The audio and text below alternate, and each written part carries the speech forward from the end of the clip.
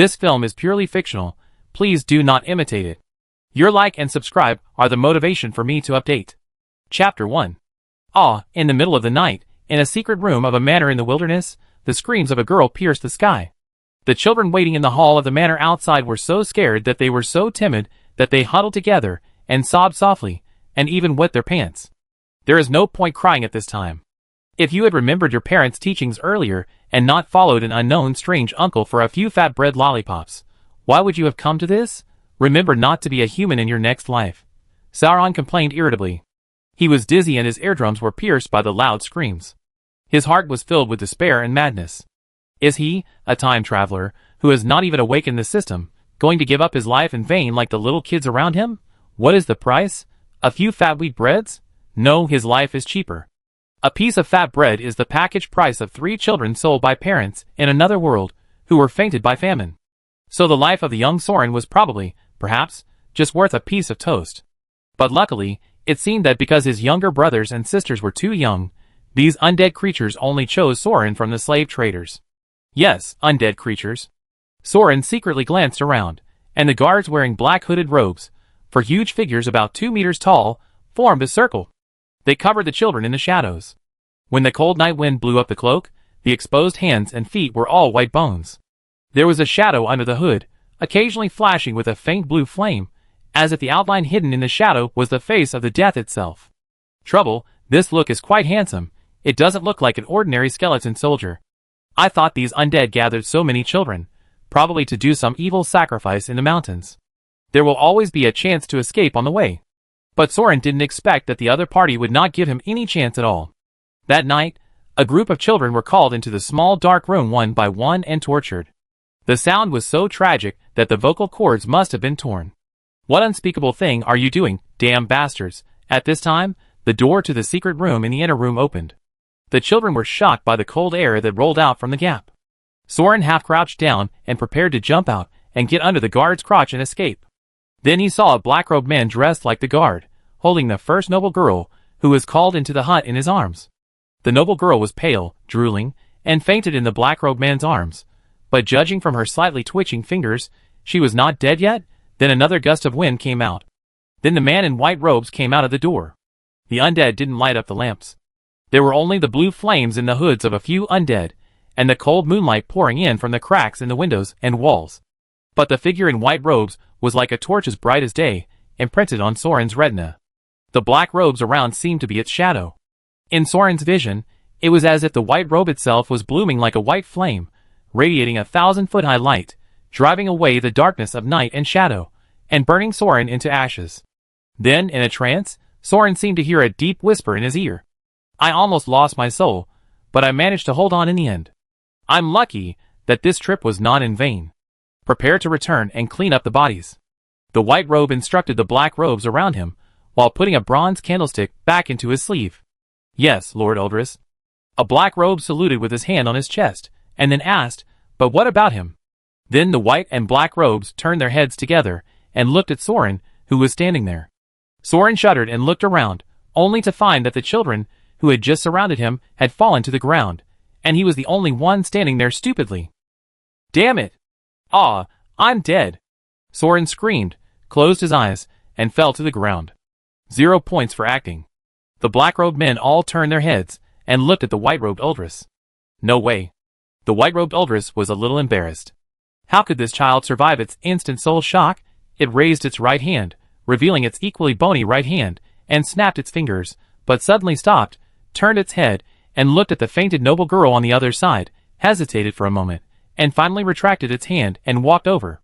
Soran closed his eyes tightly and pretended to be dead, but unfortunately he didn't look like it at all. His face was covered with cold sweat, and the corners of his mouth were twisted. Aldris crossed his arms, and the ice-blue flames in his empty eye sockets seemed to be staring at Soran, who was pretending to be dead, as if hesitating about something. Although this is a high magic plane where even rabbits in the forest can cast the spell of luck. The Liches also established their own kingdoms, and professional education systems early on to train mages to fight against the alliance of elves and dragons. But people with psychic talents are very scarce. This kind of talent is not an ability that can be inherited through blood.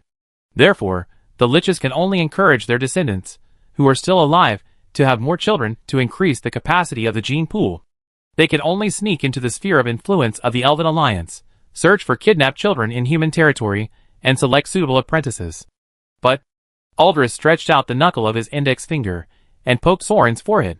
Probably during the autopsy, Soran, who was poked so hard that he decided not to open his eyes, but suddenly, it seemed that a cold water curtain poured down from his forehead.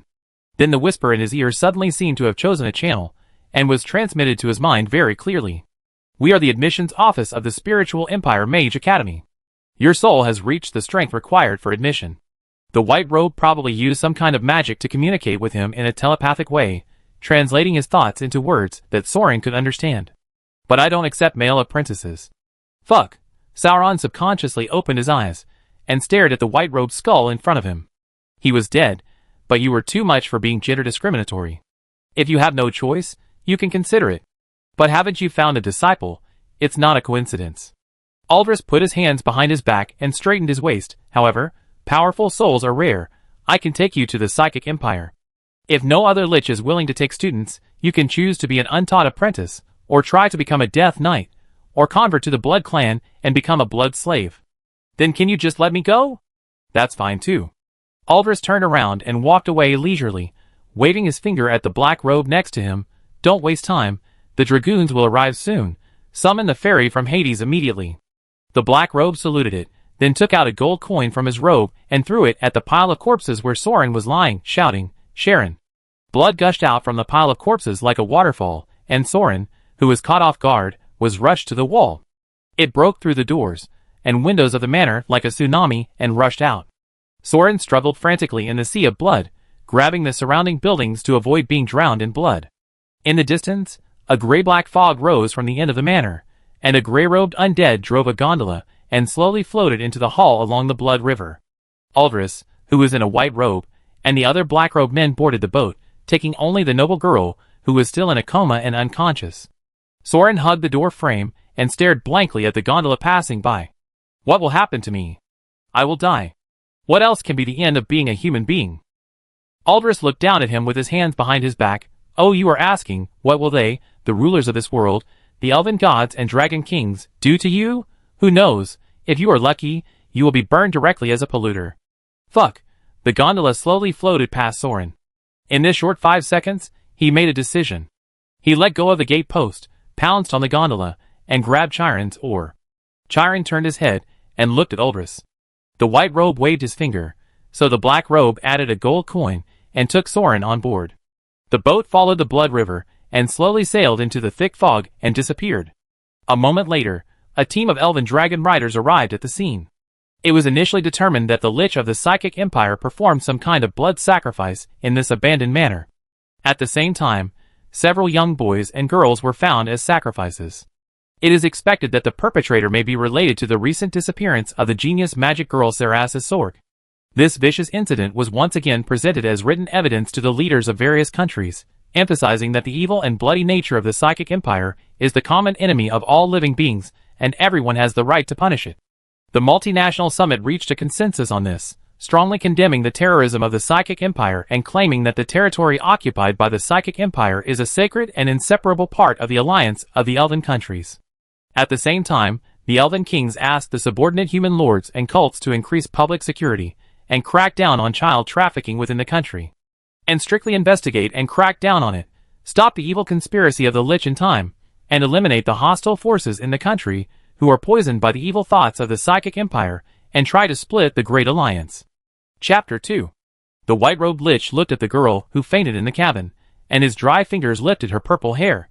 As if the cold air of Hades emanated from the Lich's robe, the girl shivered, her lips trembling and turning purple from the cold. This was also natural. Every time he crossed the border, the dragon cavalry and the elven demon assassins always chased after the Lich like maggots attached to his bones. There was no time to slowly judge the qualifications of the apprentices through the ancient humane teaching method. Therefore, when recruiting apprentices, they all used magic props to cast and torture the soul to quickly measure the strength of the soul and the spiritual power talent. It is not uncommon for someone to be killed if he fails to catch his hand. But no matter what, this time we were lucky and finally found an apprentice who survived the trial. The Lich Aldris nodded with satisfaction, then turned his head and saw Soran secretly lifting the black robe of the sword spirit next to him, and looking under the robe to see the armor of these death knights. This boy is a bit weird. Even if it was just the aftermath of a casual attack, it was a bit scary to say that he was not killed by a lich-level soul shock. Moreover, they not only look uninjured, but also look quite energetic. Aldris spoke slowly. They are the sword spirits I summoned, the guardian angels summoned by the holy remains, not the death knights. Soran sat down immediately. Can you hear what I'm thinking? Yeah, that's right. After all, you don't even have vocal cords, so you probably communicate through your brain. If he still had eyeballs, Aldris would have rolled his eyes. Forget it. Don't argue with this kid. Your talent is not bad, but for some personal reasons, I only accept female apprentices. And as far as I know, no one else is looking for a disciple. If you still want to become a mage, you can attend the elementary class as an auditor. Maybe if you are lucky, another lich will accept your application, or after 100 or so years, you will be able to learn by yourself. Fuck, Chinese is profound and extensive, and Soran didn't know what this word translated into through brain waves, so Aldris suddenly poked Soran's forehead with a finger, and the nail was so sharp that he almost jumped up in pain. Fuck, what are you doing? Don't swear, kid. This spell is mind barrier. I'm teaching you this as a special favor. It can block your thoughts, so you don't get angry with other creatures and lose their lives. You're welcome. Who is being polite to you? Soran sat down with his head covered. Can you teach magic by poking people's heads? Then teach me a few more. This is Soul Brand, a secret technique that directly brands magic into the spell slot for teaching. The headache is probably because you have used up your spell slots, and can no longer engrave. Spell slots are the daily upper limit of a creature's spellcasting. Once you have used up your spell slots, you need to rely on magic props, materials, and chanting rituals to perform traditional spellcasting. If you only have one spell slot, you are just an average person with a stronger soul. Aldris lost interest and explained casually, just treating it as a pastime during the journey. You don't have to pay special attention to your spellcasting talent. Humans themselves are not a species with a particularly strong affinity for magic. What has brought us here today is the knowledge inheritance of the system. The great library of the spiritual empire is free. You can learn slowly in the future. When you become a lich, you can cast spells that will regardless of the restrictions on living beings. It's quite stingy. I guess he plans to teach his apprentice. Soran glanced at the noble girl, who was still in a coma, and curled his lips. He didn't know what kind of quirks these dead creatures had. They were so keen on collecting beautiful magical girls. It was disgusting to think that they were so interesting even though they were mummies. Of course, it was quite unexpected that the other party was willing to let him live for no reason. Well, as long as he could survive. So they were silent all the way.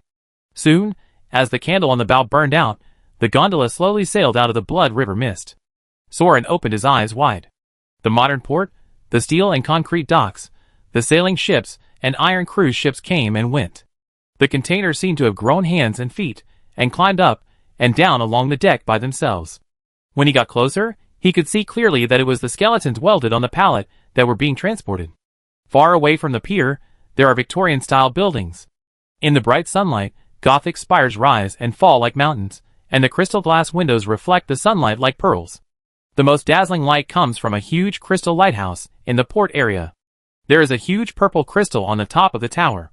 The air around it seems to be distorted by the strong light, and the crystal is shrouded in a large halo, like ripples on the water, and circles of light waves spread out into the distance. That is the psychic tower, the source of magical energy that supports various props and spells. Aldris explained casually, and walked onto the dock.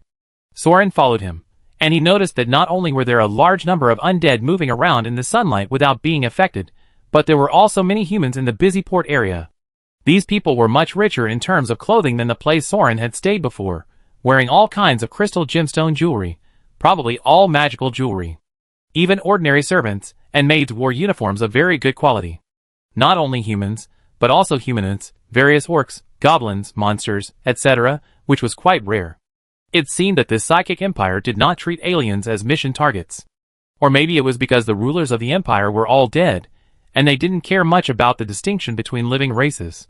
But Aldris was probably a big shot. It walked along in a white robe, and the crowd separated like a tide. No matter how noble or humble, they all bowed, as if welcoming the return of the king. It was quite arrogant. After leaving the port hall, the sword spirit had summoned a skeleton carriage. After carrying the magical girl into the carriage, They all bowed to Aldris, and turned into black mist and dissipated. Soran subconsciously wanted to get on the carriage, but the lich pulled him down by the collar. I take you here. Aldris got on the carriage, turned his head to look at Soran, who was standing on the roadside in a daze, and waved his hand, as if to drive away a stray dog on the roadside. Go, you are free, live your own life. It closed the door, and the black carriage stepped on the floor tiles, clattering and disappearing at the end of the road. It disappeared from Soran's sight in an instant, as if the white-robed lich had never appeared in his world. To put it in a more literary way, it seemed that there was some invisible bond before, which disappeared with the lich's wave of his hand. It seemed that the life of the boy named Soran was completely changed from this moment. Soran scratched his head. Well, right, he thought this would be a novice instructor-like character, but the tutorial ended like this? What to do next? To be honest, what else can you do besides surviving after traveling to another world? According to the general online game routine, after completing the tutorial, you should first choose a profession, and then level up as the main line. When the level is up, you can show off. Those with obsessive-compulsive disorder can try to play the hegemony game, dye the map into a color, or collect various artifacts and props. Well, but the novice instructor just ran away. It's okay to be disconnected from the beginning. Do I have to trigger the plot myself? Soran had a headache, but there was no other way. After thinking for a long time, he could only wander around. As a result, he felt hungry, thirsty, weak, and sore in the waist and back after walking a few blocks. He then remembered that he was preparing to escape yesterday, and he was worried that the fat bread given by the undead might have been drugged, so he didn't eat it. Besides, he was sore because of famine, and he hadn't eaten a proper meal for several days. Now his stomach felt like a knife was twisting it. What the hell? I thought traveling to a magical world was an RPG legendary adventure, but it turned out to be a wilderness survival game. We have to find something to eat. It wasn't hard to find a restaurant. Soran, who was starving, had an extremely sensitive nose and found a restaurant that provided cooked food in an instant. But there were two problems. First, Soran had no money. Second, the food didn't look like it was prepared for humans. Soran frowned as he watched the kobolds and crypt dwellers burying their heads in the barrels and chewing like crazy. What they eat looks like a stew of bats, spiders, lizards, and earthworms. My God, I actually think it smells good. Soran probably has become extremely hungry and thirsty. Oh, are you here to sell meat?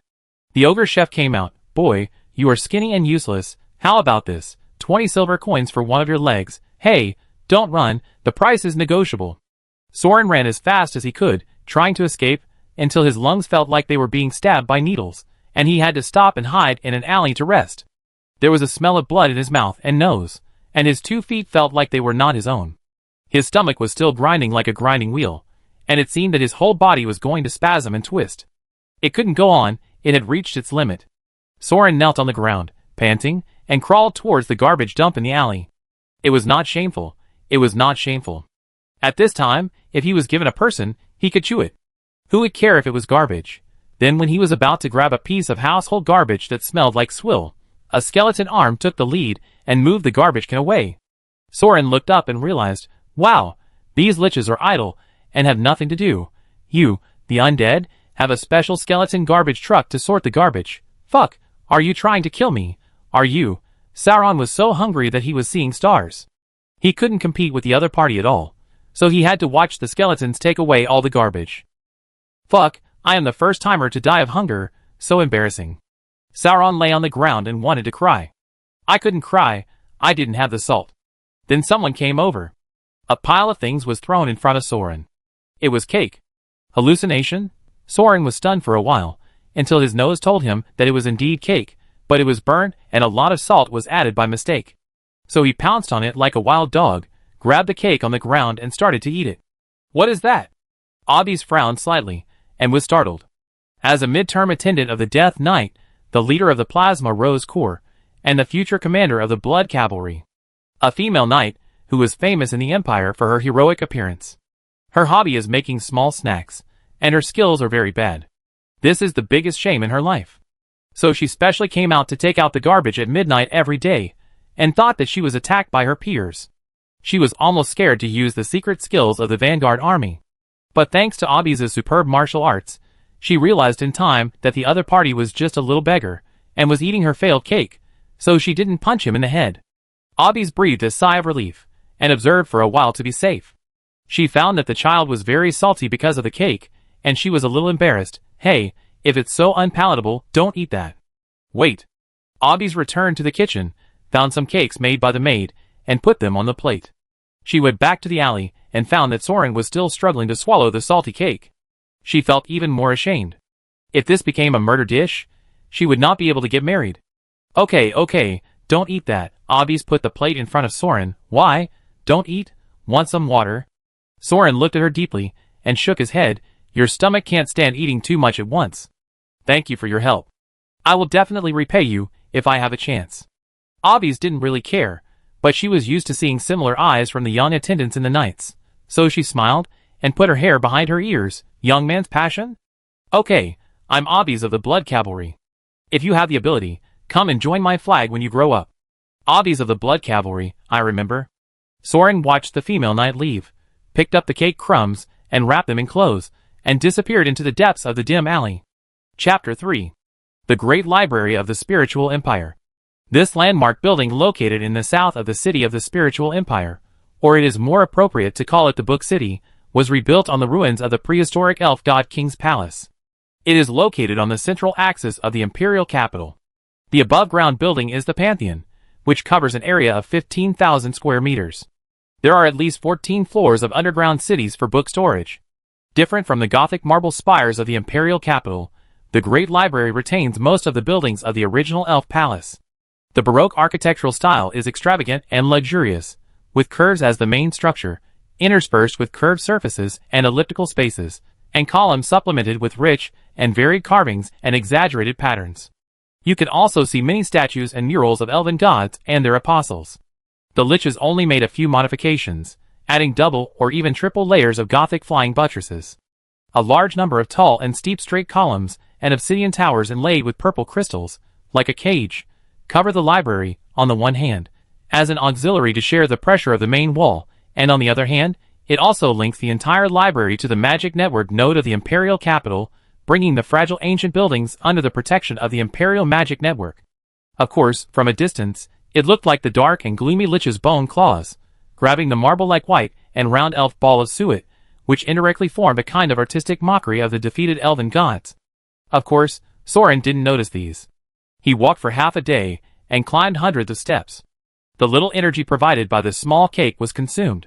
Then he went around to the north, and found an open archway. Along the bronze archway covered with gold reliefs of the Battle of the Gods, he walked through the marble corridor covered by the joint-like shadows cast by the flying buttresses, and the light and shadow intertwined. It was as if he was being watched by those gorgeous and mysterious murals and reliefs. It was hard to tell whether this was some kind of magic or some psychological suggestion. Soran could not help but forget his hunger, and became solemn. Entering the main hall or the side hall, it was a vast and magnificent palace. From the outside, the space was huge, but from the inside, it seemed quite crowded, because rows and rows of bookshelves as tall as metasequoias stood majestically in the hall. The books, flapping their cover pages, flew around the dome, and the bookshelves like birds returning to their nests. The light shone through the colorful glazed windows, over the forest of books and the flying books, and fell on the center of the circular auditorium in front of Soran, which was not sure whether it was a magic circle or a coat of arms. Soran looked up with his chin open, dazzled by the sight, and his neck was stiff when he came to his senses. Hello? Soran covered his neck and tried to greet the row of more than 2-meter-high counters in front of the circular auditorium, facing the door. Judging from the books and book carts piled up around it to be sorted, this seemed to be the reception desk for borrowing and returning books in the library. After waiting for a while, a young man in a gray robe and glasses poked his head out from above the bookshelf, pushed his glasses, and looked at Soran below. It's a living person. Probably the librarian. Soran felt a little relieved and asked in a controlled voice, "Hello, I want to be a mage." A lich said that you can learn magic for free in the library, and I have talent, and have the opportunity to be accepted as a disciple by other mages. Oh, you want to be a mage? The gray-robed librarian nodded. I want to be a mage too. Do you see that old man over there? He wants to be a mage too. Otherwise, who would be squatting in this shabby place? Soran turned his head with difficulty, and then he followed the other party's gesture and noticed that between the 2 rows of bookshelves, there was an old man in a gray robe with his face covered with a hood, hunched over a bench desk in the aisle, motionless in front of an ancient book. If you didn't know, you would think he was dead. Soran hesitated. I mean, is there a magic skill book or something like that? It's something like a soul brand spell slot, the kind that can teach you to use magic by just touching it. The librarian laughed. You really know about soul brand. Which lich told you that? If you have talent, why doesn't it just accept you? A white-robed Urs. It said it only accepts female apprentices. Oh, I see. Then you might really have talent. The librarian suddenly realized there are only a few white-robed ones, and this guy's story is also quite famous in the Empire. I heard that its selection standards for apprentices are quite high, the kind that requires life. So you just came to the Empire recently? Has it found a direct disciple? Yes, a genius magic girl. Soran curled his lips. The librarian nodded. You are so unlucky. Okay, I roughly know what you mean. He snapped his fingers, making a crisp sound, and the stacked books around him flew away like a flock of frightened birds. Some fell on the surrounding bookshelves, and some fell on the old man, drowning everyone. The two low tables that were previously covered by the pile of books were revealed. Soran took a look. On the table on the left was a golden scale. In the center of the scale was a golden statue of a half-snake goddess similar to Medusa. At this moment, the long tail of the goddess statue was coiled on the center column of the scale. The upper body of the human body was propped up with elbows, propping up the golden plate on the left side of the scale and dozing off. The eyelashes trembled as if it were alive. The magical thing was that the scale still maintained balance. The table on the right was even simpler, with a feather pen and a roll of parchment. Apprentice test, choose one. The librarian dragged his chin.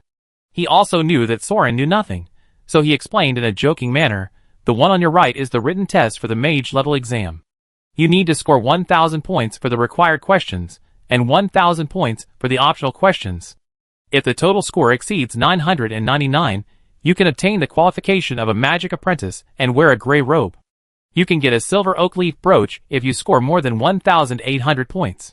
If you participate in the annual practical test, the top 3 in each session can get a gold oak leaf. Soran was speechless.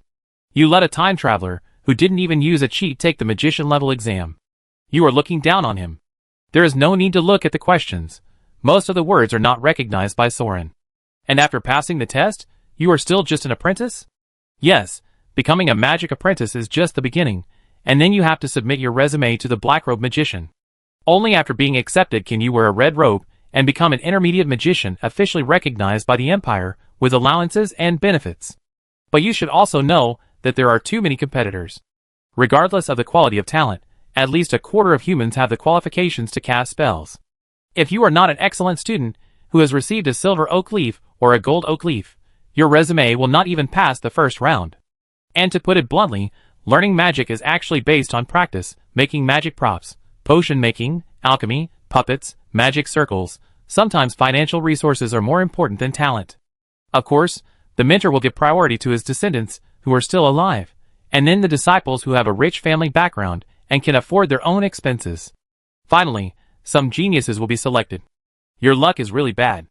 If you become the disciple of Aldris in white robes, you should skip the apprentice stage and wear red robes directly. Soran's mouth twitched. Is this a bad idea? But think about it. In the magic world, even a dog knows that wizards are the best. Aren't they all trying their best to become wizards? The Magic World College entrance examination is a test for thousands of people to change their destiny. This is it. Soran understood this simple truth in his previous life. Can I ask, is this exam difficult? If you start from scratch, how long will it take to pass it? The librarian shrugged. There is no standard. The questions are random. Some people have bad luck and cannot pass the exam for decades. Some people are just good at taking exams. 2 years ago, a girl about your age got 2,000 points. This is the first time in the past 10 years that I have seen someone become an apprentice in this way. Well, only one super student can pass the exam in more than 10 years. I have never been able to enter the top 3 in the class since I started from the junior class. Soran gave up. Really? That's another way. The librarian pointed to the golden scale. This is the Mobius scale. Sacrifice the offerings on the scale on the right, gold, gems, jewelry, anything. The scale will consider your qualifications. As long as the scales recognize your qualifications and sacrifices and reach a balance, you can obtain the qualification of a gray robe apprentice. Offerings? Just pay money? Soran was very upset. This way of recruiting apprentices was really straightforward. Either take an exam and let the results speak for themselves, or spend money and let the money speak for itself. He still didn't give up and asked, "Can I ask how much it costs to pass the test?" The librarian smiled. "Young man, you probably have never been exposed to magic before. The law of causality is not calculated in this way. Mobius is a true artifact, but she is not a creature, but magic. She is not judging you as a person, but your future destiny. What you are sacrificing at this time is the sacrifice and price you are willing to pay for the future. If there is no possibility of becoming a wizard in your future, then even if you sacrifice a mountain of gold and silver, it will not shake the scales. But on the contrary, as long as there is indeed the possibility of becoming a weaver, the scales will be shaken, and the amount of offerings required will remind you to understand how much sacrifice you have to make to reach such a future. If you really have extraordinary talents, you don't have to spend a lot of money. The key to the sacrifice is never the value of the physical object, but choosing to give up what you have. Of course, I also admit that rich people do seem to spend money to buy a quota. After all, wealth is also an important part of destiny. It's really a mysterious magic." Soran pursed his lips. What does he have? He was wearing a ragged linen clothes that he had never changed since he traveled through time. In his arms, there was only half a piece of black cake he picked up yesterday. Because it was too salty to swallow, Soran was reluctant to throw it away, so he kept it in his arms and took a bite when he was really hungry. Soran took out the hard cake in his hand and hesitated as he looked at the golden snake dozing on the scale. Would it get slapped in the face by its tail if he put this thing on it? Oh, interesting. The librarian pushed his glasses. It was also 2 years ago that a boy about your age only put a military flag chess piece on it and qualified. If you are confident, you can also give it a try. What the hell? Are there so many weird guys about my age? Soran curled his lips and hesitated to put half a piece of cake on the golden plate. Just at this moment, the snake girl on the Mobius scale opened her eyes, and her golden vertical pupils looked at Soran. Soran's movements froze. For some reason, a creepy and strange feeling surged from his heart, and it was like a wild beast roaring madly in the depths of his heart, telling him with a strong emotion that was so strong that his scalp was numb. There were some things he couldn't afford to lose. So Soran stopped. He couldn't explain why, although he was very grateful to the elder sister who made a rotten cake for feeding him and saving his life. He also made up his mind that as a time traveler, he would repay the kindness with a spring of water when he became rich one day. And the cake in his hand was just a really salty cake. It was abnormal to keep such a thing as a token. But the intuition in his heart told Soran that the price he paid to get this cake was too high, and he absolutely could not let it go. Huh? Magic. After a brief moment of mental entanglement, Soran's face was covered with cold sweat. Okay, Jojo, I won't be a magician anymore. The librarian was puzzled. Thank you for your explanation. Soran kicked half of the cake back into his arms and carefully protected it. I have decided not to be a lich this time. He bowed to the librarian, and under the gaze of the gods on the relief, he turned and walked out of the library. Strange boy. The librarian shrugged, climbed back into the pile of books, and immersed himself in his reading again. Chapter 4. Walking out of the shadow of the majestic library. Soran stared at the dark golden halo wrapped in the setting sun that was about to fall into the sea, squinting his eyes, and staring at the cake in his hand, as if he was admiring a gem. Unfortunately, the cake did not respond to his expectations, and suddenly bloomed with magic light and shadow effects, allowing him to transform into a mask to fight or something like that. It was just a burnt black cake with half a tooth mark clearly visible. The strong premonition that fate was changed that suddenly broke out just now came, and went inexplicably. At this time, Soran, standing on the empty street in the dusk, was in a state of confusion. He himself did not understand why he did not put the cake on the scale to test it. Maybe it would pass the test. Now, he pretended to be cool and said that he decided not to be a lich. Now, let alone a place to stay, he did not even have a place to eat. If he did not become a lich, he would starve to death directly. Could it be that he was too hungry just now, and his stomach overcame his brain and refused to sacrifice the food in his hand to keep him alive? His fate is too cheap. Throwing the hardened cake in his hand like a baseball, Soran strolled through the streets of the imperial capital, enduring his anxiety. Regardless of whether it was magic or not, the most urgent thing was to find a job to fill his stomach before he was starving again. From the intuitive feeling of wandering around the city, the psychic empire was obviously much richer than the areas he had traveled through before. Comparatively speaking, the previous ones were feudal medieval castles, manors, and rural areas, while the imperial capital was at least in the Victorian style, with a strong magical punk flavor. Huge purple crystal shone on the spires of Gothic towers everywhere. The brooches, necklaces, rings and earrings worn by the nobles in bright clothes also reflected dazzling purple light. It seems that the purple crystal is the source of the Empire's magic power, and the cornerstone of civilization. Maybe it is a special mineral of the Empire. At least in the places where Soran stayed before, he had never seen such a popular magic stone. When he first crossed over, he once thought it was just a dark medieval serf society. Soran looked at the Chamber of Commerce building at the intersection in the distance. Some servants dressed like servants, wearing amethyst rings, commanded the skeletons to move the goods from the carriage. These skeletons can obviously understand basic instructions, and can even automatically sort the goods for storage and open the door. They are simply artificial intelligence.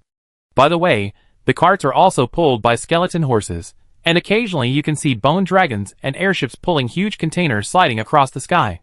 I think these liches are really idle, and have maxed out the skeleton talents.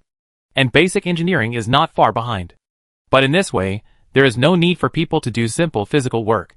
Soran's plan to find a place to do odd jobs was aborted. Should I try to apply for a job as an accountant? Even if I can't make glass or soap, these things are probably not rare in this place.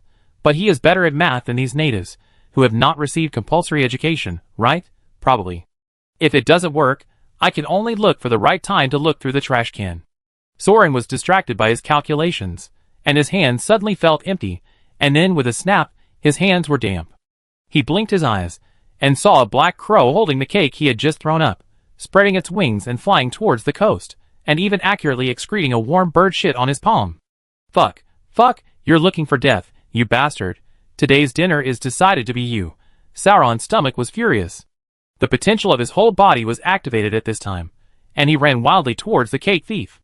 Of course, he couldn't catch up. Fuck, are you kidding me?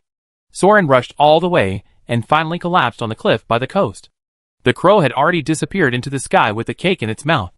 This is too fucked up. This time travel is too weird. There are no cheats, no tutorials, and even a bird is messing with him? What does it mean? Are they forcing him to find a cliff to jump off? Yeah, to be honest, why not really jump down? Generally, this plot can trigger the upgrade plot, right? At worst, you can go through it again. This map is really discouraged for novices. Soran was dizzy and dazed by hunger, lying on the cliff and thinking wildly. Then he saw something. A bright color was imprinted on his vision, attracting his attention. A white robe, a person wearing a white robe, standing on the beach below the cliff. Is it the Lich? Soran shook his head and rubbed his eyes. The same white robe, but it was not the white-robed mummy who brought him to the Empire, the Lich Aldris. The person wearing the white robe was a tall, brown-skinned, silver-haired human woman, of course. It could also be a man with waist-length hair. The distance was too far to see his face clearly, and there was a faint reflection on the upper half of his face, as if he was wearing a pair of glasses. Is this also a Lich? The white robe should be the symbol of the top Lich in this country. Soran crawled on the cliff and looked out. The Lich seemed to be talking to someone. At this time, Soran noticed that there was another person in front of the white-robed Lich. It was an old man in a tuxedo. It was very strange. The straight black dress and white gloves should be very conspicuous on the beach, but Soran missed this old man at first glance. Did the white robe have some kind of magic that attracted his attention? The two people seemed to be talking, but they were far away, and the sea breeze was blowing, so Soran couldn't hear anything clearly. But the atmosphere was quite tense, as if a dispute had broken out. Then the sea breeze suddenly stopped. Soran saw the white-robed Lich suddenly stretch out his arms to the sky, facing the setting sun, and posing a posture of praising the sun, and the sun seemed to really respond to it. Two golden lights fell into the Lich's hands, revealing two spears. The old man unbuttoned his collar and cuffs, rolled up his sleeves, and raised his fists, looking like he was going to fight. Soran was confused. No, what is this? Battle demonstration? Cutscene? Game plot? But isn't the Lich a wizard? What the hell is the tone of you guys fighting? And is that old man going to use a baseball punch? In the magic world, you are still using martial arts, which is a bit too fierce. The battle began while Soran was madly complaining in his head. Soran's dynamic vision could not keep up with the movements of these two people. But they could not keep up with the broken rocks, the waves, the crushed floors, and the flying gravel. It was as if someone had suddenly thrown a row of cluster bombs in front of Soran. Just now, the beautiful beach scene with the sunset sinking into the horizon, and the distant oil painting was torn into dust in the blink of an eye. All that was left was a battlefield that was smashed into thousands of gullies by violence, A doomsday scene of the earth collapsing and the sky collapsing. Soran subconsciously held his head and crawled on the ground, his eardrum shrieking from the roar of breaking the sound barrier. A pile of sand hit his back, and it hurt. By the time he raised his head to see clearly, the battle had already been decided. The old man used a 4-meter-long spear to pierce the left eye socket of the white robe, and hung it on the tip of the spear in the air. Blood dripped down his hands and feet like a stream on the beach, but the robe was not stained at all. There is also a magic to prevent blood and dust, this robe. And God knows where the old man hid the spear just now, but it doesn't matter what happens in the magic world. When Soran complained, the old man swung the spear and swung it like a fishing rod. If Soran hadn't had a concussion and hallucinations, the spear should have suddenly increased by hundreds of meters at this moment, so that the whole person in the white robe was thrown into the sky, flying far out of the sea, and could not be seen. Well, the spear did shrink in an instant, shrinking to about 2 meters in the blink of an eye, and it was also a magic weapon. But then again, after winning the fight, wouldn't you touch the corpse and finish off the enemy? While Soran was wondering, the old man sat down cross-legged, thrust the spear in his hand into the ground, lowered his head, and died. He should be dead. At this moment, Soran noticed that a huge round hole was pierced in the chest of the old warrior, and the ventricle and muscles were all gone. And if the white robe just now was really a lich, maybe it wouldn't be so easy to die, and he might be resurrected in a while. Soran squatted for a while, and made a decision without hesitation. Pick up the body. That gun can be long or short like the golden hoop stick, it should be able to sell for a good price. It can be used for several meals. Haha, the fisherman benefits from the quarrel between the snipe and the clam. I finally got lucky, my luck has turned. Soran ran down the beach along the collapsed and shattered rock wall with great enthusiasm. You say he is lucky, it is simply that God saw that he was too unlucky, and gave him a chance for nothing, and the place where he hid was fine, while other places were flattened to the ground. Have you ever been so lucky? But it should be like this, the protagonist must have some adventures, who wants to watch the bad things all the time.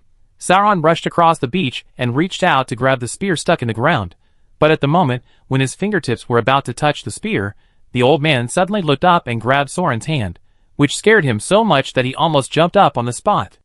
Is it true that someone died so quickly in the psychic empire and resurrected so quickly? You really thought it through. The old man looked obviously dead, his pupils dilated, and blood came out of his mouth and nose as he looked at Soran. This is the last chance. Once you take his gun, there's no turning back. Sauron's scalp was throbbing, and he threw a handful of sand into the old man's mouth, struggling to break free from the other party's entanglement, pulling out the long gun on the beach and running away. The old warrior did not stop Soran, but knelt quietly on the ground, and in his dilated pupils, he reflected the figure of the young man carrying the long gun and walking away with one deep step and one shallow step. The sky gradually darkened. Finally, the beach and the sea were shrouded in the deep night. The white-robed and silver-haired lich walked back from the waves, and its human-shaped body was like a broken clay pot that was glued together again, with scarlet cracks all over its body. Even if you don't understand magic, you can see that this body has been severely injured and will not live long. The dead warrior turned his head, his pupils emitting a faint blue light, staring at the lich's face, and gradually gaining some spiritual awareness. Rivendell. You are really cruel, you old bastard. Be happy, now your group can be passed down. The crow landed on the lich's shoulder, with the cake in its mouth. The lich snatched the cake and chewed it in his mouth. But my girl will be sad, you are such a heartless boy. It should be here. Soran carried the spear on his shoulder like a pole, sweating profusely, and walked around a few times before finally finding the house of Aldris, the blood cavalry the night before. Yeah, I recognize this garbage dump. Soran put the spear on the ground and rubbed his shoulder with red marks, waiting for the servants of this family to come out to take out the garbage.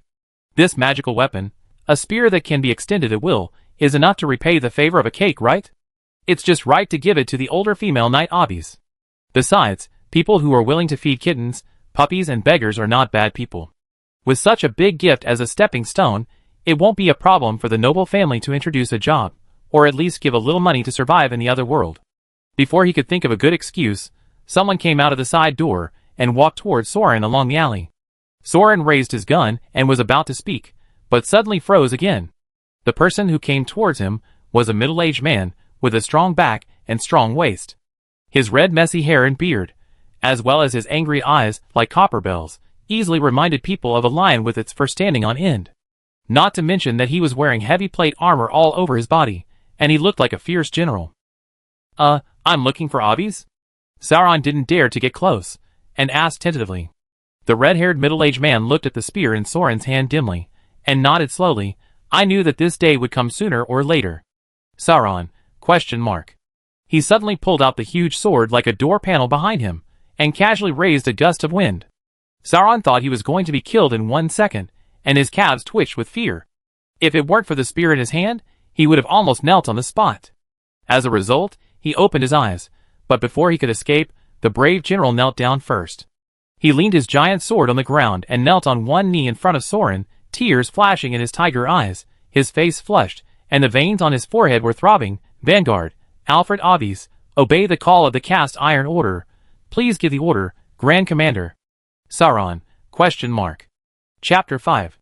Great Knight Alfred Aldris, Lord of the Death Knights of the Psychic Empire, Commander of the Blood Cavalry. Female Knight Bridget Aldris, Death Knight of the Psychic Empire, Knight of the Blood Cavalry, and President of the Knight Guild Plasma Rose. Traveler Soran, a child abducted to the Psychic Empire, worth 1/3 of a fat bread, has not yet selected a talent to choose a profession. Strictly speaking, he is a beggar. On the dining table of Aldris' house, there are these 3 people sitting. Soran ate the steak frantically, his mouth full of oil. The great knight Alfred put his nose close to the spear brought by Soran, as if smelling the smell of rust.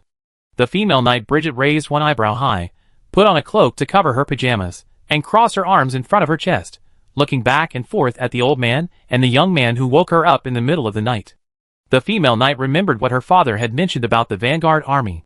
The Vanguard army was a human magic warrior who was transformed by the elves in ancient times and participated in the War of the Gods.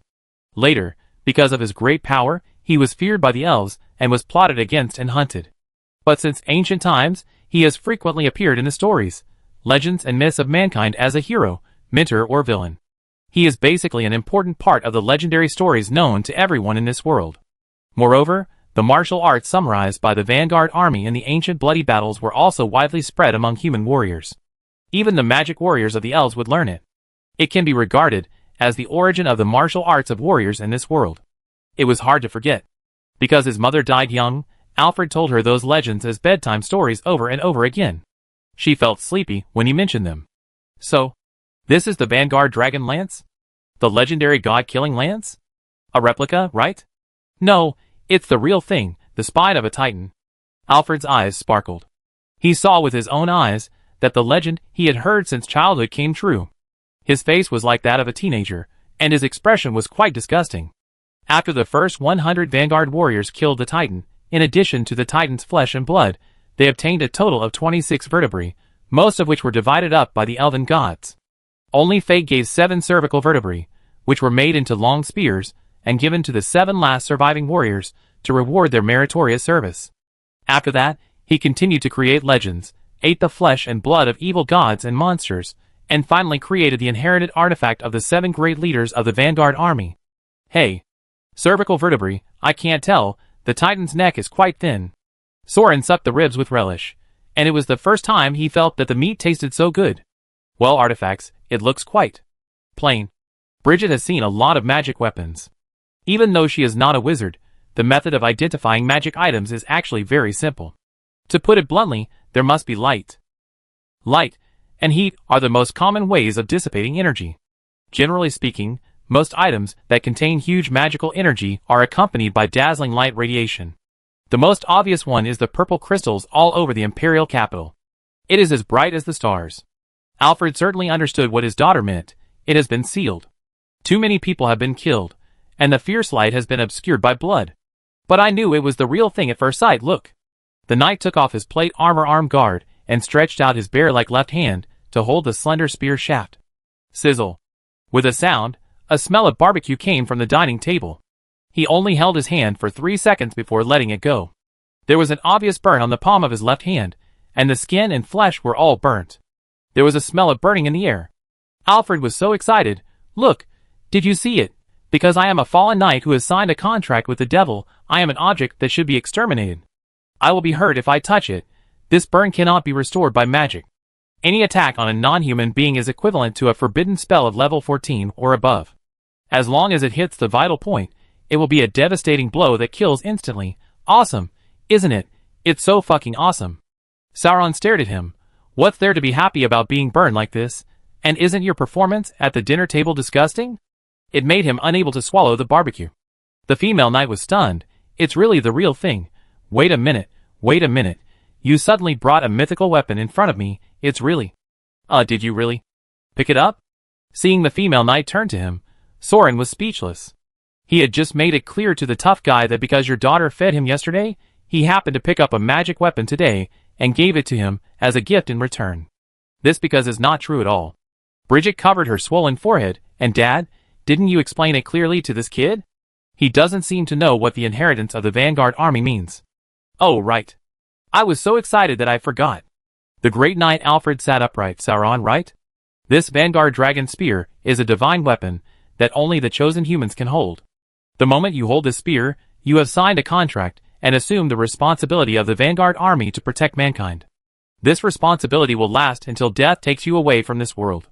Oh, it's bound when picked up. That's not surprising.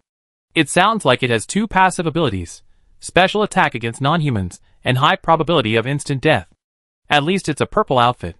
Do you really understand? This is not something that can be given away or transferred casually.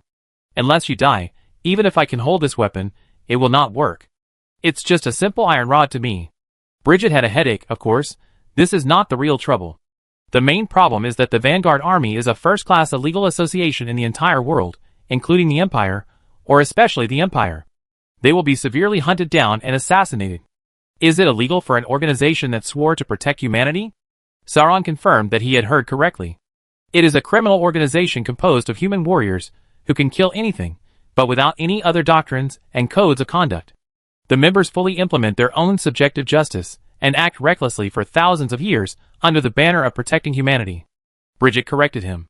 Very handsome, isn't it? Alfred winked at Soran. Damn, if you put it that way. It's really a bit cool. I don't know what's going on in this world, but in the world before Sauron, those who died to protect humans were generally called heroes. Alas, men. The female knight was speechless. Ha ha ha, what are you afraid of? You should be afraid of those cowards in white robes. The great knight Alfred laughed. I have wanted to join the Vanguard since I was a child, but unfortunately I never waited for a mentor to appear in front of me. I didn't expect that after falling, I would have the opportunity to train a great leader. Boy, do you want to be a Vanguard? Dad, are you serious? Bridget opened her eyes wide. As a human, I can only help him at most. You are not really planning to revive the Vanguard in the Empire, are you? Wake up, our family is the Death Knight. The great knight restrained his smile. Bridget, I should have told you. When the Vanguard was first established, a huge cause and effect law was cast. No matter what choice they make, they are all people who are destined to die to protect mankind. The most terrifying and powerful thing in this world is this kind of magic that is destined to end. Since he has come to our door today, we have been dragged into it anyway, and there is no room for escape. Sauron was speechless. Wow, you have said so much in front of me. It seems that there is no choice. If you are courting death, you will probably be skinned alive and silenced. Okay, well, at least this family will have meat for dinner. Sauron wiped the grease off his mouth. Then be a Vanguard. Okay, then I will train you to be a Vanguard. Alfred nodded with satisfaction. Bridget, Soran will be your knight squire first, and start basic training with the Death Knight during the day. At night, I will teach him the fighting skills of the Vanguard. Well, can I ask when I go to bed in your training plan? The female knight held her forehead and lamented. I guessed it would turn out like this. The next morning, Soran got up early. The Aldris family gave him a guest room to stay in. The family only had a father and a daughter, and they were often in the military camp. The servants in the family were mostly skeleton puppets, and only the kitchen would occasionally hire human helpers. The skeleton maid provided Soran with a set of training clothes for a knight squire. Soran put them on and looked at himself in the mirror. Long sleeves and long pants, with leather armor plates sewn on the knees and chest. He also wore a gilt robe with a white background and a red rose emblem.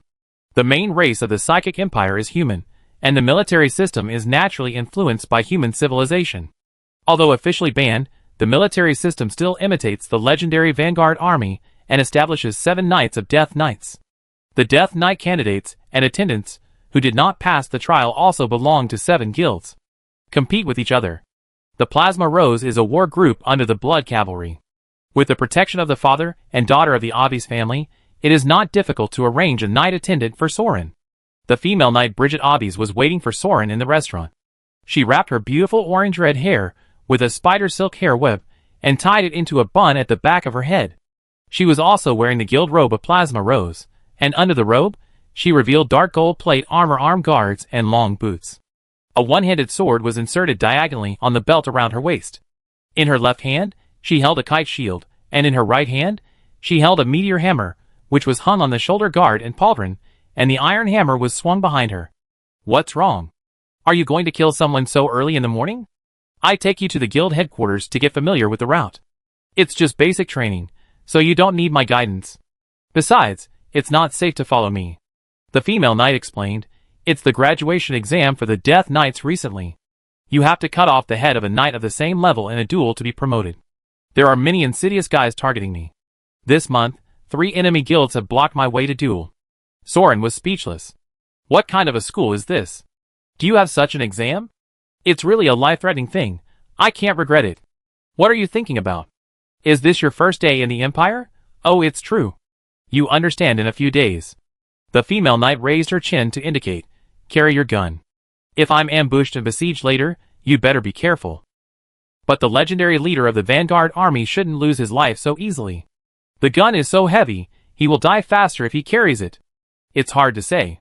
In the legend of the Vanguard army, it is common to be ambushed and besieged and then escape danger. However, there are often plots where weapons are stolen and assassinated. Maybe there is some protection or curse when holding the Vanguard dragon gun. Who said that? Wasn't the old man stabbed by the lich? In the end, Soran still carried the artifact Vanguard dragon lance on his shoulder, like a shoulder pole, and followed the female knight out the door. Although he made up his mind that if he was really besieged, he would shout, "Look, this is the artifact Vanguard dragon lance," then throw the spear out to attract attention and run in the opposite direction. Chapter 6. Walking out of the door, the female knight Bridget hung the chain hammer on her shoulder armor, took out a gold coin from her belt, flicked her thumb and called, "Blazing Rose." The gold coin rolled in the air, making a clear buzzing sound, but it did not fall to the ground, but fell into the void halfway. The black and red magic vortex bloomed like a rose, and the teleportation magic circle unfolded with heat waves. A fierce black and red flame whirlwind swept out of the teleportation magic circle, almost igniting half of the block. Soran subconsciously raised his hand to block the dazzling flames, and put it down when the hot wind gradually subsided. Only after seeing what Bridget summoned did he realize that this family was a Death Knight. Standing before Soran was a huge black horse. Its eyes glowed red, an obvious magical creature. Or it could be called a nightmare, a hellish warhorse more appropriately. Except that the mane on its neck and the long hair on its 4 hooves were burning with hell flames. There was a long horn slightly curved upwards at the tip of the horse's nose. Its appearance and body shape were very similar to that of a Shire horse, and its shoulder height when standing upright was nearly 2 meters. Soran stuck the dragon spear into the ground, and the spear just exceeded the horse's back. Soran himself only reached the horse's legs. Hey, it seems you do have some talent. The female knight looked at Soran, who was studying the nightmare ecology with a look of surprise. You were not affected by Rose's fear aura. Come to think of it, you didn't react to my and my father's murderous aura. Ah, what aura? Before Soran could react, a little girl's voice rang in his ears. Obbies, come and play together. Huh? Is this a snack for Rose? Thank you, I'm welcome. Nightmare opened his bloody mouth, showing his fangs, and bit down on Soran's head. Hey, watch your horse, it wants to eat me. Soran frantically raised his dragon spear to parry. Haha, Rose is just playing a joke on you. The female knight grabbed the flaming mane and pulled Nightmare back, with a doting expression of "my dog doesn't bite." Give it to Rose, the soul smells so good, Rose is so greedy. The Nightmare snorted and blew a stream of smoke mixed with sparks at Soran, scorching the front yard of the knight's house. Look, it said it itself, it wants to eat me. Soran shouted angrily. He just saw clearly that the firework was spitting towards his head, but it was broken by the Vanguard dragon spear, and the black flame magic fire was divided into 2 sides. But the female knight's focus was obviously wrong, what it said. Do you understand? The female knight was stunned. Can you communicate with spirits? Why, isn't it a normal ability to communicate with magical creatures in the magic world? At least it is definitely passive for the time traveler, right? Could it be that the Malu dialect in this world is also the last descendant of a certain magic family, the mysterious heir of some treasure room? No, very few living people can do it, and there were not many psychics in the white robes when they were alive. Okay, stop biting. Half the street is on fire. Bridget punched Rose hard, and only then temporarily suppressed the noisy pony, who kidnapped you here, and didn't accept psychic physique. Stop talking about that wicked thing. It's annoying to think about it. Favoring girls over boys is fine, but he threw Soran into the port without giving him 2 gold coins and ran away by car. He almost starved to death. Of course, it's possible that the guy really didn't mean it, and simply forgot that living people need to eat and spend money. Well, if you can really communicate with spirits. The female knight saw that Soran didn't want to get close to the nightmare at all, thought about it, and took out a scroll from her belt, and handed it to him. This is a one-time summoning spell for the undead warhorse, a consumable that can only withstand 1 charge. Try to activate it. Is this your first time using a magic scroll? Well, focus on the magic pattern in the center of the magic circle and imagine that the magic energy in your body is like spring water. Before she finished her words, the spell was triggered the moment Soran pulled open the scroll. A fully equipped undead warhorse, wearing a chainmail vest, appeared in the yard.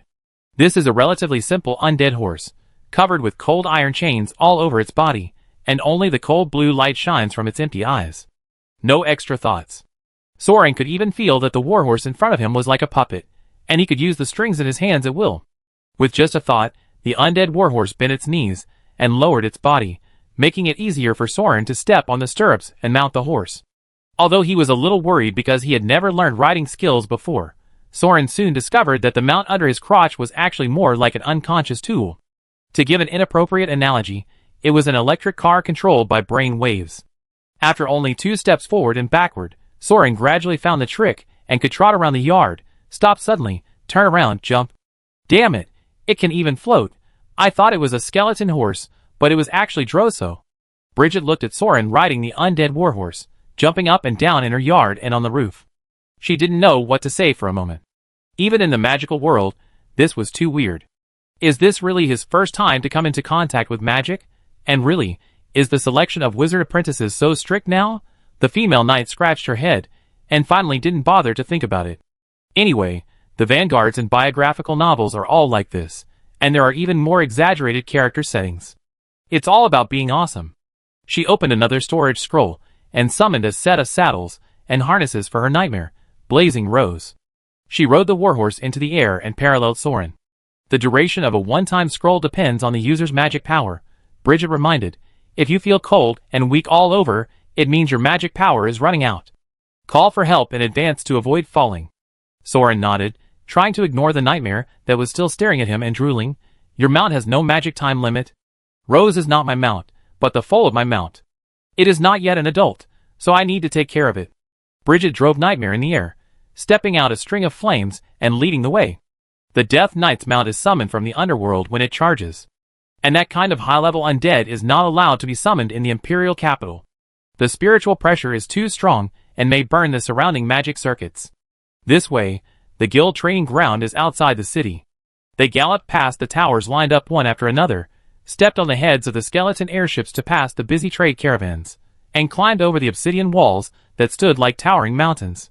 Looking back from the air, the entire Imperial city seemed to be built on a ring mountain, just like in the magic circle. The outer wall formed a neat circle, and the streets and buildings inside the wall were symmetrical, with the center line as the axis. It seemed to be drawn with a compass and caliper. After flying over the high wall, the buildings in the outer city were obviously messy. There were also many messy nests that did not look like human buildings, rockery, and garbage dumps mixed in. That castle, that is the headquarters fortress of Plasma Rose. The place the female knight pointed to was in the north of the Imperial city. On the bare mountain, there was a stone fortress that was particularly conspicuous. The style is very different from that of the Psychic Empire, and it looks like an ancient military camp. During the Third Great Invasion, the coalition forces of the Elven Alliance stationed here to besiege the city.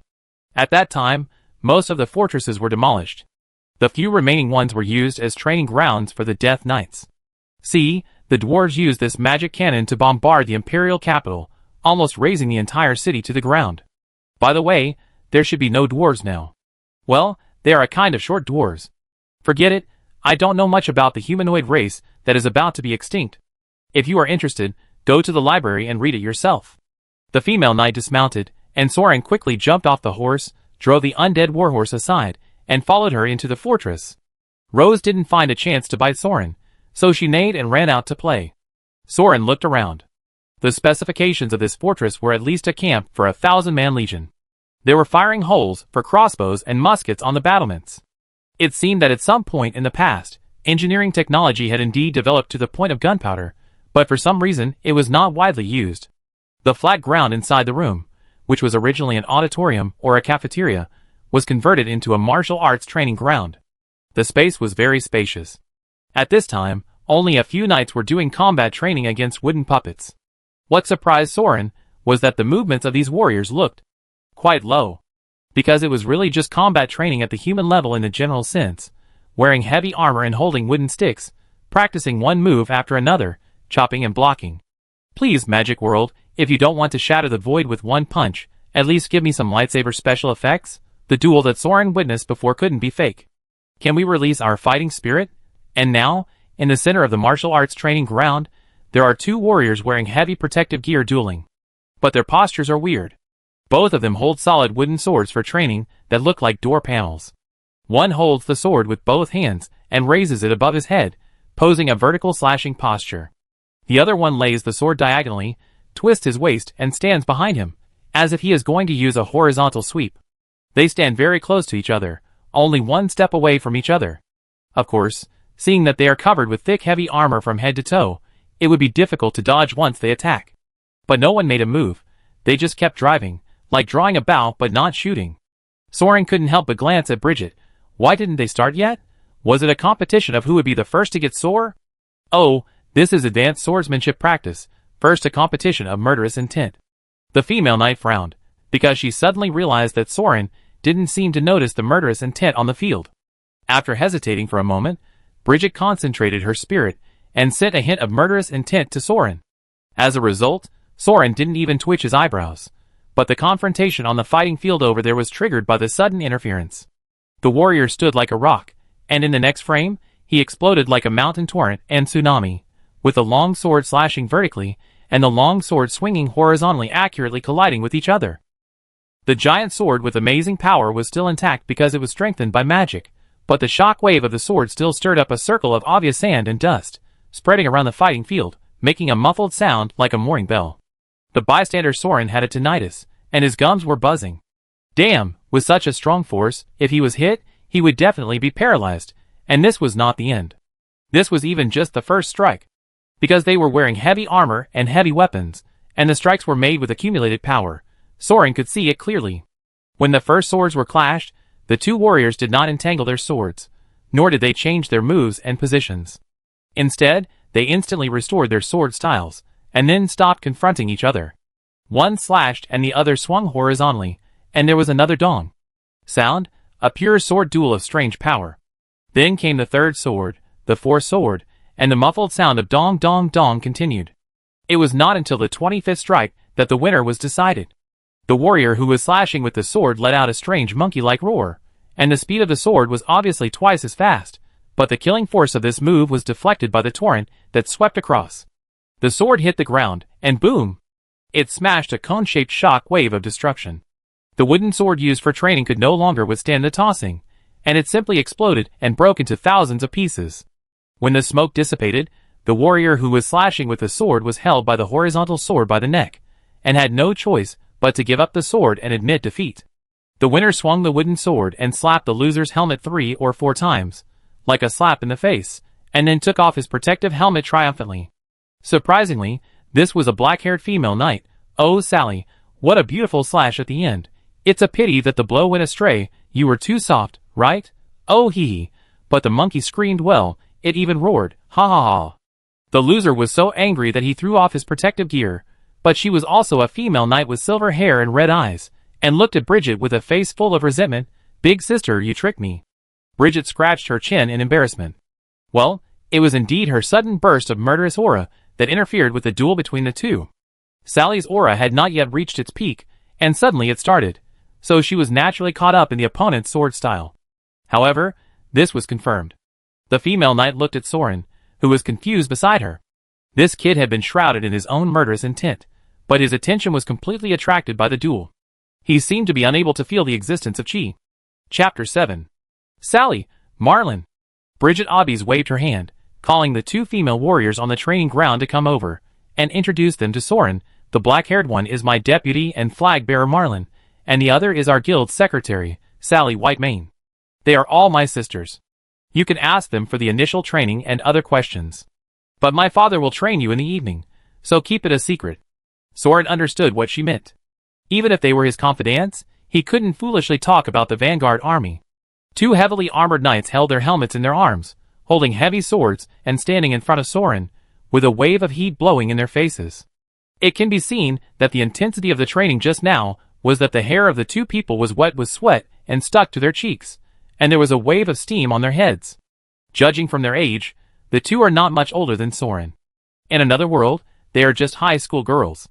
It is really hard to imagine how terrible the muscles under their armor are to support such fully armed heavy armor. Sally, don't use the power of thunder when you are preempted. Try to use the power of fire to stabilize your breath. Marlin, your skills are not so good. It takes more than 20 swords to form the water force. If you are surrounded, you will die.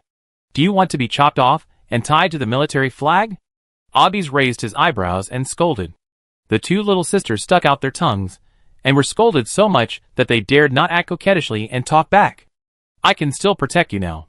When I graduate and join the army at the end of the year, I will see how you can be lazy. Obbies stared at them, and patted Soran on the shoulder, almost knocking him to the ground. This is a newcomer. My new servant Soran is not from here. Please help him register and teach him basic breathing. Okay. Basic breathing? The clerk Sally looked at Soran with her rabbit-like red eyes. He didn't even know basic breathing, and he wasn't from here. He was holding his gun like a farmer. He was a complete layman. How could he be accepted as a servant by the Obbies family? But she didn't have time to think too much at the moment. By the way, big sister, Tiefeng's people just sent a letter to you to challenge you to a duel. At the racecourse. Really? You instigated 4 guilds to fight in a round-robin battle, and finally you came on your own. You're such a treacherous guy. Okay, I go there now. Bridget turned around and left. Marlin, lead the team and follow me. Beware of the bitches from the Lion King's Guild playing dirty tricks. Okay, big sister, let's go. Let's go fight. Haha, Sally, you stay at home and train the newcomers. Marlin made a grimace, called on the knights around to set off, and casually tore off the composite cotton armor wrapped around her body. Because the cotton core buffer layer inside the protective armor was too hot, she only wore a black silk bodysuit woven like spider silk under the armor. At this time, her skin was completely covered with sweat, showing her curvy, beautiful and slender figure, and emitting steaming heat. Soran, who was close to her, was intoxicated by the heat wave and sweat, and his nose was filled with the smell of opposite-sex hormones. For a moment, he was a little embarrassed and looked away. The other warriors around him also began to change their armor. Soran noticed that these 20 or so knights were all women. Marlin was still okay, but the others were all in their underwear. What the hell? Did I join a women's club? Perhaps because Soran was still young at that time, the female knights of the Plasma Rose were also more unrestrained, and did not regard him as a man at all. They changed into light armor and battle robes, left the fortress in a team, called out war horses in the open, and followed Obbies and Blazing Rose to fly into the sky. Soon, only the clerk Sally Whitemane and Soran were left in the fortress. And Sally also changed into casual clothes, a one-piece swimsuit similar to the one-piece swimsuit of the school, and a light leather armor that looked like a corset and felt completely defenseless. The white arms and thighs were exposed without any protection. Okay, newcomer, let's register for membership. Sally crouched down, took out a pile of parchment from the bookcase in the side hall, laid down on the rocking chair with her thighs raised, and licked the tip of the feather pen with her pink tongue. Name, gender, race, place of birth. Soran stared at Whitemane's raised white calf and swallowed his saliva. Secretary, can I ask a question? No, I like big sister type, or muscular men who are 20 centimeters taller than me, and can pin me against the wall with one hand. Sally teased Soran with a sly smile. Okay, I understand, but I want to ask, why don't you have muscles? Soran chose his words carefully. I mean, are you human? Why can you wear heavy armor and wield heavy swords without muscles? Is it magic? Sally shrugged. Of course it's magic. How long will it take to become a qualified warrior without magic? Muscle training alone would take 20 to 30 years, right? Oh, I understand what you mean. You really have no foundation. Having been abducted to the Empire recently, where were you born before? To be honest, Your empire has been abducting children too frequently, and everyone has become accustomed to it. Soran recalled the small village before. He was sold to human traffickers just 2 days after he came here, but he did remember one thing, the Franny famine. That's the Franny kingdom. Sally nodded. Okay, the basics. Let's start with the basics. Soran, do you know the Vanguard? I've heard so much about it lately that my ears are all calloused. Well, you should know about the legend. The status of early humans in this world was very low, because they were weak, had a short lifespan, and had low magic perception, and were at the bottom of the food chain. While writing and filling out documents, Sally introduced, later, the elves and titans went to war, transformed various biological weapons, and finally created the strongest human magic warrior Vanguard. This is the ancient martial arts school inherited by the Vanguard army. The sword styles that Marilyn and I used in training just now are all ancient martial arts passed down by the Vanguard army. Of course, this is an advanced technique, you just need to know it now. Soran nodded. He was indeed not in a hurry. He would probably learn these in the evening. Another school is modern magic martial arts, which is actually the same as the magic warriors and dragon knights in the Elf King's court. It is supplemented by magic skills in battle. There are also many magic martial arts schools in the spiritual empire, and the master is a lich. The chief commander of the waxing moon, the soldier king Aldris. Huh? What's wrong? You look like you have a stomachache? Do you need to go to the bathroom? No, just keep talking. Why is it that idiot again? Without scrolls, props or spell slots, human spellcasting requires a lot of rituals and spells. And this lich, during the Third War, summed up a lot of practical combinations of magic and combat skills. Even ordinary death knights can complete rituals through specific martial arts movements and call the names of combat skills, and use magic props to launch powerful magic attack skills. Of course, this is also an advanced magic combat skill. For example, Sally raised her right hand and shouted, "Magic Power Fist." Her right wrist to the elbow seemed to be covered by a magic armor arm guard, showing a metallic iron fist shadow in the air. You may not see that I have enchanted my arm at this time, and I can use the magic effect to lift heavy objects that were completely impossible to move before. So that's it, Soran suddenly realized, Magic Power Fist. Silver iron-colored magic energy seeped out from the pores and bones of Soran's right arm, condensing into a magic gauntlet. Soran found that he could transform this magic gauntlet at will, and he could also operate it remotely. He picked up the training heavy sword on the training ground with the gauntlet, and waved it at will, without feeling the weight at all. Oh, it's quite useful, but is this still a warrior? It's purely a mage, right? Turning his head, he found that Sally's jaw was about to be dislocated. The clerk was stunned for 3 or 4 seconds before screaming, "How did you do it? Have you learned the technique of maintaining the fist of magic power? No, you can see it? No, how do you cast spells?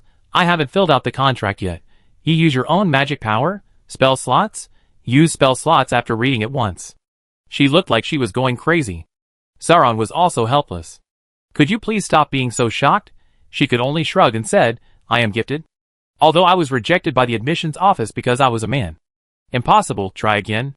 Leopard swiftness. The clerk jumped up from the recliner, shouting and making a leaping gesture.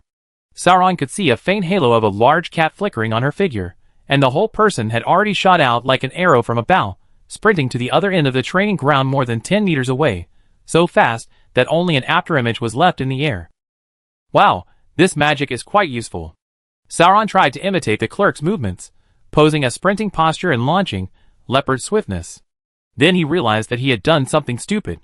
This was obviously a skill that accelerated in a straight line, and it seemed that the duration of the effect did not end in 2 or 3 seconds, but depended on the caster himself. So before crashing into the wall of the fortress, Soran could only yell again, "Magic Power Fist." Clerk Sally Whitemane was stunned to see Soran summon the Magic Power Fist, smash the wall of the guild fortress with one punch, and then he leapt in a cloud of dust, and the afterimage quickly dissipated outside the field of vision. After waiting for about 10 minutes, Soran came back. He didn't run back, but rode the undead warhorse. This mount is really good. It took the initiative to follow him when he saw him running down the mountain. Sally stared at Soran's undead horse, his jaw still hanging. "Oh, this is the one that President Obbies lent me. It was summoned by the scroll," Soran explained. "I recognize it. Okay, so you have been maintaining the summoning of the mount." Okay, I understand, you are gifted." Sally rubbed his temple, freak. Secretary Whitemane, why don't you teach me a few more magic combat skills?" Soran tried to ask. I only have 2 spell slots, and they are all used up. Sally explained. I was just demonstrating it. Those magic martial arts skills require spell slots, which means that liches and real Death Knight lords can use them casually. But didn't you wear heavy armor with the magic fist of power before? Of course not, that was the effect of the magic potion. Sally glanced at Soran. The average magician only has 3 or 4 spell slots. The magic fist of power was used twice, plus the maintenance of the summoned creatures. How many spell slots do you have? 1? Forget it. The clerk rolled his eyes at him. I understand what the big sister means. You don't need my guidance for advanced combat skills. I only need to teach you the most basic breathing and aura. Then fill out the registration form first, sign here, with blood. The parchment handed by White Mane is a roll of magic contract, or more accurately, a conscription document. After signing the contract, you will be a member of the Plasma Rose Guild Knights. You will be a reserve knight attendant of the Blood Cavalry, one of the 7 legions of the Empire's Death Knights. You will receive a monthly salary of 15 grams of gold sand, and you can get free supplies for food, clothing, housing and transportation at the guild base. You will also have the right to use the guild's magic network and can charge magic props at the guild fortress. The clerk explained the provisions of the contract one by one and handed him a small purse. Gold sand? Isn't it gold coins? Soran looked at the pine-like gold grains in his purse. What do you mean? All countries use gold to make currency.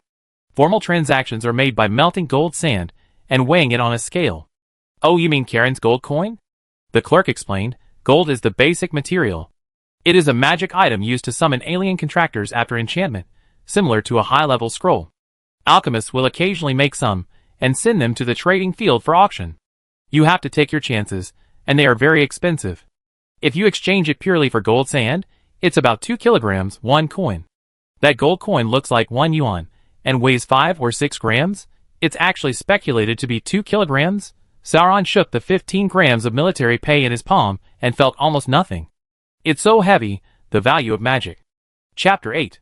In the magic world, the strongest, or the only system, is the magician.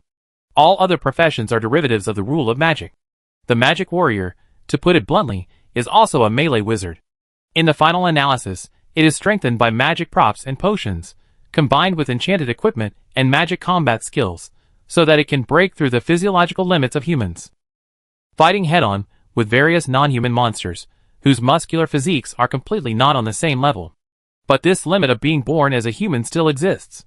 In the long history of this world, humans have been at the bottom of the food chain for tens of thousands of years, and most of them are still controlled by the elven gods and dragon kings. It was only in the last 1,000 years that the new professions of liches and psychic empires created by humans appeared, and they gradually rose. But in fact, humans are still not the main force on the battlefield in the Empire's army. Frontal combat still relies on those huge modified abominations, alchemical puppets, enchanted golems, summoned creatures from other worlds, and non-human servants of various races. Human magic warriors only assume the duties of a commander. The Death Knight, the characteristic military unit of the Psychic Empire, was originally just a zombie knight in armor, or referred to as a resurrected skeleton knight or a dead knight. It is also used to refer to the human noble knights who joined the Psychic Empire. It was just a title. It was not until the end of the largest-scale Annihilation War, the Third Anti-Elf Invasion, that a systematic professional military unit was developed. In a broad sense, any magic warrior who is a member of the 7 legions and their affiliated institutions guarding the borders under the current Psychic Empire can be called a Death Knight. In a narrow sense, a Death Messenger who has obtained a mount from the God of Death and mastered the core magic of Death Charge is considered a true Death Knight. The so-called Death Charge is more like the magic of the God of Death than a magic. Riding the mount given by the God of Death and charging at the target within the field of vision, the caster will enter a nearly invincible state until the target is hit, turning into the avatar of the God of Death, ignoring the terrain and magic effects below level 14 to charge. Not only the locked target, but all creatures along the way will be affected by the instant death magic effect. All souls will be harvested and sacrificed to the God of Death. The last unprecedented war almost destroyed the Psychic Empire. In the end, it was the Death Knight's charge that pushed the front line back to the border. The army of the Elf Alliance was completely wiped out. This forced all countries to come to the negotiation table to sign a ceasefire agreement. Is it a bug? Then why do you want a ceasefire? Soran was curious. With this kind of magic setting, it can be pushed forward smoothly. The Death Knights can just hit the face directly. How can they lose? Of course, the Psychic Empire took the initiative in the 4th and 5th wars, and the Elf Alliance never had much rebound.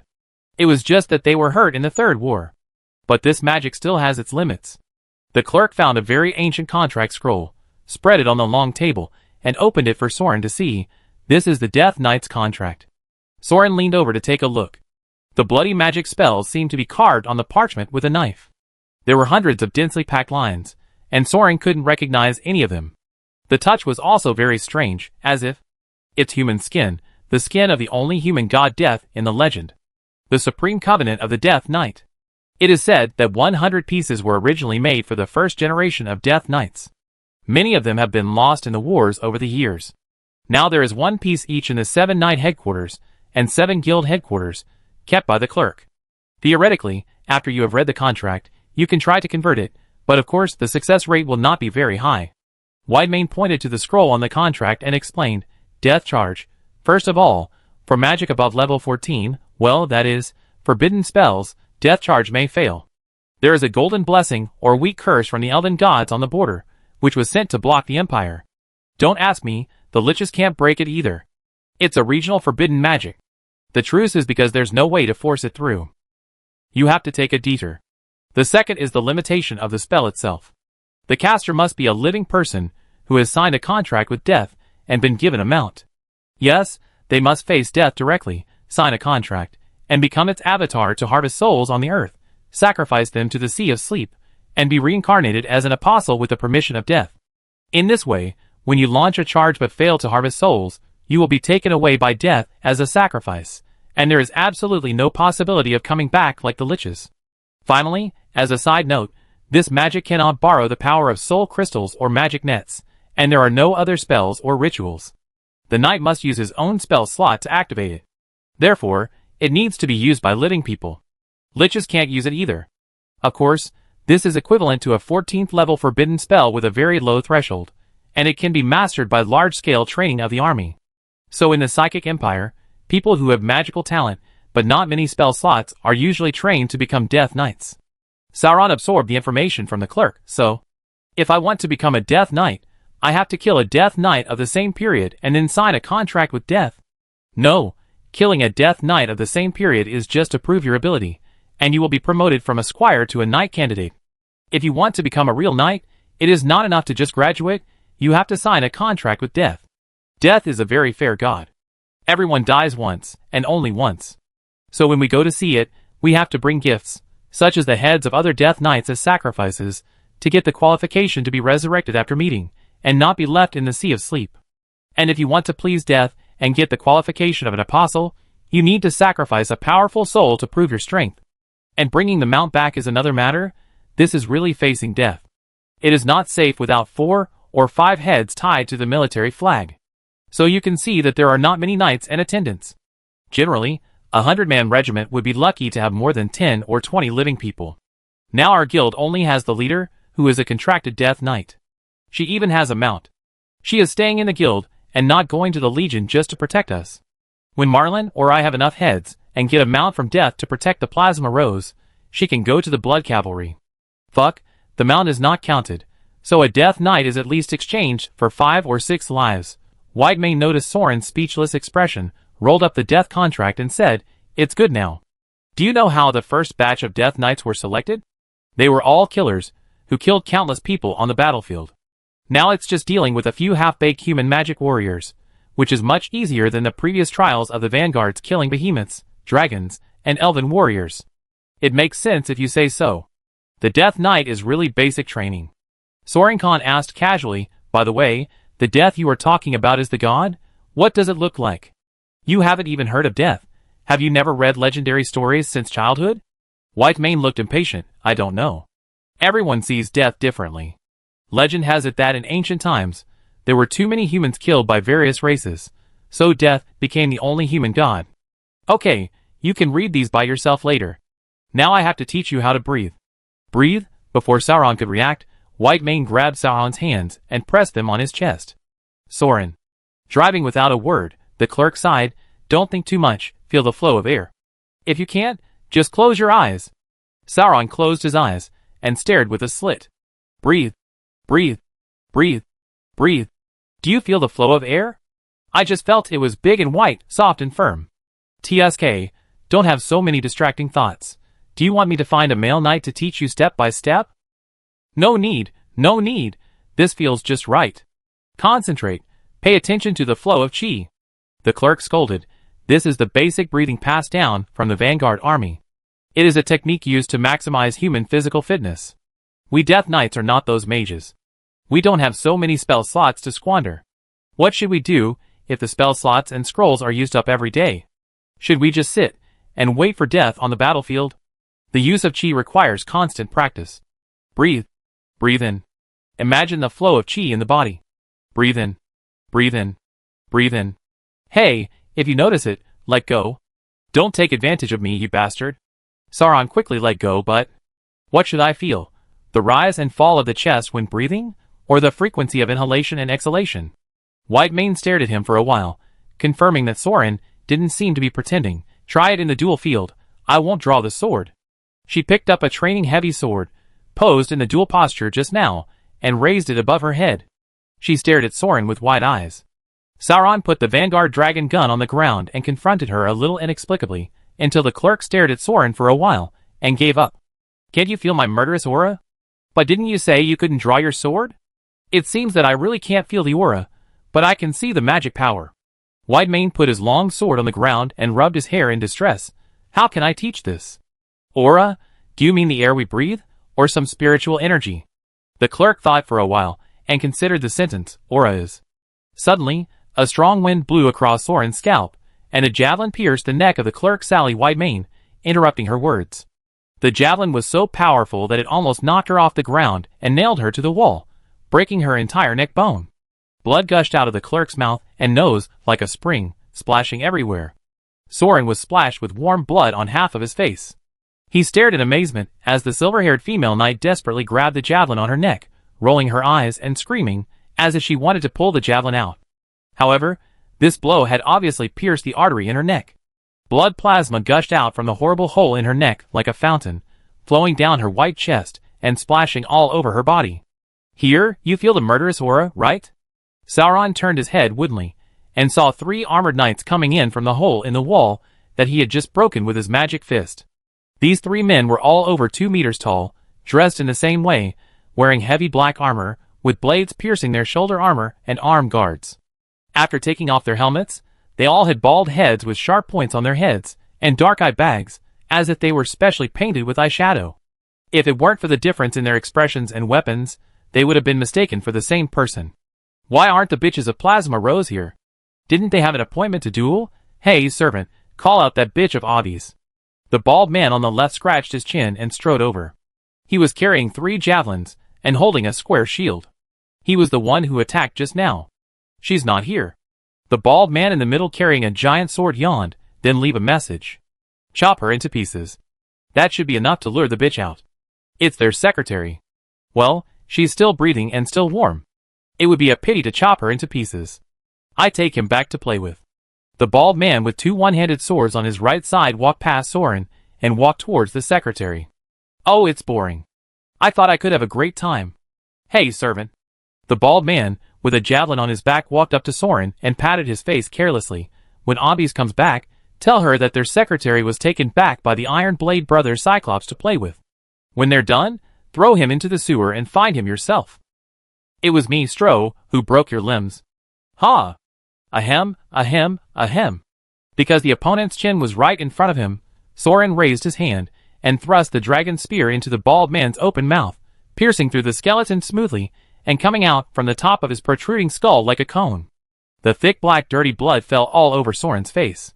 To be honest, this was the first time he had seen such a fool who was so careless and approached the tip of the spear to get stabbed. Huh? The bald man carrying the big sword was obviously stunned. How can you move? Aldris, be careful. Soran knocked down the bald corpse with the dragon spear stuck in it, stepped on his neck, and pulled out the pus-stained spear. The warrior with 2 swords, who had almost walked to the clerk, suddenly stopped, turned around in an instant, with his swords drawn in his hands, his toes slightly bent, and the whole person instantly bent his knees like a slingshot, ignoring the weight of the hard armor around him, and rushed towards Soran like a cannonball. The 2 swords crossed in front of his chest, like a pair of pliers, were about to strangle Soran.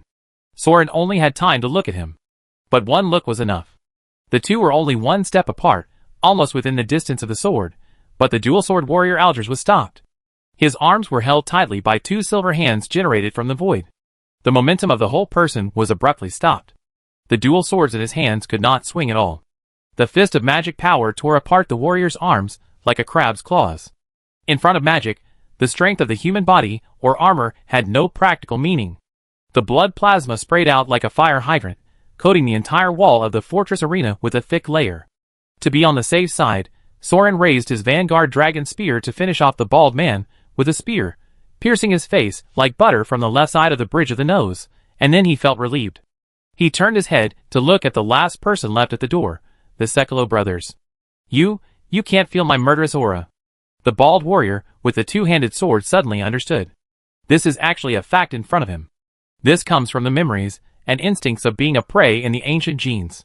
When being watched by a powerful predator, humans will lose the courage to resist and fight for their lives, subconsciously shutting down their five senses and only looking forward to a peaceful death soon.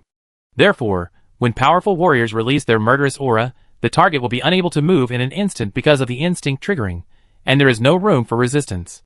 In the duel between top masters, they can only wait to be killed. The Cyclops brothers are triplets. When they lock the enemy with murderous aura together, even a warrior like the clerk who has mastered the thunder style will be hit. Soran certainly didn't know what the other party meant by chi, because he was a human without the instinct of being a prey in this world. He came from a world where humans were born as hunters. And now, Soran was just thinking about the female clerk who was nailed to the wall and whose life or death was unknown, thinking about her warm and soft chest, and leveled his spear towards the greatsword warrior. "Then do you feel my murderous aura?" Being watched by the calm eyes of the Finn attendant, looking at the brother who was lying dead at his feet, the greatsword warrior felt unprecedented anger and humiliation. Just a servant, relying on magic, he waved his hand and held a big sword in front of him, puffed out his chest and shouted, "President of the Iron Front, Brontes Cyclops, come!" A crisp sound interrupted the words of the Iron Front knight, and the sound of iron pieces hitting each other echoed in the fighting field. Brontes lowered his head and saw in disbelief that his big sword, his heavy armor, and his ventricle were pierced by a long spear. Yes, it was the Vanguard. Soran took back the Vanguard dragon spear, shortened it to 2 meters, and held it beside him, watching the mountain-like iron armor giant fall to the ground. The pool of blood spread from under his body and accumulated into a pool. He was killed with just one blow, and there was no life left. Chapter 9. Soran stood holding the dragon spear, breathing deeply. Only then did cold sweat seep out from his back. After the momentary rage of blood boiling, he felt numb from the tip of his toes to his wrists, and he couldn't lift any strength. If he hadn't been holding on with the spear, he would have almost collapsed to the ground. Damn, he actually started a killing spree. Soran only felt his throat dry and stinging, and he swallowed hard. He didn't know if he swallowed the blood plasma that splashed into his mouth along with it. The strong smell of blood spread, and he retched with nausea. Clang. A sound came from behind, and Soran jumped up with his gun raised. He looked closely, and found that it was the clerk who fell from the wall. "Oh shit! Clerk!" Soran rushed over. Sally Whitemane pulled the spear from his neck out of the wall by himself. Fortunately, he had not pulled the whole spear out of his neck. At this time, he covered the wound with both hands, and the posture looked like he wanted to strangle himself to death. There was no blood on his face, but he was still breathing weakly. "I'm afraid you're not dead yet." Sauron's eyelids twitched as he looked at the bloody scene. The clerk rolled his eyes at Soran with a look that said, "I think I can still be saved." He turned his head slightly and signaled Soran to look in a certain direction. Soran turned his head and saw a wooden box placed in a prominent position beside the fighting field. He opened it and saw that it was indeed a first aid kit. It was obviously prepared for the bumps during combat training. Bandages, gauze, stents, and bottles of potions. There are also 2 one-time magic scrolls, probably healing magic. This is good luck. If the opponent hadn't come directly to the door, the secretary would probably be dead. Secretary, which one to use? Scroll, potion, if you have the left hand, blink your left eye, if you have the right hand, blink your right eye, blink twice to confirm, don't blink to deny. Okay, don't kick me, scroll right? I get it. The medical theory of the magic world must be very bad, because the healing magic scroll is really awesome. When the spear was pulled out of the neck, the wound was so big that blood gushed out. In the world before Soran, it would take at least several hours of emergency surgery, but in this world, the magic scroll was over in one shot. Not only did the blood vessels heal, but even the torn muscles began to revive. Oh, that's amazing. Is it so effective? Soran saw that the wound on his neck had closed a little bit, and wanted to tear another one, but was stopped by the clerk. 200,000 gold sands. Damn, Soran really regretted not taking the mage exam. However, the healing effect was still great, and the clerk had the strength to speak. Go. Chop up the corpse.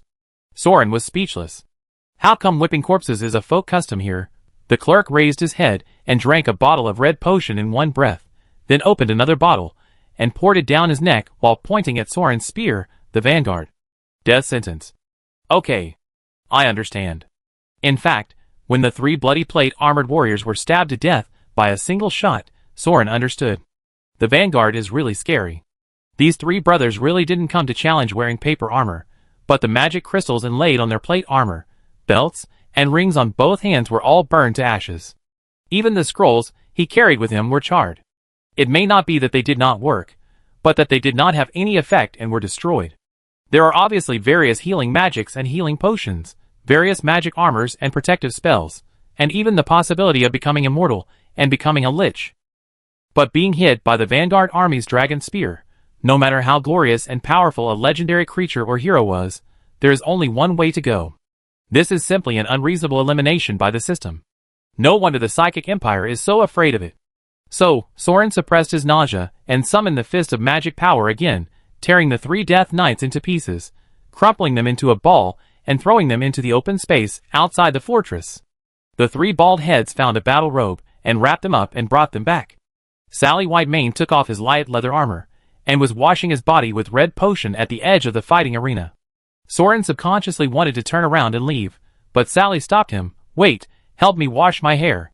Soran swallowed his saliva, put the spear and the 3 heads in the corner, picked up a bottle of potion from the first aid kit, and slowly poured it out, watching the blood-colored liquid flow through the clerk's silver long hair and smooth back, along her skin that was like mutton-fat jade and glowing white, taking away all the dried blood stains on her body. Thank you for saving me. Sally still covered his throat. His voice was hoarse, but his strength had obviously recovered a lot. The 3 brothers of Cyclops are the Death Knights of the Iron Front. They have all graduated, and will serve in the Legion at the end of the year. If it weren't for you, I would have died today. Oh, Death Knight. That's it? Sauron noticed that the secretary's body was trembling slightly, probably because of the fear of surviving a disaster. He hesitated for a moment, not knowing whether to hug her and give her a warm arm to lean on. But after hesitating for a while, Soran thought it was better not to take advantage of the situation at this time. Everyone will die. The clerk was silent for a while, and let out a long breath. You're right, huh? I was probably affected by their murderous aura. Huh? She patted her face and stood up, and took out a battle robe from the closet to cover her body. A large piece of battle robe silk was stuck to her skin full of medicine, almost turning into a transparent tights, which looked even more welfare. Don't you want to drink some? This is a healing potion that can restore physical strength. 1 bottle costs more than 3,000 grains of gold sand. The clerk lifted the hem of his battle robe and wiped his hair, revealing his slender thighs and smooth belly. Drink, drink, drink, drink. Sauron swallowed the potion along with his saliva. It tasted like wine, and the aromatic and slightly sour fruity taste dispelled the blood in his mouth. He immediately felt a warm current rising through his body. Well, he should sit down. Standing is a bit too conspicuous. Sally glanced at Soran with a half-smile. Vanguard army, so you are really a squire? Or the big sister's fiancé or something? Ahem. Ahem, no. Soran shook his head quickly. They just took me in. They have nothing to do with the Vanguard army. I see, so you came here with a mission here. Sally nodded and handed over a copper key. You can find the Whitemane family's house with the key. If you are being hunted, use it as a hiding place. I was subtly misunderstood. To be honest, is it a default event for the Vanguard army in this world to be hunted? Soran thought about it and refused. You don't have to do this. They clearly want to kill me too. This time they just relied on the advantage of weapons, and were lucky. If the target of that spear was me, I would be dead now. If you really want to give me a gift, you might as well teach me a few more magic spells to protect myself. So you chose the wrong profession. How can a Death Knight have so much magic? Sally sighed and thought about it carefully. Then come on, kill the Death Knight of the same period, and you should be able to read the next chapter of the Covenant. Next chapter of the Holy Covenant. Soran followed the clerk into the basement of the guild, which was obviously a secret library. In the center of the basement, which was engraved with sacrificial spells and arrays, there was a desk with an open magic book on it. There was also a candle lit next to it, which was as long as a child's index finger, burning and emitting a faint and cold white light. The Death Knight's Book of Contract. That book is actually a collection of forbidden spell-level magic combat contracts made by liches for the Death Knight. That candle is a divine weapon that can directly summon death. We sacrificed death in front of this book and became true Death Knights. If the Vanguard is a human magic warrior created by the elves, the Death Knight is a human magic warrior created by the Lich. The first generation of the Death Covenant is what you have seen in the first chapter, which permanently converts a spell slot into the forbidden spell Death Charge. Of course, there are other forbidden spells in the book, but it is not as practical as Death Charge, and it requires additional spell slots, and it must be released entirely with one's own magic power. Living people are not liches, so how can they have so much mana to cast forbidden spells? Besides, the martial arts of the Vanguard army are already very strong, and have been passed down for a longer time, so there is no need to risk one's life to learn from the dead.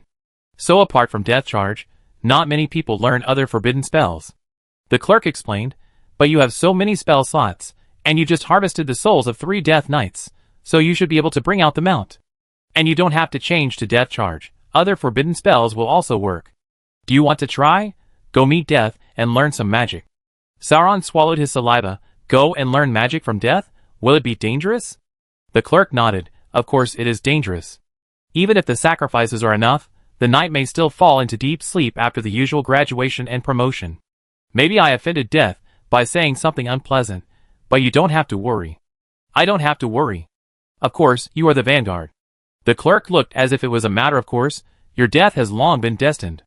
Well, but to be honest, no Vanguard has ever signed the Death Knight's Holy Covenant. Don't worry, it will probably be fine. It sounds even more worrying. If you want to try it, find the name of the forbidden spell you want to learn, or just blow out the candles, and when Death appears, tell it to learn Death Charge. The clerk turned and left. The ritual can only be performed by one person. I go up. She closed the door and left. Soran hesitated for a moment, swallowed his saliva, and walked to the desk with the Vanguard dragon spear. He was not crazy enough to want to call Death out and poke it with a shot, but he simply felt safe and relieved his emotions when holding this gun. Opening the contract of the Death Knight, you can see more than 20 pieces of sheepskin or human skin paper. Judging from the age and handwriting of the magic words, it is obvious that they were not made by the same lich. Most of the previous chapters are obviously older, and it can be seen that they were written in the era of the Third War, at least 100 or 200 years ago. The atmosphere when these ancient forbidden spells were created must have been very tense. Even if Soran could not recognize most of the magic words, he could more or less understand words such as extinction, explosion, plague, and massacre. Almost all of them are destruction magics at the level of cities, armies, and kingdoms. The latter part is actually only 3 or 5 pages long, and it seems that it is purely a battle technique for single-player battles. No wonder the Death Knights are not very interested. For individual battles, the ancient martial arts of the Vanguard are enough. It is the duty of the Lich to launch map cannons on the battlefield. It is better to have more death charges than more spell slots. It's really useless. Soran touched his chin. Anyway, he couldn't understand the forbidden spells at the end. He would ask the people of the Obby's family in the evening before making a decision. He would learn Death Charge first. A mount is also given. So he adjusted his mood and blew out the candle. The light source disappeared immediately. It disappeared completely, and was completely plunged into darkness. Even if the candles were just extinguished, the cellar would not be so dim. It was like suddenly traveling to another space where there was no light, and it was completely dark and empty. For a moment, Soran almost thought he was blind. If it weren't for the Vanguard dragon spear still in his hand, he would have gone crazy even if he stayed in such absolute darkness and loneliness for one more second. Damn magic, this isn't the real afterlife. This is too scary. He was still wondering if he could see a succubus in a bikini holding a whip in hell. I'm sorry, there's no succubus. Damn. The sudden voice came from the other side of the desk, almost scaring Soran to death. He could feel his heart pounding.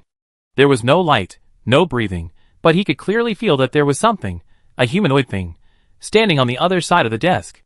Death. Soran.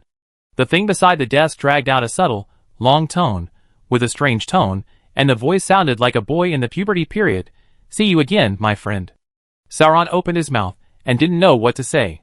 Is this the death of the human god? Yes, the death of the human god. But wait, there is one thing I must say, brother. You are so awesome. Sauron frowned. Was he hallucinating? Oh, it's so awesome. This is really the most exciting thing in tens of thousands of years, man. You succeeded. You succeeded. You know, I really thought you were a joke last time, but my god, you actually did it. I can't believe it. Ha ha. Sorry. Do we know each other? Sauron couldn't help asking. No, of course you don't remember. But it doesn't matter. I think you also considered this and designed it specially. Otherwise, how could you communicate with me so early? TSK, the Death Covenant. Very good, very good. I like you. A shrewd bad guy. Don't worry. Since you have fulfilled your promise, I will naturally abide by our contract. No. I just want to sign a horse. Hee. You really don't believe it. Great. It's the first time I encounter such a thing. I am excited. Ahem. Well, I'm ready. Then Soran, listen to your first Oracle trial. What? Oracle trial. Have you never read the legendary story? The gods issued a trial to the apostles to change their own destiny. Destiny that old bitch loves to play this the most. I think if she knew you. Cough, cough, cough. My fault, my fault. Okay, stop dawdling. There's almost no time. No. Wasn't it you who was talking nonsense just now? Okay, the trial. Here it comes. Listen to my trial. Cough, cough. Yes, go find an ice cream shop. Huh? Then the lights came on. The light poured into the cellar through every corner, and the candle burned out. Only a string of words on the desk, as if carved by a fire tongue, gradually disappeared as the light and shadow passed. Go find an ice cream shop. Chapter 10. The scene returns to the dining table of Obbi's house again, looking for an ice cream shop? Did it say that in person? Bridget Obbi's frowned. Well, I don't know what the oracle means, but it's incredible that death can speak complete sentences besides oh, and go away. Oh, it spoke more than one complete sentence, okay? It's so talkative, I'm just afraid to scare you. Sauron munched on the ribs. Of course, he didn't tell the knights of the Obbi's family all about death. He made it clear that his time travel and this death were deeply related. Maybe the two of them were birds of a feather in the past. God knows what's behind it. Except for the Death Oracle, he could consult the locals, but he shouldn't reveal too much. The big knight Alfred on the other side of the table lowered his voice and asked his daughter secretly, "What is ice cream?" Well, this family probably can't be counted on. The female knight rolled her eyes at the old man and said to Soran, "You can go to the library to find some legendary stories to read. Oracle is the magic of the gods, which is roughly a kind of prophecy magic. The gods assign tasks and bless or curse the heroes according to their achievements. The blessings given by the oracle are much more powerful than the general direct guardian blessings. Of course, if the task fails, the cursed fate is also very tragic.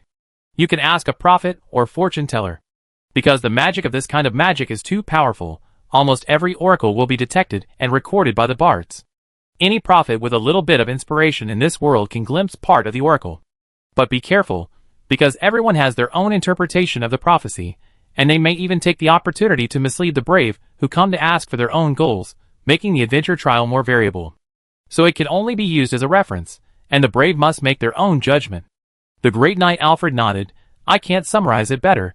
Not bad, Bridget. You remember it so clearly. I thought you were not interested in these legendary stories. Are you still thinking about becoming a female warrior one day? Ouch! Ouch, my foot! Sauron sweated as he watched the Blood Riders' leader fall on the dining table and wail. The female knight blushed and pretended that the foot under the table was not hers. Anyway, thank you. You killed the 3 Cyclops brothers today. You saved Sally. Aw, no, you're welcome. Really, she has already repaid me. Earlier, when Soran came out of the cellar in confusion, the female knight, who was stood up, also led the team back. Soran also learned that it was not easy to see the Holy Covenant of the Death Knight. This qualification was originally obtained by dueling between the squires and knight candidates within the guild. Only those who are truly outstanding can get the candle that summons death. Yes, Sally Whitemane actually gave Soran one of his job transfer opportunities, and the magic key to the cellar happened to be kept by the clerk. So you know, in order to repay the favor, the clerk let Soran take a shortcut by chance. It's a piece of cake for you, but it's a favor to me. The female knight forced a smile. You also know the inheritance system of the Death Knight. Comrades in the same legion are brothers and sisters. Sally, Marlon, and I grew up together. If anything happens to any of them, I think I will go crazy. Bridget was indeed sweating coldly. Her opponent easily tricked her, and almost cut off one of the arms of the plasma rose. There are only a few families of Death Knights, and half of them die every year. The female knight is of course aware of the strength of the Iron Front triplets. Even if she fights against the three of them, she can't win. If there wasn't a Vanguard Dragonlance here, Sally Whitemane would have been in real danger. No, you really don't have to be so polite. Soran waved his hand. You were very concerned about the cake I gave you before, right? Then we are even. The female knight put her hair behind her ears. I don't mean anything else. I just want to say that for me, your saving Sally is like my cake saving your life, and the gratitude is the same. So you don't owe me anything anymore. Well, do you want more steak? I go get you some. She seemed to express some kind of emotion, and got up and fled to the kitchen as if she was a little shy. Yes, she happened to be saved by a female knight, and happened to save her friend who was supposed to die, so she could repay the favor she owed, and then she could meet the god of death naturally. Soran frowned. It was too coincidental. It was just like it was arranged. If he hadn't been reminded, he really wouldn't have thought about it, but combined with what Death said to him before, Soran subconsciously thought that Death, or Soran himself, had really planned something, and used the Death Knight Bridget Aldris and the clerk Sally Whitemane to achieve his own goals. While thinking this, seeing these female knights grateful to him, Soran felt nauseous for himself. Is this the kind of setting where I am the fucking bad guy? She is a good woman. I educated her to be exactly like her mother. The great knight Alfred patted Soran on the shoulder happily. If you dare to have improper thoughts about her, or do anything offensive, I don't care if you are a Vanguard or a Grand Commander, I will cut off your head and stuff it into your ass if I catch you. Do you understand? Soran Waterfall nodded frantically. Very good, then let's eat and drink enough and start training. The great knight lifted Soran up and walked out of the yard, snatching the ribs brought by his daughter. Dad, it's only the first day, don't go too far. Oh, please don't make things worse, sister. Soran felt that the old man looked at him with a wrong look. The female knight was in the house, watching them through the window. It was just training, why didn't she come along? The great knight Alfred Aldris was chewing the ribs in his right hand, and holding a one-handed sword with a blade wrapped in a faint golden light in his left hand, pointing the tip of the sword at an angle to the ground, and circling around the yard. Soran could see that the golden magic light poured out from the tip of the sword like a stream and poured into the yard. The rune array hidden on the ground was activated by magic and extended in the air, layer by layer, circle by circle, densely packed, forming a cube-like prison, isolating the entire courtyard. Oh, activate the barrier before training. Most old houses have such a protective barrier. Although it may not be able to resist powerful spells, at least if someone peeks or invades, it can be noticed in advance. The knight stuck the one-handed sword used for magic infusion into the grass. The blade was already gray. It seemed that it was just a battery that was charged casually. Bridget said that you couldn't feel the air, but from what you described during the dinner, you have used the Vanguard dragon spear once, right? Soran nodded as he looked at the dragon spear in his hand. The knight's use certainly didn't mean stabbing someone with a spear, but specifically referred to the last strike. When Soran faced the last bald Death Knight, the long spear he held horizontally suddenly stretched out and instantly penetrated the enemy. Do you remember how you felt at that time? The knight finished eating the ribs and threw them aside, wiping his hands on his beard. Mood? Soran thought anger? No, fear. Alfred was obviously not a person who liked to beat around the bush. The power of the Vanguard comes from fear. To be more precise, it is the despair after extreme fear, the power of despair that only humans have. Despair? Soran was inexplicably dazed. Close your eyes, hold your gun, and use your brain to simulate such a scene. Alfred closed his eyes as he spoke. This is a Shura battlefield. Your friends, your mentor, your family, your comrades, everything you have is dead, and the corpses are scattered all over the ground, lying in front of you, and in front of you is a titan. What does a titan look like? I haven't seen one, don't interrupt me. Okay, in front of you is a dragon. You must have seen a dragon, right? Uh-huh. Okay. Lich, the Lich is ready. Lich, that's fine. Then, before Soran's closed eyes, Ulrid's figure in a white robe appeared, just like when he first saw him in Franny's dark and damp manor filled with screams and the smell of blood. The white robe imprinted on his retina stood in front of him. Alfred's voice seemed to come through the rain curtain, like the voiceover in a movie. Your enemy, the terminator of your fate is standing in front of you. Everything you have, all your memories, sad, happy, joyful, painful, everything worth cherishing in your memory, was destroyed by it, turned into blood, turned into ashes, and everything that was destroyed was burning in front of you. Then it disappeared like ashes. Only it is still standing in front of you. You know you want to take revenge on it, want to vent your anger on it, want to hurt it, let it feel the same pain and suffering as you are feeling at this moment. No, 100 times or 1,000 times more, but you can't do it. You can't do it because you are powerless. Because you are just an exhausted mortal, the gap in strength is as huge as a natural chasm, just like unstoppable, irresistible, and complete destruction. Facing it, then what greets you is only the destined end. Everything you once had, because of it, is now gone. All that is left is doomed defeat and eternal death. No, that's not right. You still have a gun in your hand. You still have the strength to stab one more time. Or you can throw the gun away, because you know that even if you stab it, nothing will change. Everything you lost, you can never get back. It's better to save some energy, lie down with your eyes closed, and welcome the arrival of the end. Or you can use the last bit of strength to stab one last time, even if you know that nothing can change. Even if you know that nothing can be undone. But you can still resist in vain in the end. If you must find a reason, well, you have nothing to lose anyway. Open your eyes. Soran opened his eyes, and his eye sockets were bursting with golden light like fire. Pure magic poured out from his body, controlling his flesh and bones, pushing his arms, and stabbing out the spear in his hand. The flames of magic energy followed the back of his fingers, circling against the spear shaft like a long snake, until the tip of the spear was covered with scarlet blood stains, as if the spear was a derivative of his torso, a part of his soul, an outlet, a signpost, guiding the young man to pour out the infinite magic energy in his body. The great knight Alfred crouched on the ground with his head in his arms, watching the golden beam of light piercing through his head. The fiery magic energy emanating from the spear ignited the air like a whirlwind, and the golden flame instantly broke the barrier behind the great knight. The spear with infinite magic flames and murderous aura pierced through 3 blocks, piercing through countless attic villas, and finally hit a spiritual tower with a huge purple crystal suspended on it. The Vanguard dragon spear instantly extinguished the magic network energy supply of half of the southern city, and the magic flames attached to the spear ignited the crystal stored in the tower, causing it to explode. The purple fireball that soared into the sky set off a huge mushroom cloud. The shockwaves shattered countless crystal glasses, and the buildings near the spirit tower were shattered by the surging air waves caused by the explosion. Not only were the bricks and stones on the ground blown up, but the damage underground was probably even more serious. At least 2 or 3 floors of the underground city were affected, and the urban area near the center of the explosion was basically completely collapsed. Sauron lowered his head, and the Vanguard dragon spear retracted into his hand, and restored to its 2-meter shape, as if nothing had happened just now. Boom! At this time, the blast wave reached the Avi's house, and Soran was shocked and took 2 steps back, almost sitting on the ground. His hair was singed by the strong wind, and his face was covered with dust by the blast wave. The great knight Alfred spat out the grass in his mouth and got up. He turned his head and looked at the ground.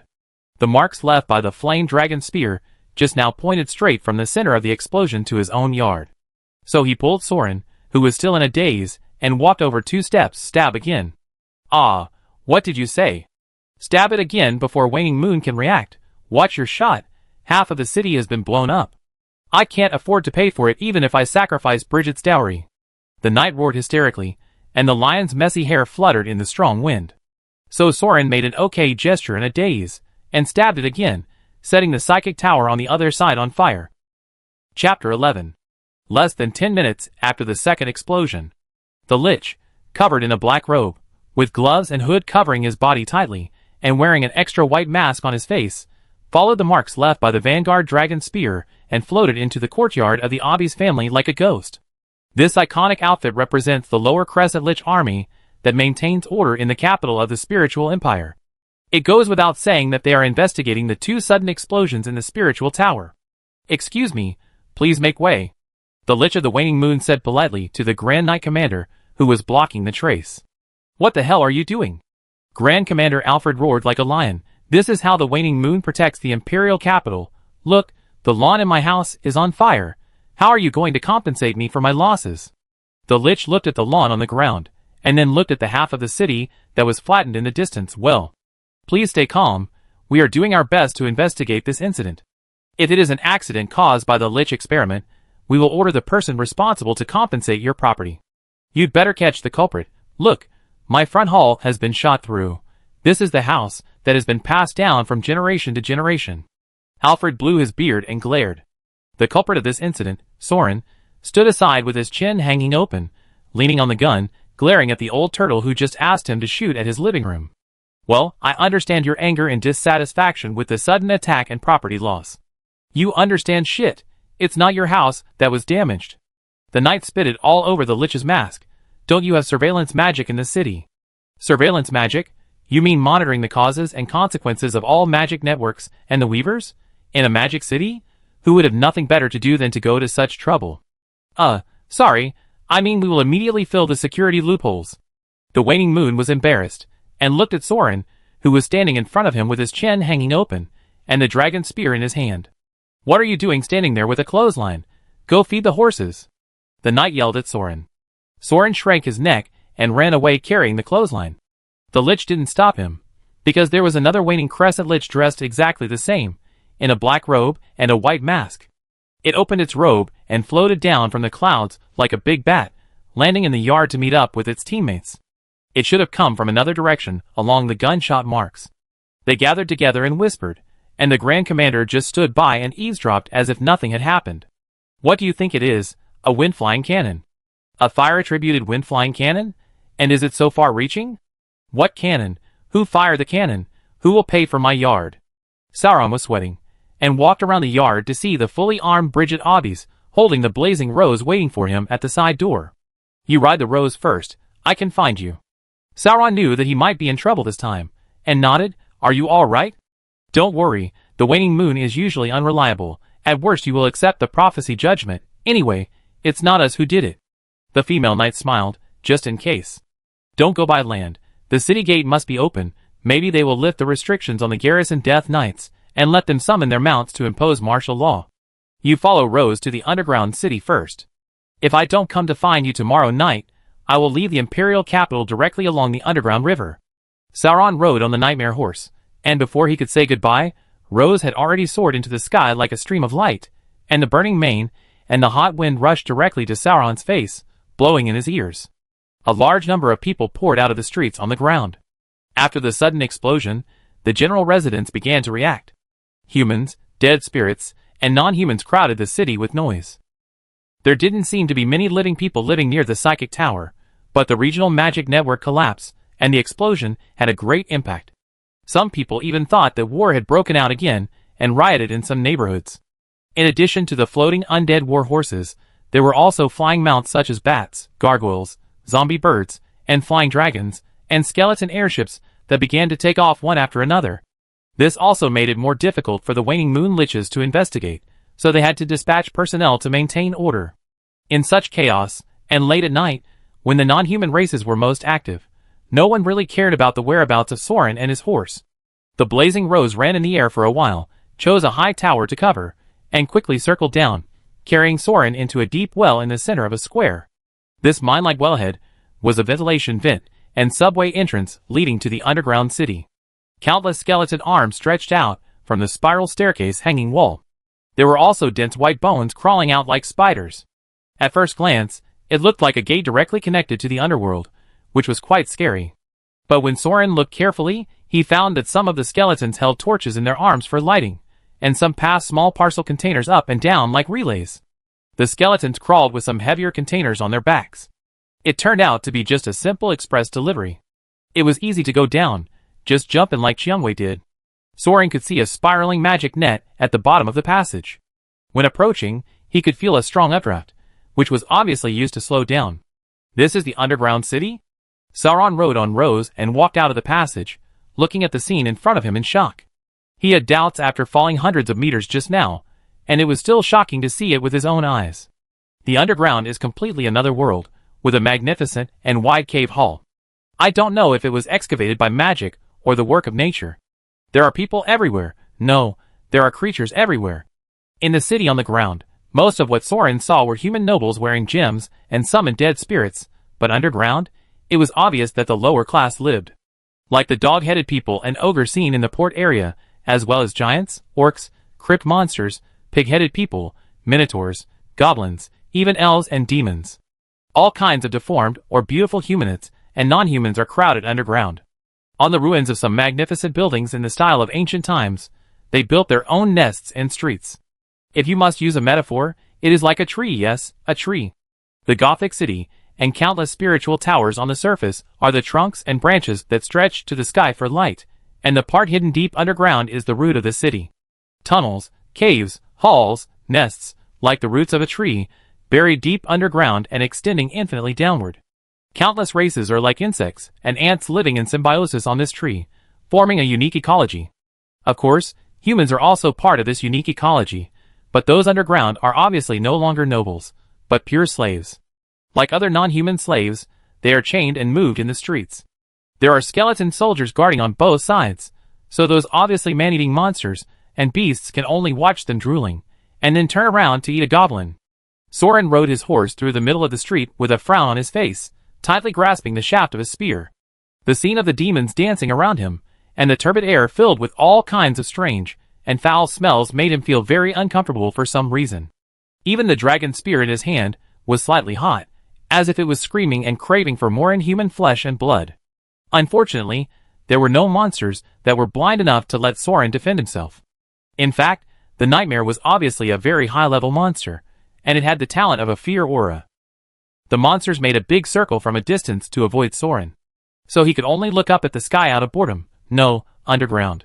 There was no sun on the ceiling of the cave, of course, but many glowing spore-like magic plants provided light sources. Some reliefs that seemed to be transformed from stalactites also held fire pots burning with magic flames. Soran could see that the fire pots were connected to each other by the mysterious magic net, covering the entire underground city.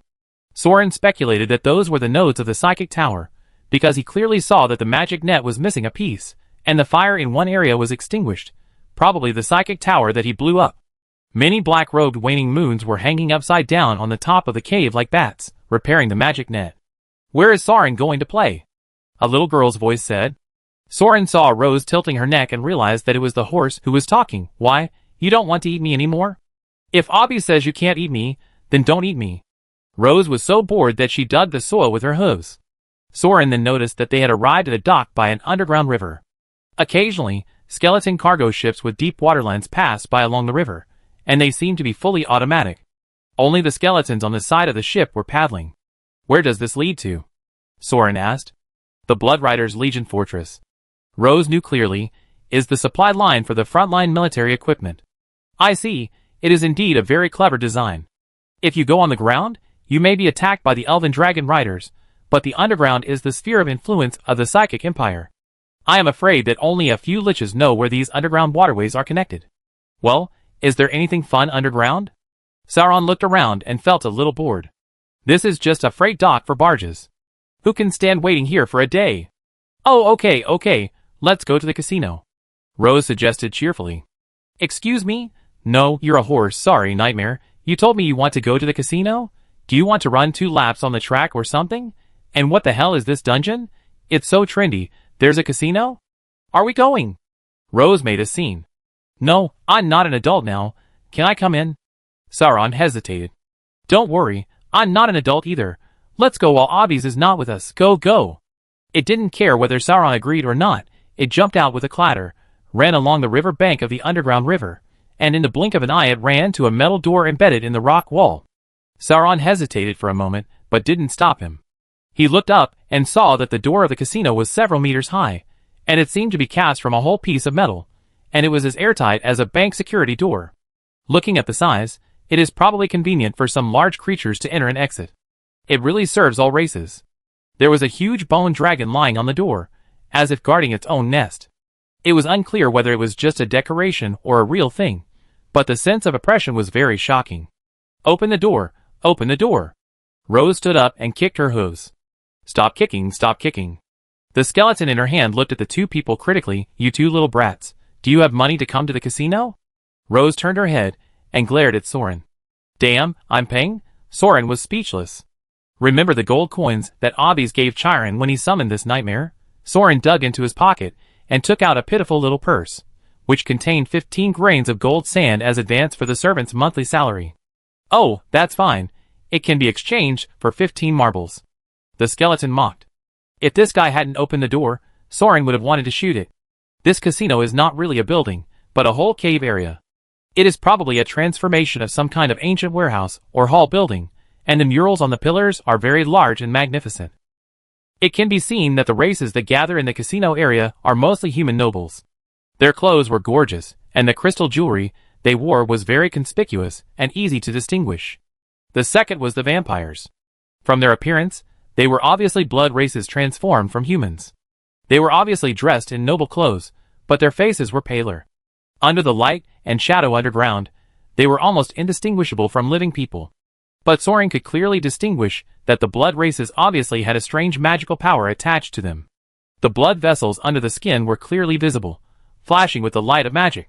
It seemed that the transformation of blood races in this world was carried out through some kind of blood magic.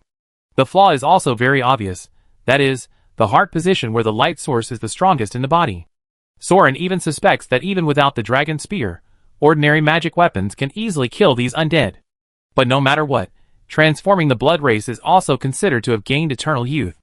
Compared with the Death Knights, who are picked out of thousands, and the Liches who are 1 in 10,000, this way of immortality is too simple and convenient. Therefore, the human nobles of the Psychic Empire and the blood race have a close relationship and are inseparable. If the Liches had not been worried about the extinction of humans, and prohibited the nobles from transforming privately before giving birth to blood heirs, there might not be a single living human noble in the empire. The elves again, yes, you would never have thought that there are so many elves in the casino. The elves of the Elven Gods Alliance, these elves are obviously the defeated captured in the war, with magic patterns of sealing demons, and the marks of the slave guild engraved all over their bodies, and they serve the guests with empty faces while serving tea and water. Obviously, they have been completely destroyed mentally, and there is no real difference between them and the zombies around them. Soran suppressed the urge to wave the Vanguard dragon spear and kill all these dead things. He got off the horse and asked the waiter next to him to exchange gold sand for chips. Just like the door handle said, he could only exchange for some marbles. The nobles seemed to use the purple crystal chips that can be seen everywhere as chips.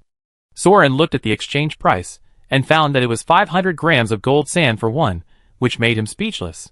Well, you little pony, just play the slot machine. Yes, it really is a slot machine.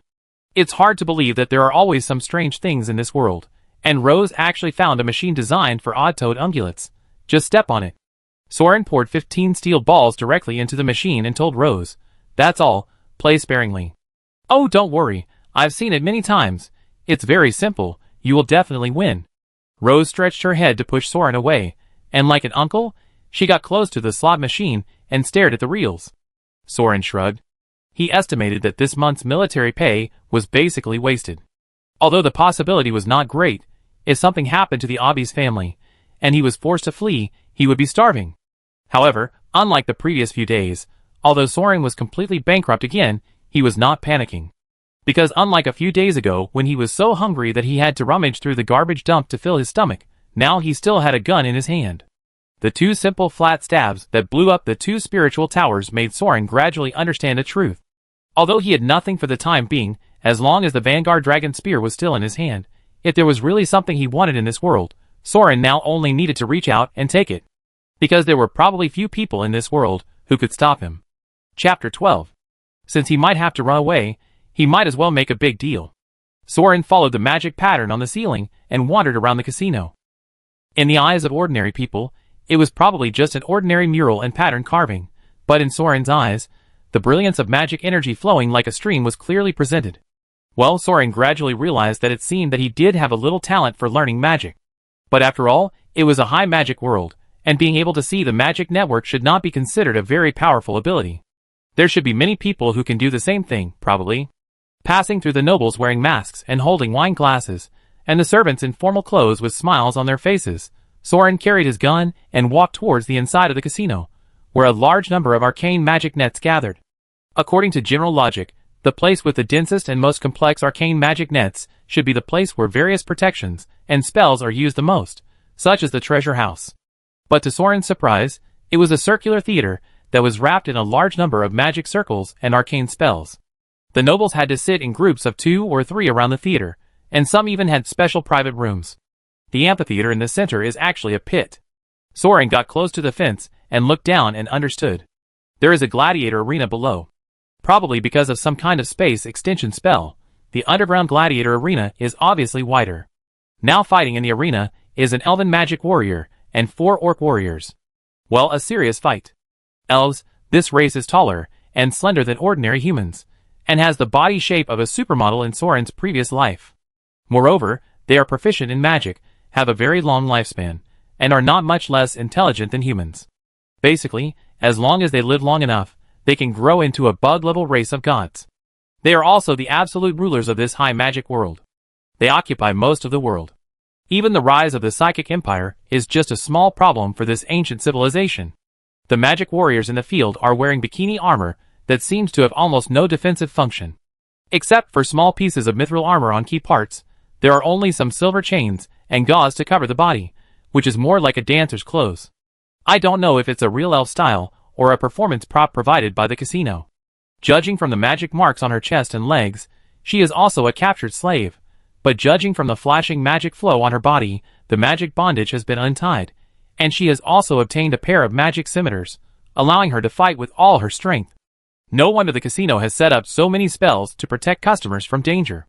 And her opponent is also a frequent visitor in the magic world, and is the old rival of the elves in various works, the orc.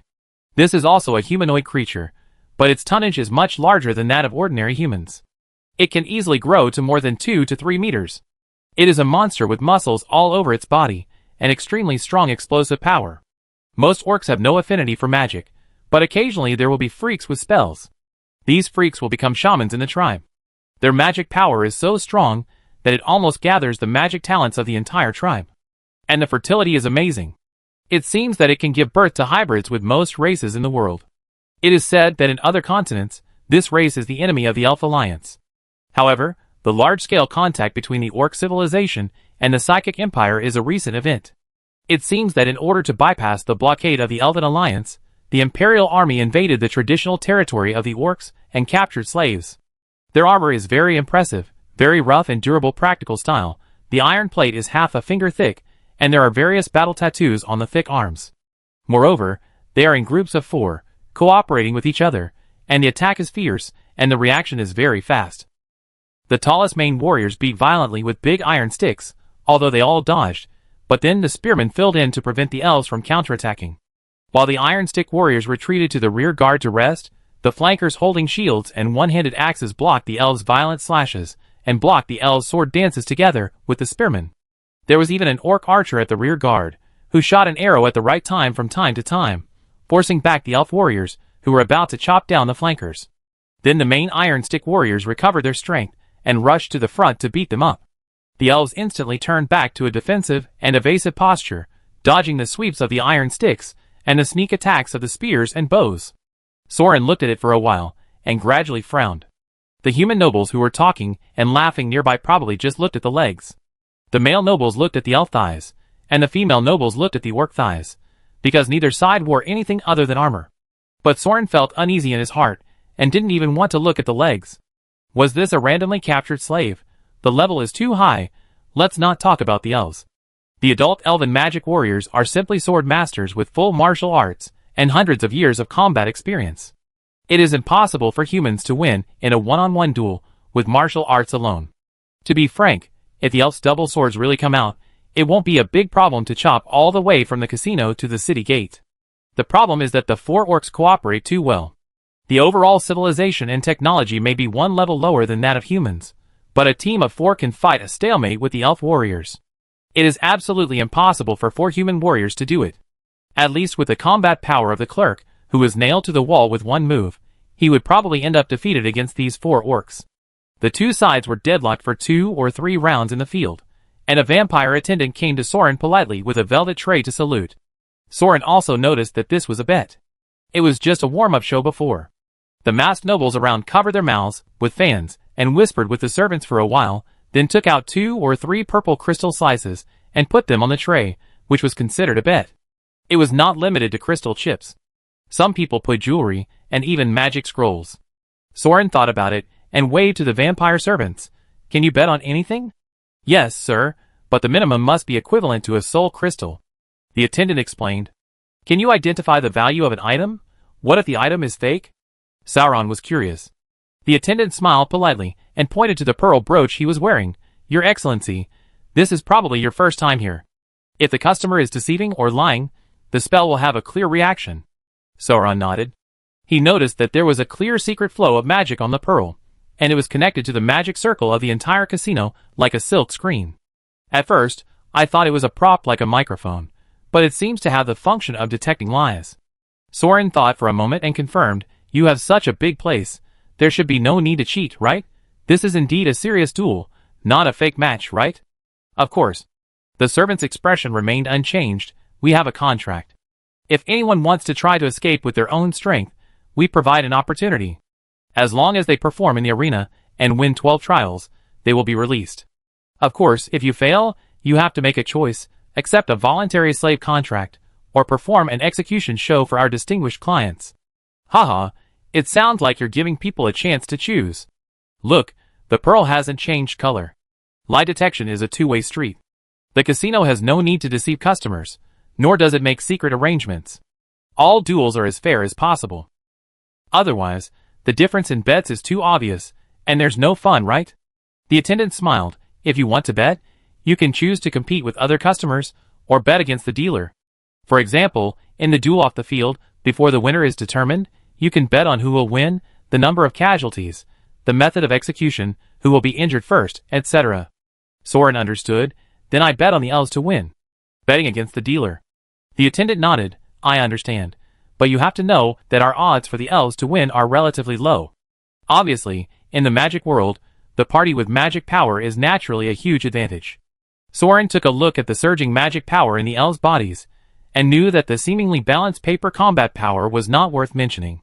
The 4 orcs who were only protected by the weak magic power on the tattoos would definitely lose. So, if the casino did not make such an arrangement deliberately, it was the elf warrior himself who was hiding his weakness. After all, he had to win 12 trials in a row to gain freedom, and he must avoid being exposed too early and being cheated by the casino. It doesn't matter if it's a little lower. My bet is bigger, and I'm afraid you can't afford it. Soran leaned on his gun. I bet on it. It's a divine weapon. Even if it's that kind of chip, it's 100,000 yuan. The polite smile on the servant's face obviously froze. Are you kidding? The smile on Soran's face also disappeared. Am I kidding you? Ask your brooch if I'm lying? Ask it if my gun is worth 100,000 yuan. The servant lowered his head, and the pearl flashed a faint white light. What did it say? Soran asked curiously. The attendant was speechless for a while. It said the valuation is a bit low. Soran was also speechless. Although he was talking nonsense, according to the casino's exchange rate, 100,000 crystals are 50 tons of gold, right? It's still low. Forget it. It's impossible to lose anyway. If you lose, just turn your face. But Soran rolled his eyes and stared at the pearl. This thing is conscious. Could it recognize the Vanguard dragon spear? Then can I make a fuss? Hey, this time I just take a small loss and give you face. If the elf wins later, you can give him 100,000 crystals or equivalent item scrolls, and let's just leave it at that. So Soran waved his hand generously. The servant straightened up with a cold face. Are you kidding me? Don't you take any business? Soran also put his hands on his hips. You're playing tricks. If you don't give me the money later, I get angry. Soran made a bluff while making threats and preparing to run away.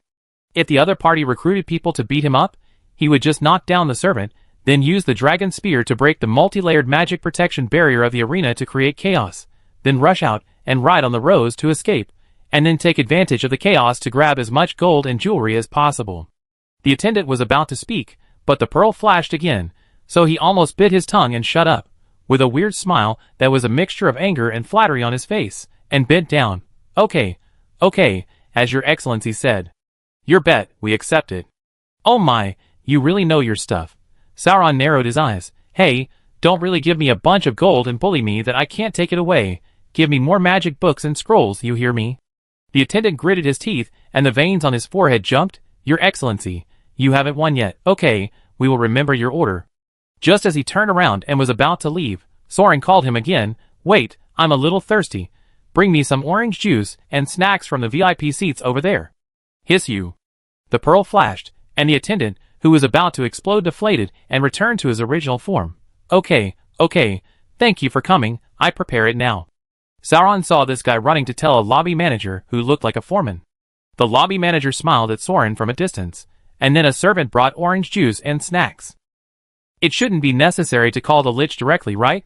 The Liches who maintain law and order are all repairing the psychic tower, and if the Death Knight cannot charge in the city, it is just a one-shot one.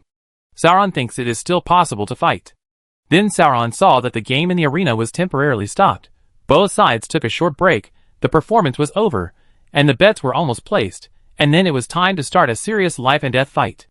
The casino did make some fair arrangements, such as letting the elves drink water and rest their feet. Then she was stunned to see 4 orcs riding wolves coming into play in the second half. Oh, really shameless. Soran looked at the lobby manager who came over with a group of vampire security guards. You misunderstood. We can afford to lose the offering worth 100,000 soul crystals. The orc squad was originally cavalry scouts. We just provide them with the opportunity to give full play to their strength and fight fairly according to the contract. The lobby manager also wore a pearl brooch and waved his hand. The maid beside him brought a tray over. There are 3 magic scrolls on the tray. Prince's Shroud, Blood Coffin, Thorn Rain, the lobby manager introduced. These are magic scrolls made by the Blood Prince. Powerful ancient magic only below level 14. That means it's not a forbidden spell. Well, that's true. Picking up a magic gun is already a big deal. How can a forbidden spell be so common? Soran glanced at the other party's pearl brooch, but it didn't change color.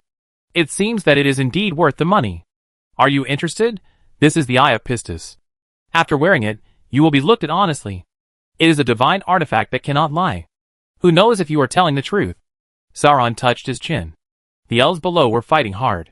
Because the orcs were riding wolves and were high above, and they were coordinating the charge and siege, she had to dodge and jump in large amounts to avoid fatal attacks. Her physical energy consumption was extremely high, and she was at a clear disadvantage. What is your purpose? I don't believe that the casino owner is so kind. Do you want to keep me stable and wait for the backstage to deal with me? Soran frowned as he spoke, and he couldn't help but speak out his true feelings. Haha, just kidding. A fool who comes here to cause trouble will certainly die, but your excellency, you are a squire of the blood cavalry. The manager pointed at Soran's battle robe, which he had not changed out of. The mount of the Grand Commander is in the lobby, so there is no possibility of a fake. Besides, this is originally a place for the various legions to resell the spoils of war looted on the front line and raise military funds. Just think of it as handing over 50 tons of gold for military funds.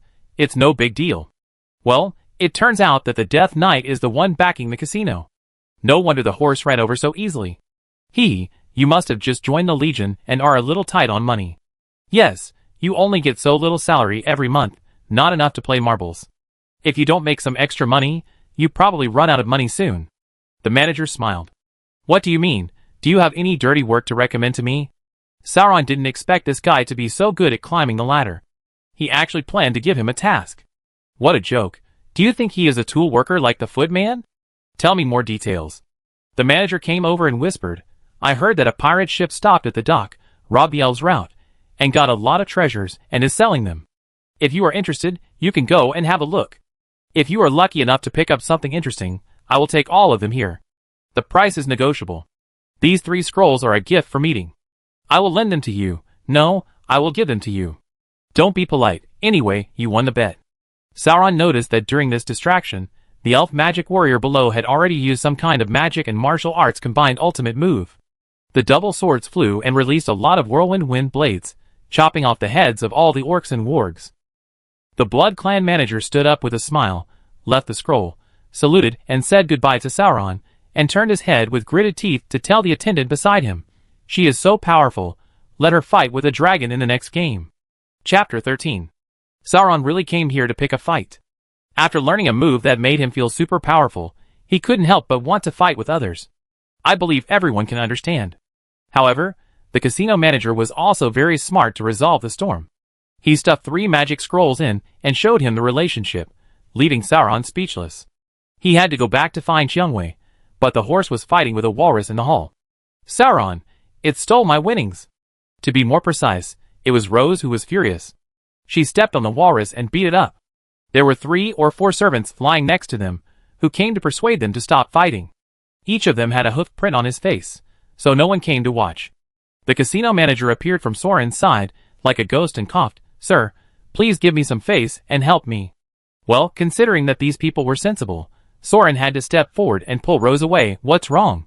The walrus had thick body fat, and was not dead after being stepped on. There were a lot of bumps on its head. It held its head and shouted, too much. I won the grand prize. You are robbing me. You are robbing me. It's my machine. It's my machine. Rose felt so wronged. The manager came up and whispered. Well, the 15 marbles given by Soran had been lost long ago, and then Xiaomai used his own private money to exchange 3 crystals and 300 marbles. Well, that is, he exchanged 18,000 with the gold coins that Aldris paid to Chiron. It seems that the clerk mentioned that the gold coins were at least 2 kilograms of gold sand. The exchange rate of this casino is really unfair. In short, it threw nearly 300 marbles in, and lost them all in a short while. It was not satisfied yet, so it left a steel ball on the slot machine and went to exchange chips. If you often come to the casino, you will know that someone is playing on this table, and it is occupied when you see the steel ball on the machine. However, the walrus came from another place, and didn't know these unspoken rules. It threw a marble in and won the jackpot, 100,000 marbles, and 200 crystals. How could Xiangwei tolerate this? Before Soran took action, it started to make trouble here. I should have won the prize. Don't be jealous, it's all about probability. It was someone else who won. It didn't cheat, and it didn't use your marbles. Ahem, that's not the case. The manager muttered. Didn't they recognize it as the mount of the Aldris family? The backend specially adjusted the parameters to make it win to cheer it up. It's really unlucky. Soran glared at him to shut him up, and pulled Xiangwei away. So, 9 out of 10 gambling scams, those who run casinos are all unscrupulous scums. Occasionally letting you win a small victory is just to set a trap to make money from you. If you indulge in gambling, you will lose everything and your family will be ruined sooner or later. You should learn a lesson this time, and don't invest your money in such a bottomless pit in the future. Rose was just venting her anger, and left with Soran with a frustrated look on her face. But the walrus was very dissatisfied. You, the Psychic Empire, are too much. My father is the great Hiza of the IC, the envoy of the Sea Kingdom. He was invited by your Prime Minister to be a guest. Is this how you treat a special envoy of a country? Soran frowned and winked at the manager to deal with this guy, who knew that the other party was angry after being beaten up, showing his fangs and roaring, I want to duel with you. Soran was stunned, looked around, and confirmed that the other party was pointing at him. With me? What does it have to do with me? This is your mount, Makara. I want to fight you in a duel. The Sea Kingdom cannot be underestimated. The walrus bared its fangs and roared. Soran raised his eyebrows, and looked up and down at this ungrateful guy. Because this thing looked very similar to the marine mammals in Sauron's previous life, he called it a walrus. In fact, it should be considered a beast-like humanoid, still with human-like limbs. Of course, the similarity with the walrus is not the human-like limbs, but the body shape. Even though he was stepped on and kicked by Rose, he was not injured at all. He had a thick and durable skin and a huge body. His mouth had fangs like daggers. When he got up, he was almost as fat as the ogres and orcs. He was not even in the same weight class as Sauron. To be precise, this walrus weighed about 1 ton. I don't know if Sauron, who was just skinny, weighed 100 pounds. Single duel, are you kidding me? Oh Makara, that really needs to be treated with caution. Do you two need to use a special venue? Our store is willing to provide a fair duel contract. The manager rubbed his hands and smiled. Soran frowned. You probably don't know that Makara is a tradition passed down from the orc civilization, called honor duel. The two parties with grievances resolve their grievances through fair duels, and understand the cause and effect. No matter what the outcome is, subsequent revenge is absolutely prohibited. If the two of you are willing to resolve the conflict in this way, it would be the best.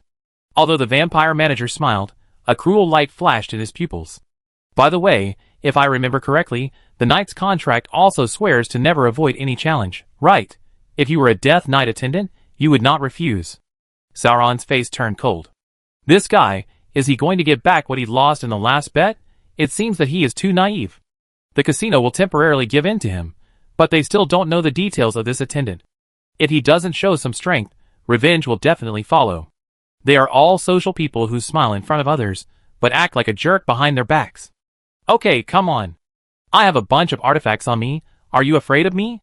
It's easy if you agree, but I have to remind you that Makara is a fair duel, and magic props are not allowed. Is that okay? The vampire manager still had a hypocritical expression, as if he was reminding you with good intentions. In fact, the scroll just now is not allowed to be used. Soran rolled his eyes. How is this fair? You are not allowed to use magic in the magic world, then why don't you go and fight the Lich? Hee, if it is your own racial ability or spell slot, it is allowed. But potions, scrolls, jewelry, alchemical props are prohibited. The attendant next to him has prepared the contract, which is really considerate service. Sauron sneered at him while holding the dragon spear. How about I just tie your hands and beat you? Humph, weapons and armor are not prohibited. The walrus directly pressed the handprint. If you can use the artifact, you are capable. The manager and Soran looked at it with pity. However, the manager did not continue to stop it. It seems that although he roughly knew that Soran's spear was a magic weapon, he had not figured out what it was. He should take the opportunity to see what cards Soran had. He was so bold to find trouble with the casino. Soran followed suit and pressed a fingerprint on the contract. He saw the secret circuit in the contract was activated, as if a faint light was entangled on his thumb. It seems that this Makara is not just talking nonsense, it really has some magical effect. Soran thought about it, pretended to check the status of the spear, and touched the tip of the dragon spear with his thumb. Sure enough, the magic light was cut off. It seems that the priority of the artifact is still higher, and this contract itself cannot be constrained. Rose bit Soran's sleeve and tugged. Soran, did I cause you trouble? It's okay, it's just a small matter. I can easily deal with it. In fact, riding Rose and killing all the way is also a solution. Judging from the magic power that Soran saw, if magic power is the standard of combat power, there are probably few people who can beat the Blazing Rose, the upper nightmare. So he actually wanted to try his hand with this walrus. At worst, he would lose face and call for help later. Rose was very conflicted, probably thinking that she had gotten into trouble. Sauron. Touch my horn. Horn? The horn of nightmare is in front of the nose. It is unknown whether it is bone or hardened keratin, but it is undoubtedly a precious magic material that condenses huge magic power. Well, I will add a curse to you. You said it the wrong way, right? Sauron was speechless. Why was he afraid that he would win too easily or something? No, it's a curse. We can only release the curse. Rose cupped his hand. It's okay, Makara doesn't forbid blessings and curses. So how is this fair? Sauron noticed that the vampires and walruses around him didn't react to Rose's words, and suddenly realized that Nightmare was not speaking with mental power, but communicating with him secretly through Soran's psychic ability. So he followed the lobby manager to the arena, held a gun with his left hand, and stretched out his right hand to touch Rose's horn. It was warm and smooth, not very hard, and had the touch of amber, probably with blood vessels and nerves. Soran could see that a large amount of magic energy was transferred to his hand, like a red and black fog rolling like Mars, wrapping around his right forearm. What effect does this have? Soran noticed that the fog formed a claw similar to that of a beast. I don't know. Soran was shocked. Do you want to kill me? Once Aldris was besieged by many death knights. She taught me to use it on her. You just need to. Rose's voice suddenly disappeared. Soran looked around and realized that it was the casino that activated the crystal magic and sent him and the walrus to the arena just now. The walrus was waving his mace to warm up with his belly sticking out. The traces of the previous duel on the battlefield had not been completely cleaned up. There were deep marks on the ground left by the elven magic warriors with their fighting skills, and there were large patches of blood on the ground that were not sure whether they were wolves or orcs. Soran looked at the sky. Because of the barrier, he could not see the audience seats. But it was estimated that the casino was using their duel as a dealer. Soran estimated the distance of the walrus, about 100 meters. If he used the dragon spear, he would have killed him instantly in the blink of an eye. But in such a public situation, it would be foolish to reveal the identity of the Vanguard. The eye of whatever would have recognized the dragon spear as a divine weapon, and these vampires were very insidious. Maybe nothing could be found in the explosion, and he would have confessed himself. But this was not a big problem. Soran's original plan was to use the panther's swiftness and the fist of magical power as a cover, and kill the opponent with the spear when the time was right. Now, Soran looked at his right hand covered by the black and red magic curse, and estimated that the curse should also be eliminated by the dragon spear, otherwise he would just try it. So Soran raised his right hand to the walrus from a distance, imagining that the magic energy in his body would rush to his right arm like a stream of water, and wash away the thick fog that covered his right hand like a rubber bag in one breath. Then the curse was activated, which was not quite what Soran imagined. He thought it was just a wave of feeling, like the one in Dragon Ball, whoosh boom, bang. The rhythm was a bit like Nightmare Hellfire and explosion effects. But the actual effect was not like that. It was hard to describe it in words. I could only describe the scene that Soran could see. The moment the foggy curse on his right arm was injected with magic power in his body, it suddenly expanded and exploded like a bubble. After the curse smoke mixed with the flowing water of magic power, it formed a viscous gel like oil. It was a bit like a spider web, and a bit like a honeycomb structure that expanded and covered the entire arena. The mixed magic gels seemed to be alive, rolling and flowing, sometimes condensing and sometimes splitting, forming irregular polygonal magic nets in the air like honeycombs and spider webs. When they penetrated the ground, the walls, and the magic net circuits in the sky that were obviously the magic defense barrier of the venue, it was like the blue veins bursting under the skin. The black gel went against the golden or white magic pattern circuits, corroding and polluting them in the opposite direction. The large area of spells and barriers were peeled off like a cracked wall, gradually revealing the scene of the audience seats. It seems that the magic that maintains the illusion has been destroyed. Soran looked at the vampires and humans in the audience, who had no reaction at all, and then looked at the walrus in the distance, who was already shrouded in the insect nest-like magic net. He was still dazed and ignorant, still twisting his neck and stretching his legs to warm up, and seemed to want to do a standing forward bend. Obviously, they did not see the ability of the magic net. Well, it seems that they have messed up again. Soran swallowed his saliva and looked at his right arm, the core of the whole weird magic net. At this time, the curses were as thick as branches, connecting Sauron's right arm to the magic net circuit of the entire casino. Yes, the entire casino, because Soran could feel that after his magic power merged with the curse cast by Rose, some unknown magic power had mutated and had passed through the defensive array of the arena, going against the magic circuit and eroding the magic network of the entire facility. "Hey kid, why are you holding your hands up all the time? Want to surrender?" the walrus shouted. "Damn, do you think I don't want to put my hands down?" Soran's mouth twitched. He didn't dare. What the hell was going on? Will it explode? Hee, are you scared?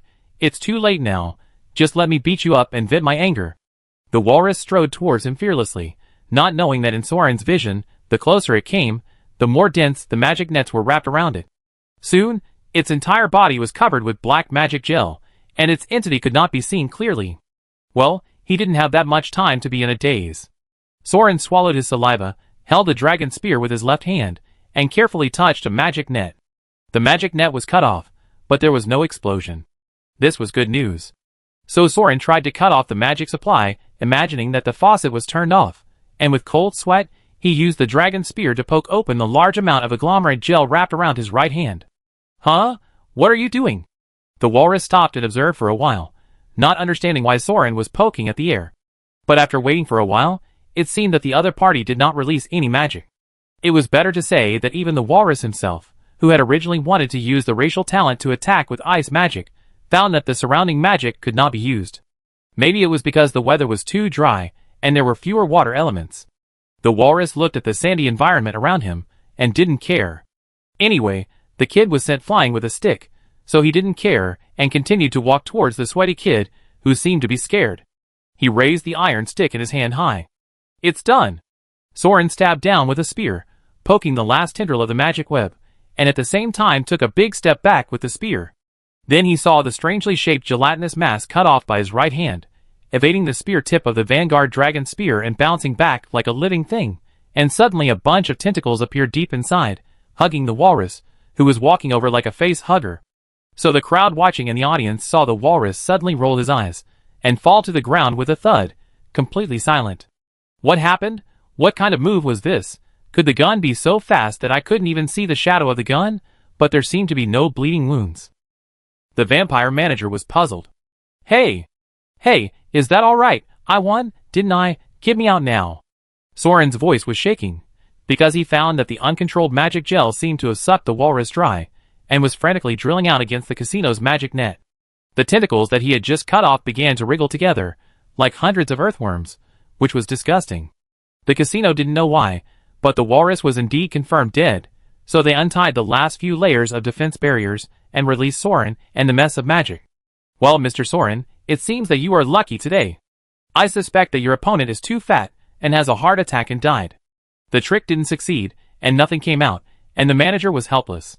What did you say? Sauron followed the large mass of indescribable stuff, watching it drill into the magic nets of the casino, and some small masses stuck to other nobles, covering the purple crystal jewelry they wore, absorbing energy and expanding. I mean, you can play for a while if you want, the manager said, but it seems that Lord Aldris has come to the front door to pick you up. Sauron stared at him with wide eyes, and a ball of gel fell on this guy's head, stretching out tentacles to earn from his eye sockets, as if sensing the magic blood of the vampires in the capillaries. The manager touched his face in confusion, and it seemed that there was nothing dirty, so he shrugged and left. Sauron, are you okay? Can you not tell Aldris that I played marbles? What's wrong? Is there something behind me? Rose trotted over and turned to look at Sauron, who was stabbing at its back with a gun. So you can't see it either, okay, I understand. Go go go go go go go go go. Sauron rode on the blazing rose and rushed out the door. Just pretend that you didn't see anything either. Chapter 14.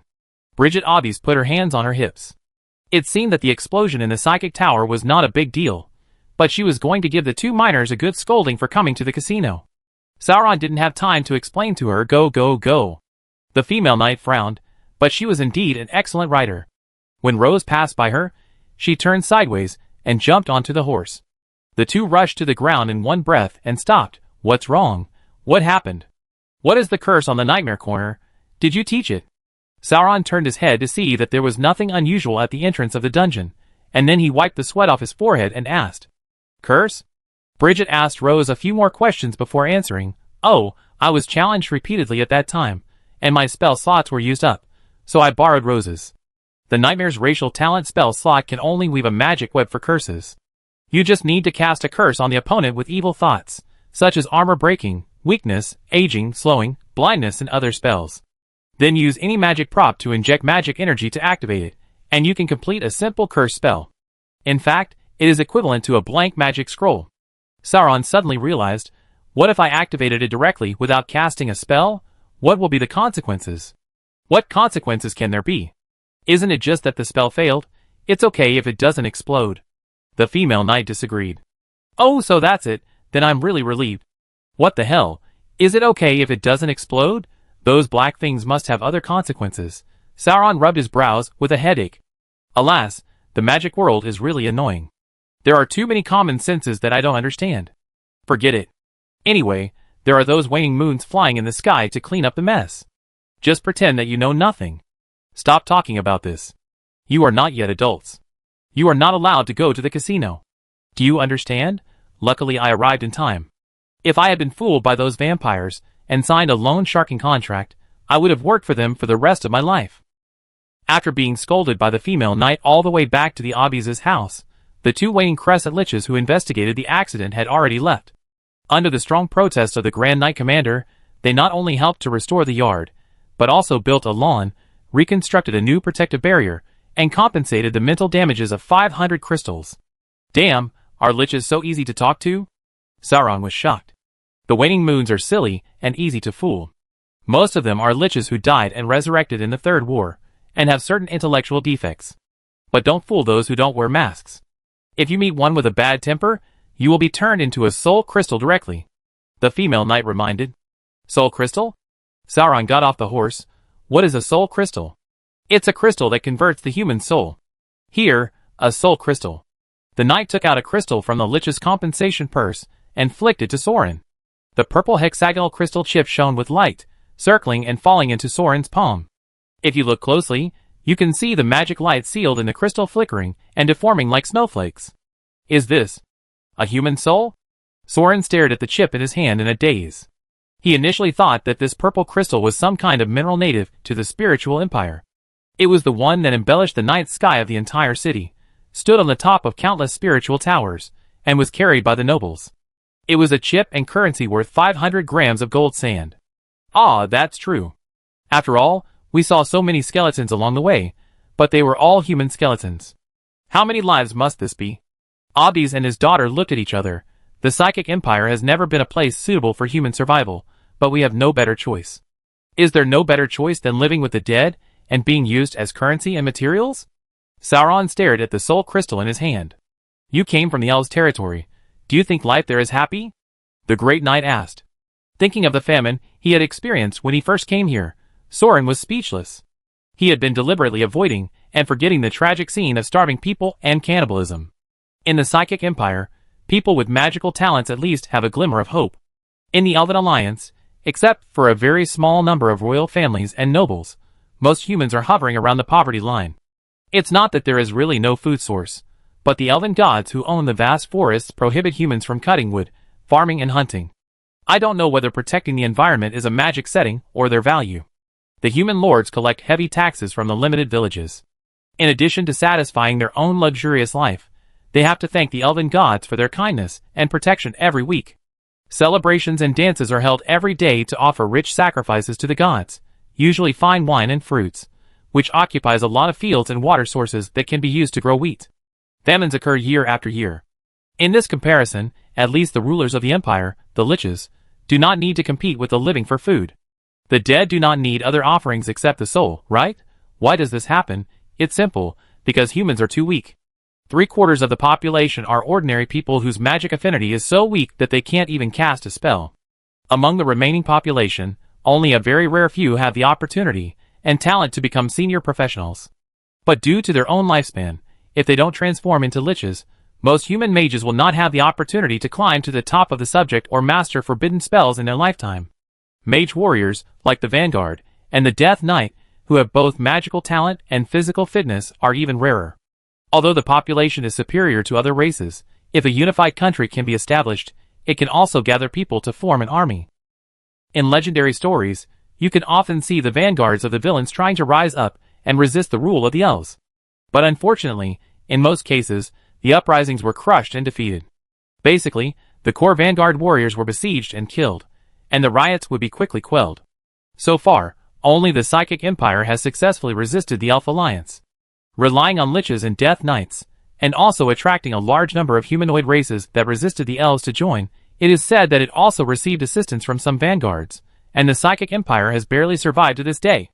But if you want to expect the liches to fight all the way to the King's Court of the Gods, burn the World Tree, exterminate the elves, and completely establish the human empire, it is too much to overestimate these dead people. The power accumulated by the elven gods for tens of thousands of years is not something that the empire, which has only 1,000 years of power, can contend with. After the end of the Third War, most of the liches were simply beaten into idiots like the waning moon, so the empire, which was seriously injured, was more inclined to guard this small piece of land and do experiments honestly. As long as the elves don't bother, everything will be fine. The 2 counterattacks launched by the empire afterwards were just to clear out some surrounding forces and plunder some materials and people. There was no plan to directly invade the heartland of the Elven Alliance. Sauron, what are you going to do? Assassinate the Lich and destroy this evil kingdom of death? Or assist the army of the undead to fight against the elven gods? The knight asked. Sauron shook his head. How could he know? Does traveling to another world mean being a hero to save the world? And assassinating the Lich? Do you really think you can fight the Lich and the gods on equal terms just because you get the artifact? The brain is simply crazy. Alfred smiled. At least you have some self-knowledge. You are very talented, but it is too arrogant to think that you can really change anything with the Dragon Lance. Grow up step by accumulating strength and experience. Don't worry, my Obby's family will definitely stand with humans. Soran was curious. You are paid by the Lich. Aren't you worried that I will become an enemy of the Psychic Empire in the future? It doesn't matter. In the long run, no matter what choice the Vanguard makes, it will be beneficial to humans. You may not believe it, but the overall situation of human beings has improved greatly compared to the past, when they were at the bottom of the food chain and almost like animals. The Great Knight blinked at Soran. Everyone who is alive now has to thank a certain pioneer in the past. At least the Dragon Kings now know that if they continue to burn down human villages and capture people as snacks, they may return to their nests one day and see a group of their offspring being skinned and skewered on spears. This is my favorite story, called The Origin of the Name of Dragonlance. You can go to the library to read it when you have time. Bridget coughed. Alfred had to stop. Well, it's getting late now. Go to rest, and don't think about it. When you can fight the Dragon King one day, we can talk about the topic of human destiny. Can I ask where the string is strung together? It's not the back door, right? Then you might as well call it the Chrysanthemum Lance. As a result, when he went to bed at night, perhaps because he was exhausted from fighting and casting spells all day, Soran had a nightmare all night, and even dreamed of the cursed magic that he summoned in the casino, like the black mud tentacle monster, and the scene of an octopus invading a huge red dragon, and it seemed that it also wanted to string in from the back door. Damn, this is a scene that completely refreshes your worldview. It was so realistic that Soran almost vomited and choked himself to death in his dream. He finally woke up after struggling, but he actually slept until almost noon. The sun was high above his head. Bridget and Rose were not there. Only the Grandmaster Alfred was in the restaurant. Good morning. I'm going to the guild now. Oh, you're awake. Sit down and take a look at this. The knight handed the book he was reading to Soran. It was a thick leather book like a dictionary. Soran flipped through 2 pages, and was surprised to find that it was an encyclopedia of botany. The yellowed paper had very detailed drawings of the roots, stems, fruits and flowers of plants, as well as text descriptions and various ecological records. If there was any difference from the herbal records in another world, it was that for each plant, there were corresponding magical properties, common potion recipes, and other introductions. You can't feel the air, so the Vanguard Army Ancient Martial Arts School is not suitable for you. The Great Knight explained, but your magic talent is amazing, and you have a lot of spell slots, so you are very suitable for the Death Knight Magic Martial Arts School. Bridget and the others have told you, the Death Knight is a magic warrior created by the Lich. Physical strength is not obtained through ordinary training, but through taking potions. Potion? Plasma Rose, do you know why the guild was named this? Is it easier to wear red uniforms? Yeah, the order is wrong. The knight spitted on Soran's face. The potion enhancement formula inherited by the Blood Cavalry is made with rose plants as the main material.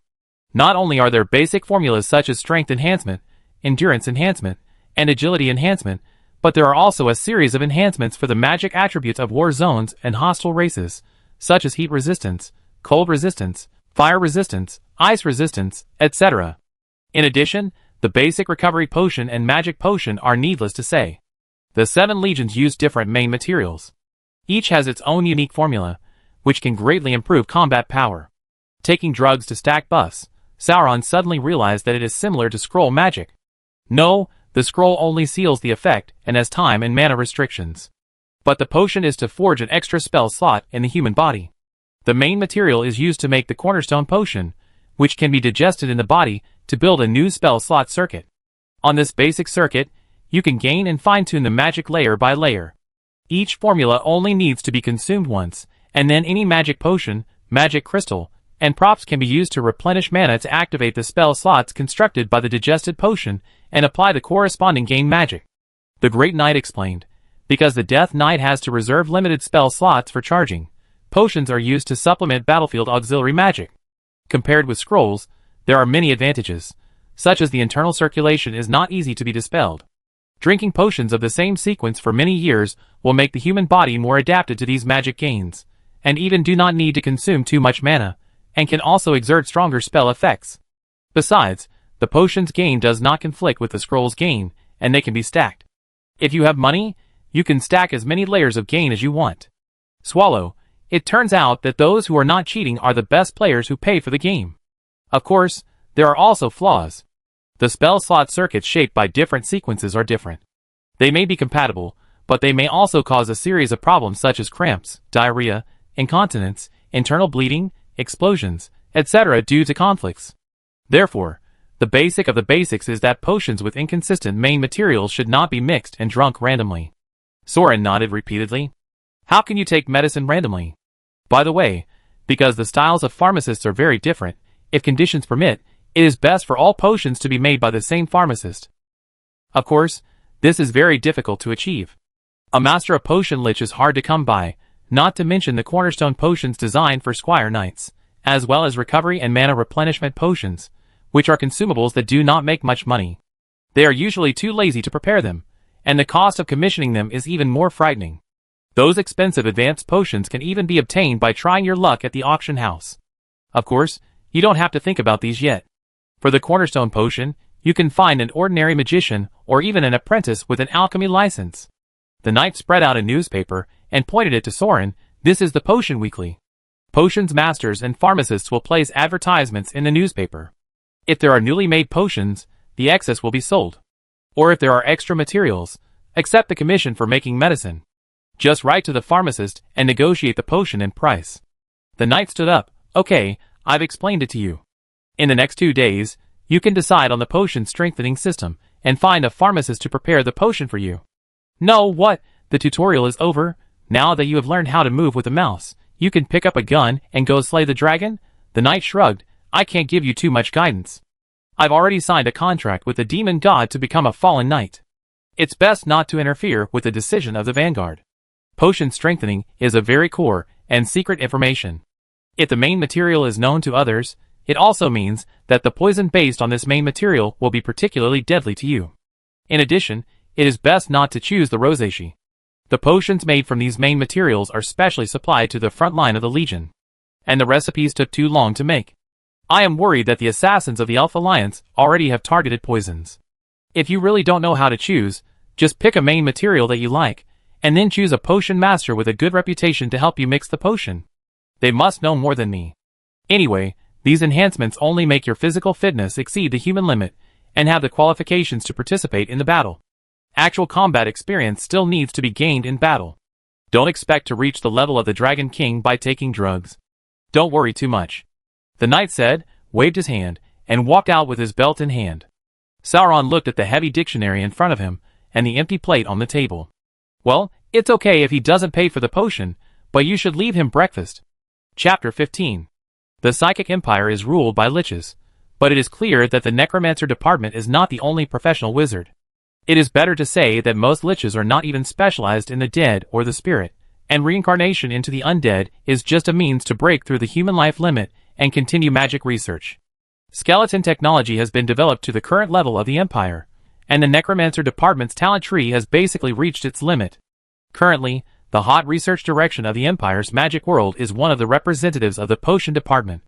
The potion production of artificial spells is considered a new magic expanded by strengthening the Death Knight. Although only Death Knights can bear it so far, gradually magic potions have been developed that can be used by nobles with average talent. If it can be popularized, then the remaining 3/4 of humans can also become a huge source of soldiers. It is of great significance. After the end of the Third World War, the Empire even separated the Lich research group that made Death Knights at that time for this topic, and established a flower unit to conduct potion research. This project also received a large amount of investment from the nobles. After all, it is normal for the magic world to want to become a magician. Many noble families sent their children to this team as half apprentices and half experimental subjects. It is said that the leader of the project, Lich Flower, named after her, has almost won the support of the entire noble parliament, and is the default successor to the next prime minister of the empire. Here we can also mention the system of the Psychic Empire. There are only two types of liches, white robes and black robes. The white robes are those who have achieved academic achievements recognized by everyone, and lead research projects funded by the empire. The ones who must do the research at their own expense are the black robes. The one who is elected by the white robes is the prime minister of the empire. The parliament of the empire is actually an institution created by living people. After all, the main god of the liches is death, and death is a human god who only accepts human souls. The basic base of the entire empire is humans. To this day, there are still many human princes and nobles in the elven territories who defect to the empire. In order to win over the human nobles, the liches agreed to hold the parliament by them, and they could send the proposals that received more than 50% support through voting to the liches in the form of tasks to complete. Of course, it was mainly done by those black robes, who needed to do research at their own expense. Unfortunately, the nobles were too excited to participate in politics, so there were too many messy and even contradictory tasks, and few liches were interested in wasting time. So all these years, so many things were pushed onto the head of the current Prime Minister Killian. So much so that it even developed a forbidden spell to bring the liches who were seriously injured in the last war to the present world in advance to help him do tasks. Well, that is the Waning Moon Army. It is said that in the recent White Robe internal election for the Prime Minister, he failed in the election and was successfully re-elected, and the only vote against him was cast by himself. So it can be said that once the Lich Flower completes the research on the artificial spell position of the potion department and intends to run for election, it is 100% possible to become the new Prime Minister. It can be said that the Prime Minister and the entire empire represented by the Parliament have high hopes for the Flower Project. I see, but you are well informed, brother. You know so much about these liches? Soran was lying on the long table in the library chatting with the guy in the library. The herbal dictionary was so thick that he didn't want to sit at the table and read it all day, so he brought the book to the library to study. Of course, His main purpose was to find someone who knew magic to tell him which main material to choose. Who knew that the guy in the library talked about a lot of things about potions, and liches choosing prime ministers. I'm telling you that artificial spell slots are the latest research, and the relevant information on the main material characteristics is in the hands of the Hua troops, and the results have not yet been summarized in the library. The guy in the library pushed his glasses, so I don't know which main material is better. Moreover, even if it is a traditional potion, the magical properties of the plants may change due to the potion-making process. So I can only give some suggestions. It's good to have suggestions. It's better than asking Soran, an alien, to come to the magic world to choose magical plants. The first thing is to decide on the pharmacist first. According to the other party's style, choose what he is good at. At worst, you can do a basic magic property test, and they will help you match more friendly elements. Asking an expert directly is indeed a very reliable suggestion. Isn't that what Soran did when he came to the library? Me? No, I'm not good at potions. The library boy shook his head, and I don't know any pharmacists. I'm a librarian, and my side job is making scrolls. Strictly speaking, pharmacists are my business rivals. After the mass production of healing potions, recovery scrolls are not easy to sell. Soran was speechless. That's because you guys are selling them too expensive. What to do then? Should I write to the pharmacists in the newspapers one by one, asking for a customized potion, but the main ingredients have not been determined yet? No one would respond, I guess. No, there might be such a service, but it would definitely cost extra. Then don't think too much, just pick one you like. Intuition is also part of magic perception. Or just pick a sweet one. At least the potion won't be too bad after it's prepared. The result is the same advice as the knight. Just pick one that you like. Soran looked through the dictionary, but even if he picked the ones he liked, he had never seen most of the herbs. To be honest, he had never seen any real green plants in the Empire, except for some glow-in-the-dark mushrooms underground. By the way, speaking of underground. Brother, you made them with scrolls, right? Take a look at these 3 scrolls. How much are they worth? They say they are vampire magic, foot wraps, coffins, and chirping rain. Soran took out the 3 scrolls he had cheated yesterday from his belt, and asked the library master to identify them. 10 gold coins for a magic appraisal. The library master immediately negotiated with him. TSK, I should have asked Obbies earlier. Soran curled his lips, and took out a crystal for him. The great knight Alfred threw it to him yesterday. Thank you for your patronage. I give you 270 grams of gold sand. The library master took out a scale from under the table, the Mobius scale, and weighed it, and gave Soran the change. Some gold grains mixed with small gold bars. Wait a minute. Wow, you are so mean. A crystal for only 300 grams? The Sorans were all shocked. This is the current market price. Except for the casino, all the scales are enchanted, and the ratio is the same when exchanging soul crystals and gold. Librarian explained. Why except the casino? They are collecting military supplies. Soul crystals are consumables used as weapons and puppets. The selling price is set at an outrageous price to prevent the outflow of military supplies. But you want to dismantle the crystal and exchange it for gold sand, but you only buy it at half the price, more than 200 grams. Very shameless. So when going to the casino, crystals are used as chips directly.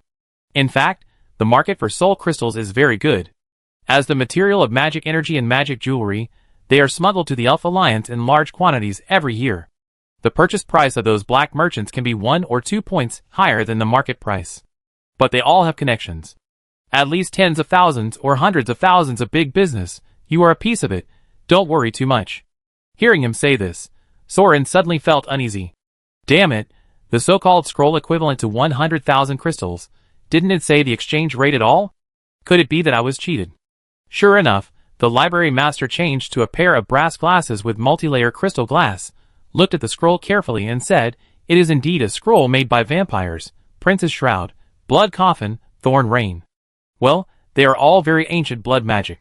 Prince's Shroud, a lower version of Prince's Blood Robe. Blood Robe can transform the user's blood into a protective spell covering the whole body, while Shroud can only open one side, a physical protection that can be destroyed by magic.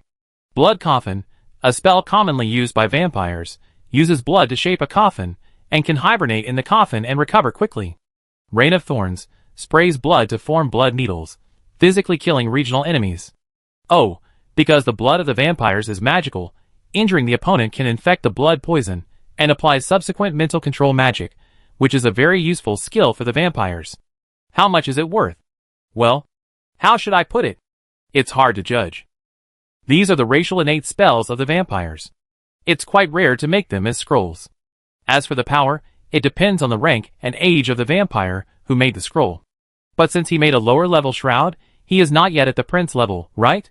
For nobles who have just transformed into vampires, and have not awakened many racial talents and spells, it should be quite useful. It won't be so effective for other races. Vampires can take back the blood of the medium of the spell, and a living person can become anemic after casting a spell. Why don't you put it on the trading field? And you can also sell it for 30,000 or 40,000 crystals. 30,000 for one? Soran was looking forward to it. If one can't be sold, if you pack 3 together, some nobles with spare money will be interested.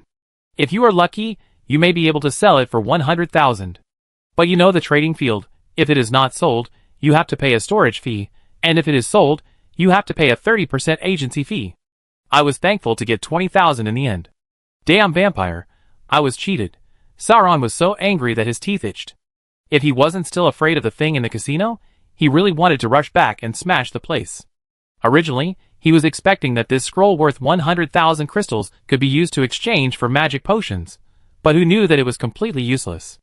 Now he only had 270 grams of gold in his hand. Even the healing magic potion required 3,000 gold grains, and these 200 gold sands might not even be enough to buy a bottle. This magic world is too difficult to survive. It has been so many days since he came here, and his financial situation is completely between bankruptcy and near bankruptcy. You don't have to spend money. You can negotiate with the pharmacist if the other party agrees to let you pay in the form of a task, such as helping him kill someone or experimenting with a potion. Oh, I'm going to be busy first. The library pushed the book cart to organize the bookshelf. Just now, I chatted with Soran and fished for a while, and now the books that flew back have filled the book cart like a small hill. We are all destined to work. It seems that I have to ask Aldris if there is any job that can make money. Soran sighed and continued to study the dictionary. He was almost asleep in less than 10 minutes, until someone pushed him awake. Hey, hello, are you a knight? Soran raised his head in a daze, looking at the pink-haired girl standing beside him, smiling and waving at him. Huh? Are you a knight? A knight of the Empire? Or a servant? The girl blinked her sapphire eyes, her eyelashes fluttering, and pointed her index finger at the spear in Soran's arms. Is that the Vanguard dragon spear? Soran woke up instantly, and the hairs on his neck stood up. For a moment, he thought that the girl in the white dress was a lich who came to the library to borrow books. She recognized the Vanguard army's artifact at a glance, and planned to kill him like a cat and mouse. Fortunately, after his heart beat violently for a few beats, Soran made a judgment. This is not a lich, just an ordinary human. The white dress is just a coincidence. If you look closely, you will know that it is a wedding dress style, not a wizard robe. Obviously, there is no form of enchantment or protection magic, only a purple crystal brooch on the chest. The long pink hair is draped all the way to the waist, and the hair on both sides is braided in a very classical and complicated way. No one in the Empire uses this hairstyle, but Soran suddenly realized that it was because he had just crossed over, and the local nobles used it more.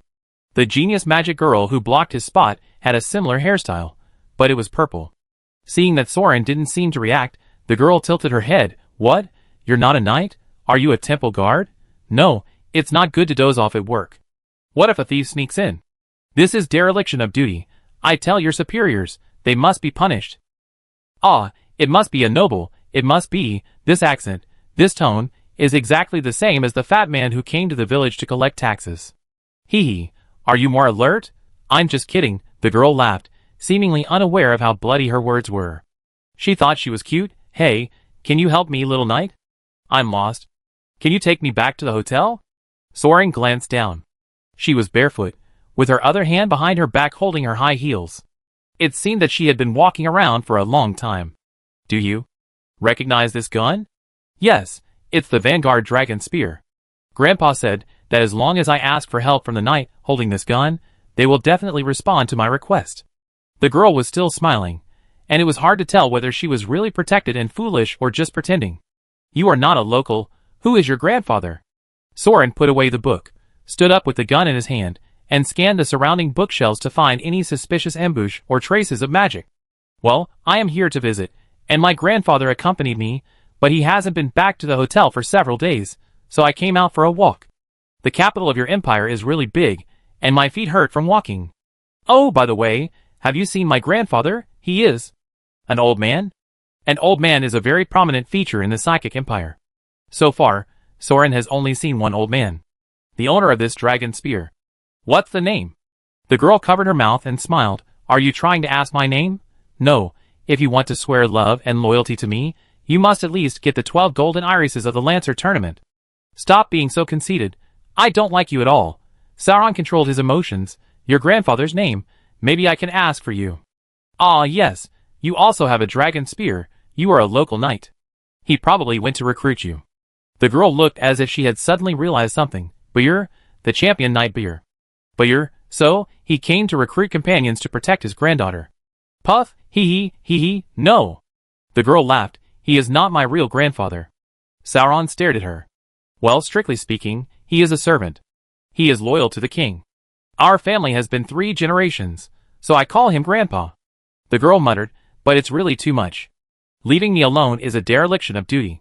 I will tell my father that he must be punished. Sauron tightened his grip on the spear and led the girl out of the library. Are there many? The users of the dragon lance, who are loyal to your family? Knights?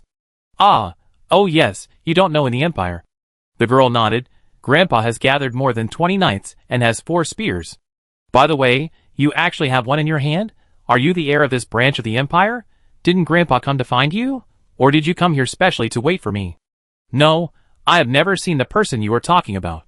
It was just a coincidence. Oh, really? Did he go there alone? But what is fun in this gloomy city? Ah, no offense, but there is not even a tree, and the architectural style is really ugly. I heard that this is the great temple of the Age of Gods, so I came here specially to see it, but it is full of dirty rubbish. It is not good at all. She kept talking. Dirty and tattered? She meant the books? Sauron glanced at her. Is your country beautiful? Of course. Sunshine, blue sky, grass, fragrant irises and delicious jams, banquets and dances every day, songs from the temple choir and handsome elf warriors. Anyway, it's much better than here. Sure enough, this land is cursed by death. Sauron glanced at her. Really? Then why did you come to visit? Sign a ceasefire and immigration agreement, allowing subjects to migrate and trade freely. She smiled like the Virgin Mary. After the agreement is signed, you can get rid of this deadly place and come to live in my country, Squire. Really? Sauron stopped at the door of the library. He could see a carriage waiting at the bottom of the steps. A luxurious carriage pulled by 8 undead horses, followed by 20 fully armed knights. Judging from their pale skin and the magic power shining in their veins, they should all be vampires. A vampire diplomat in aristocratic dress came forward and bowed. Your Highness, I've been waiting for a long time. I hope you are not frightened. Ah, I am sorry, Your Excellency the Count. I just want to walk around and see the famous attractions of the Empire. The girl, the princess, lifted the hem of her skirt to return the greeting, secretly stuck out her tongue at Soran, and stretched out her hand to let the vampire count lead her down the stairs. Sauron stood there with a gun on his face, expressionless. Oh, by the way. The princess seemed to remember something. The attendant escorted me for a while. I should reward him. She smiled at Soran and entered the carriage with the help of the maid. Then the count came over, took out a purse from his arms, and threw it over. The crystals in the purse were scattered in front of Soran, probably hundreds of pieces. Princess Franny gave it to you. Chapter 16. After traveling to another world and becoming another person, Soran never thought about actively merging with the original owner and really becoming another person. He may use the name Soran, but from beginning to end, he has always regarded himself as a tourist in another world, a traveler standing from the perspective of a bystander. But not actively merging and not actively recalling does not mean that he does not know some things, and some things can really be forgotten. At least when the vampire count said, Princess Franny gave it to you. When he threw the purse in front of Soran, many things came to his mind along with the word Franny. In fact, it was nothing strange. The human beings on the side of the elves and gods were completely feudal serfdom. How could ordinary people live? In simple terms, there was such a village and such a family. Although they worked hard every day, after the harvest, 50% was offered to the gods, 50% was handed over to the king, 50% was paid as tax to the Lord, and 50% was offered to the temple. Do you think that this is more than 10%, and there is something wrong with the calculation? No, it is calculated like this. First of all, the elves and gods have given you blessing magic, so as long as you work, your fields will increase production. So taking half of the harvest is not excessive, right? Secondly, the king provides security. As long as you pay taxes, you can keep your head and continue to work. So taking half of the harvest is appropriate, right? Then the lord is the owner of the land. Yes, the field belonged to the noble landlords. You are just helping him work, and only half of his own property is taken, generous and kind, okay. Finally, the temple must also have half. Why? Because the gods and the king divide the harvest. What can you use to pay taxes to the landlord? Fortunately, the gods collect taxes only to maintain their awe, and they don't actually need those coarse grains and oats to fill their stomachs, so you can borrow from the temple, which is equivalent to half of the harvest you previously handed over to the gods, and then sign a contract to borrow from the temple, and pay it to the landlord for tax. If you calculate it this way, don't you have to pay back the debt you borrowed from the previous year to the temple? So the harvest of the year was confiscated twice, and the gods and the king, the temple and the lord, all shared equally, which was a cause for celebration. Well, this roundabout statement is actually the words in the contract during the weekly sacrifice of the Franny temple. Of course, as a time traveler, Soran himself has a more straightforward way of understanding. In the feudal Middle Ages, ordinary mortals were serfs, with no private property, and all the harvests belonged to the lords. How much the lords had to hand over to the king depended on the centralized system within the feudal kingdom. For ordinary people, it is good enough if the lord is willing to give them enough food. If there is a famine due to a poor harvest, of course, he will not care. But this is also a cruel magic world with multiracial competition. And humans are just a servant race of the elf gods. So according to the contract, not to mention land and property, even the crown and territory of the human king are given by the gods. But in fact, the elves have a sparse population and a vast territory. The lifespan of humans in remote areas is short. They have never seen them in their lifetimes. Instead, they raise the banner of rebellion as soon as they are called by the Vanguard. So how can they rule effectively? This is the answer. The elven god requires offerings, and then lends them out, using both kindness and power. It is impossible to ignore it. Only when it exists in human life can the servant race be awed and obedient, and dare not have a rebellious heart. In the world of high magic, this kind of ritual-like behavior is obviously not redundant, but a large-scale magic ritual that really works. What effect it will have, Sauron is not sure. But even if they are exploited like this, the food is blessed by magic, and if there is a good harvest every year, the family can still barely survive. Until the Great Famine occurred. But if I remember correctly, the Great Famine in Franny was because the fields were very unscientific when the harvest came, and not a single rice grew. And now the eldest princess of Franny is here, visiting the Psychic Empire, and she said that she has gathered 4 pioneer dragon spears and more than 20 knights. A human kingdom that is a servant of the Elf Alliance has gathered a large number of pioneer martial arts who are being hunted by the elves, and sent a special envoy to contact the Psychic Empire to sign a peace agreement. At the same time, the country also suffered a very unscientific disaster, lost the blessing of elven magic, and suffered a nationwide famine. Is there any logical connection between these things? Maybe. Although Soran himself has no direct evidence, he understands the logic of the god's curse on the betrayers. He can even understand the words and actions of the princess. After all, she is a princess in the feudal era. Maybe this is her first time to travel abroad outside the palace. What do you expect her to understand? She didn't scream disrespect, death penalty. She ordered her followers to dig out her eyes and chop off her head just because Soran saw her bare feet, and even gave her a reward, which was enough to show her kindness. But this did not stop the boy from feeling angry. The one who was angry was not Soran, but Soran, the original owner of this body, the soul that had been silent in the body, the child who suffered from famine, lost his family, and finally had nothing because of the many things that the Franny royal family and the elven gods had done. So he poured all his anger and hatred on the first member of the Franny royal family he saw. Kill her! Help me kill her! Help me get revenge! Make them pay!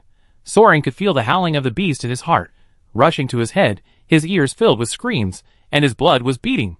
But he suppressed the boiling blood in his chest, leaned on his gun, and ignored the eldest princess of Franny, who disappeared at the end of the street under the escort of a large group of blood cavalry.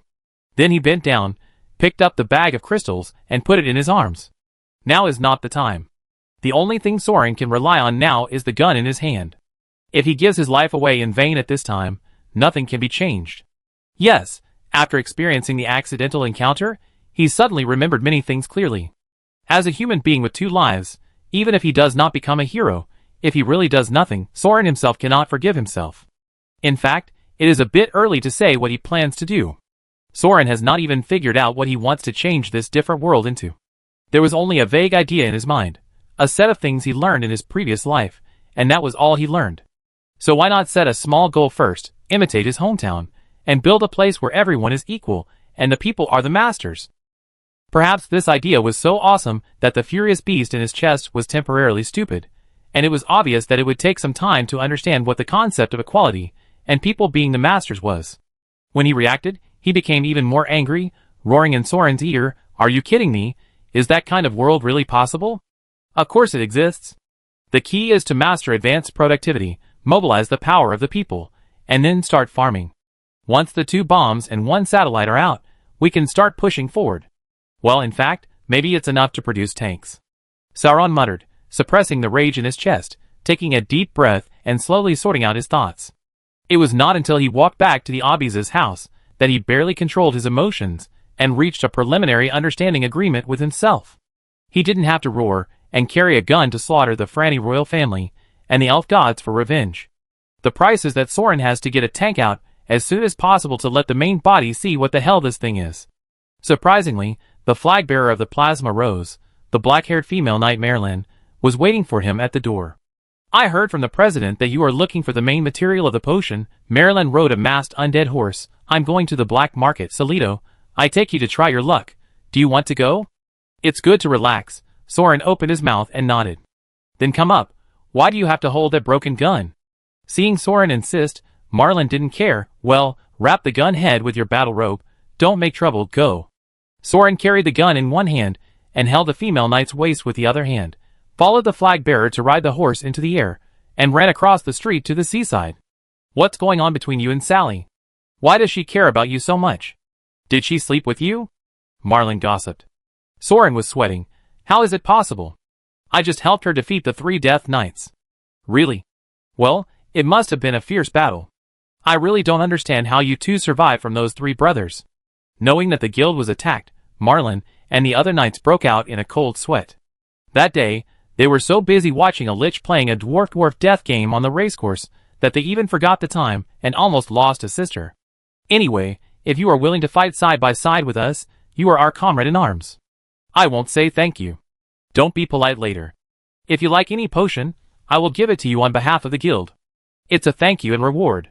Marlin reached back and rubbed Soran's hair until it looked like a chicken coop, showing a very cheerful personality of a girl next door. Obbies had obviously already made arrangements, and had let Marlin take over the command position of the flag bearer. After she graduated, Marlin would be the president, and Sally would be the assistant and secretary. The arrangement was very safe. Soran nodded. He could even bend down to pick up the bag of crystals, so how could he refuse the kindness of these female knights? What kind of place is the black market? Is it the auction house? No, the auction house is mainly for liches to exchange materials and magic props.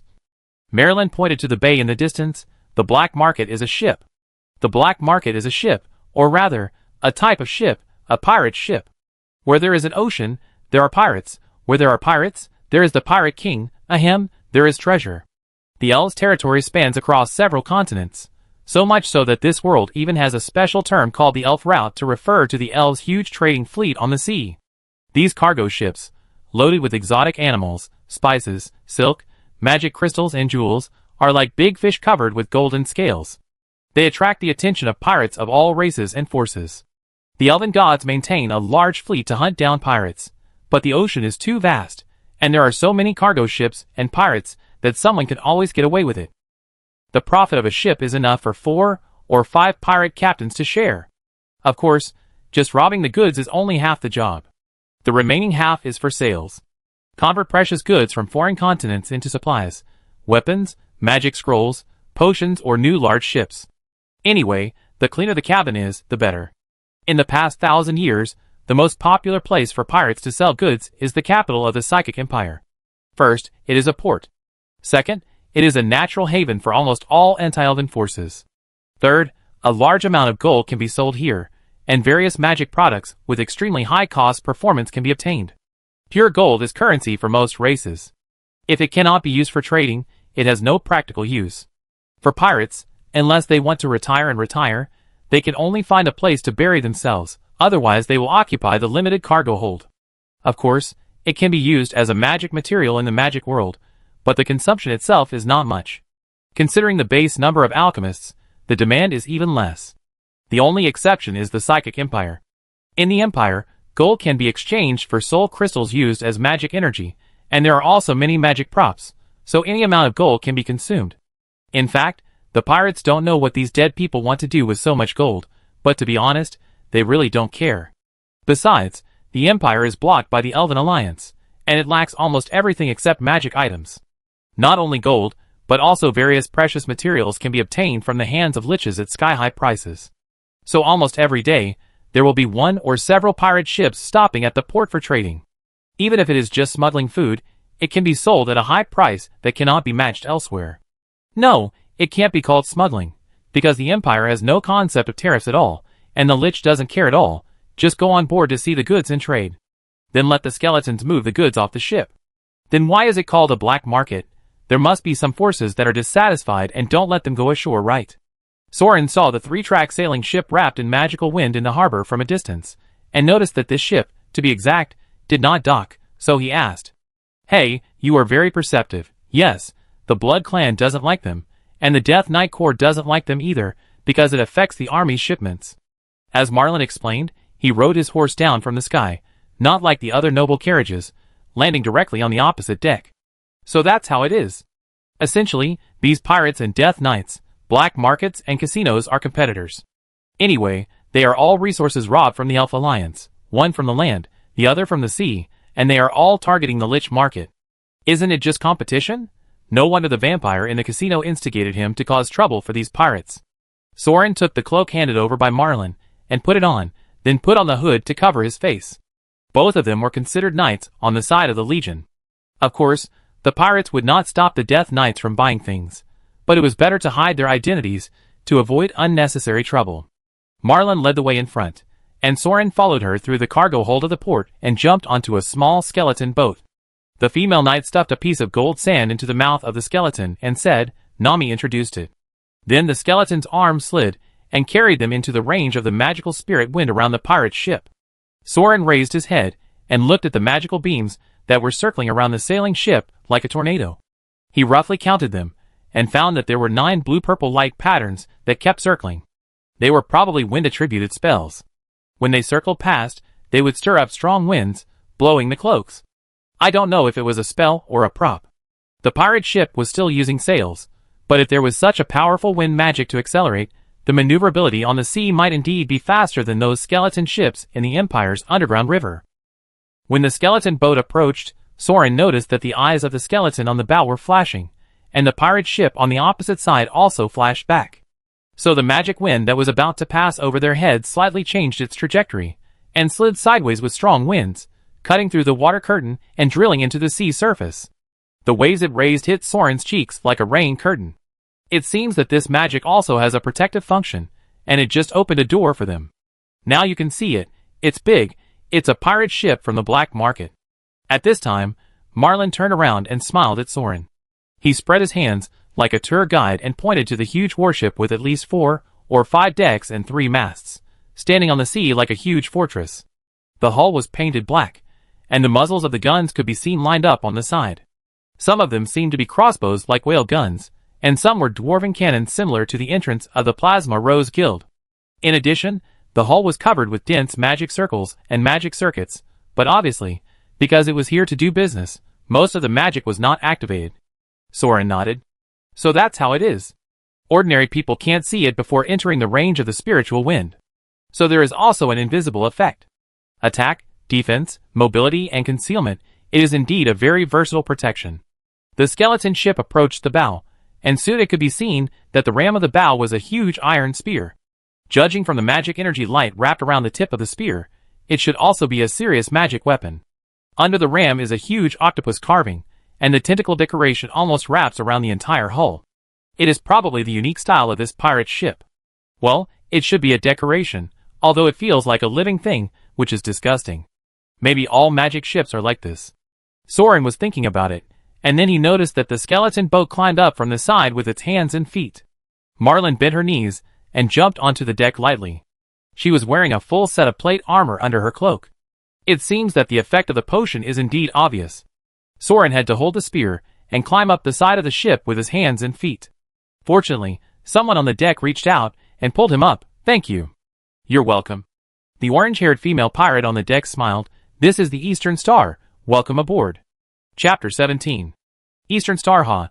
Seeing the huge octopus on the bow, I thought it was the Flying Dutchman. Come to think of it, are there really octopuses in this world?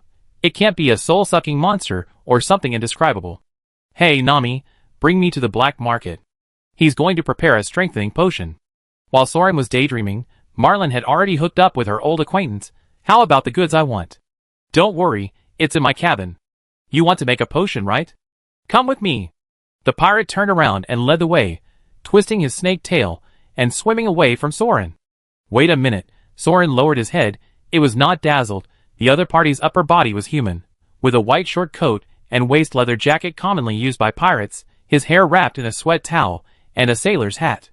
The lower body covered by the side of the ship, from the waist to the beginning of the snake's tail, orange-yellow scales and wavy patterns. The part that resembled a leg standing upright was helped by 3 or 4 belts, and was filled with muskets, throwing knives, scrolls, potion bottles, and other things.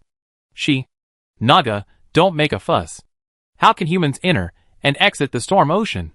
Stop pointing fingers at the crew and follow. Marilyn pushed him from behind, and Soran hurried to follow. He was amazed. Entering the cabin was like entering a zoo. Trolls, lizardmen, orcs, and ratmen. A warm and humid stench came to his face, a complex smell of alcohol, onions, lemons, and fish. Ugh, I want to vomit. The first floor is the sailor area. Do you want to eat seafood?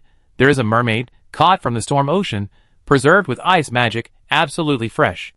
Soran followed the direction Nami pointed, and saw a large plate of freshly cooked seafood stew on the long table next to the pirate bar. Mermaids, murlocs, and all kinds of other things were mixed together and boiled, and then served. Then all kinds of creatures that looked like crew members gathered at the table. The humanoid ones were more polite, so they scooped the fish meat and put it on the plate, eating it with sauce. Some others, who were not sure if they were pets, simply lay under the table and feasted. Seeing them eating so deliciously, Soran was a little hungry again. Nami saw him standing still and laughed. "Why, is your brother a member of the human supreme faction? You know that mermaids also eat people?" "Ha ha, don't mind. This kid just came to the city and has never seen the world." Marlin locked Soran's neck and warned, "Don't go crazy. Mermaids are not even intelligent creatures. This ship usually deals with the elf fleet. Do you know how many guns are there below? It's enough to blow up the port. If something goes wrong, I can't protect you." "Swallow, I don't want to do it. I just haven't eaten for a day, and I'm so hungry." Soran curled his lips. Even if these monsters eat humanoids, as a human, seeing those hands and feet on the plate would make him feel uncomfortable. But even if he showed his dragon spear and killed a ship now, what would change? This is a different world. The Vanguard army has been killing monsters for so many years, and still looks like this, because the indigenous humans here are only a part of the ecological cycle of this world, and their position is still low, and they can't be compared with the terrifying upright apes at the top of the food chain in another world. Forcing the values of another world into the world is just asking for trouble. However, Soran does want to solve the problem from the root, which is also his nature as a human being. Actually, it is simple to put it bluntly. As long as there is no rule like magic in this world, these man-eating monsters will soon become things that only exist in the classic of mountains and seas. However, he doesn't know much about how to solve the problem of magic, so he has no idea for the time being. Seeing that Soran really didn't intend to make trouble, the pirates took them to the depths of the cabin. The cargo hold is located below the second deck in the middle of the ship. The pirates use some kind of space extension magic to transform the crew lounge into a crowded market. The crew used their beds as stalls to sell the goods they had stolen from the other side of the horizon. The second and third floors are the currency collected by the sailors themselves, and there are also a lot of magic materials, which are prepared for the apprentices of mages. "Marlin, your goods are down there." Nami swam to a lower level. "You need a guarantee from the sailors to enter down there. Take a look first and don't cause any trouble." Marlin ruffled Soran's hair and chased Naga downstairs. Judging from the crocodile-headed guards at the door, the lower floors probably had some valuable orders. No other human nobles were seen on the second and third floors. They probably went directly from other passages to see the precious goods on the lower floors. So Soran walked around the cabin with a gun. The black market didn't sell any magic equipment, scrolls or potions, which were special products of the Empire. The pirates ran so far at the risk of being killed by the elf navy's random bombardment. It was even more impossible for them to prepare a bunch of counterfeits from last week to play a game of eyesight with customers.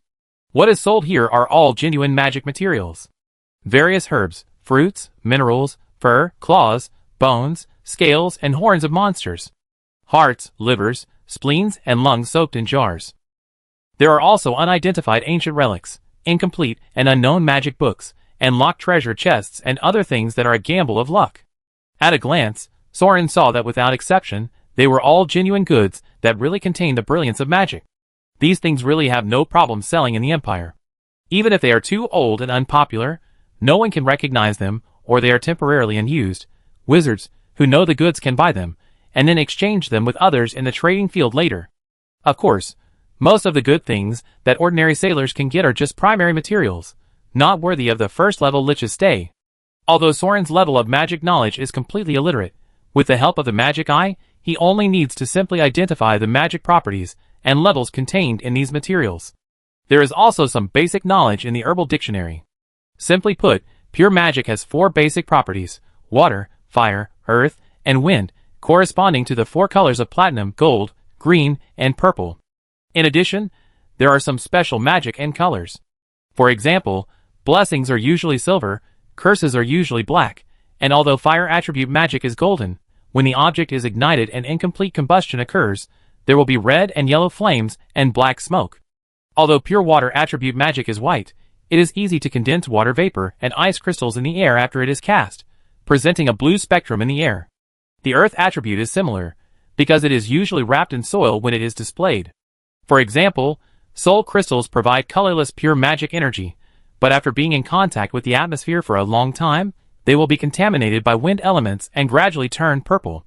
The blue-purple whirlwind that Soran saw outside the pirate ship represents a spell with both water and wind attributes.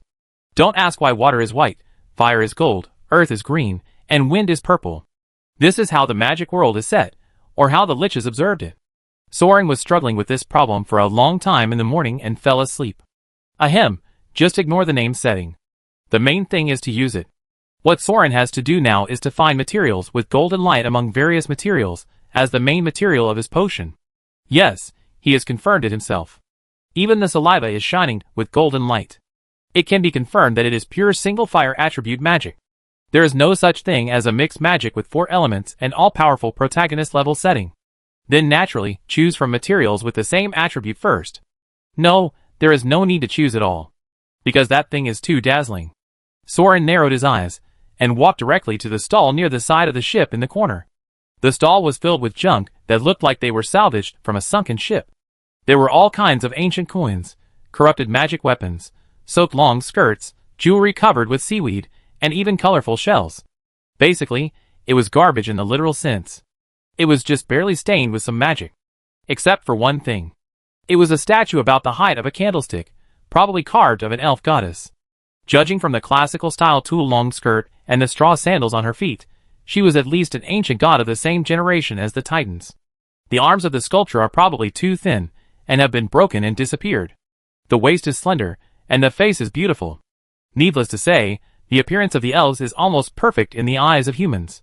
In fact, most humanoids have charming and seductive looks, but of course, this is not the main reason that attracted Sauron.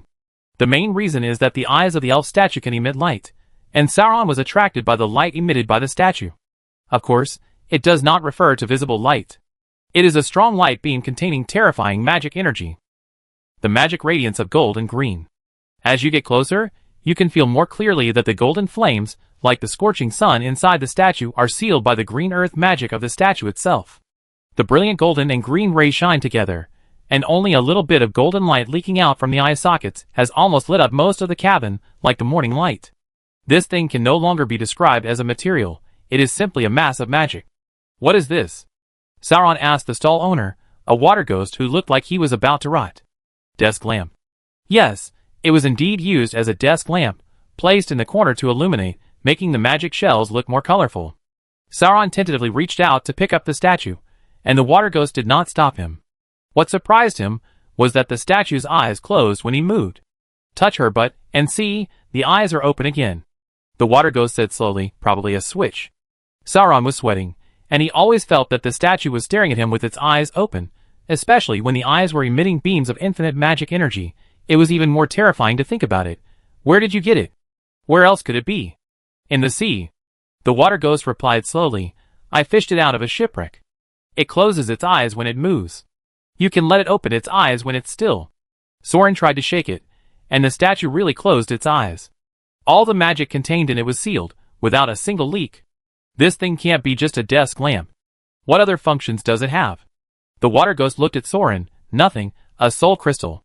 One soul crystal, to buy a desk lamp? Soran narrowed his eyes, took out a crystal from his purse, rubbed it between his thumb and index finger, and the crystal lit up like an LED bulb. This trick was learned from the library master, and it can be regarded as a means of identifying the authenticity of crystals. If I need light, I can just rub it. Why do I need to buy this? I don't want gold. The water ghost spread his hands. You can put it on the bedside. If you want to use it at night, just touch it. Okay, shut up. Soran resisted the urge to shoot him to death, and threw the soul crystal to him. I never thought that I could find such a good thing just by lying down. Could it be that he actually has a passive hook for picking up artifacts? I let the library master identify it. It should be able to sell it for a good price. Hey, wait a long time, I'm back. What did you buy? Malon suddenly appeared and saw Soran holding the elf statue and laughing. He immediately took a step back. Hey, so you have this kind of habit?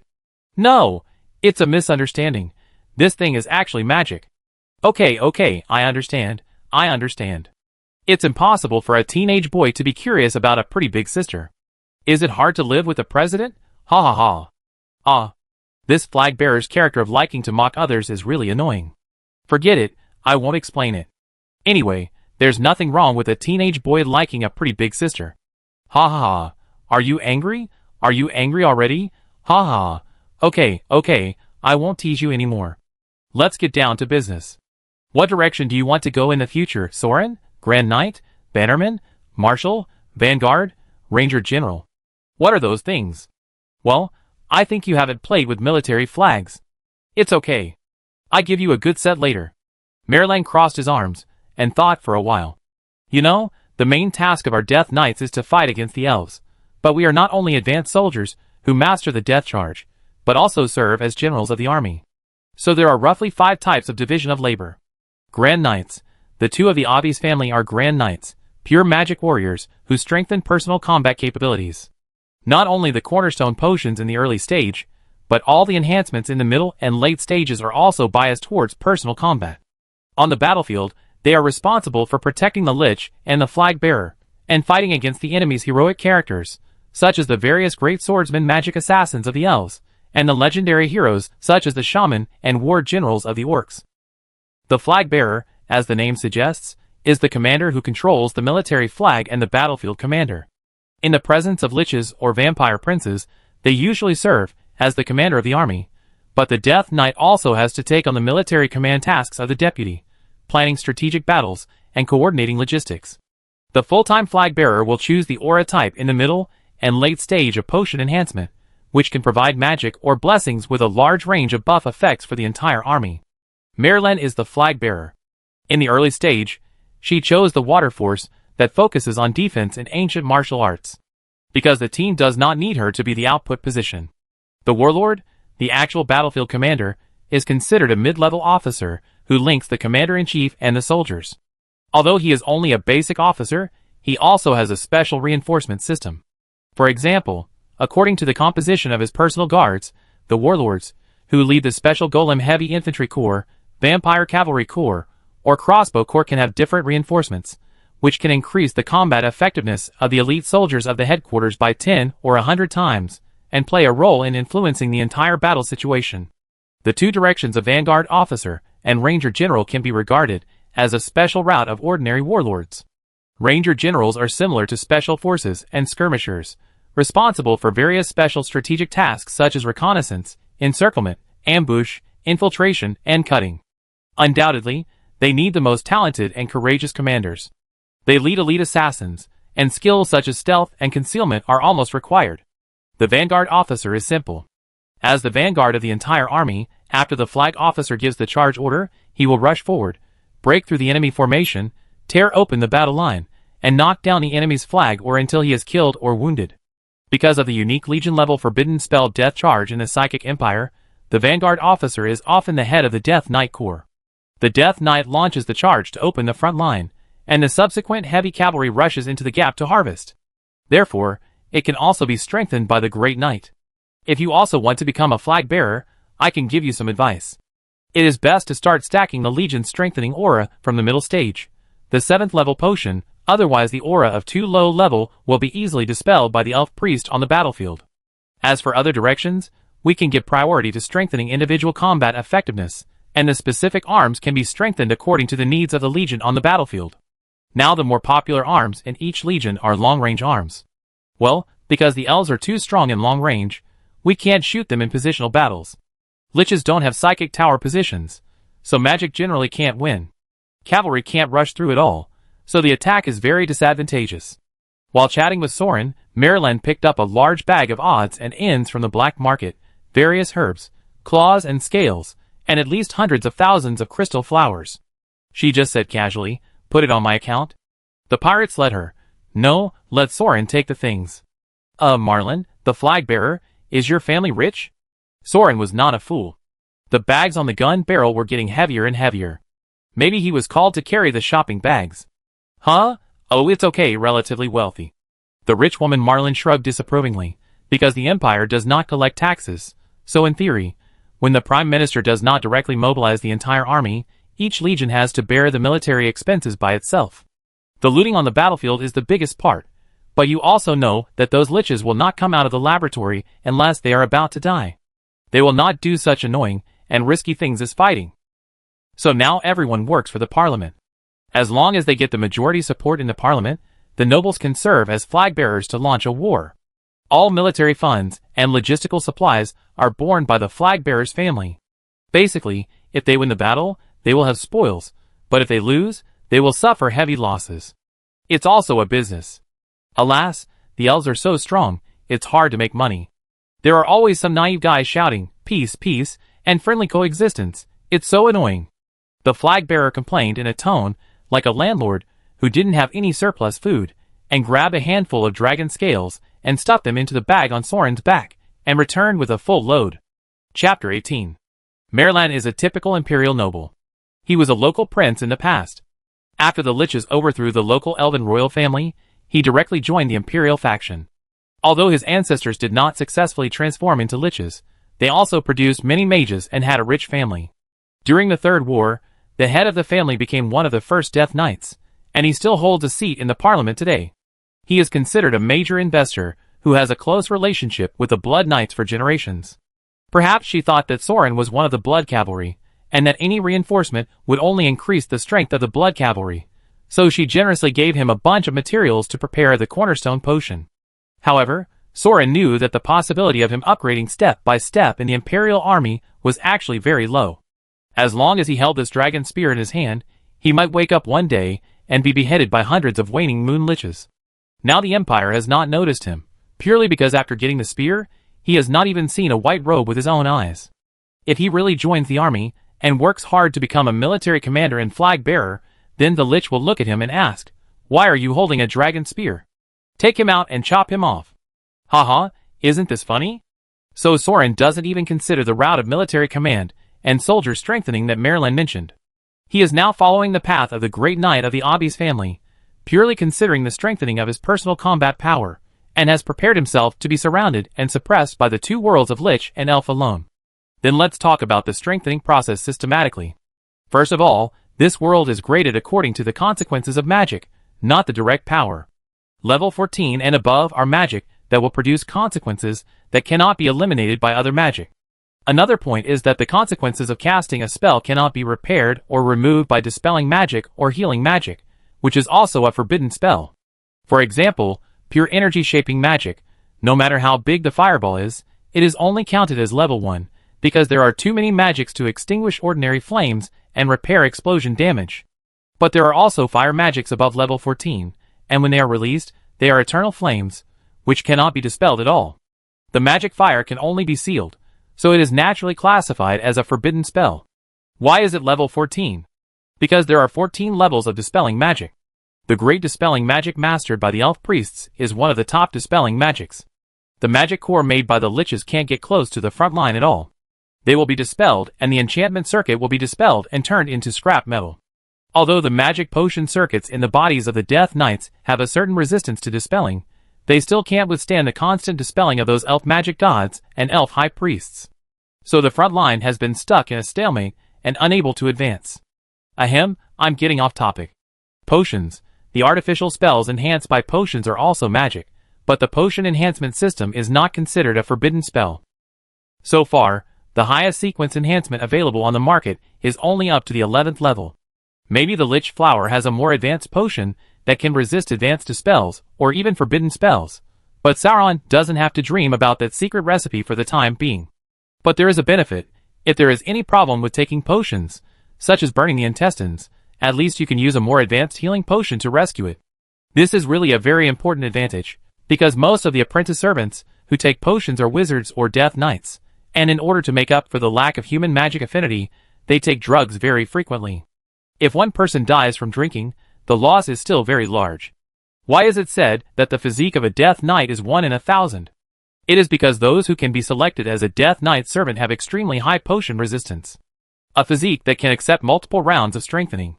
So in theory, the recruitment process is that young people with talent first buy potions at their own expense, take the cornerstone potion, and then apply to become a servant of a certain death knight group.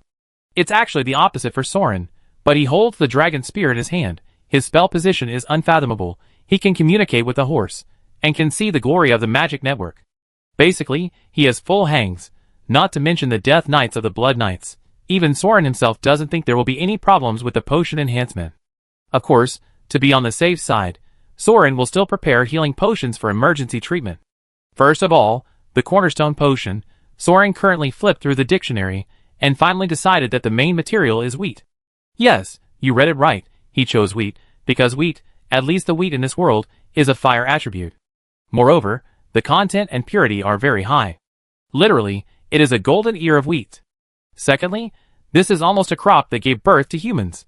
It has the highest level of affinity with the human body, and is almost impossible to have any toxicity or conflict. And it will not conflict with most magic potions. Of course, it will not play any amplifying role. Finally, it is cheap. The plants in the imperial capital are incredibly expensive. It is said that due to the blockade and curse of the elves, the fields have been poor for years. Many rare species can only rely on the black market to try their luck. If you simply choose plants that contain a lot of fire elements, golden irises, sunflowers, or sunflowers are all good. But these plants are not available in the Empire at all. God knows how much money will be spent to collect the main materials in the future potion sequence. After determining the main materials, it is time to choose the first potion as the cornerstone. The current mainstream route for Death Knight enhancement is 11 potions. Generally speaking, the 6 potions in the early stage are relatively simple gains. The 7th, 8th, 9th, and 3rd potions in the middle stage are targeted enhancements with certain directions and occupations, and the 11th and 11th potions in the late stage are auras or enhancement magic similar to ultimate killer moves. Some Death Knights and noble families may have their own secrets, as well as the 12th and 13th level of enhancement, so don't consider them. The early enhancement potions are relatively simple, and can be completed by regular imperial pharmacists. There are a large number of personal physical enhancement potions, and there are many magics to choose from. But the cornerstone potion is special, because it is the basis for constructing the entire circuit. Every time a new potion is taken, the effect of the cornerstone potion will also be improved.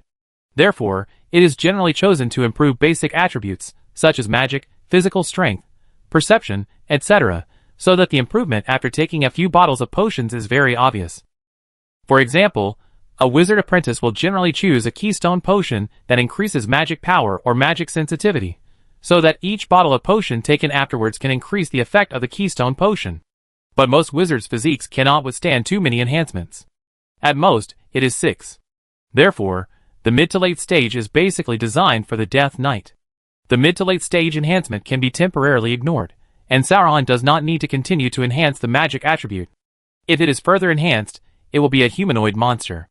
He mainly chose to strengthen the warrior. Some simply increase physical strength, some also increase agility, and some increase self-defense.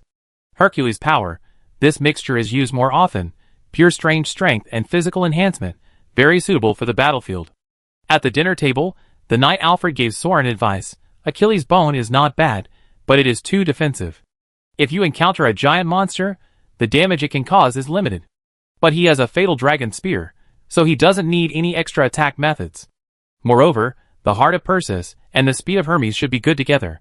Bridget also explained, the heart of Perseus is a full physical enhancement and can resist the fear of facing monsters, and the speed of Hermes increases agility and is more suitable for single-player combat. Soran nodded thoughtfully.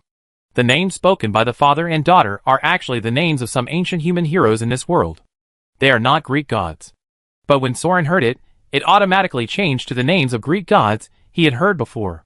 It seems that the magic cast by the lich on him is still effective. Hercules, the invulnerable Achilles, strength and defense, are easy to understand when used to describe the effects of basic potions. Does this Achilles bone have any fatal flaws? For example, an arrow in the ankle can kill you? Soran asked. Ankle? How can an arrow in the ankle kill you? Is the arrow poisonous? The knight said he couldn't figure it out. Just choose this, it suits you well. It's common for the Vanguard to be besieged and assassinated. After a few years, stack up magic buffs such as Leopard Swiftness or Shadow Step, and your dodge will be good. That's right. Since the Vanguard army is so annoying, we will temporarily choose the Bone of Achilles, which is mainly used for defense enhancement, as the cornerstone potion. After all, only when alive can we output. Have you contacted the pharmacist? The female knight asked. It's not that fast. Soran licked the plate. He missed the restaurant when he came back from the black market last night. He was so hungry that he couldn't sleep all night, so he used the desk lamp of the elven goddess to light up. He stayed up late to study hard and figured out the thread of potion enhancement. Finally, he chose a wheat one. It's just a primary potion. As long as it can be advertised, it can be made. Alfred waved his hand disapprovingly. Otherwise, choose those with an R under their names. R? Soran glanced at the newspaper. Indeed, in the pharmacist's contact information, there are usually 1 or 2 red RS after the name. You get an R after passing the pharmacist exam. Anyway, the more RS, the higher the level. Of course, the fee is more expensive. The knight explained in a relatively simple way. How do I contact them? Soran frowned. He realized this problem only after looking at the contact information. It was said to write a letter before, but there seemed to be no address. Oh, you really have a lot of unpopular questions. The knight clapped his hands and called the skeleton maid over. Bring the letter paper. Soon the maid came in with a birdcage, in which hung more than a dozen bats, paper bats. Write the names of the recipient and sender, and they will fly to deliver the letter. The knight demonstrated, took one out of the cage, and casually unfolded the paper bat, and flattened it on the dining table to show Soran that it was just an ordinary envelope. He let go of the envelope, and it jumped up and folded back into the shape of a bat, flapping its wings and flew back into the cage. It looks like a magic similar to the books in the library. Purple ones fly faster, white ones are fireproof, gold and black ones should not be opened randomly. If it is not a letter sent to you, the gold ones are usually confidential information and will self-immolate or even explode. Black ones are usually imperial documents and may trigger a curse. Soran nodded. Indeed, the paper bats contained magic lights of corresponding colors. It was really a very delicate spell.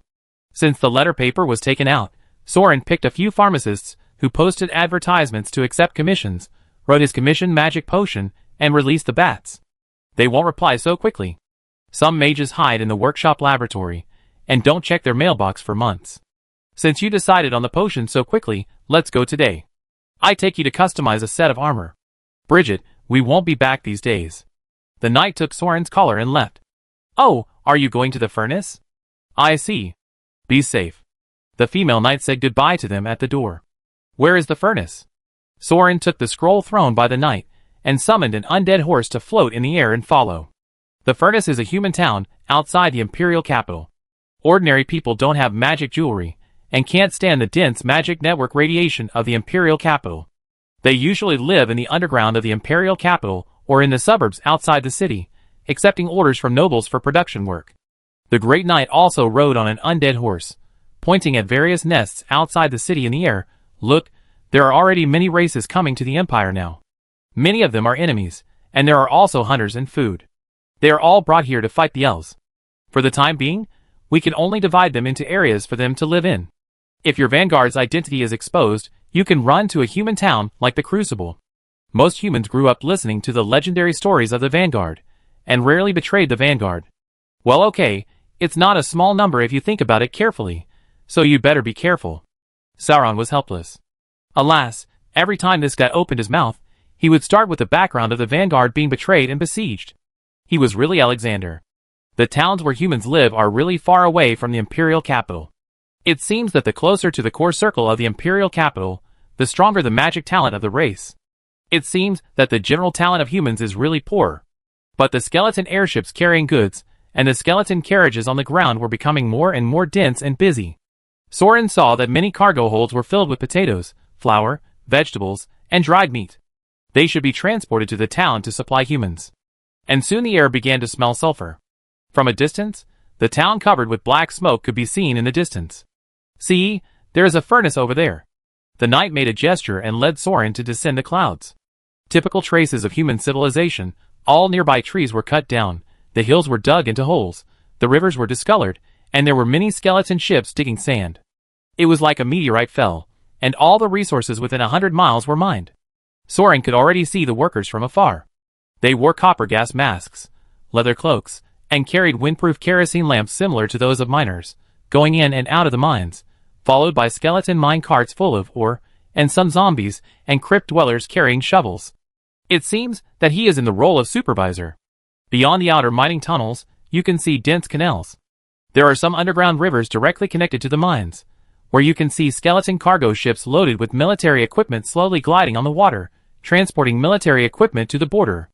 And more are used to transport or to the center of the city, where it is smelted and forged in a huge factory like a steel mountain. The entire town, the huts where humans live, are all around this steel factory, along the dirty river that extends like blood vessels. That factory is the furnace? Soran was speechless. He first traveled to the kingdom of Franny, and thought it was the Middle Ages.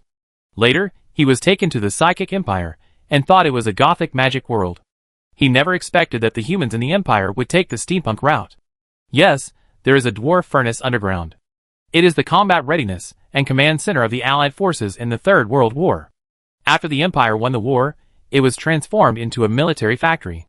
Let's go down. Soran followed the knight to the ground. He did not go directly to the factory. He could see many airships patrolling, as well as gargoyles, magic cannons, and other things. Soran could see the magic glow on the factory tower from a distance. Magical protection is indispensable for such a military stronghold. They flew along the canal to a residential area, a medieval brick and stone road, and various human buildings commonly seen in Western RPGs. Alfred turned over and dismounted. Soran, do you know why I want to assist a Vanguard? God knows, maybe I am bored? The knight looked around the dirty alley and the dirty river. I grew up here. The people here are either miners or blacksmiths. My dad is also, well, he died a long time ago. Ordinary people working here can't survive for long. Do you see that store? Soran saw a shabby weapon store across the river. I have always suspected that this family has the inheritance of the Vanguard army, Alfred recalled while stroking his beard. I learned ancient martial arts from the boss. If it weren't for those few moves, I would never have been selected as a squire. No, that's too far off. Later I went to ask, but the boss always said that he was just an ordinary adventurer who retired after being shot in the knee by an arrow. Well, it's probably nonsense. I know he has been secretly training orphans from miners and blacksmiths. Right in this alley, but he never calls them to do anything, as if he simply provides them with an opportunity to hold a knife and control their own destiny, that's all. Soran stared at the muddy path blocked by the eaves, where he could faintly smell the stench coming from the river, imagining a young man who lost his father's protection and was shrouded in darkness, kneeling in the mud, until a lame old man with an unclear face stood in front of him. Do you want to be a Vanguard? He said. Then I will train you to be a Vanguard. So the only light that changed his destiny appeared in the boy's life, called hope. Maybe he was bored, maybe there was some deep meaning, or maybe he just didn't wait for the person he was waiting for. The knight patted Soran's shoulder. Don't be nervous, the boss died a long time ago. Just go in and take a look for me, just pay off my debt. Okay. Soran nodded, crossed the small bridge and walked to the weapon shop on the opposite side. The great knight Alfred was waiting on the other side of the river. According to him, because he was afraid of death, he signed a contract of corruption with the devil and had no face to show up again. Okay. Soran pushed open the door and walked into the weapon shop alone with the dragon spear. The light in the shop was very dim, and he took a while to recover his vision. There was no one, and they must have left temporarily, because the counter was wiped clean, and there was no dust on the knives, swords, and spears. Wait a minute, a spear.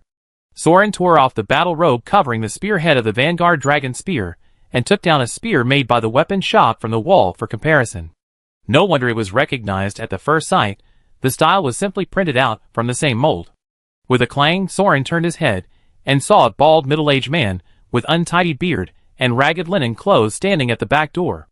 The rice bowl in his hand fell over, and the coarse wheat porridge splashed all over the floor. The bald middle-aged man stared at the Vanguard dragon spear with wide eyes, then stared at Soran, took a deep breath, slowly straightened his almost hunched back, and stood still for a while, as if he was recalling what to do next, then stepped forward and knelt on one knee in front of Soran. Vanguard Army Tylon, fortunately you have fulfilled your mission. He reached into his arms, and slowly took out something wrapped in an old handkerchief from his chest, and held it in front of Soran, as if it weighed 1,000 pounds. When he unfolded it, it turned out to be an iron ring for drawing a bow. The cast iron order has been repaired. Please give the order, Grand Commander. Chapter 19. First of all, I picked up this gun. Something Soran thought it was better to make clear in advance. It's not uncommon for it to be passed down by a living person. The bald middle-aged Vanguard Tylon raised the ring in his hand. Take it quickly, my family has spent 5 or 6 generations in this hellhole waiting for a captain with a dragon spear to come and take the cast iron order. The skin on this bald man's face was black and hard from the coal smoke, and his serious look really didn't seem like he was joking. Soran had no choice but to reach out and pick up the iron ring that was obviously a big problem, and put it on his right thumb. Perhaps the ring had been hidden in Talon's heart, and it still had residual warmth. Talon stared at Soran. Don't you feel anything? What should I feel? Soran looked back and forth between the Vanguard army and the ring with caution, but after he entered the shop, he did not see any traces of magic light or magic network. But to be honest, the dragon spear did not have any magic light, but it was more powerful than most magic. Huh. That's good. Talon let out a long sigh, and stood up with the help of the counter, as if he had put down a heavy burden. That's good, at least we didn't wait in vain, and we finally got someone who can wear it. This, the ring, the cast iron order? What is the cast iron order? Well, I just came to the Empire recently, and I really don't know much about your organization. Magic knowledge is fine. He can't ask the library about the Vanguard army. It's okay, I have completed the mission, and I'm not going to die soon, I will guide you. Well? Talon seemed to have just remembered a key question at this time. How did you find me? Soran hesitated for a while, and finally decided not to lie to these stubborn organizations that could spend several generations on a mission. Did your family guide many orphans, and one of them became the head of the blood cavalry? Oh, that guy, right? I heard that he once knelt in front of my house for 3 days, and wanted to join the Vanguard army, but my grandfather refused to accept him. Talon walked to the window, and took a look. Soran looked out the window, and the leader of the Blood Riders was squatting across the river. He was so lonely that he was probably recalling his running in the sunset, and his lost youth. Why don't you accept him? He is not trustworthy? No, because Grandpa has sons and grandsons. It's just to keep the leader's cast iron order. Why gather so many people? Besides, he eats too much. Our shop can't make much money, and can't afford an apprentice. Seeing Soran's speechless expression, Talon shrugged. It's better to say that a death knight is better than an apprentice in a blacksmith shop, right? Just pass on the martial arts. The Vanguard has no rules. Anyone can call themselves the Vanguard if they want. So what if there is no inheritance of the cast iron order? There is no need for anyone else to recognize it. Sweat, you have kept this broken ring for 5 or 6 generations. Isn't it also a matter of being stubborn? Or are you a group of hot-blooded old men pursuing a sense of ritual? Come with me.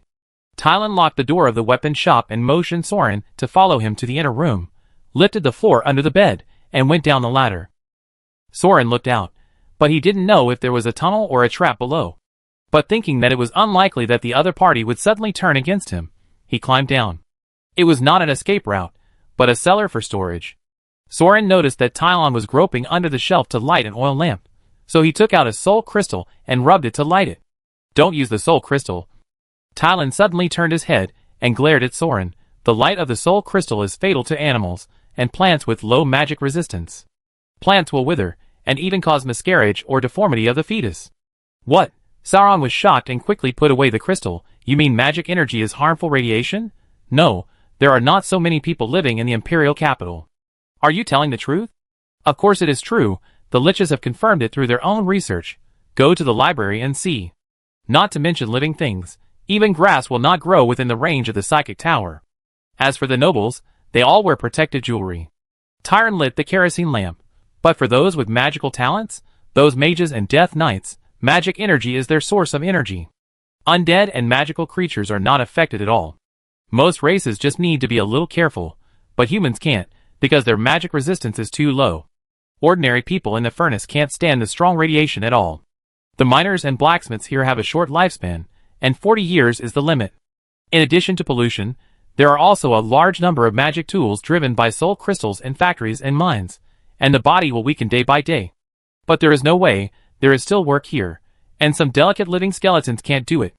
If we don't come here, there will only be farms. Because we can't use crystals, it will kill crops, so we need a lot of human serfs to cultivate. But it's too hard. As for other places, as long as the range of the spiritual tower is covered, we can directly use skeletons to operate on a large scale. There is not even a salary. Soran frowned. Not only can he not enjoy the convenience of magic, but there are negative effects. No wonder the humans in this world are suppressed like this. Tylan put the kerosene lamp on the shelf and took out an iron box. But these are not the main problems for the time being. At least the work of the furnace is paid. Now there is really a trouble that needs to be dealt with by the leader. Soran approached and saw the contents of the iron box under the dim light of the oil lamp.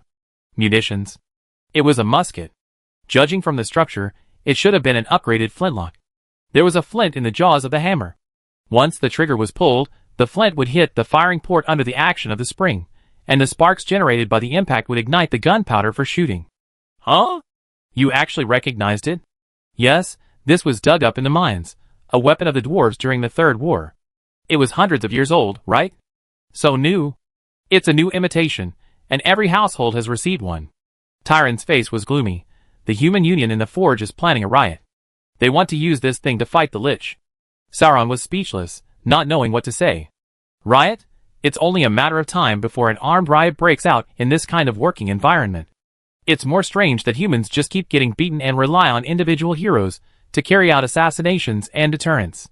But this is a magical world after all. Is the flintlock level useful? If it was useful, the Empire would have perished long ago, and the dwarves would not have been exterminated. At least you have to fight the dragons. You have to at least do some RPG, right? I hope you can stop them from dying. Tyran said, if you have come into contact with that Death Knight, you should know what magic can do. Not to mention the lich, a team of Death Knights wiped them all out. And there must be more than that. Can the remnants of the rebels escape? Escape to where? Elven Alliance? How many people are there in this city? Soran frowned. At least 100,000. 100,000.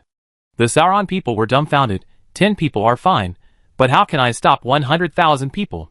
You have the Cast Iron Order, and those who were the Cast Iron Order are the real vanguards, and you also have the Dragon Spear of the Grand Master. Tylan pointed at Soran's ring and spear. You are the Grand Master, running for the leader of the Union, and then stopping them from launching an armed rebellion. Soran was silent. Doing so would expose the identity of the vanguards, and completely step to the front.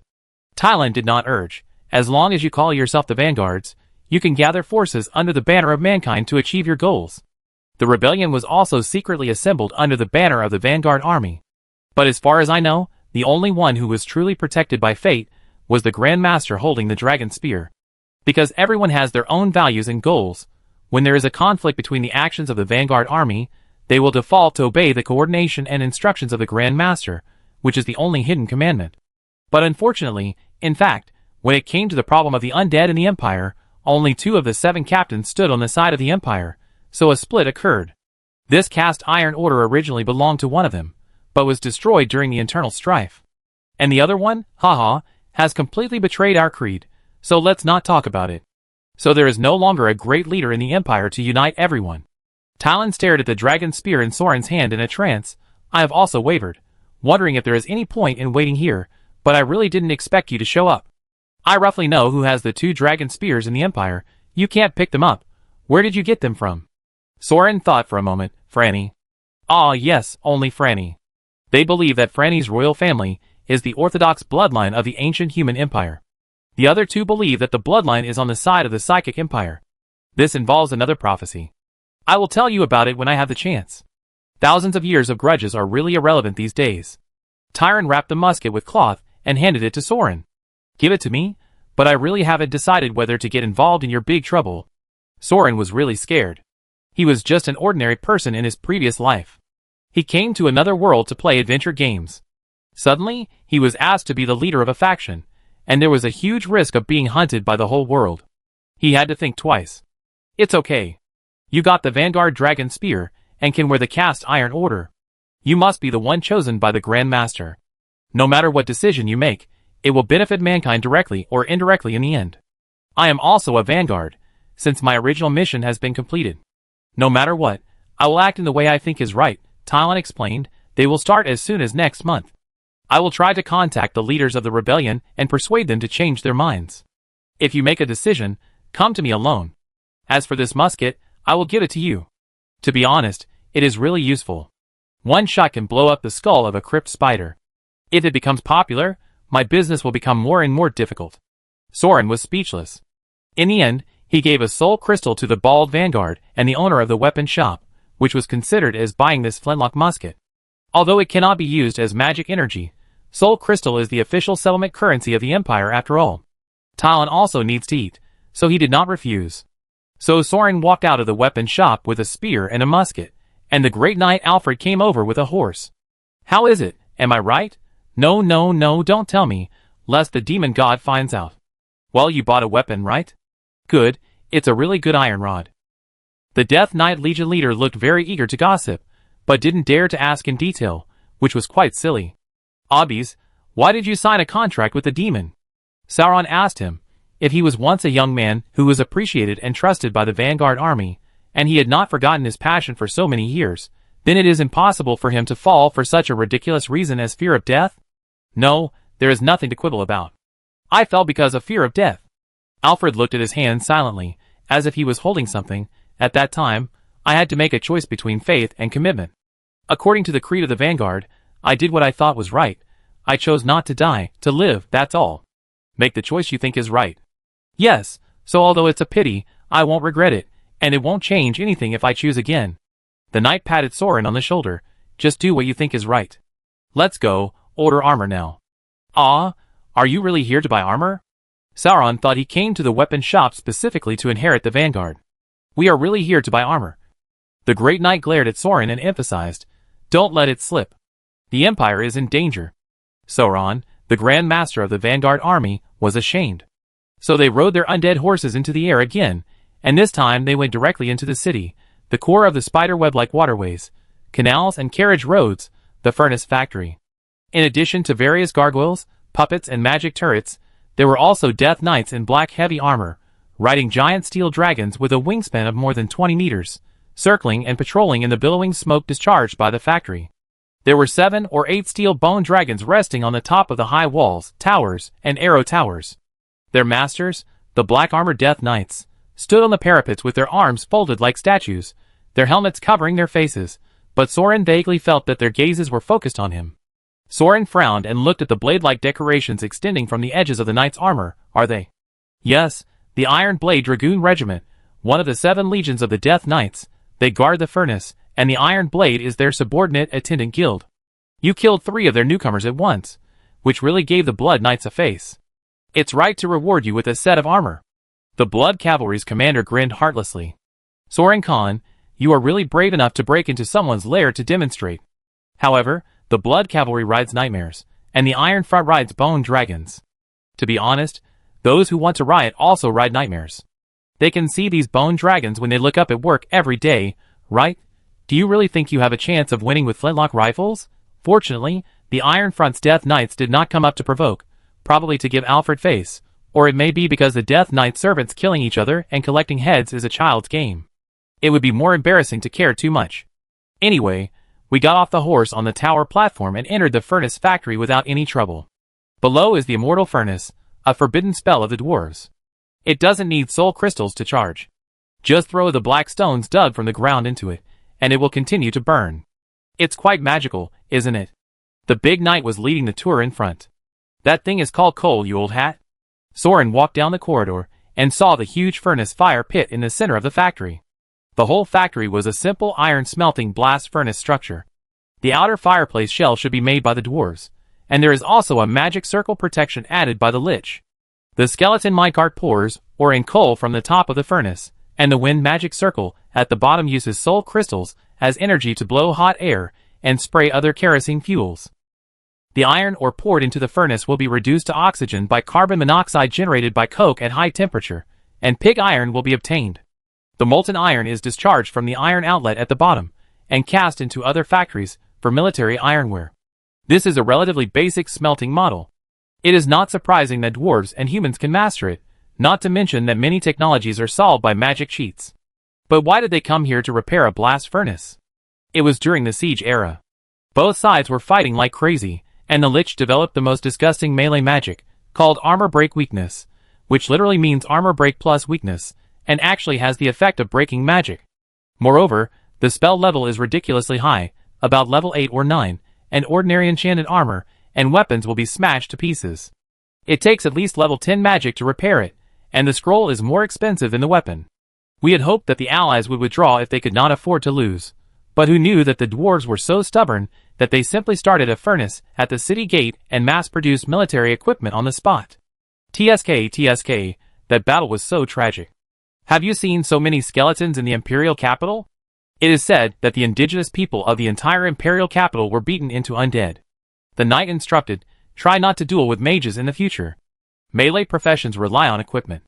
If your armor and weapons are broken, you will cry too late. Soran nodded and looked down.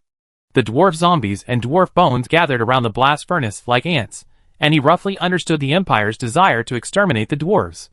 Chapter 20. The molten iron from the furnace is diverted to the surrounding auxiliary workshops through the enchanted ditches for batch casting and processing. The busy dwarf zombies and dwarf skeletons have already formed the prototype of assembly line production. Batches of armor and weapons are shipped away. Just estimating the production capacity of the weapon workshop, it is estimated that a 5,000-man army can be armed in a week. The weapon workshop only occupies a small part of the furnace's production capacity. After all, the base number of Death Knights is there, and the demand for high-quality enchanted equipment is not much, and it can basically be tailor-made.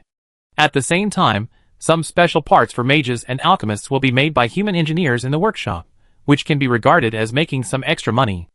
It is simple to arm cannon fodder mercenaries of other humanoid races, such as trolls, goblins, and ratmen, but usually only a noble who has obtained the war authorization of the parliament and intends to go to the border to plunder and fight in the Grass Valley will receive such a large order.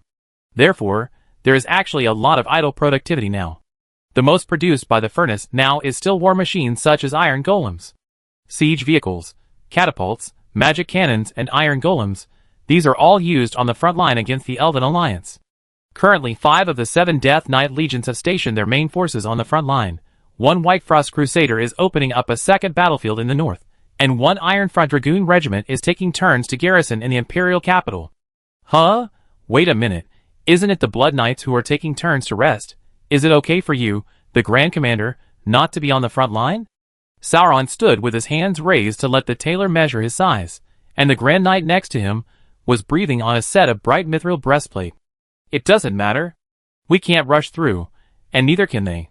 There are dense spiritual towers and magic cannons on the border. Do you see those ships? Dozens of legions of iron golems will pull them over. It's impregnable. Is it really okay for you to put flags randomly like this? Sauron shrugged. It's none of his business anyway. Okay, is it the Blood Cavalry Legion standard? How many enchantment slots do you want to order? And what level of anti-magic armor do you want? Do you need an enchanter to introduce you? The tailor was an old human, or a middle-aged man who aged prematurely. He asked while pushing up his glasses. Oh wait, no need for the Legion standard, just use the basic battlefield suit, level 5 anti-magic steel plate, and enchant with 2 of patience and toughness. The Great Knight came over and ordered. Oh, just change the size, right? Got it. The old tailor took out parchment and began to write the contract. The Great Knight pointed to a set of gray armor samples on the shelf and explained to Soran, basic style enchanted armor set.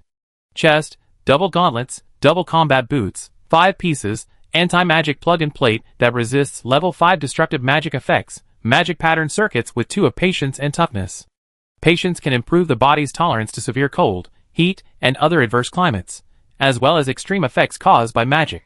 Toughness can resist deformation of armor caused by physical impact. This set can be used for a long time before becoming a knight. In the future, you can choose other shoulder pads, chain mail, helmets, and advanced anti-magic plates to improve according to your own fighting style. And even if it is knocked off by the armor, it won't be too painful.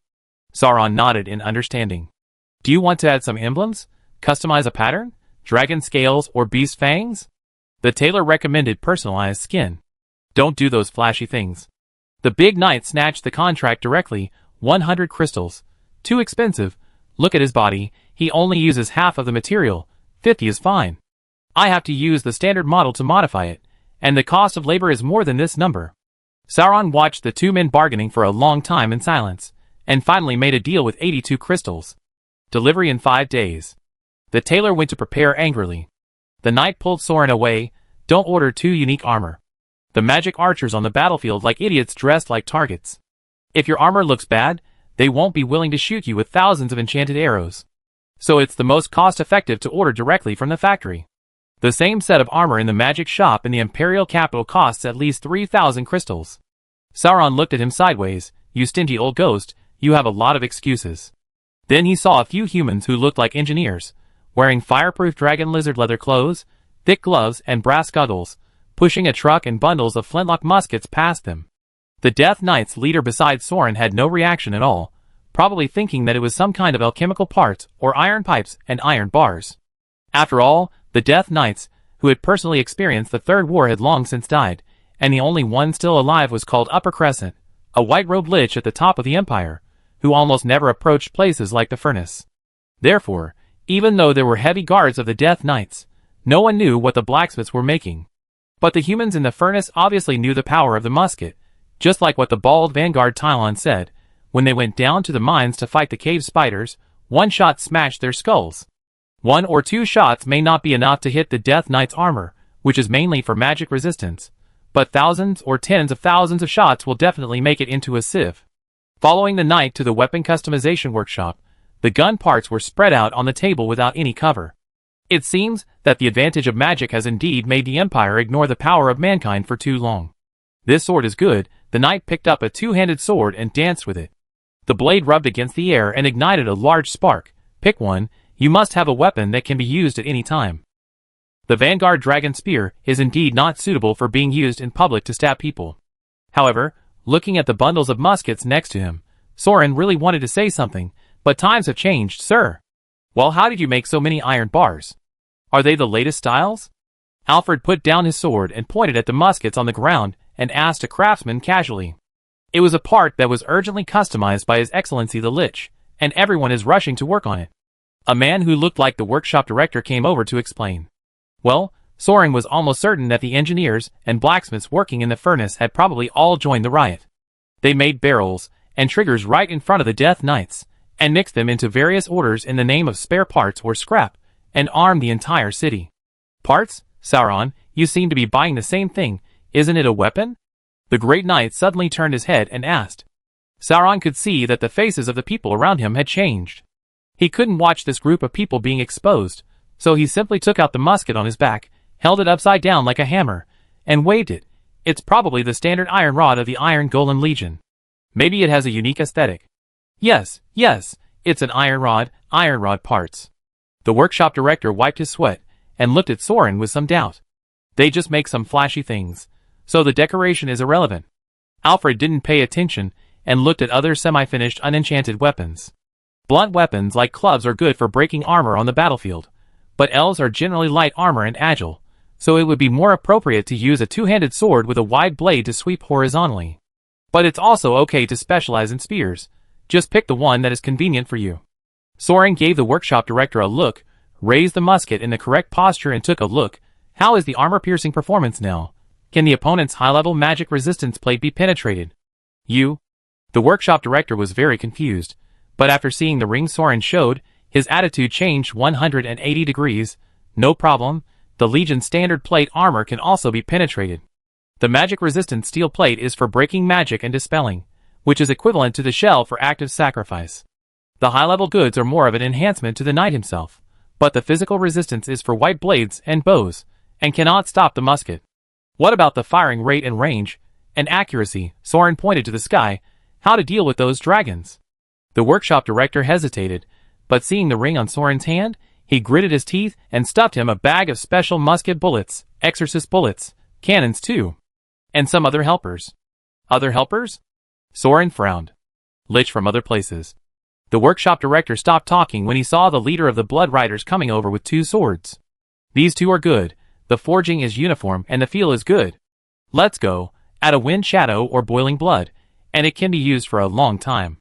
Soran watched the knight leave, thought for a while, and gestured to the workshop director.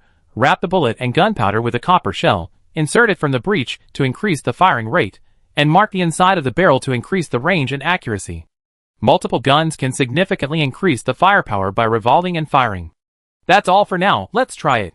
After that, he trotted to catch up with the knight. It is obvious that the Crucible Human Union is not just acting rashly, but has a strict organization and other forces behind it. It is a conspiracy against the Empire. Or it is a civil strife in the Empire headquarters. With so many forces involved, such as the Vanguard army, Lich, Death Knight, Dwarf, Elves, and humans, I don't know how many people will die. I really don't want to get involved. When the Wind Shadow enchanted weapon is swung quickly, there is a chance that the sword will form a magic sword with wind magic power for a second attack. The Boiling Blood enchantment will ignite the blood of the wound, which is a very useful enchantment in a duel. It is mainly for the surprise attack, which is a killing move that is more effective than practicing martial arts for more than 10 years. Alfred was still gesturing with the weapons of the old world. Sauron nodded absent-mindedly to indicate that he would take note. No matter how unexpected, he could not beat the Ashina swordsmanship. He thought about it, and decided to carry the musket with him just in case. After the armor and weapons, there are saddles and horse armor, winter battle robes, flags, javelins, chain mail, canvas tents and boilers, water equipment, and a lot of scattered things. He even needs to order a steel skeleton cart to pull the equipment. It can be automatic at ordinary times, and if it is swept by the elves' big dispel, it can be directly pulled by the spare mount. Soran finally understood why Alfred had brought him to the factory. The duty of a squire is to act as a flag bearer and a gun bearer on the battlefield. Usually, the sons of noble families with whom the knight has a good relationship are arranged to support the knights. Naturally, they have to pay for the weapons on the battlefield. But Soran was poor, and his military pay was not enough to spend. All the equipment was paid by the Avi's family. Well, let me see, it should be almost done. Now there is only one thing missing. The knight signed various contracts, and asked the factory to ship the goods back to the Avi's house. One thing? What else? The entire furnace factory was a city, and Soran was exhausted after walking around for a long time. What else could it be? A mount. The scrolls are just temporary means of transportation. The spiritual pressure is too low to be used on the battlefield. Alfred said, the Death Knight must have at least 3 mounts. The first is the Death Horse contracted from the Death, which is used for charging. The second horse is the main mount on the battlefield, just like the Iron Dragon of the Iron Front Army and the Nightmare of the Blood Cavalry Army. After becoming a formal Legion Knight, you can sign a suitable one as a comrade in arms. The third horse is for daily transportation and cargo transportation. It does not need to be a particularly advanced intelligent magical creature. An ordinary magic beast that can understand basic commands and meet low-intensity combat will do. There is no need to contract a horse with too high magic power. It is expensive, and you are not allowed to walk into the city center. Fuck, you still have to take a license plate, right? But he did remember that Bridget spent a sharing gold coin to summon the Blazing Rose. Rose is probably the second mount of the female knight's contract. It should be an underage colt, which can enter the imperial capital to make trouble. What kind of mount do you want? I recommend picking a flying one, which is more convenient to go. It's a giant tooth bat. The wyvern is a bit lousy, and its intelligence and combat power are not very good. Horses. Ordinary horses can't enter the city, at least they have to be at the Warcraft level. The Nightmare level is too high, and you still need to complete the trial of their clan. Wait until you graduate, and officially become a Death Knight. The best monster level winged Pegasus is the best, but the production area is monopolized by the elves, so it is too expensive and you have to pay for it yourself. How about the ground lizard? It is considered a sub-dragon species, with strong combat power and vitality, and some even have unique racial magic. And it is very fast underground. The leader really spent a lot of money. Since they are not related, Soran is really embarrassed to ask for nightmares, Pegasus, and flying dragons. Anyway, it is just a monster for transportation, then let's go for the ground lizard. Ground lizards are really common in the Empire. After all, the real facilities of the Imperial capital are actually deep underground, and there are dense underground waterways and tunnels. Considering the experience of fleeing through the underground sewers when he blew up the Spirit Tower last time, Soran estimated that a flying mount might not be as fast as a ground lizard in escaping. The Great Knight naturally had no objection, and continued to uphold his stingy style of not letting middlemen make a profit. He took Soran away from the furnace and flew for a while to the breeding nest of ground lizards to personally select. The nest was a complete chaos of demons, with hydras, sub-dragons, lizardmen, cryptmen, and all kinds of unnamed Saurischia and synapsids gathering. The crypt hunter is a predator that is smarter and more insidious than a hound. It can understand commands and cooperate with the rider to perform simple tactics and hunt. It is good at moving quickly in underground caves and waterways. Its claws and fangs are poisonous. Its scales can defend against most swords, and have strong self-healing ability. Some can also cast magic. Pick one that you like. The knight began to bargain with the lizardman merchant, who was as fat as a toad in the nest. Soran carried the dragon spear, and walked into the water prison where the crypt hunter was kept. He endured the bloody and rotten smells that came over him, and looked at the monster separated by the magic circle on the other side of the water curtain. This is a creature similar to a velociraptor. Of course, Soran has never seen a real velociraptor. In short, it is a carnivorous lizard that eats internal organs or carrion. Its feet are well developed and can run and jump quickly. It is true that they have high IQs. At the beginning, they were all drooling at Soran, so Soran showed them his dragon spear. Now they all shrank into the corner. Sure enough, Warcraft is most sensitive to who is strong and who is weak. TSK, a guy who bullies the weak and fears the strong. After turning around twice, Soran chose one of the largest black-scaled hunting lizards. This guy has strong water magic and must have racial spells. The toad-level lizard merchant was surprised to see Soran leave the leader of the hunting lizard group. He hadn't signed the contract yet, but he was so obedient. Sign here, it will be your mount. What name do you want to give it? The knight kicked the hunting lizard and found that it took a few steps back and held on, so he nodded and agreed that the quality of this choice was not bad, and the 500 crystals were not wasted. What name does it need for a beast? Just Xiao He. So Soran signed the contract. Xiao He was in tears. Chapter 21. Sauron pulled the reins of the lizard hunter Xiao He and ran in the tunnel. The lizard hunter has the ability of night vision and infrared perception, and its sense of smell and hearing are very developed. The explosive power of the predator can easily jump over deep ravines and cliffs, and can easily run at a high speed of 80 miles even in the complex terrain underground. Except for not being able to fly, it is relatively poor in long-distance running endurance. But this is relatively in contrast to the undead horse that does not need to eat, drink, defecate, urinate, or sleep. If it hunts ordinary creatures, the lizard hunter can easily chase and kill, consume and surprise, until the prey is exhausted or bleeds to death or poisoned to death. It can be said that in the underground, forest, and swamp environment, this species of monsters is the absolute food chain master. What's even more outrageous is that after signing the contract, Sauron not only had a sensory connection with the mount, and could confirm the location and general status of Xiao He within a certain range, whether healthy or dangerous, but also found that Xiao He actually had 4 daily spell slots, twice as many as the scribe, in addition to the basic racial magic such as running, acceleration, poison cloud, acid, water arrows, etc. It actually mastered a blessing protection, which can share dark vision and resurrection with Sauron. Oh my god, this race is quite strong. How did you tame these lizard hunters as mounts? Sauron looked up and asked the Great Knight, who was leading the way on the undead horse. In order to get familiar with the mounts, Soran and his team took the underground secret passage back to the Imperial capital. In fact, they just needed to walk along the underground river. The magic energy left by the skeleton ship was easy to identify. It's none of our business. The lizard colony and the elf civilization are very old enemies. Their war is much older than the Empire, and can even be traced back to before the Titans and the ancient human empire.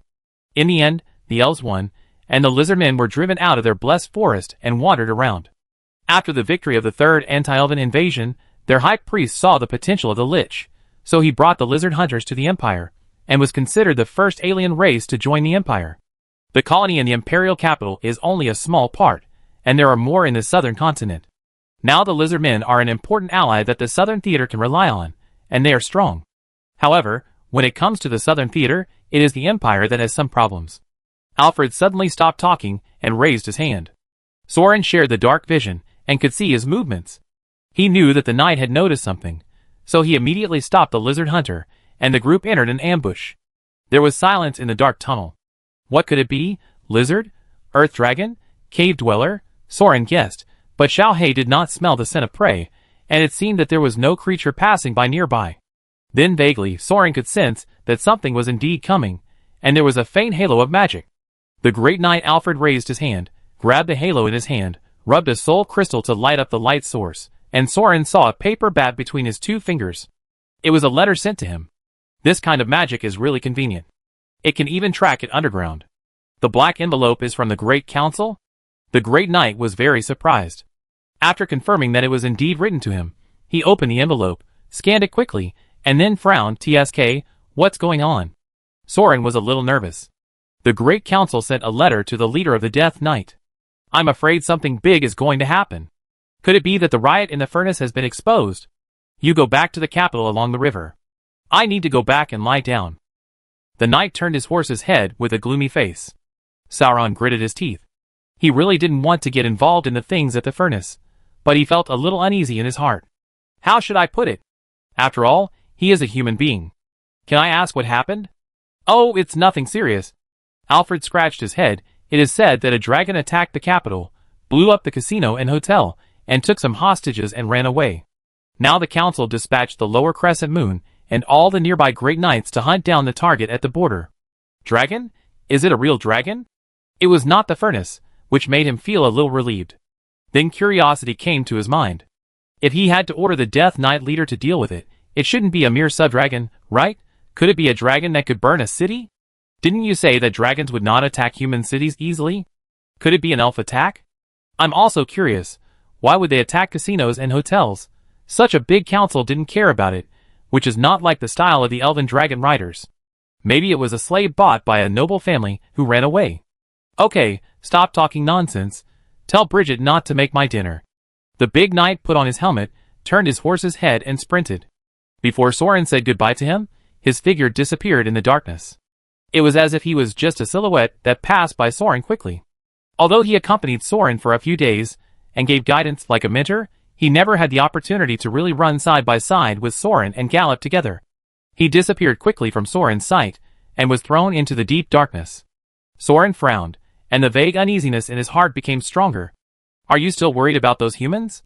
That's right. It's hard for powerful creatures like lizard hunters and dragons to survive in this world, let alone those miners. Sooner or later, there will be a bloody storm. After really traveling to another world, Soran gradually realized that life is not as simple as leading monsters to level up. Every native, whether human, lizard or elf, has his own desires and goals. They are not computer-simulated data.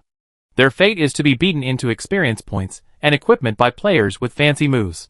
Once they die, they are just a pool of rotten meat, which will be eaten by other animals and turned into feces to return to the cycle of the food chain. Magic or guns do not have much impact on this cycle. Social animals, like humans, always have to choose a camp with a sense of belonging, otherwise it is difficult to survive in such a world as a lone wolf wandering. Along the underground waterway, Soran rode Xiaohei back to the imperial capital with wild thoughts. After coming out of the ground, Soran found himself in a completely unfamiliar neighborhood. Surrounding him were tall cathedrals and arrow towers of similar appearance. It was unclear whether it was a nobleman's courtyard or a lich's workshop.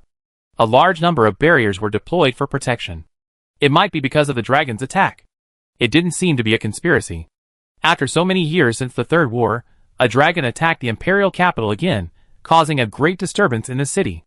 There was no one on the street. The airship cargo ship and the skeleton express were all out of service. The streets were full of fully armed golems marching in step. In the sky, groups of gargoyles gathered like bats. Soran found a mailbox, and when no one was paying attention, he used the dragon spear to cut off the skull's head and snatched a newspaper to confirm the situation. During the days when he and the Great Knight were away, something really happened. And it wasn't just one dragon that was causing trouble in the imperial capital, but two dragons. The first one sneaked in from outside, first attacked the slave dungeon of the underground casino, and snatched away another dragon that the vampires had captured and were training. Maybe the two dragons were relatives. But for some reason, the casino's defensive barrier didn't work, and Soran was alone. As a result, it was not until the duel competition that he found out that the dragon he had booked to participate in the competition had been stolen. So a large number of the lower Crescent Moon and the Blood Knights went to search the casino, but the two dragons played a tactic of making a feint to the east and attacking in the west, and suddenly attacked the high-end hotel in the imperial capital. They captured a group of foreign ambassadors who were invited to the empire to discuss the alliance against the elves. They took them hostage and fled. So the parliament naturally sent the chief of the upper Crescent Moon, the white-robed Aldris, to lead the liches of the lower Xian Moon and the Death Knights stationed in the imperial capital to chase and kill them, and summon other white-robed reinforcements. But there was more. Some people took advantage of the turmoil caused by the two dragons and the emptiness of the imperial capital to attack the Black Market, the Eastern Star pirate ship, which was anchored in the port area. Kill all the pirates on the ship. Now rumors are flying everywhere. Some say that the dragons were sneaked in by the pirates to deal with the vampires. Some say that the vampires lost a dragon this time and deliberately attacked the pirates to make up for the loss. Some say that this is a riot plan arranged by the elf demon assassin. Some even say that this is to overthrow the rule of the Lich. In short, due to these complicated situations, considering that there are only two dragons, we cannot fall into such a simple conspiracy as luring the tiger away from the mountain. So the Prime Minister decided that the White Robe should stay in the imperial capital, and other great knights near the imperial capital should go to support them, to prevent the hidden forces in the imperial capital from launching another conspiracy attack. Alas, the imperial capital is not peaceful either. Forget about the furnace humans. Seeing that the dead people in the imperial capital were tossed around and couldn't rest in peace, Soran was speechless. He originally wanted Xiao He to find a rooftop to climb up and find his way, but seeing the city under martial law, he had to give up. Don't be besieged as an attacker. He would naturally take the blame with the dragon spear, and he would definitely not be able to explain it. He turned around twice in confusion, and still couldn't tell which direction the Abi's family was. After thinking about it, Soran instructed Xiao He to run out of the block first and find a high point to look for landmarks such as the library. After crossing the block, Soran saw a small hill, which might be a manor area for rich people.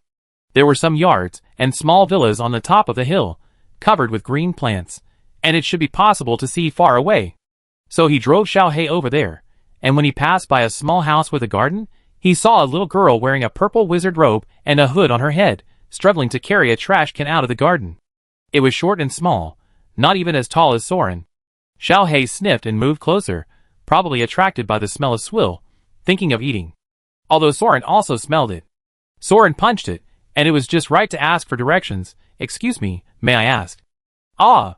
The little girl seemed to be frightened. The trash can fell to the ground, and she grabbed her hood with both hands, shrinking her neck like a rabbit. Sorry, I didn't mean any harm. Did I scare you?" Soran scratched his head and jumped off the lizard hunter, subconsciously wanting to help pick up the things that the other party dropped, but he hesitated when he realized it was a pile of garbage. During this hesitation, Xiao He had already leaned over and started eating. This family eats really well, with abalone, shark's fin, and fish maw. Soran fought for a long time before he got the trash can back from the lizard hunter's mouth. "Excuse me, sorry, I'm lost. Can I ask where this is?" Soran walked up and wanted to return the trash can to the other party, but the little girl seemed to be frightened by the lizard hunter, lowering her head and trembling vaguely, so he had to put the trash can in front of her. The little girl suddenly reached out and grabbed the trash can in her hand, holding it tightly, and mumbling something in her mouth. "You like that bucket so much?" Soran was puzzled. "Well, I just came to the capital, and I'm not very familiar with the place names." "Parthenon apartment, this is the astronomical observatory." The girl's voice was as soft as a breeze. "It's the residence of the prophet." "Prophet?" Mysterious guys like prophet, psychic, and astrologer can be regarded as the first people to contact the soul. There is a school of liches who believe that the soul is closely connected with the law of cause and effect in time. Only by first breaking away from the bondage of cause and effect can one get rid of the entanglement of death. Therefore, it is reasonable to call him the originator of liches. The prophet in this world is not a psychologist or a talker, but a true master of soul studies. It is said that they are proficient in studying the trend of timelines, and have gained the legendary power of foreknowledge and even changing a person's inevitable fate. Soran immediately became interested. No wonder the color of the robe is different. Are you a prophet? Yes, yes. The girl's voice was trembling. I am a divination apprentice. My name is Shirsi. Oh, by the way, I just want to do some divination. Who here is more accurate? Well, it would be best if the fee is fair. I don't have much money, Soran asked. These days, he has been busy researching potions and servants' equipment, and also mixed up in a bunch of messes of the Vanguard army. Soran then remembered that he had not started the main task of the trial of death. If he hadn't accidentally lost his way and wandered to the hill where the prophet lived, he would have forgotten about it. Aye. The girl held the handle of the trash can tightly, and suddenly, as if she had made up her mind, she took a small step forward and said with all her strength, I can help you predict the future. I know everything about your future. Well, I just want to ask. The other party was startled, and Soran was also a little puzzled. At this time, the girl raised her head, and he noticed that she seemed to be blind, with her eyes tied with thick silk bandages. Wow, is the magic prophet so powerful? A blind person comes out to take out the trash? I didn't see it before. Although the slogan I know your future is quite scary, it might be true. So he asked directly, do you know where there is an ice cream shop? For a moment, the girl stood still as if struck by lightning, and the trash can in her hand fell to the ground. She stood there for 10 seconds, staring blankly at the void in front of her like a blind person, without saying a word or moving a muscle. Then she slowly squatted down, covered her face with her hands, sobbing, and finally she burst into tears as if she had completely collapsed. Soran had a completely black question mark face expression. Then his eyes blurred, and a bright white light came into view. Soran looked up and saw a white-robed lich appear in front of him. This was a dry corpse wearing a pair of gold-rimmed glasses. The sebum was rotten and swollen as if soaked in water. There was a big hole in the eye socket, and through the empty rotten flesh, it stared straight at Soran. The dense magic energy condensed in an instant, almost solidifying the air, and almost breaking the critical point of explosion. The surrounding gravel trembled, and the pressure of the magic energy made Soran's ears shriek. Even if it was just a mummy that was about to collapse, even if Soran could not feel any murderous aura at all, he was facing a real, enraged lich. The hair on the back of his neck stood up, and he got goosebumps all over his body. There was no room for resistance or reaction at all. The fierce and huge magic energy pressed cold sweat out of Soran's pores all over his body, as if as long as he moved his fingers, even shook his legs, the lich's anger that filled the entire space would be detonated. There was no room to raise the dragon spear. The lich slowly extended a dry index finger, and pointed it directly at the tip of Soran's nose. He looked like he was struggling whether to cast a forbidden spell to blow Soran into ashes, or whether it would be too easy for him, and he should just poke his brains out with one finger. When the lich was about to decide how Soran would die, it suddenly turned its head, and Soran also looked sideways. They saw the girl squatting on the ground sobbing, stretched out her hand to grab a corner of the lich's white robe, and pulled it over to wipe the snot and tears off her face. So, Soran could feel that the magic energy that was filled to the point of solidification in his body suddenly leaked out and dissipated. The lich's shoulders collapsed, and he looked as if he had seen a kitten and was healed. Then he turned his head and glared at Soran with a ghostly expression. He waved his hand and pointed down the mountain. The meaning was obvious. Get out of here quickly. Soran quickly pulled up the useless Xiao He, who was pressed to the ground by the spiritual pressure, and foamed at the mouth and ran away. At this time, don't shout. What does it have to do with me? If you say so, I'm asking for a fight. He ran all the way to the beach in the direction of the lich's finger. Xiao He fell on the beach, cramping and vomiting the garbage he had just eaten. Soran was a little better, but not much better. His heart was still beating. He seemed to recognize that the lich just now was the female lich who was thrown into the sea after the duel with Franny's old Vanguard. Her eye sockets were stabbed by the dragon spear. Although she was not killed instantly, her whole body was swollen and festering. I think she was seriously injured. The other party might be too emotional to recognize the Vanguard dragon spear he picked up, otherwise he wouldn't have let Soran live. But this is troublesome. That guy is probably the fortune teller girl's master or relative, and I probably won't be able to ask the fortune teller about the oracle trial in the future. No, seriously, What kind of reaction is that for just asking about an ice cream shop? Does the trial of death have to deal with lich-level enemies? Isn't this too difficult for him? Fuck, what a mess. Soran grabbed a stone and threw it into the sea, roaring, "What does it have to do with me?" Ah! On the beach, he was furious and vented his anger at the sun that was about to set below the ground for a long time before he calmed down. He turned around and saw that Xiao He had eaten what he had just vomited. Alas, regardless of these troubles, I go back to Abiz's house for a free meal. Chapter 22. As a result, Soran walked a long way, along the coastline to the dock, and then back to the city. After a whole night of tossing and turning, he finally found the house of Abiz at dawn. The female knight was not at home. After all, she was also a death knight. She should have gone to assist in the martial law patrol with the servants of Plasma Rose. There was only the skeleton maid who looked like a sweeping robot in the house. It didn't have the function of cooking. At present, cooking is also a full-time job for few living people. It is said that it is because no lich has yet figured out how to make skeletons distinguish between salt and sugar. Well, there should be no lich to do this research. Normally, there are not many people in the Abi's house.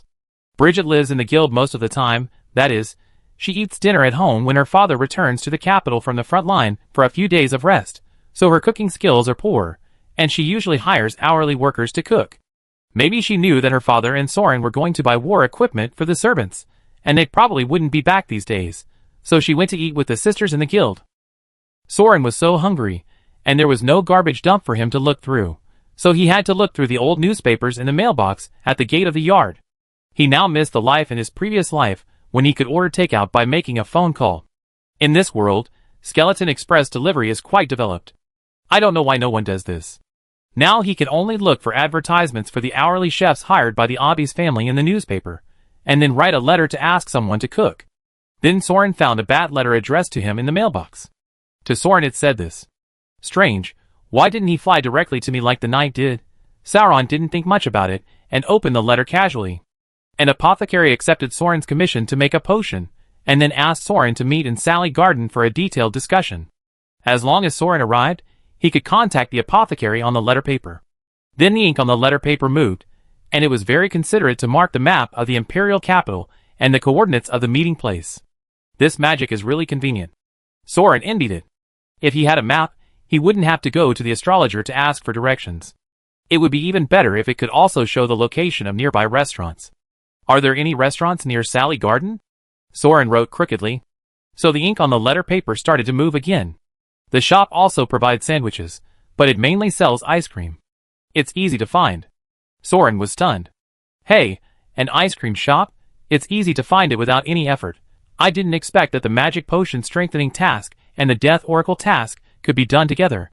It's too easy. I come right away. Sure, I'm free. This is what the letter paper said. Hey, so it's in direct contact with the potion, a magic chat software? It's really convenient. Soran put the letter paper in his arms. In order to trade, he brought all his assets, mainly the 100 crystals given by Princess Franny, and 3 blood scrolls. That's right.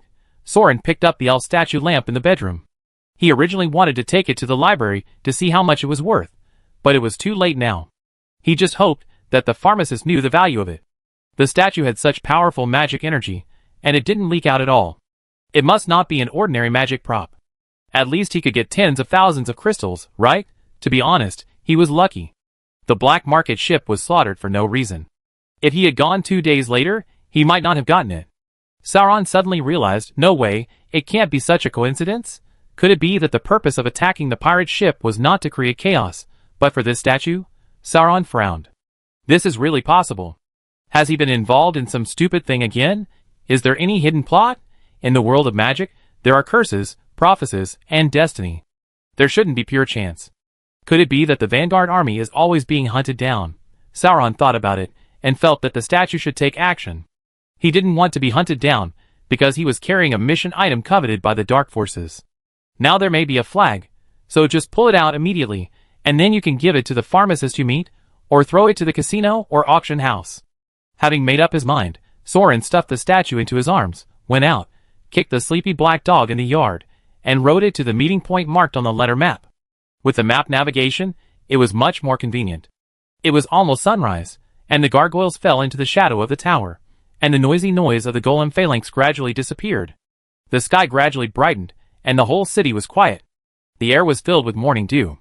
As the lizard hunters galloped slowly, the fishy and salty sea breeze blew on Soran's face and filled his nose. From a distance, Soran could see that the street by the sea suddenly became wider, and there was a peninsula protruding from the sea. It should be a new street reclaimed from the sea in the past 10 years. It was all low-rise ordinary human buildings, probably a place like the slums of the imperial capital. One of the lush greens was particularly eye-catching. It was protected by the barrier and magic circle, far away from the psychic tower and other workshops, and there were no other Gothic castles around to block it. It was completely facing the sea breeze and sunshine. Sally Garden was really easy to find, and it might be the only garden in this city. In addition to willow trees and shrubs, there are also obvious flower fields and herb gardens in the garden. Soran saw a lot of magic potions that were written in the dictionary as not produced in the capital. They were probably planted by the pharmacist. Soran got off the lizard hunter, and Xiao Hei found a willow tree that cast a large shadow and curled up under the tree roots to sleep soundly. Wrapping the tip of the dragon spear with his battle robe, Soran knocked on the door and walked into a restaurant in the center of the garden. "Good morning, what would you like to order?" The owner of the store was an ordinary human uncle, without any crystal jewelry. Seeing that the surrounding herbs were growing so well, it should be that the barrier was resisting the radiation of the spiritual tower. "Do you sell ice cream here?" Sauron tried to wink at the other party to see if he could trigger some quest dialogue or plot. The other party pointed at the counter inexplicably, and the ice cream stored in the water magic circle. "Aren't these all here? What flavor do you want? Citrus, strawberry, vanilla, grape, take out. Do you have the flavor of death?" Sauron squinted his eyes. The boss also narrowed his eyes. "Brother, do you want to rob? This is a human settlement that was set up by the parliament. Although the people living here are not nobles, they are all direct relatives of a certain wizard. Think carefully before you speak." "Okay, it turns out that this is a family settlement." Seeing that the other party really didn't understand the oracle and code of death, Soran had to scratch his head and took out the pharmacist's letter. "I am here to prepare medicine as agreed."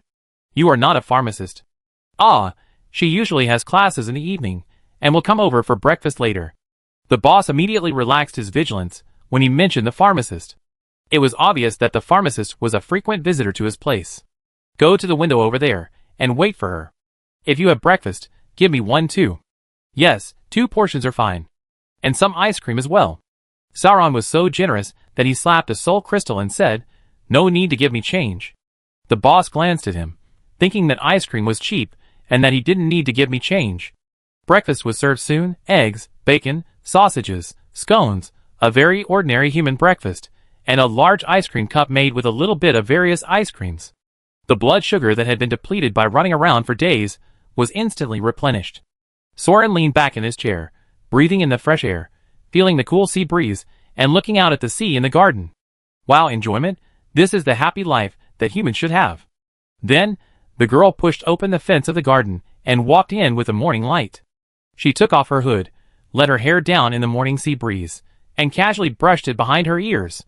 Her golden hair fluttered in the wind to the rhythm of the willow branches. Her emerald eyes reflected the green of the garden, like a curved green spring shining in the light.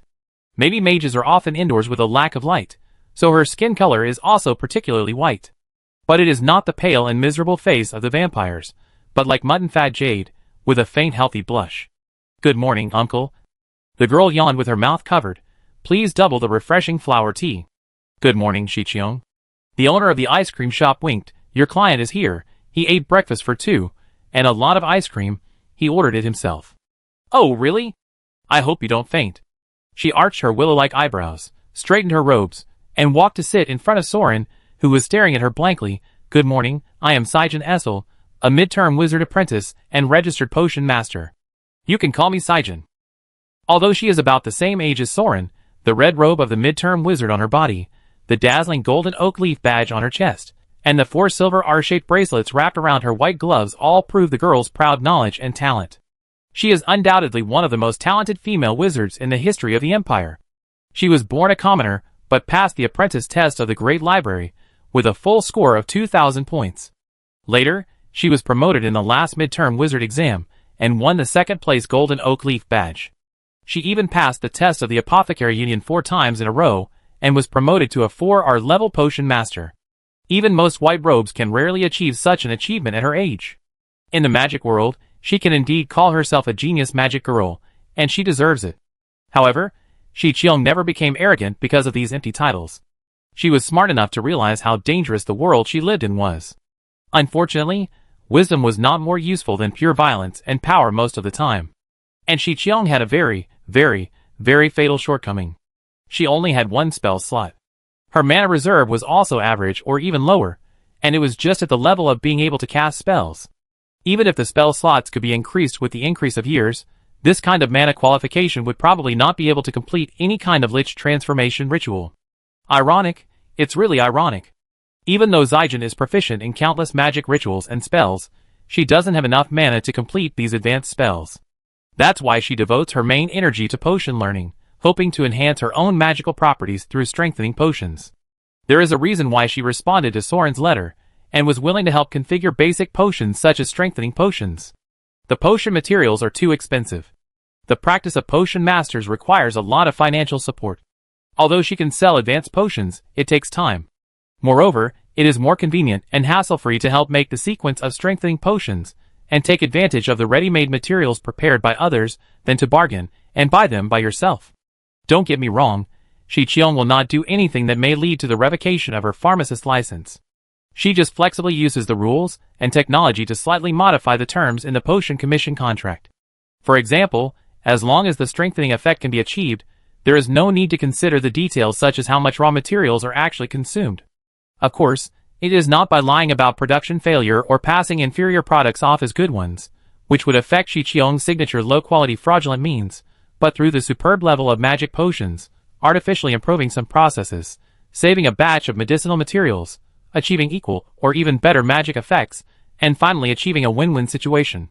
Therefore, in order to avoid the entanglement of some customers, and to ensure their own safety, Shi Qiong commissioned the owner of the ice cream shop to add a little bit of ingredients to the customers. It is not something particularly harmful, it is roughly a drug commonly used for torture such as the love potion and truth potion, which slightly confuses the customer's mind, and leads and hence the other party's judgment from all aspects such as price, materials, delivery time, and effect, and finally reaches a contract that is more beneficial to Shi Qiong, no, more beneficial to both parties. It's almost done. Qiong looked at his pocket watch. The boy opposite him had been staring at him for almost 5 minutes without saying a word. He probably ate too much breakfast and dessert too quickly, and was dizzy from the drugs. Now his thoughts should be less confused, so he can start. You want to commission the Death Knight's enhanced potion, and you want to provide the materials yourself, right? I can accept your commission and make 10 full sequence potions.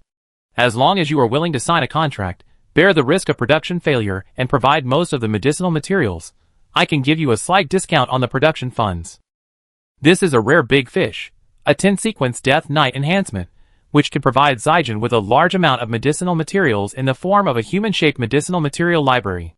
So Zijin smiled, grasped the soul crystal function with one hand, touched his earring with the other hand to activate the mind reading, and secretly activated his only spell slot to remove the opponent's mental barrier. During business negotiations, is there any magic more suitable than mind reading? So Zijin heard Soran's voice through the earring. He is singing? What the hell? Qiong's eyebrows twitched, and for a moment, he thought that the other party had seen through his trick and made a countermeasure. But the other party was still staring at him, and he didn't seem to have regained consciousness. Then the song in Soran's heart was transformed into a meaning that Qiong could understand through the effect of mind-reading magic, and passed it on. My lover and I did meet under the willow garden, and she walked through the willow garden with snow-white steps. She asked me to look at love calmly, like green leaves on a tree, but I was young and ignorant, and didn't want to listen to her advice. My lover and I did stand by the river, her white arms resting on my reclining shoulders. She made me look at life calmly, like the green grass on the bank, but I was young and ignorant at that time, and now I regret it with tears. It was a love song of Soran in his previous life. I don't know why, when I saw Shi Qiong walking into the garden, a voice in my heart told him that this is my type. Accompanied by a little joy, a little expectation, and then great sadness, the melody of the song, accompanied by the melodious female voice, echoed in his ears. It couldn't stop for a long time. Shi Qiong held her forehead speechlessly. This guy probably took too many drugs, actually sang such a cheesy love song in front of her. Although it was quite nice. Ahem, boss, sorry, give him a glass of water, maybe he choked. Shichiong winked. The boss also understood, brought Shichiong flower tea, put some antidote in Soran's water cup, and grabbed Soran's hand to let him drink it. Hey, come back to your senses. You want to commission the production of magic potion? Shichiong snapped his fingers to remove the hint magic to Soran. 10 potions. I can make the entire sequence of potion enhancements. I promise to provide the potions you require, and you are responsible for providing the raw materials. Do you accept? Do accept, yes. A potion master does it best. Soran came back to his senses, smelled a strange smell in the water cup, so he put it aside and continued to eat ice cream. Shichiong couldn't stop him in person, so he could only finish the matter as soon as possible before the other party was affected by the love potion again, so as to prevent the boy from singing again. So he took out the scroll and feather pen, spread them on the table and began to write the contract. Then what about payment? How are you going to pay? Gold or crystal or equivalent item potion? Installments or cash? Soran reacted and took out the crystal and scroll and put them on the table. He suddenly didn't want to take out the statue that might be in big trouble. How many bottles of medicine can these make? Shiong overheard Soran's thoughts and curled his lips. What? There are still good things to hide? More than 100 crystals, and 3 useless magic scrolls that can only be used by vampires. 3 bottles. Only 3 bottles? Soran was shocked. He thought the 6 bottles of enhancement in the early stage were enough. 3 bottles. The scrolls are useless to me. Or you can change them to crystals yourself. I don't have time. It was enough, but Shichiong lowered the price. Even if he sold the 3 scrolls at a low price, it would be more than 20,000 crystals. The early potions must be enough. But this kid is hiding something and refuses to take it out. Shichiong must at least force it out and take a look. Soran hesitated. He did intend to sell the statue, but after seeing the girl, he suddenly felt that he couldn't give her such a dangerous thing. What on earth is it? Shiong became more and more curious. After thinking for a while, he suddenly rolled up the contract and stood up. Forget it, bye. What? Soran looked up blankly. Forget it, you want to take the potion and go to the guild to recommend yourself as a Death Knight squire, right? Shiong said, I advise you to forget it. Although I don't know where you got the scroll from, I really want to forget it. The competition among Death Knights is very cruel. Half of them die every year. You can't even afford the funds for the first 6 stages of strengthening. You are not born into a noble family, right? I know that this neighborhood and this city are full of young people like you who dream of joining the army to change the trajectory of their lives. But sometimes, a peaceful life can at least last longer. Sell your scrolls, find a place to open a store, and live honestly. Don't die in vain for some vague dream. Fate is not so easy to change. Shichiong held her hair blown by the breeze, and smiled at the young man who sang a love song to her early in the morning, and said goodbye. Soran's heart suddenly felt like being pricked by a needle, and he stood up and almost overturned the table. What's wrong, Zaijin? Did he offend you? The boss rushed over with a broom. No, it's okay, we're just about to leave. Zaijin motioned the other party to get out of the way first.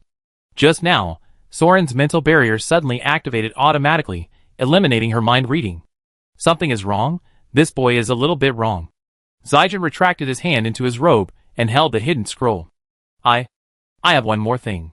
Soran didn't know why he said it, but he had no choice. When the girl turned and left, Soran didn't understand, but he had a beast-like intuition, as if once he let her go, the intersection of the two people might be forever, completely cut off. So he couldn't let her go, and the future would only be discussed later. I have one more thing, a magic item, which has not been identified yet, and I don't know how much it is worth. Soran took out the statue in his arms, put it on the dining table, slowly unwrapped it, revealing the face of the elf statue. In order to prevent the other party from not knowing the goods, he touched the statues, but to open its eyes, it looked like a table lamp. But it was obviously not a table lamp, otherwise Shichiong's eyes would not suddenly be as big as copper bells. Why, do you know what this is? Soran was curious. Shichiong almost used all her strength to pull her eyes back from staring at the statue and stare at Soran. For a moment, Soran felt that she seemed to want to spit out a bunch of dirty words, but didn't know what words to curse to express her emotions. As a result, she held it in for a long time and only said one sentence, it is the core reactor of the elf god. Chapter 23. Oh, reactor. Translation magic is really convenient. As soon as this term came out, Soran roughly understood it. It was probably the magic generator, engine, etc. of the elves. Oh, your reaction is, oh?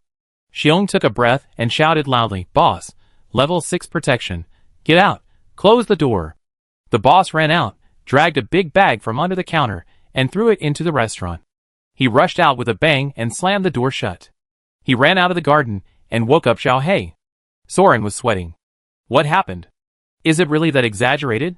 As a result, Zaijin had already opened the big bag thrown by the boss, put on thick dragon leather gloves and alchemical eye masks, grabbed a bunch of alchemical parts, and looked like he was going to face a biochemical crisis. You don't have to be so nervous.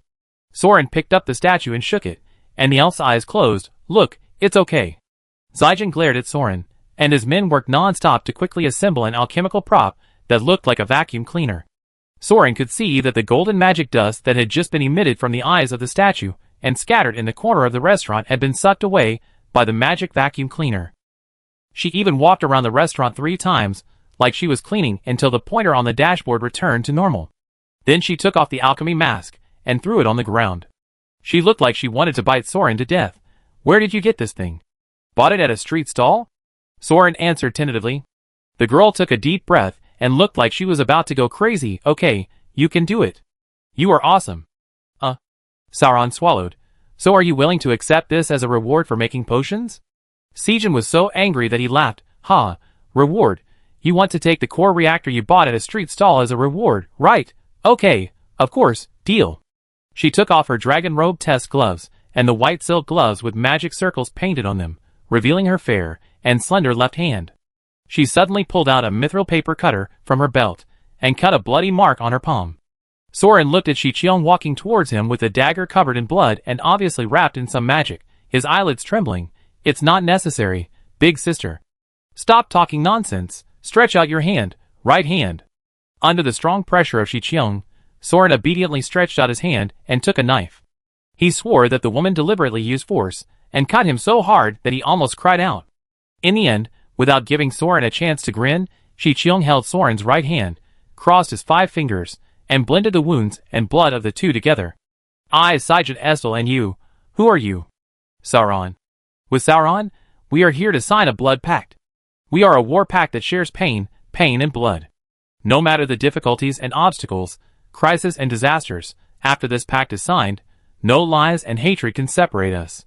Until I, Zaijin, help Soran complete the magic potion strengthening sequence. Say, I also swear this oath. As the girl's cold curse, Soran can see his blood blending with Zaijin's blood, and the same is true for the magic web in their bodies, like the shape of 10 fingers clasped together, intertwined and woven, and it is difficult to separate. Soran scratched his face. I'm still a little embarrassed, hee. Ouch, it hurts. Don't break your fingers. Don't break your fingers. I swear to it. I swear to it. After the blood alliance was established, Soran could see the wound on his palm heal automatically, and at the same time, the blood of the two formed a blood rune, and faintly saw a black magic net in the void connecting the two together.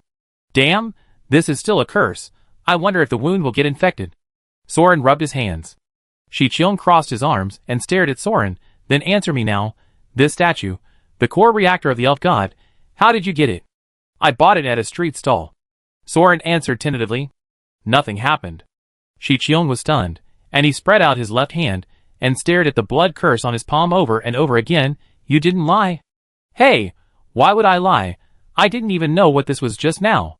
Soran became tough. But I do feel something is wrong, because before I had time to determine how much it was worth, I heard that the black market was swept. So I guess that maybe it was because of this thing, maybe it was stolen goods that would cause trouble, that he hesitated whether to take it out. Wait a minute. Xiong interrupted him. Did you buy it from a black market pirate? Oh, a water ghost, who said he salvaged it from a shipwreck in the sea. You don't even know what it is. Why do you think someone attacked the pirate ship for it? Xiong asked a question that made Soran very strange. Didn't you see it just now? It must not be a desk lamp that can emit such strong magic energy from its eyes. At first, I thought it was a statue that sealed some fire element beast or treasure. What's wrong with your expression? Xiqiong made that expression again, staring as if she had seen a ghost. Can you see magic? And can you tell it's fire magic? She suddenly raised her left middle finger. What kind of magic do I have? Soran looked at her middle finger with empty eyes. Well, this world probably doesn't have such etiquette. Judging from the faint green vine shadows that could be seen at the girl's fingertips, earth attribute. For some reason, Shi-Cheong seemed to be hit harder than knowing that the core reactor was bought by Soran at a street stall, so that she collapsed directly on the chair. This guy can actually see magic. It turns out that I am Earth attribute. You can't see the feelings. Yes, her magic power is really weak. Soran saw that she seemed to have calmed down, and sat back at the table. Why, few people can see it? Magic power? Xiong glared at him. Humans? Lich can do it, but living people have never heard of it. Sauron said he understood and comforted her. Don't worry, my magic attribute talent is probably a setting. Xiong looked up. It seems that what you want to order is the potion sequence of the Death Knight, right? With such talent, why don't you take the exam to become a mage? Oh, don't mention it, because that idiot didn't accept me, and the Death Knight is pretty cool, right? Okay, let's not talk about it anymore. Sauron rubbed his temple. Anyway, this core reactor, maybe someone slaughtered an entire pirate ship to get it. Are you sure you want to accept it as a reward for the potion commission? Not maybe, it's a certainty. Xiong put on his silk gloves and carefully picked up the owl statue on the table. This is the core of God, which can provide almost unlimited pure magic power and support almost all known forbidden spell level rituals and magic circles. This is a secret that the elves have held for who knows how many years. If they can't get it back, they must destroy it. For it, not to mention attacking pirates, they might even start a war. Is it that serious? That's true. With words like reactor, core, and godhood, it has long surpassed the general adventure level and has risen to the level of a country. Yes, if you give it to your mentor, the reward will not be bad, right? Zaijin looked at Soran as if he was a fool. Are you crazy? Why should I hand it in? But didn't you say the elves would want to take it back? Sauron was surprised. I think there is at least one elf lurking in the imperial capital who can easily slaughter a ship of pirates and scare the liches into martial law. Excuse me, you are just a pharmacist, right? A 4-star level pharmacist and the second highest level of mid-level magician, Shi-Cheong corrected him. But he was not angry. But you are right. This is not a treasure I can control now. But I will not let it go, because magic power is exactly the only bottleneck that limits me, and this is the optimal solution and standard answer to the problem. Even the psychic tower model for transforming liches is not as perfect as this one. When I was looking for ways to strengthen my magic power, I saw the liches' speculations about the core reactor, so I could recognize such an unpopular thing. To be honest, I never thought of this strengthening path, but since the final answer is right in front of me, I will never forgive myself if I miss this opportunity. If I could understand the principle of this core function. You can become a god? Soran could see the bright light in the girl's emerald eyes. No, Zaijin turned his head to look at him. Everyone can become a god. Such a rebellious statement, but inexplicably, Soran got goosebumps on his back, because he suddenly felt that the girl was not lying. Maybe she could do it. And only she could do it. Soran shook his head to dispel the strong emotions that suddenly emerged in his heart. In any case, this girl, whose magic power is only slightly higher than that of ordinary people, is now talking about making all humans become gods. It can't even be called bragging. It can only be regarded as daydreaming nonsense. However, everyone has experienced the second-year syndrome, including the genius magic girl. It doesn't matter, just keep it in mind. I mail the collected materials to you after I go back. Don't worry, I won't betray you. Sauron stood up. Zaijin wrapped the statue he was holding with various scrolls and cloths with magic circles drawn on them. Since you can say this during the Blood Alliance, I believe you, okay, as a thank you. I will also advance some of my own materials and make the potion as soon as possible and send it to you. It's disgusting to have to tell the truth as soon as possible. Sauron curled his lips and spit secretly. Who wants to make a blood alliance with you? By the way, I ask you just in case, Shi-Cheong asked casually, you don't have any other important things to hide from me, right? No. Sauron answered casually.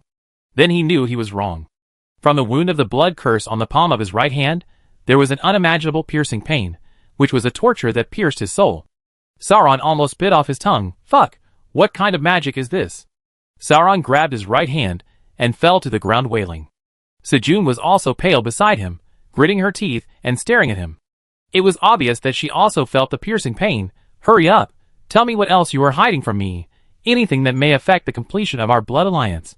Otherwise, the punishment for breaking the oath will not stop. Sauron really wanted to cry. No, I didn't lie. Then he glanced at the ring on his right thumb.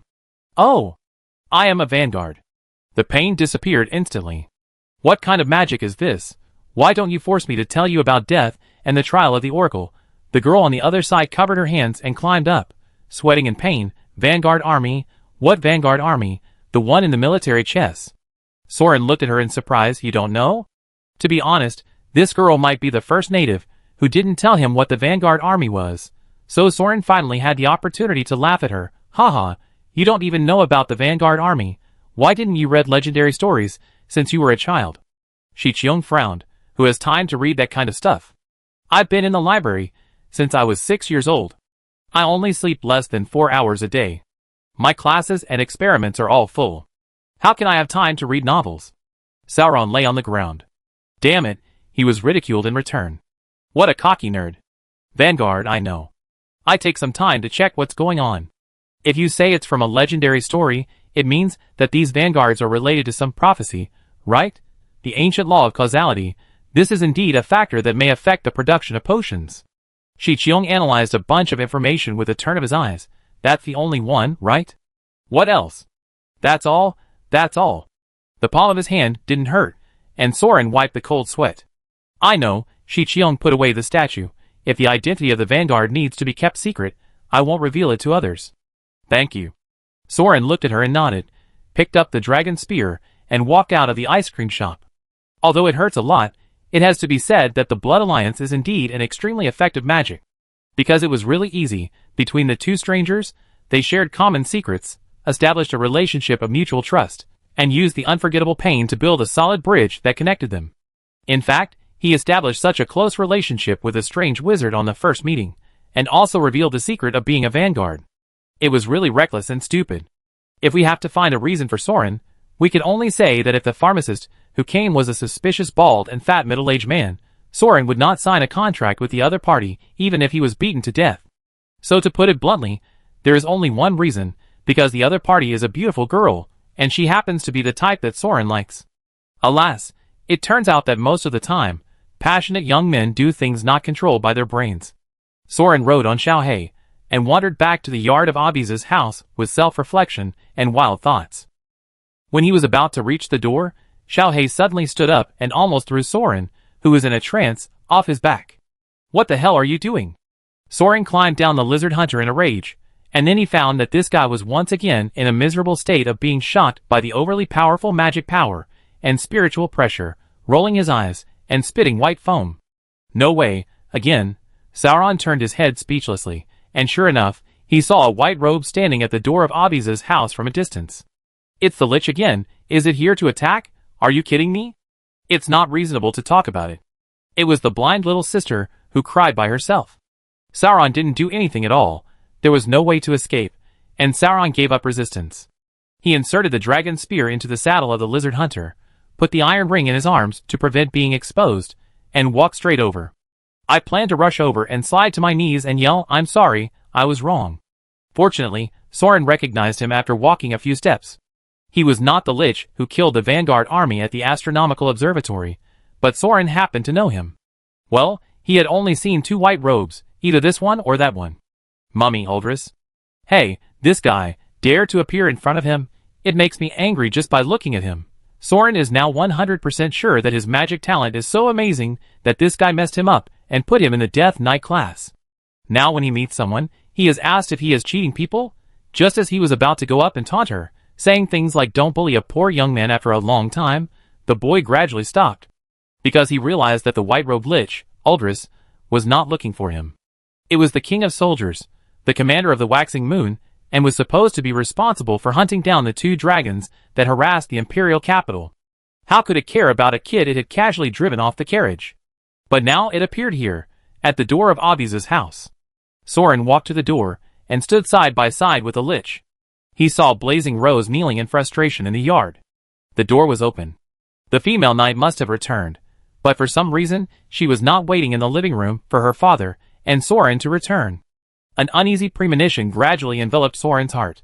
Until the silent Lich at the door, Aldris came to his senses, and noticed the boy beside him. "Hey, you are not that person. Why are you here?" Soran stared at it, but now was not the time to dwell on the fact that the other party didn't even remember his name. He suppressed the uneasiness in his heart and asked, "Why are you here? Aren't you chasing those two dragons? Where is the great knight Alfred? Didn't the leader of the Blood Riders come back with you?" Aldris was silent for a while. I am Soran, the knight squire taken in by the Aldris family. Soran couldn't control his voice a little. Where is the great knight Alfred? Sir Lich. Really a squire? Aldris waved his hand and grabbed a broken sword that was burned black and looked like a dead tree. It was completely unrecognizable. The leader of the blood cavalry, the great knight Alfred Aldris, died in battle. Well, as expected. Soran took the broken sword. Is this the huge sword as big as a door panel that the knight always carried on his back? The one he leaned on to swear to himself to accept the summons of the cast iron order? I really can't recognize it at all. Then where's the dragon head? Soran. Rose came over and bit Soran's sleeve and pulled it. Don't be like this. Excuse me, where is the dragon head? Soran ignored the nightmare and glared at the Lich. Aren't you the commander of the Waxing Moon, the strongest Lich in this empire? Since the subordinates died in the battle, I can always give back the heads of his enemies for him. The Lich raised his hand and put it down again. I don't know whether he wanted to beat the rebellious boy Soran away or pat his shoulder, although Soran didn't care. He ran away because of my misjudgment. Aldris was speechless. The opponent is the 4th-generation Dragon King. Even in the whole world, he is one of the strongest. I didn't expect that it would sneak in for a red dragon.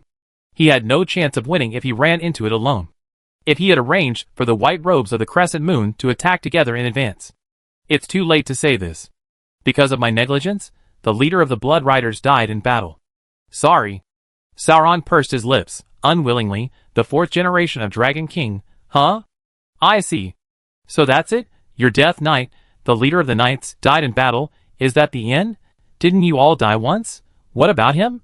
Can he be reincarnated?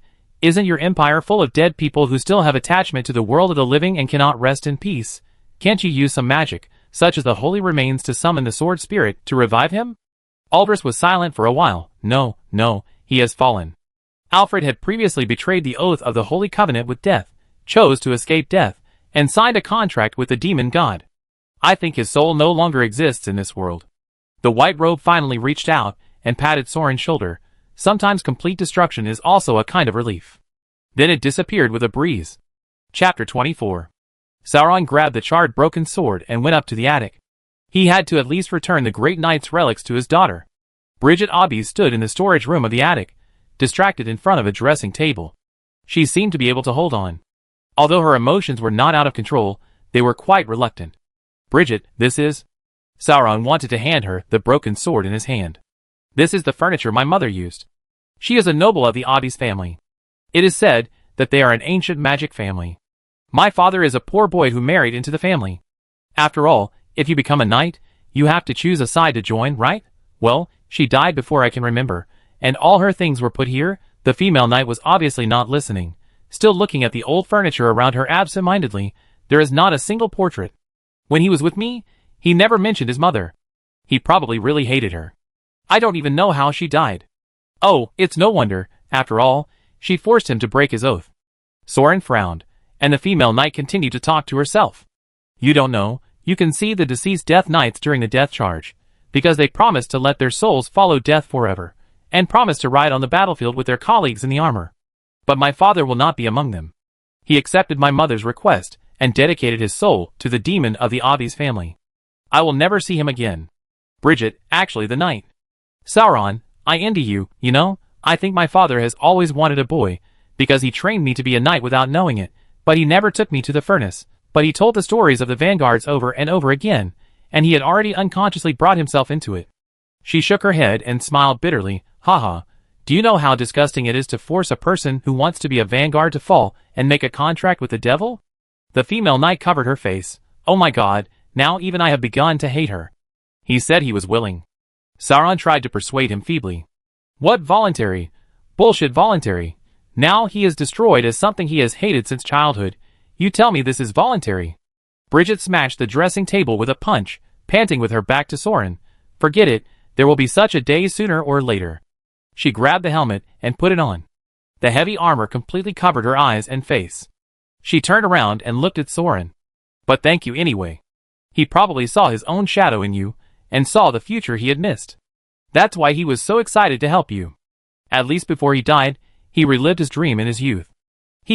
I heard that because of his risking his life, we managed to rescue Princess Franny from the Dragon King. In the end, we played the role of a Vanguard. It's not bad to end the story like this. What? Franny's the princess? Soran was suddenly stunned. The female knight walked past him, without taking the broken sword in Soran's hand. I will not come to this house of Obbies again. His relics will be left to you. The Blood Riders is one of his last wishes. I will help him take care of it. As for the other part of his wishes, I am not qualified to inherit it. She stopped at the stairs. As for the Vanguard army, if you are willing, I will leave it to you. The neighing of the rose came from outside the yard, and the female knight left. After a while, Soran also walked out of the Obbies' house, rode on the black horse, and rushed into the dark tunnel of the imperial capital, running aimlessly in the darkness. Let the damp wind blowing in the face blow away the chaotic thoughts. Life and death are impermanent, and the people who were still galloping together yesterday are gone today. No, they are completely destroyed. In such a world, even the gods, liches, dragons, and death knights dare not say that they dominate their own destiny. All living beings, or dead beings, are struggling for their lives in the web of fate. Everyone is destined to die. There is nothing much to say about this. But for the Princess of Franny, to save such a thing, it is not worth it at all. At this moment, the two Sorans reached an unprecedented agreement, as if they were driving the hunting lizard in the darkness, just to magically rush to the princess, who was used as a punching bag, and stab her to death with a gun. But in the end, Soran still did not do such a thing. Xiao He ran out of the tunnel at the end of the underground river. Under the moonlight, there was a huge shadow cast by the furnace. Soran returned to this town again. He was indeed angered by the sudden death of the great knight, and was entrusted by the female knight to fulfill her last wish, which affected Soran's mood. But it is also undeniable that he did make a decision at this time out of his own will. Soran knocked on the door of the blacksmith shop. The Vanguard Tylon stuck his head out of the side window with a gun in hand. Oh, it's you. Have you decided? Before that, tell me your old almanac, the prophecy about the royal family of Franny. Soran suppressed the anger in his chest. Some things, if not understood, are like a thorn in the throat. Why on earth are you willing to risk your life to protect this family? Tylon frowned, but still opened the door to let Soran in, went down to the cellar to light the oil lamp, and made him a bowl of oatmeal porridge and 2 pancakes to fill his stomach. Soran ate without any nonsense, while staring at the Vanguard of the weapon shop, waiting for his explanation. Tylon sat by the oil lamp and thought for a while. Okay, I tell you the story passed down in my family. I can't guarantee its authenticity because it's too long ago, and there have been several interruptions in the middle, and many people died, so it was pieced together. Well, this dates back to the distant past, when the elves were still uncivilized in the forest. In the distant past, when the elves were still uncivilized in the forest, there was an ancient human empire that ruled most of this continent. Until a heavy snow. The climate suddenly began to get colder, and the winter that lasted for hundreds of years began. The crops were frozen to death, the water surface was frozen, the source of food disappeared rapidly, and the foreign tribes in the north of the empire began to migrate south, sweeping south like a snowball. At first, the empire could barely resist, but the defense line was eventually broken. The foreign tribes that went south, and the empire with collapsed order fell into a chaotic fight, and began to be exterminated on a large scale. Of course, in the end, the empire perished, and almost the entire royal family died in the imperial capital.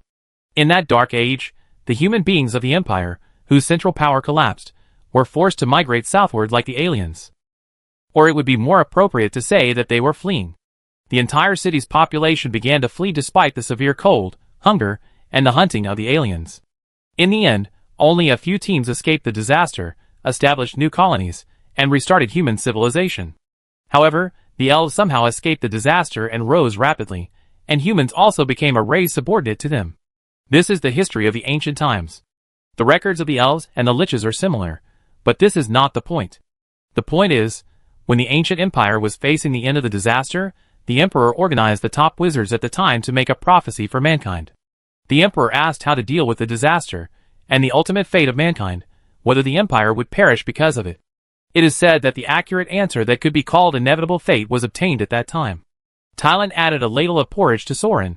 As long as the last bloodline of the empire is not cut off, then mankind will eventually rule the world again under the leadership of the royal bloodline. Soran squinted his eyes. From the results, it sounds like they were just trying to stabilize people's hearts, or fool the emperor, right? Maybe, Tyron said, but the first generation of the Vanguard believed it. Because they were the emperor's palace guards at the time, and they were said to be the strongest group of humans at the time. You said the first generation of the Vanguard were palace guards? Aren't they magic warriors created by the elves? Soran frowned. Humph, brag, ancient martial arts are the fighting skills inherited by the Empire. At that time, the elves were still shooting arrows and hunting in the woods. Tylon curled his lips. Of course, it could be that our heritage is just talking nonsense. Anyway, there has been no evidence after so many years. In short, because they firmly believed in the prophecy of inevitable fate, the Emperor and the guards defended the imperial capital to the death, but they did not notice that this prophecy did not have a time limit, so they were defeated. The remaining remnants fought their way out. That is, the first generation of the Vanguard army. They still firmly believed in the prophecy, and headed south to look for the remaining royal bloodline, who had arranged to flee in advance just in case. They even surpassed the refugees and became heroes and pioneers who opened up new bases for the fleeing humans, so they were also called the Vanguard Army. Well, this is not the point. The point is that in the end, the fleeing humans gradually breathed a sigh of relief, and the royal bloodline of the Empire was also found, but in the hands of the elves. So the last 100 remaining Vanguard armies signed a contract with the elves. They helped the elves kill the Titans, and the elves promised not to harm the last bloodline of the human king and help revive the human country. You saw the ending. They were fooled. Sauron was speechless. They were indeed fooled. The elves did not compete with the human nobles for the crown or the title of lord. They just became gods. They became a higher civilization above the kingship, assisting, protecting, blessing, and guiding the human race. But they did not violate the contract, did they? They did assist the human king, but it was no longer a unified empire, but an alliance of countless tiny countries. Even if there was only a piece of land on a hill, they could be called a king, and in the capital, there must be a temple dedicated to a bunch of elven gods, praying for their assistance and protection. Moreover, under their protection, there is indeed only one bloodline left. So, the Vanguard army has been looking for this royal bloodline, and Franny's royal family is the last descendant of the ancient empire that will lead mankind to revive the empire and rule the world in the prophecy. And you, the Vanguard army, are willing to throw everything behind you and die for this last king and the slight possibility of reviving mankind? Sauron sneered. Abandoning your life for such a psychotic prophecy that ignores production relations and productivity is just funny. But he couldn't laugh, because prophecies are usually taken seriously in the magic world. No, actually. Tylon was silent. In fact, another bloodline was found, and it has begun to revive the human empire as predicted. But 5 of the Vanguard commanders, who received the Iron Order, refused to acknowledge the fulfillment of the prophecy. So the Vanguard split at that time, and even internal fighting destroyed the Iron Order. Therefore, those who split to the north would nominate the Franny royal family, who had a marriage relationship with this bloodline before, as a candidate option. What? Tyron glanced at Soran. You should have guessed it. This is the empire in the prophecy, the revived psychic empire. A group of undead spirits will be recognized and assisted by 2 Vanguard Legion leaders, because of the Saint Estelle family among the nobles.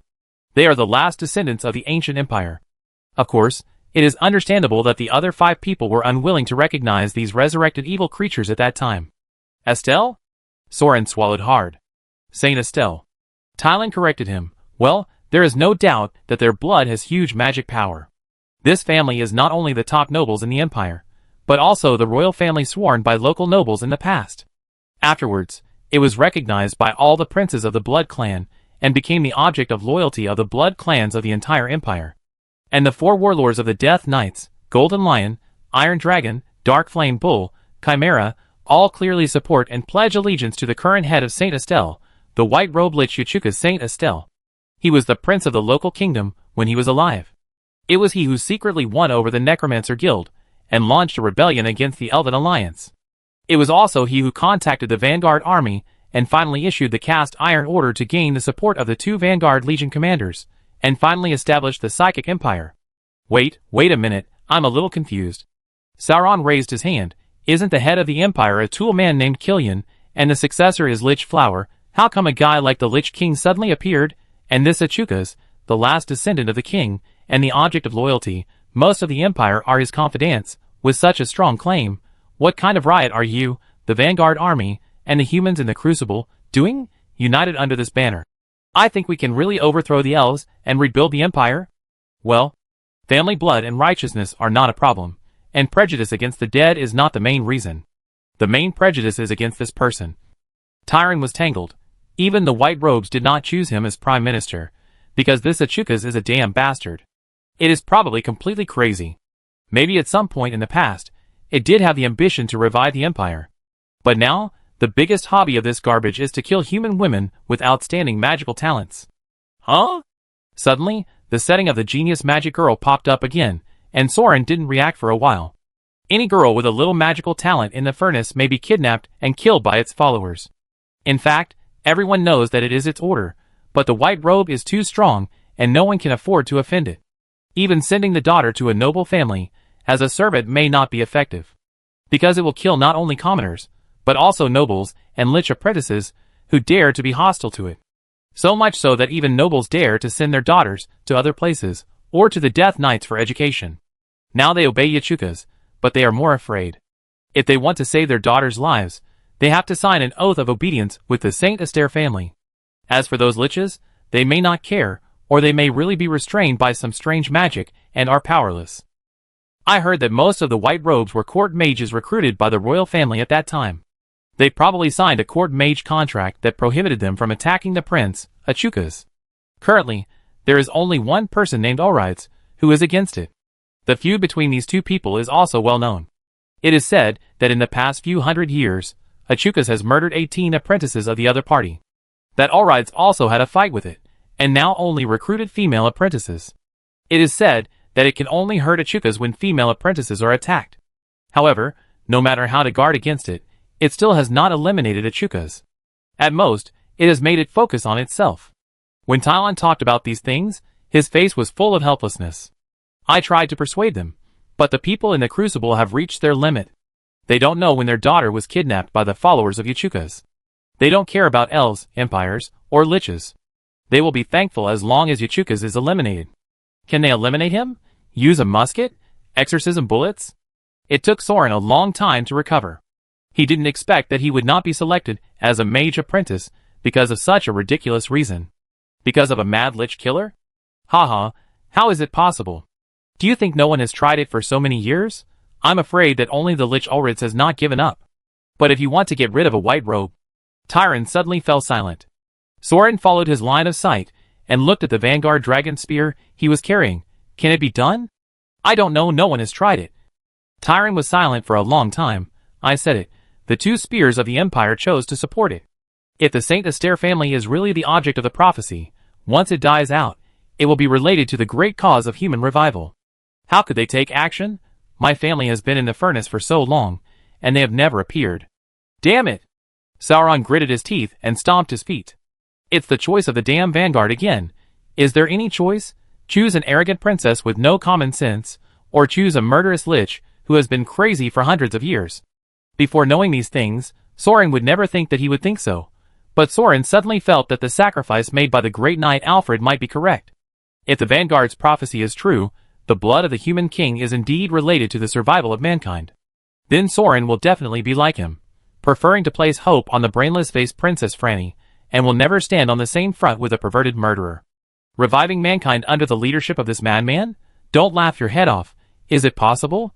No wonder even the Elf Alliance completely lost interest in the Psychic Empire after the Third War. Such a last bloodline has absolutely no chance of saving mankind. It would be better to say that it would help mankind when it kills itself. Unfinished business? Sauron looked at his spear, the dim flickering light of the kerosene lamp, and the shadow of the Vanguard dragon spear reflected on the wall. There was a boy who grew up in a furnace. He wanted to become a Vanguard but failed, and instead became a son-in-law of a noble. The wife of the ancient magic family died. He never mentioned how she died, leaving behind a daughter who was trained to be a knight. And he was besieged and targeted openly and covertly. Because his father, the Grand Commander of the Blood Cavalry, did not declare his loyalty to the human king like the other 4 Legion commanders did. Oh, even his last remaining broken sword was personally sent back by the opponent's mortal enemy, Aldris. For someone or for something, he was willing to give up his ideals and vows, betray the holy covenant of death, and survive as a fallen knight. Then he threw away his life without hesitation. Or maybe he never betrayed his oath. Soran had roughly figured out why the great knight Alfred Obbies was so active in helping him when he recognized the gun, and what he wanted to do. Sometimes people have to make some choices, and then it is enough to do what you think is right. Okay, if no one cares, I will do it. Let the guild stop, and I, Soran, will kill the Lich Yachukas. Chapter 25. I, Soran, will kill the Lich Yachukas. Sauron thought that his bold words would at least scare the owner of the weapon shop, who knew that the other party just nodded, and his tone was as calm as if Soran had just said, I, Soran, will cook dinner tonight. Okay, then I leave it to you. That's it? I really appreciate your trust in me. Sauron was entangled. If not you, who else can come? Tylon looked at the dragon spear. This is indeed the best way to prevent the Union from seeking its own destruction, so I don't need to waste my words. Alas, it's too cliché. A young man whose name I haven't heard of picked up a sacred artifact on the roadside. He heard that monsters in a certain place were doing evil, so he went out with a spear to punish evil and promote good. From then on, the legendary adventure of the Vanguard army began. Tisk, it's all this kind of story I'm almost numb. Because this kind of Ziobewen routine is so popular and has a wide audience. Sauron was speechless, but let me be frank, the other party is the Lich King who established the Psychic Empire, right? Even with the protagonist's halo, I'm not completely sure. And my martial arts talent doesn't seem to be very good. I can't feel the murderous aura of any ancient martial arts school. As a result, I have only learned one move now, which is to stab with the power of despair. If you have any other super killing moves hidden, it's better to teach me now, at least to increase the chance of winning. Tyron was silent for a long time, staring at Soran with strange eyes. This talent is not good enough? Don't be silly. Is there a better talent than not being able to feel murderous aura? And how old are you? And you can actually shoot the spear of despair? Are you kidding me? How far can you shoot with one spear? Why are the two sides saying different things? Sauron was a little confused, but he roughly knew what Tylon was asking, and estimated the location of the Obby's family's villa and the spiritual tower at that time, about 5 kilometers. Then the owner of the weapon store knelt on the ground. Damn, I thought it was exaggerated in the novel. So this is the level of the Grand Commander. Well, this body is full of hanging.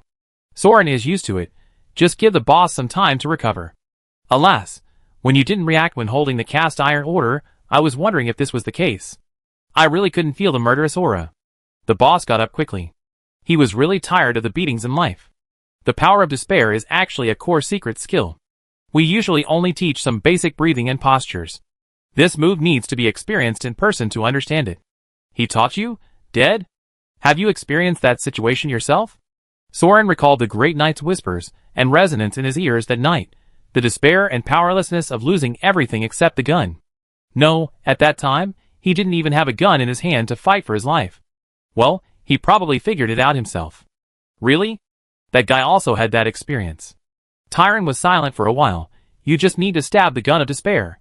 In fact, breathing, posture, martial arts, etc., all rely on persistent physical training to control yourself and overcome fear. In this way, a mere human being can at least fight back with muscle memory in front of a superior predator, and will not be frightened to the point of being unable to move after just one look. So learning to control your fear is the basis of the training of the Vanguard. But you can't even feel the murderous aura at all, so it's not difficult to face the Lich and the dragon directly. Then you can skip the basic stage directly. Follow me. Sauron followed the boss out of the weapon shop and saw him take a replica dragon spear from the shelf, and then took out a ring, and put it on his right thumb, which was no different from the ring of Sauron's Grand Master. Rather, when he put on the ring and raised the gun, his back straightened up, and his posture changed visibly, and his muscles tightened. The awe-inspiring aura that suddenly burst out like a javelin made him look more like a Vanguard commander than Soran. They walked across the small bridge, and came to the alley on the other side of the canal. When they stood opposite each other on the muddy open space that had been stepped on by countless generations of Vanguards, and the young men they trained, Soran could not help but stand still and solemnly, as if generations of Vanguards were standing with him. Overcome your own fear, exert your strength from despair, and repay this fear 100 times or 1,000 times. This is the killer move inherited by the Vanguard army. Most people practice for a lifetime, but still fail to realize it. It requires not only talent and sweat, but also some life experience. Whether it is called the Spear of Despair or the Sword of Despair, it is a cry from the human soul that pushes potential and reason to the limit. It doesn't matter what weapons and moves you use, you can stab, chop or throw. The important thing is to show the determination to abandon everything, and then it will work. However, there are indeed additional tricks. Turin spread his hand and showed Soran the ring on his hand. It is a cast iron ring made of Titan flesh and blood. Titan flesh and blood? Soran looked at the ordinary iron on his finger. Humans have a particularly strong sense of fear, but this does not mean that other non-humans have no fear. Even dragons will be afraid of stronger dragon kings. Gods will also be afraid of weapons that can kill gods. Do you know what is at the top of this pyramid of fear? Yes, it is the Titan. And this is its spine or flesh. The Vanguard Tyrant stared at the ring in his hand, his pupils like deep whirlpools. Ironically, the top of the fear chain in this world is killed by the bottom. Titan, just holding its remains, those once invincible demons and monsters will tremble in fear of you. The former hunters have become prey, and their invincible power and strange strength can only be exerted to a certain extent, because they have never understood what fear and despair are, let alone how to control fear. So naturally, when they were pulled to the same level, and dueled with the Vanguard, they were naturally eliminated without exception. This is the secret of the Vanguard's eternal legend. Damn, the remaining ribs of the Titans are so awesome. Soran touched the ring and the dragon spear in surprise, but felt nothing. The Titans are so powerful, don't you wonder how they were eliminated by humans? I'm not surprised about this. Tyron raised the spear with his right hand wearing the ring, and made a throwing gesture. Every one of the 101st generations who went there at that time was a heroic spirit, who survived the catastrophe, and fought a bloody way for mankind. He had already experienced thousands of trials, transcended the horror of life and death, and broke through the limits of being a human being, both physically and mentally, and inherited the most exquisite skills of the entire civilization. If you look at the level of creatures they killed when they opened up the road, you will know that it would be strange for the Titan to survive against them. It is better to say that only 7 people were left in the end, and it is certain that they were tricked by the elves. Tylan persisted for less than a minute, and suddenly took off the ring on his hand, leaning on the spear as if he was exhausted, with cold sweat on his head and shaky, as if he had not just posed, but ran 3,000 meters. Ah, boss, what happened to you? Did you sprain your waist? Haha, you are indeed the one chosen by Dragon Spear. You really didn't feel anything, right? Those fierce murderous auras and screams. Ordinary people can never bear it. Only the Vanguards, who can control their fear, and have the true heritage can wear it. Tyron took the ring in his hand and looked at it. The remains of the Titans have some very magical properties. Legend has it that the souls of the monsters that were killed are sucked into the flesh and blood, and cannot be resurrected. But I've never used it to kill anything, so I can't say for sure. I can't bear the fear brought by the ring for long. Because when you wear the ring to kill a dragon or evil god, the effect of the ring will gradually increase. As the killing increases, the impact on the Vanguard wearing it will also increase. You see, in many stories, the Vanguard also appears as a crazy murderer, right? In fact, it is not necessarily a frame-up by the elves. Wearing this kind of weapon for too long will indeed affect one's mind. My ring is a family heirloom, passed down through so many generations. Even ordinary pioneer rings are stained with blood. Your repaired one is even more terrifying. I dare not wear it at all. I felt relieved when I saw you pick it up. But I am afraid that fewer and fewer people will be able to control them in the future. So our family can only teach some martial arts, and there is no way to pass on the real inheritance to those children. Soran frowned. You are not saying that Yachukas went crazy because of the ring or the dragon spear? What? Oh no, that guy is just a pervert. He is not a Vanguard at all, and he is very clear-headed. Tylan carefully wrapped the ring with a handkerchief and put it back in his arms. In fact, as long as you hold the dragon spear or want to reorganize the Vanguard, it is only a matter of time before you fight against Yachukas. As far as I know, after the division of the Titans' remains, most of the things were occupied by the elves, so they used these flesh and blood to create the bodies of the gods. The 7 remaining captains after the Titans were defeated killed many elves who broke their oaths, and cast the collected flesh and blood into rings bit by bit, and then the Vanguard army was passed down to this day. Over the years, the main actions of the Vanguard army have been to seize iron and cast iron, seize the flesh and blood of the elven gods, and cast these iron rings one by one to expand the size of the Vanguard army. When Yachukas issued the iron casting order and rebelled against the Elven Alliance, the 7 captains brought a total of more than 500 pounds of Titan flesh and blood accumulated over the generations. Later, due to the conflict of ideas among the leaders, the Vanguard army split up, and 5 leaders left, but all the flesh and blood of Titan fell into the hands of that guy. My family is responsible for repairing the Grand Leader's cast iron order. To cast a new ring, only 20 grams of flesh and blood are enough. And it is a brand new ring, not stained with too much resentment and curse of the demon god, and any trained Vanguard army can control it. 500 pounds means 10,000 new rings and 10,000 Vanguard army. 10,000 Vanguard army, Do you know what this means? We can kill another 100 titans. When the owner of the weapon shop spoke of these, his eyes sparkled. When he heard that the other party simply used titans as a unit of measurement, Soran could only sweat. I've said so much, but I think the Yachukas is not a simple problem that can be solved by just wearing a ring and throwing a dragon spear, right? You also said that there were 5 Vanguard Legion commanders who were dissatisfied with it during the split and internal fighting. If they had shot this guy to death at that time, the flesh and blood of the Titan would not have fallen into the hands of the other party, right? Besides, don't the Empire still have 2 captains supporting him? You don't have to worry about that. At that time, there were still many mages standing on the side of Achukas. In the situation where the Elven Temple could attack at any time, the 5 captains left without taking the Titan's flesh and blood, which was also a compromise. But now, haha, I still say the same thing. Tylan sneered. Our family has been in the furnace for so many generations, and we have long studied how to repair and recast the cast iron order. The Titan's flesh and blood has always been in the hands of Achukas. But the Grand Commander never showed up again. If you ask me, he finally saw what kind of person the prince, who was the last hope of mankind, was, so he didn't have the face to show up. I can guarantee that the 2 guys hiding in the Empire will not stop you from taking action. Humph, it's hard to say whether they have any inheritance left over after so many years. It seems that the owner of the weapons shop is also very resentful.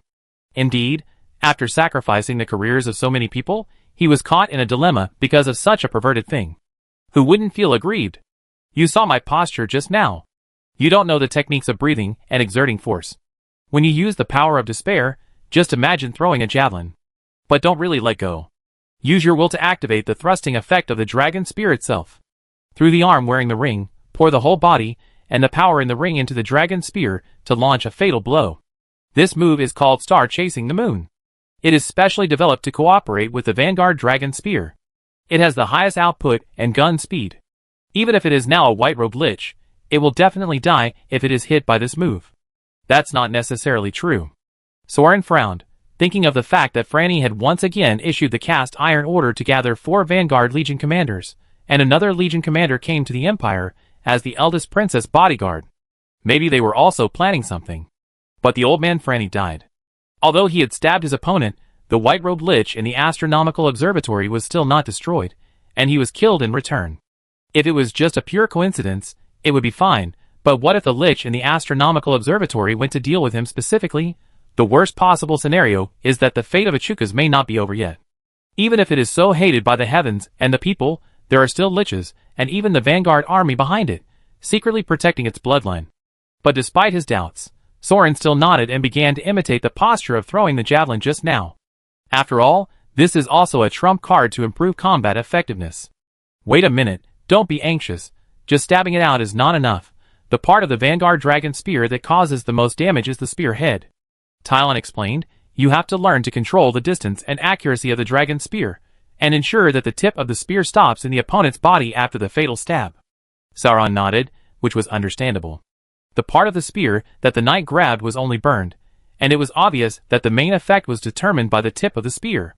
While ensuring accuracy, remember the feeling of each stab: forehand, backhand, left hand, right hand, walking, sitting or lying. You must be able to stab at any time to pass. There are also some tricks, such as keeping the posture still, controlling the extension and contraction of the spear to achieve a heavy rain of continuous stabs, and you can also use the coordination of cutting and poking appropriately.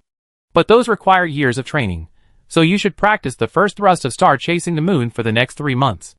Ah, you need to practice for 3 months? The Sauron people were dumbfounded. Didn't you say that there will be a riot next month? If there is a pioneer dragon spear willing to take the lead, I will certainly be able to persuade them to wait a few more days. Besides, there is no shortcut to martial arts practice. I can only correct and guide your posture, and you have to rely on your own consciousness for daily practice. Otherwise, even if you have amazing talent, it will only be wasted. This bald guy is quite good at teaching. He looks intimidating even when he frowns. Soran had no choice but to start practicing spear stabbing under the supervision of Tylan. He couldn't hold on until 20 or 30 times. Although the Vanguard Dragon Spear is a powerful artifact, Soran can only shrink it to 2 meters at the shortest. When it is extended, it will increase in weight. I have no idea what the principle is. As a result, after the first day of practice, his shoulders felt like they were filled with lead, and he couldn't lift them. He couldn't even feel his arms. That's it. The posture is almost corrected. You can do the rest of the training by yourself. Whether it's martial arts or magic, it's all about perseverance. If you have money, buy some potions to strengthen your body. I contact some old friends. We need to get rid of that guy within 3 months. You alone can't do it. Tyrant didn't expect him to be able to master the secret skills of the Vanguard on the first day. After all, given Soran's age, it's impossible to compare with the first generation who fought all the way from the Imperial capital to the Titans. But even if such a kid dared to say such a stupid thing as "let me kill Yachukas," these old men, who have even completed their mission, how could they just stand back and watch? Don't worry that Yachukas has offended so many people, and he is not a fool who can be dealt with in one night. Don't be too impulsive, you just need to consider growing up first. With your talent, as long as you survive, you will have the power to fight him head-on sooner or later. The rest of the chores, leave it to our Vanguard army. The boss gave a final reminder, picked up his gun and disappeared into the depths of the alley. Soran did not stop the other party. He was not so arrogant that he thought he could do whatever he wanted to solo the main city with the protagonist's halo and full of cheats. At least he had to reach the full level, get the equipment, form a group and then fight the boss to properly attack the land, right? And 3 months is not a short time. Some games can directly start the epic group. Soran climbed onto Xiaohei's back exhausted and looked at his slightly trembling hands.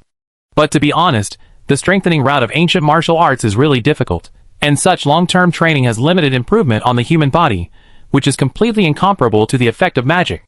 It is purely targeted training for more proficient operation of the Vanguard Dragon Lance. Can such training really defeat a 1,000-year-old lich? If there is no such thing as the Dragon Lance, even if you reach the level of a great knight, you still can't defeat a strong man at the level of the Dragon King, right? Then how did those first-generation Vanguards defeat the Titans and other demons whose names were not even left before the Dragon Lance and the ring? Soran rubbed his arm, and never mind. Just take it one step at a time. Chapter 26. Yachukas? You're asking me about Yachukas? The library master pushed his glasses on the bridge of his nose, pulled his attention away from the book, and glanced at Soran up and down. You finally thought it through and decided to be a wizard apprentice, right? That's good. This path is more suitable for you. But how should I put it? I think you can consider someone else. White Robe Yachukas, maybe, is not a particularly good candidate for a mentor. Soran curled his lips. He just came to confirm whether he was deceived. Although the Mediterranean owner of the weapon shop was a lunatic who voluntarily chose to lie to a child to assassinate the lich was not very likely, but he still wanted to verify it. So Yachukas is indeed a perverted bastard who is extremely obsessed with killing magical girls. Yes. Okay, I verify it. Can a geek who hides in the library all day wrongly accuse you? But to be honest, if you don't consider his personal quirks, he is a fair and generous mentor. The librarian's supplement stopped Soran, who was about to leave. Fair and generous? You are not serious, are you? Irony? Soran turned his head and glared at him. Of course it's true, he has money. The librarian shrugged. As his apprentice, you don't have to worry about funds and materials, and it's easy to get permission to borrow forbidden magic below the 14th floor of the library. Even those who have talents and achievements have the opportunity to be nominated by him, inherit the heritage of the ancient family whose bloodline has been cut off, or marry the daughters of those nobles, and become true imperial nobles. Which other lich can provide such conditions? There are many people who are willing to tolerate the quirks of this white robe and even help him. Why, are you here to inquire about him because of these rumors? It's true. The Empire is full of people who fear it and hate it. The bards on the side of the Elf Alliance even call it the Demon King. But if you want something, you have to give up something. It's a very simple choice, right? Soran frowned and looked at the gray robe. What about you? Why are you still an apprentice in the library? Don't you consider joining his army? Me? The library master pointed at his nose and laughed. I'm too old. Sir Yachukas likes young heroes with great talents. He is a white robe after all. At least he is a genius who gets the golden oak leaf in the top 3 seats of each session. Otherwise, it is difficult for him to favor him. Of course, not being able to tolerate that kind of quirk is one aspect, but there are other reasons why I say he is not a particularly good choice for a mentor.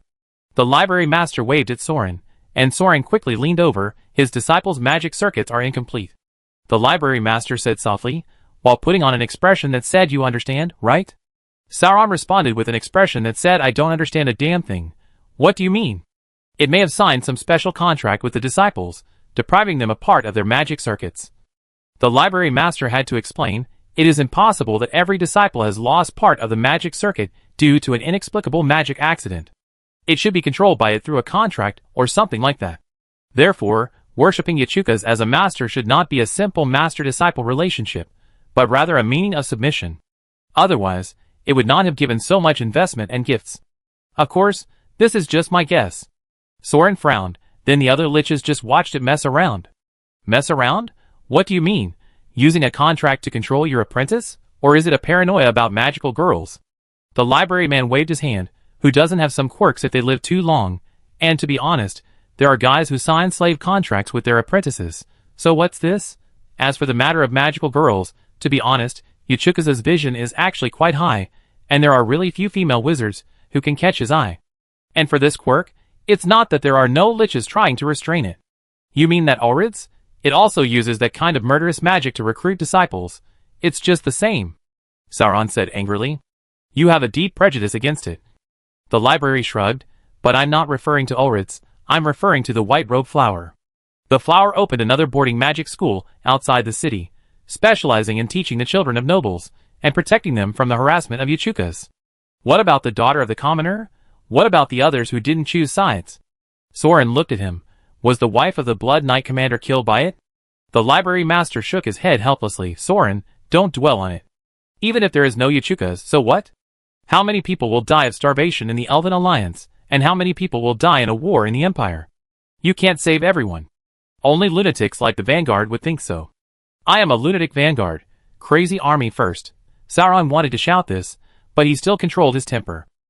There is nothing to argue with the otaku, the library guy. This is the most typical view of rational mages. Whose life is not life? Who is not trying to live? Isn't it enough to live on your own and save the whole world from the bastard? Are you bored? Soran originally had a similar view, with only a slight difference, that is, the bastard cannot mess with him, nor can he mess with the people he cares about. Otherwise, he will never let this bastard go. Now the great knight Alfred is considered by Soran as one of his own. Master? Friend? Not even that. The other party is obviously guiding Soran with his own purpose, or to put it bluntly, he is planning to use him. But so what? To put it bluntly, interpersonal relationships are just about mutual use. The favor of the obvious family father and daughter for helping Soran cannot be repaid by paying you a little here and paying me a little there. The bond between the two sides will only become deeper and deeper as they help each other. The key point that made Soran most unhappy was that Alfred Obbies never mentioned the grudge between him and Yachukas. These things were even speculated by Soran himself.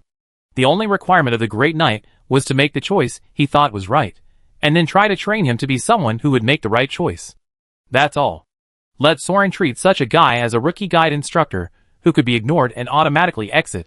The only role was to serve Soran as an Imperial tour guide for a few days, gave him a complete set of Death Knight novice suits, helped to open the Vanguard's quest line, and taught the secrets of the power of despair, so that he could exit after completing the quest. Such an NPC? No, Soran couldn't do it. After experiencing the man's deep and powerless despair and grief, Soran couldn't just forget about this man. He could be a saint, but Soran thought the right thing to do was to at least help the man and stab him with the last shot. Perhaps it was because it was not until this moment that Soran finally confirmed his intention and made the decision to be the enemy of Yachukas. So his hand began to hurt again. Oh no, this blood alliance is really annoying.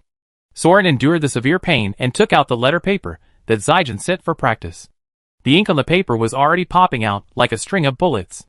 What are you doing again? It's so annoying. Speak quickly. Soran was helpless, but there should be no other reason for the punishment of breaking the oath, so he bit his finger and wrote on the letter paper. I will get rid of Yachukas within 3 months. The pain really disappeared. Huh? Soran breathed a sigh of relief and wiped the cold sweat from his head. Are you kidding me? Are these magics so wide-ranging? Wasn't the covenant between him and Zygen just to let her help strengthen the potion sequence? Is it that just because he decided to be an enemy of Yachukas, he was judged to have caused the covenant to fail? Is it because Zygen couldn't help him strengthen within 3 months, or is it some other reason? The ink on the letter paper was silent for a while, and then jumped again. Soran thought he was going to be scolded, but a new map and coordinates were drawn in front of him. Come here. She didn't get angry. Soran identified it, and found that it was a neighborhood he had never been to before, north of the big library in the city center. Soran rode on Blackie and rushed over. On the way, he began to hesitate whether to break the blood alliance with this girl. She is talented, and at least a magical girl of golden oak leaf. Then this Saijan Essel, no matter how you look at it, should be on the death list of Yachukas. I really don't know how she survived until now. But if she is involved with Soran and is really noticed, it will probably not end well, right? The Vanguard army is fine. Everyone is as stubborn as a cow. It is better to cooperate together to increase the chances of winning. But Soran didn't want to involve other irrelevant people. The landmark given by Saijan this time seemed to be a teaching building. When Soran arrived, he saw red-robed midterm wizards leaving in groups of 2 or 3. They were all young people, and almost all of them were men. Almost everyone had a silver oak leaf brooch. It seemed that these were the future elite winners of the empire. Soran waited for a while, and saw the only girl, Saijan, coming over with a book in her arms. She walked straight to him, and stretched out her hand. Go to Sally Garden. Oh, it feels like you're asking me to give you a ride. Soran was stunned for a moment before he reacted, and he pulled her onto the back of the lizard hunter. He was surprised to see the red-robed youths around him showing shocked expressions, with obvious hostility in their eyes. Hee, a bunch of losers. Soran smiled kindly at them, drove the lizard hunter, and she cheoned wildly on the streets of the imperial capital, jumped over the skeleton carriages, and could smell some kind of fresh and sweet floral fragrance. Oh, could this be the fragrance of her shampoo in the legend? Unconsciously, Soran's gloomy mood these days has improved a bit. Even the boss of Sally Garden, who looks like he doesn't want to see you anymore, doesn't matter to Soran. Follow me. Saijan didn't notice Soran's silly look, but frowned and walked into the women's restroom at the back door of the ice cream shop. Soran was about to wait outside, but the boss winked, go in quickly, closed the door. It's another magic room. Soran followed in and took a look. They probably passed through some kind of teleportation array just now, and inside was a very large plant greenhouse. The flower beds were protected by magic circles, and various potions were planted. There were dense magic circles drawn on the fields. Many of them looked like curses to prevent thieves. This is my private laboratory. Follow me. There are traps. Saijan led the way. Soran noticed that when the girl entered this place, the entire space was connected to her by a faint magic net. It seems that this is the home advantage of the magician in his own workshop. Fortunately, Soran could also see the magic circle on the ground, and followed her around the medicine field safely, and came to the door of a wooden house. Shi Qiong opened the enchantment, and pushed the door open. He could see 3 rows of wide workbenches, each stacked with alchemical brass cutting tools, and various chip wrenches, crystal flasks and beakers for potion preparation, and another desk, which was piled with magic books and scrolls. 15 potion crucibles of different sizes, properties, and textures were placed side by side against the wall of the room. There were 7 or 8 large cabinets in the corner. They were filled with magic circles and spells, probably containing precious materials. This was the magician's workshop. Soran looked around with his chin hanging open. Saijan had already slapped a contract in front of him. Sign it. You can see the magic, right? You are forbidden to reveal the protective spells used in my laboratory. Anyway, Soran didn't know what those colorful spells were, so he signed it casually. Yachukas, right? Then I have to adjust a few medicines a little. 3 months is indeed too short. Saijan rolled up the contract, and took a small bottle from his waist, and gave it to Soran. Your cornerstone potion, Achilles' bone made with wheat as the main ingredient. Don't you care? I suddenly caused something that might affect the contract? Soran asked. Don't be silly, I'm a female mage who grew up in the imperial capital. How could I not know what a Chukas is? Could it be that a servant took the initiative to make an enemy of it? Did a death knight say that a Chukas wanted to fight you to the death? Haha, this is also an old project of the death knights. You have joined the wrong legion. It's a matter of time. It's strange that you can avoid it. She turned around and put the contract in the cabinet. You guessed wrong this time. I really wanted to cause trouble for it. Soran was sweating, and gulped down the cornerstone potion to relieve the embarrassment. Hey, it tastes like beer, quite refreshing. Soran could clearly feel the golden liquid flowing like a living thing, weaving a new magic net in his body. The muscle soreness caused by the previous training was eliminated in an instant. Soran could clearly see the magic power of the potion passing through the bones and radiating from the pores of the epidermis, weaving a faint golden network on the surface of the skin. Soran had studied the introduction of this spell. When it is activated, the magic net protecting the body surface will reduce physical damage. And when activated, the magic power penetrates the muscles, and at the same time it will increase the training effect of the muscles. But the consumption is also very large. It is usually used as a damage reduction skill in the face of damage. Soran saw that the golden light on his body surface gradually became brighter, but the consumption was not obvious. It felt like the excess magic power emitted by his normal metabolism was about this amount. Well, let's just keep it open. 3 months is really a bit tight. It's good that you can digest the cornerstone potion in this time, but you don't have to worry too much. That guy usually sends out servants at the same level as the target to have a fair duel.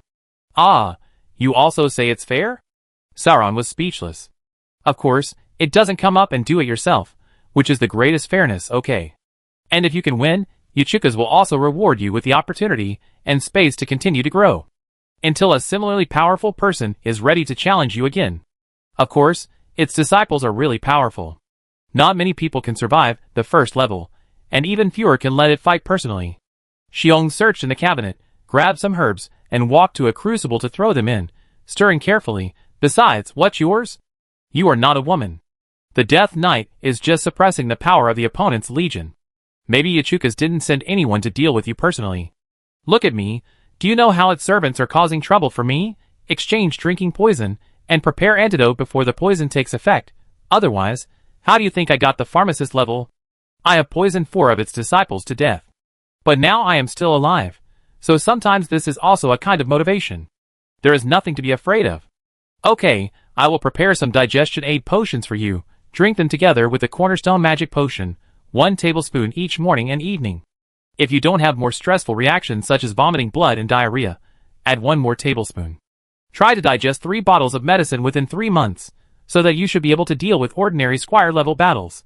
The next time you come to the death battle, you must at least choose the time when you become a formal knight. The later the potion, the longer it takes to digest.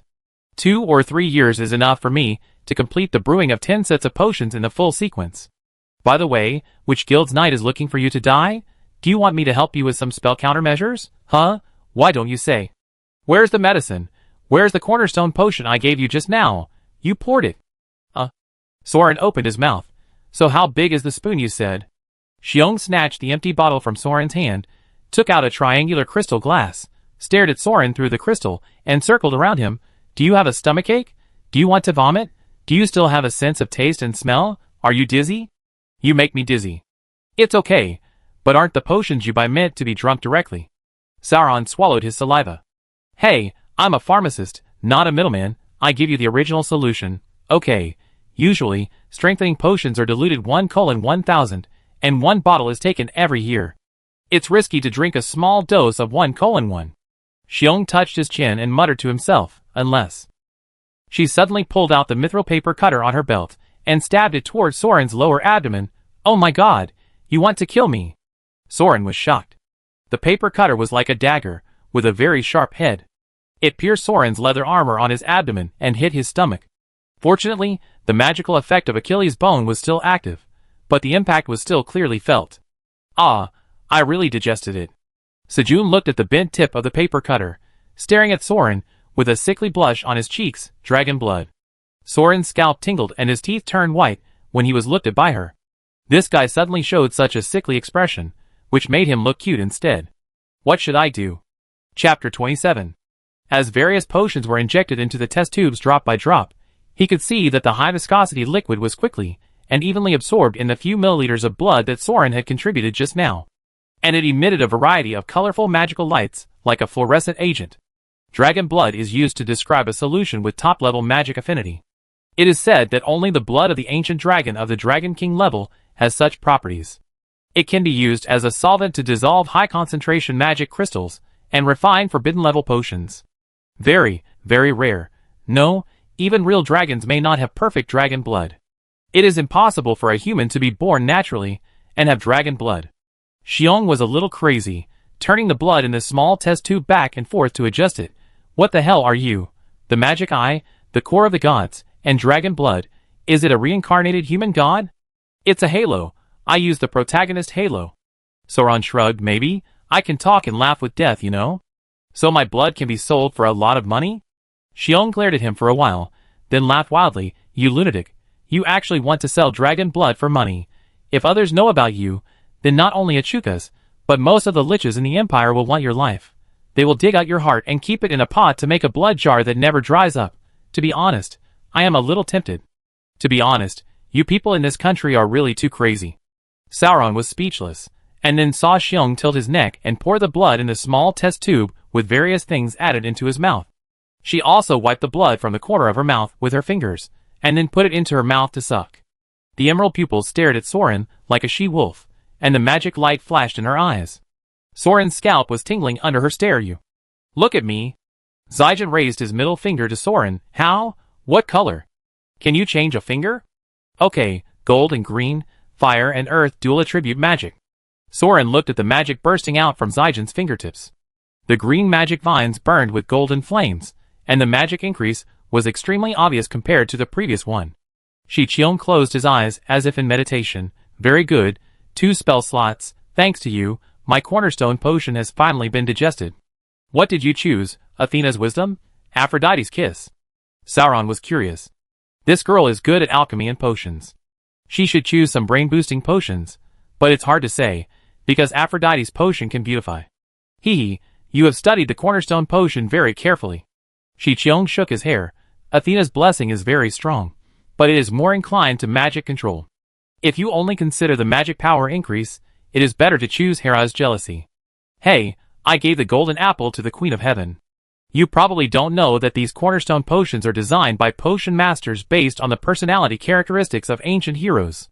When certain emotions are triggered, there is a chance to get extra blessing effects, such as Hera may grant extra spell slots. Achilles, if you show arrogance that despises gods and demons, there is a certain chance to get an invincible blessing. Xiong shared the knowledge of potions, but don't be stupid and expect to rely on this probability to take damage. The best way to resist magic is to not get hit. Of course, the Duel of the Death Knight does not necessarily involve much magic. The topic was diverted in the middle, and the key misunderstanding has not been corrected. In order to avoid the Blood Alliance from making trouble again later, Soran cleared his throat. Ahem, Zaijin, about getting rid of Yachukas within 3 months. What did you say? Are you really going to assassinate Yachukas? 3 months. Why? Why do you do that? How do you kill it? How do you kill it? Kill it in a dream. Xiong kept poking Soran's chest with his fingers, his expression fierce. Well, there is always a way. Everything depends on human effort. Anyway, I have dragon blood, don't worry about it. Just make 17 or 18 bottles of magic potion, I will drink it, and we will cancel the covenant. Everyone has his own responsibility. I will not implicate innocent people. Soran disagreed. Hey, I'm really fed up with you arrogant and cocky boys. Shi Qiong was almost going crazy. You're just going to do it without thinking. You don't have any plan at all. You don't even know its abilities and trump cards. Do you know how many lackeys and accomplices it has? No one has been able to deal with it for so many years, except you? Who are you looking down on? No. I have thought about it seriously. Since it has been so powerful and arrogant for so many years, a plan that is too complicated will leak out. Soran flashed his dragon spear. Let's keep it simple. I find it first, then move around, take advantage of its unpreparedness, and then shoot out like a dragon. As long as we stab it in the ass, it will be solved. Shi Qiong stared at him, his mouth opening and closing like a goldfish, and he finally said, what if one shot can't solve it? Have you checked the Vanguard army? There is nothing that can't be solved with one shot, Soran added confidently. If it can't be solved, stab it again. Zaijin couldn't stand it anymore, so he jumped up and chased after Soran and kicked his calf. Damn, this Achilles bone only reduces damage but not pain. I'm going crazy. Zaijin had vented enough and gulped down a whole bottle of magic potion. He sat down at the desk with his head propped up. Don't bother me. Let me think about it. Let me think about how to deal with Yachukas. Sauron was puzzled. Why do you want to help? Why? If you shout outside, at least half of the city will want to help you kill Yachukas, and the other half will be happy to see you succeed. Do you still need to ask why? But 3 months is too tight. Even if you have dragon blood that can ignore the side effects of the potion and digest it quickly, I can only prepare the 7th bottle in time. The production time of potions after the middle stage is too long. 7 bottles of potion enhancement, that is the level of ordinary death knights, who have just graduated and joined the Legion. Maybe you can get a death charge? No, it is rumored that death charge and death touch are ineffective against it. It is better to say that ordinary forbidden spells may not be effective. At least Aldris in white robes should have used 18 different forbidden spells on it. This guy is still alive and kicking. He must have some special trump card. Shi Qiong huddled up on the high stool, hugging her knees, nervously pulling the 2 strands of bangs on her forehead, and talking to herself.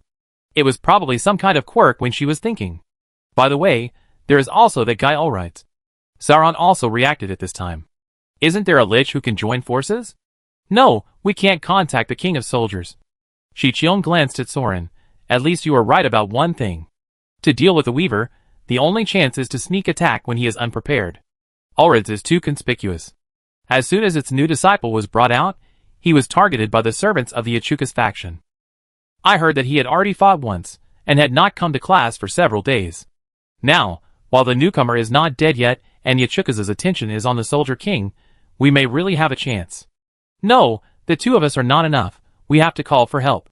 She suddenly jumped up, took out a notebook, wrote something, and tore off the paper, turning into two bats and flying out of the workshop. Hey, you really want to call an outsider? If this deadly thing is reported, it will be the end of you. Soran jumped up. Shion glared at him. You are the outsider, okay, I was implicated by you. So of course I have to find someone I can trust. I tell you, if one party dies before the Blood Alliance is completed, the pain of breaking the oath will accompany you for the rest of your life. Don't mess around and cause trouble for me anymore, understand? TSK, it was you who asked for the oath in the first place. Soran squatted in the corner and drew a circle. Oh, I'm so annoyed with you. To deal with a lich, many materials need to be remixed. Go, take these potions to the auction house and exchange these materials. Shion quickly wrote a page of materials on the notebook and threw it to Soran. Go quickly and come back soon. She snapped her fingers, and Soran felt dizzy. When he came to his senses, he had been expelled from Shion's workshop and appeared in Sally Garden. Yes, I was sent out to run errands. Soran had no choice but to pull up the equally miserable Xiao Hei to continue running the task. The auction house was easy to find. It was a landmark building. From a distance, it looked like an opera house. The circular stage in the middle was protected by layers of magic circles, and was where the auction items were displayed. The surrounding boxes were for mages to rest and trade. The servants carried plates or pushed carts back and forth between the boxes. All the people coming in and out were mages, many of them in black and red robes, and even apprentices were rare. As a result, Soran, who was wearing torn servant leather armor and riding a lizard, was politely stopped at the door. I'm running errands for the wizard. With so many wizards around, Soran couldn't get angry, so he had to patiently take out Sejun's order and the potion she used for trading and give it to the vampire servant. Got it, please wait here. The man was also polite, not letting Soran in, and letting him wait at the entrance of the hall. I shoot him. I'd bear it. Soran really regretted leaving the dragon spear on Xiaohei's back. Huh? It's you? Turning his head, it was Aldris in the white robe again. This guy is really haunting, and he's everywhere.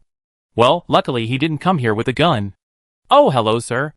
If he hadn't seen people around him bowing, Soran wouldn't have wanted to pay attention to this guy. Just like Zijin said, it's best not to attract unnecessary attention now. Who knew that things would go against his wishes, and Aldris actually walked up to him. How did you become a knight squire? Didn't I hint that you should go to the Great Library for a test? Did Index not accept you? It's impossible. Well, Index, who? The white-robed librarian who guards the Great Library. Aldris stared at Soran. Huh, the hint was lifted? You chose to become a knight by your own will. Such a strong soul. It's a pity not to be a mage. You're trying the same trick. But Soran didn't have time to complain about the other party's words. His main attention was focused on the front. Librarian? Isn't he a gray-robed apprentice? That's his clone. Calling himself an apprentice is just a personal interest. In front of magic, everyone is an apprentice. You have the qualifications to pass the Mobius trial, and you have the guidance of Index, the most knowledgeable scholar in the library, so your future is limitless. Aldris shook his head. Forget it. Since it is your own choice, I won't force it. Seeing this guy turn around and want to leave, Soran finally couldn't help the inexplicable restlessness in his heart and said, You have a good impression of me, right? Where is the magical girl Franny? Is she dead? She is also qualified, right? What about the children who died in the manor? If you have no way to stop Yachukas, why don't you introduce them all to that Index? Why drag us all into your feud and kill us? Aldris stopped and looked back at Soran. You misunderstood. Yachukas and I have no feud. You may not believe it, but I actually picked out a potential one from those who were already destined to die, and tried to see if I could help her change the ending.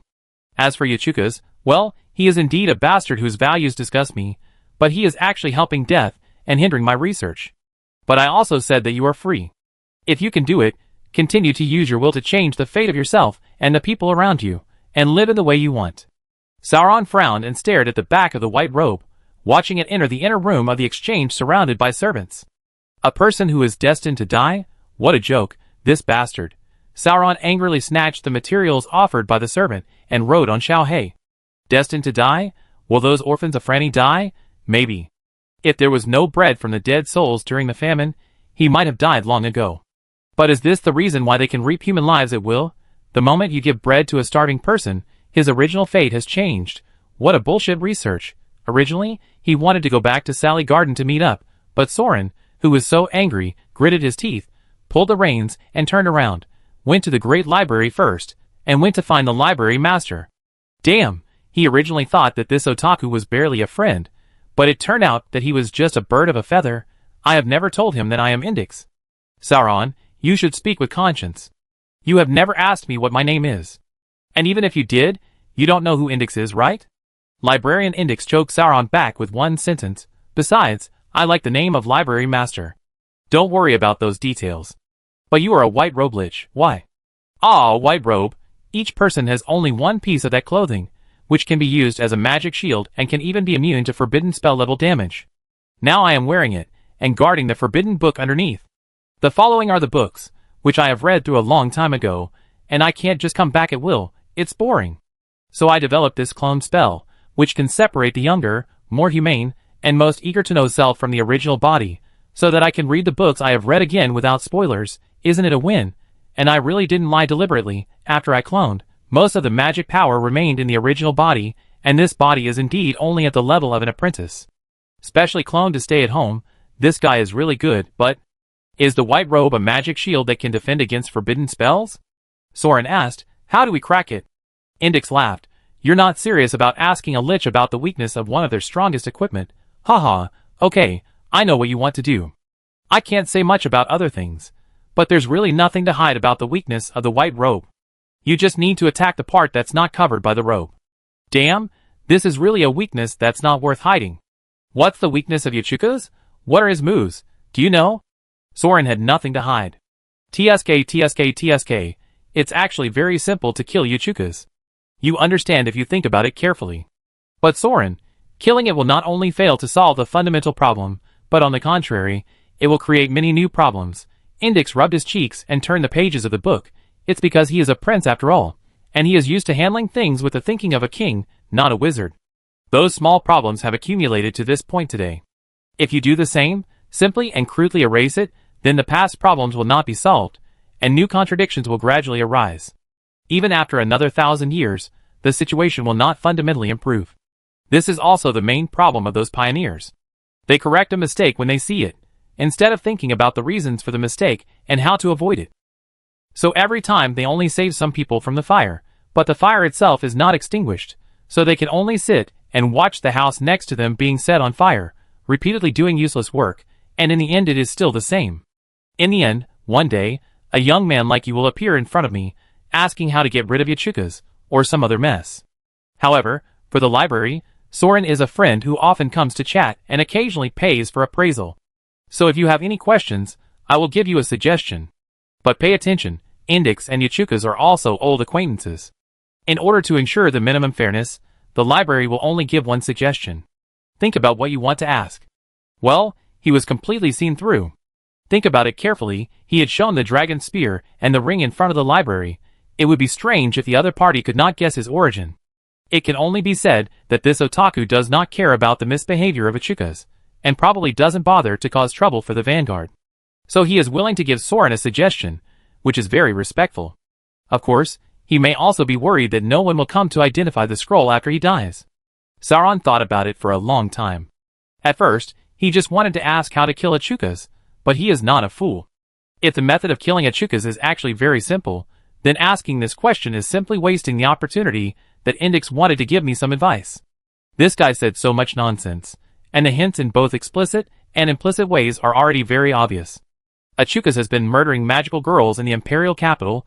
There is nothing to whitewash, but it is not out of any perverted fetish. The problem is the means, not the reason. So the question to ask is the reason. Why does it do this? Why does it kill magic? No, that's not right. It's not that simple. Just as Soran was about to speak, He stopped and his eyes fell on the gray robe of the library master. The one who would give him advice was the gray-robed library master, not the white-robed Indix. He had said before that there would be no spoilers for the books he had read, so there are some things, many key things, that this clone does not know or cannot say. So the library master may not be able to provide an accurate answer to the fundamental question of Yachuka's motives and reasons. So the reasons need to be speculated by Soran himself. The library master's advice is just to give him a direction, and there is only one correct direction. The library returned to silence, and Soran lowered his head and paced between the bookshelves for a long time. Indix did not urge him, and gently turned the pages of the book, continuing to immerse himself in reading. Chapter 28. The magic book was like a flying bird, soaring and circling, and he didn't even notice it landing on Soran's head. He leaned his chin on the long table with both hands, thinking carefully.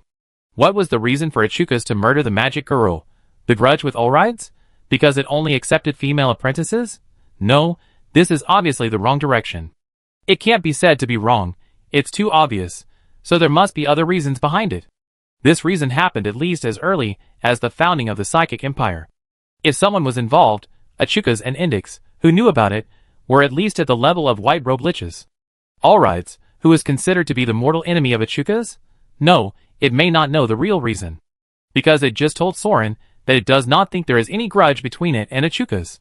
It thinks that it is trying to save people who are doomed to die, and Yachuka's is just helping death and preventing it from changing the fate of these people. Then the grudge between Aldris and Yachuka's may be just a clue used to deceive people, but it actually leads to a completely wrong answer. Moreover, it might be that Yachuka's did it on purpose to cover up its true purpose. If we focus on Aldris, it will only lead to a dead end. So is there any other lich that might be involved in Yachuka's affairs? Yes. Lich Flower, who researched the potion strengthening sequence, assisted in the creation of the Death Knight, established a noble school outside the imperial capital, and protected the children of the nobles from the threat of Yachuka's, was supported and was expected to become the next head of the empire. Could it be the reason? If Yachuka's really wanted to, what's the point of having a school to protect him? Can't Aldris protect his 18 disciples? Isn't the furnace outside the imperial capital? Isn't the wife of the great knight Aldris a noble? She was killed without mercy. The nobles can get protection outside the imperial capital, which is simply an illusion. Yachuka's kills people without considering other people's thoughts, or external factors such as region and family background. Naturally, these are not the fundamental reasons. Then this is another strange clue, because it shows that the nobles of the empire were divided into two factions because of the issue of Yachuka's. One faction submitted to Yachuka's and the other to Hua. If Yachuka's died suddenly, then indeed, new problems might arise. But the problem is that this delicate balance was created by Yachuka's. What is its purpose? Is it related to the reason for killing the magical girl? Or is Yachuka's just trying to push all support to the side of the Lich Flower? But that's too weird, isn't it? Killian, the head of the empire, is a tool that he doesn't even want to be. The parliament can vote to start a war, and the gap in national strength with the Elf Alliance is there, and can't be overcome. Who will lead the empire? What's the practical significance? So maybe this is a question that needs to be raised. Why does everyone think it's better to let Hua rule the empire? The library should be able to answer this. He knows a lot about liches and the parliament, but is it necessary to kill the magical girl for this? Flowers appeared in the empire's vision, at least since the Third War, and the appearance of the Death Knight. Perhaps it had some influence and change on Yachuka's, making it acquiesce to the existence of the flower school, but flowers were definitely not the reason. The reason should be earlier, as early as the establishment of the empire. Vanguard Army. Soran took out the ring hidden in his chest. Indix mentioned the Vanguard Army not to stimulate him, but to remind him. The Vanguard Army must have played a role in this matter. Something must have happened at that time. If Yachuka's was a scum at the beginning, the 7 captains would not have brought all the accumulation of so many years, and 500 pounds of Titan flesh and blood to the imperial capital before splitting up. Something must have happened at that time, causing the 5 captains to leave, and causing Yachuka's to use the wrong method of killing the magic girl to solve the problem. And it is possible that at least 2 captains thought that Yachuka's use of this method was acceptable. It is even possible that killing the magic girl was itself a wrong method caused by the style of the 2 Vanguard captains at that time, who saw a mistake and corrected it instead of thinking about the cause of the mistake and avoiding it. As a result, because the root problem was not solved, this wrong solution snowballed, leading to more and more conflicts and tragedies. If this is true, it is understandable that some leaders refused to take the means of killing magical girls to achieve their goals, which led to the split of the Vanguard Army. If this is the case, the question becomes, what exactly is the reason that caused the Vanguard army to think that the killing of magical girls that lasted for 1,000 years was worth it? Do I even need to think about this? Sauron touched the ring. The Vanguards were so stubborn that they would even push Titans for a purpose. They themselves had been passed down through countless sacrifices. Magical girl.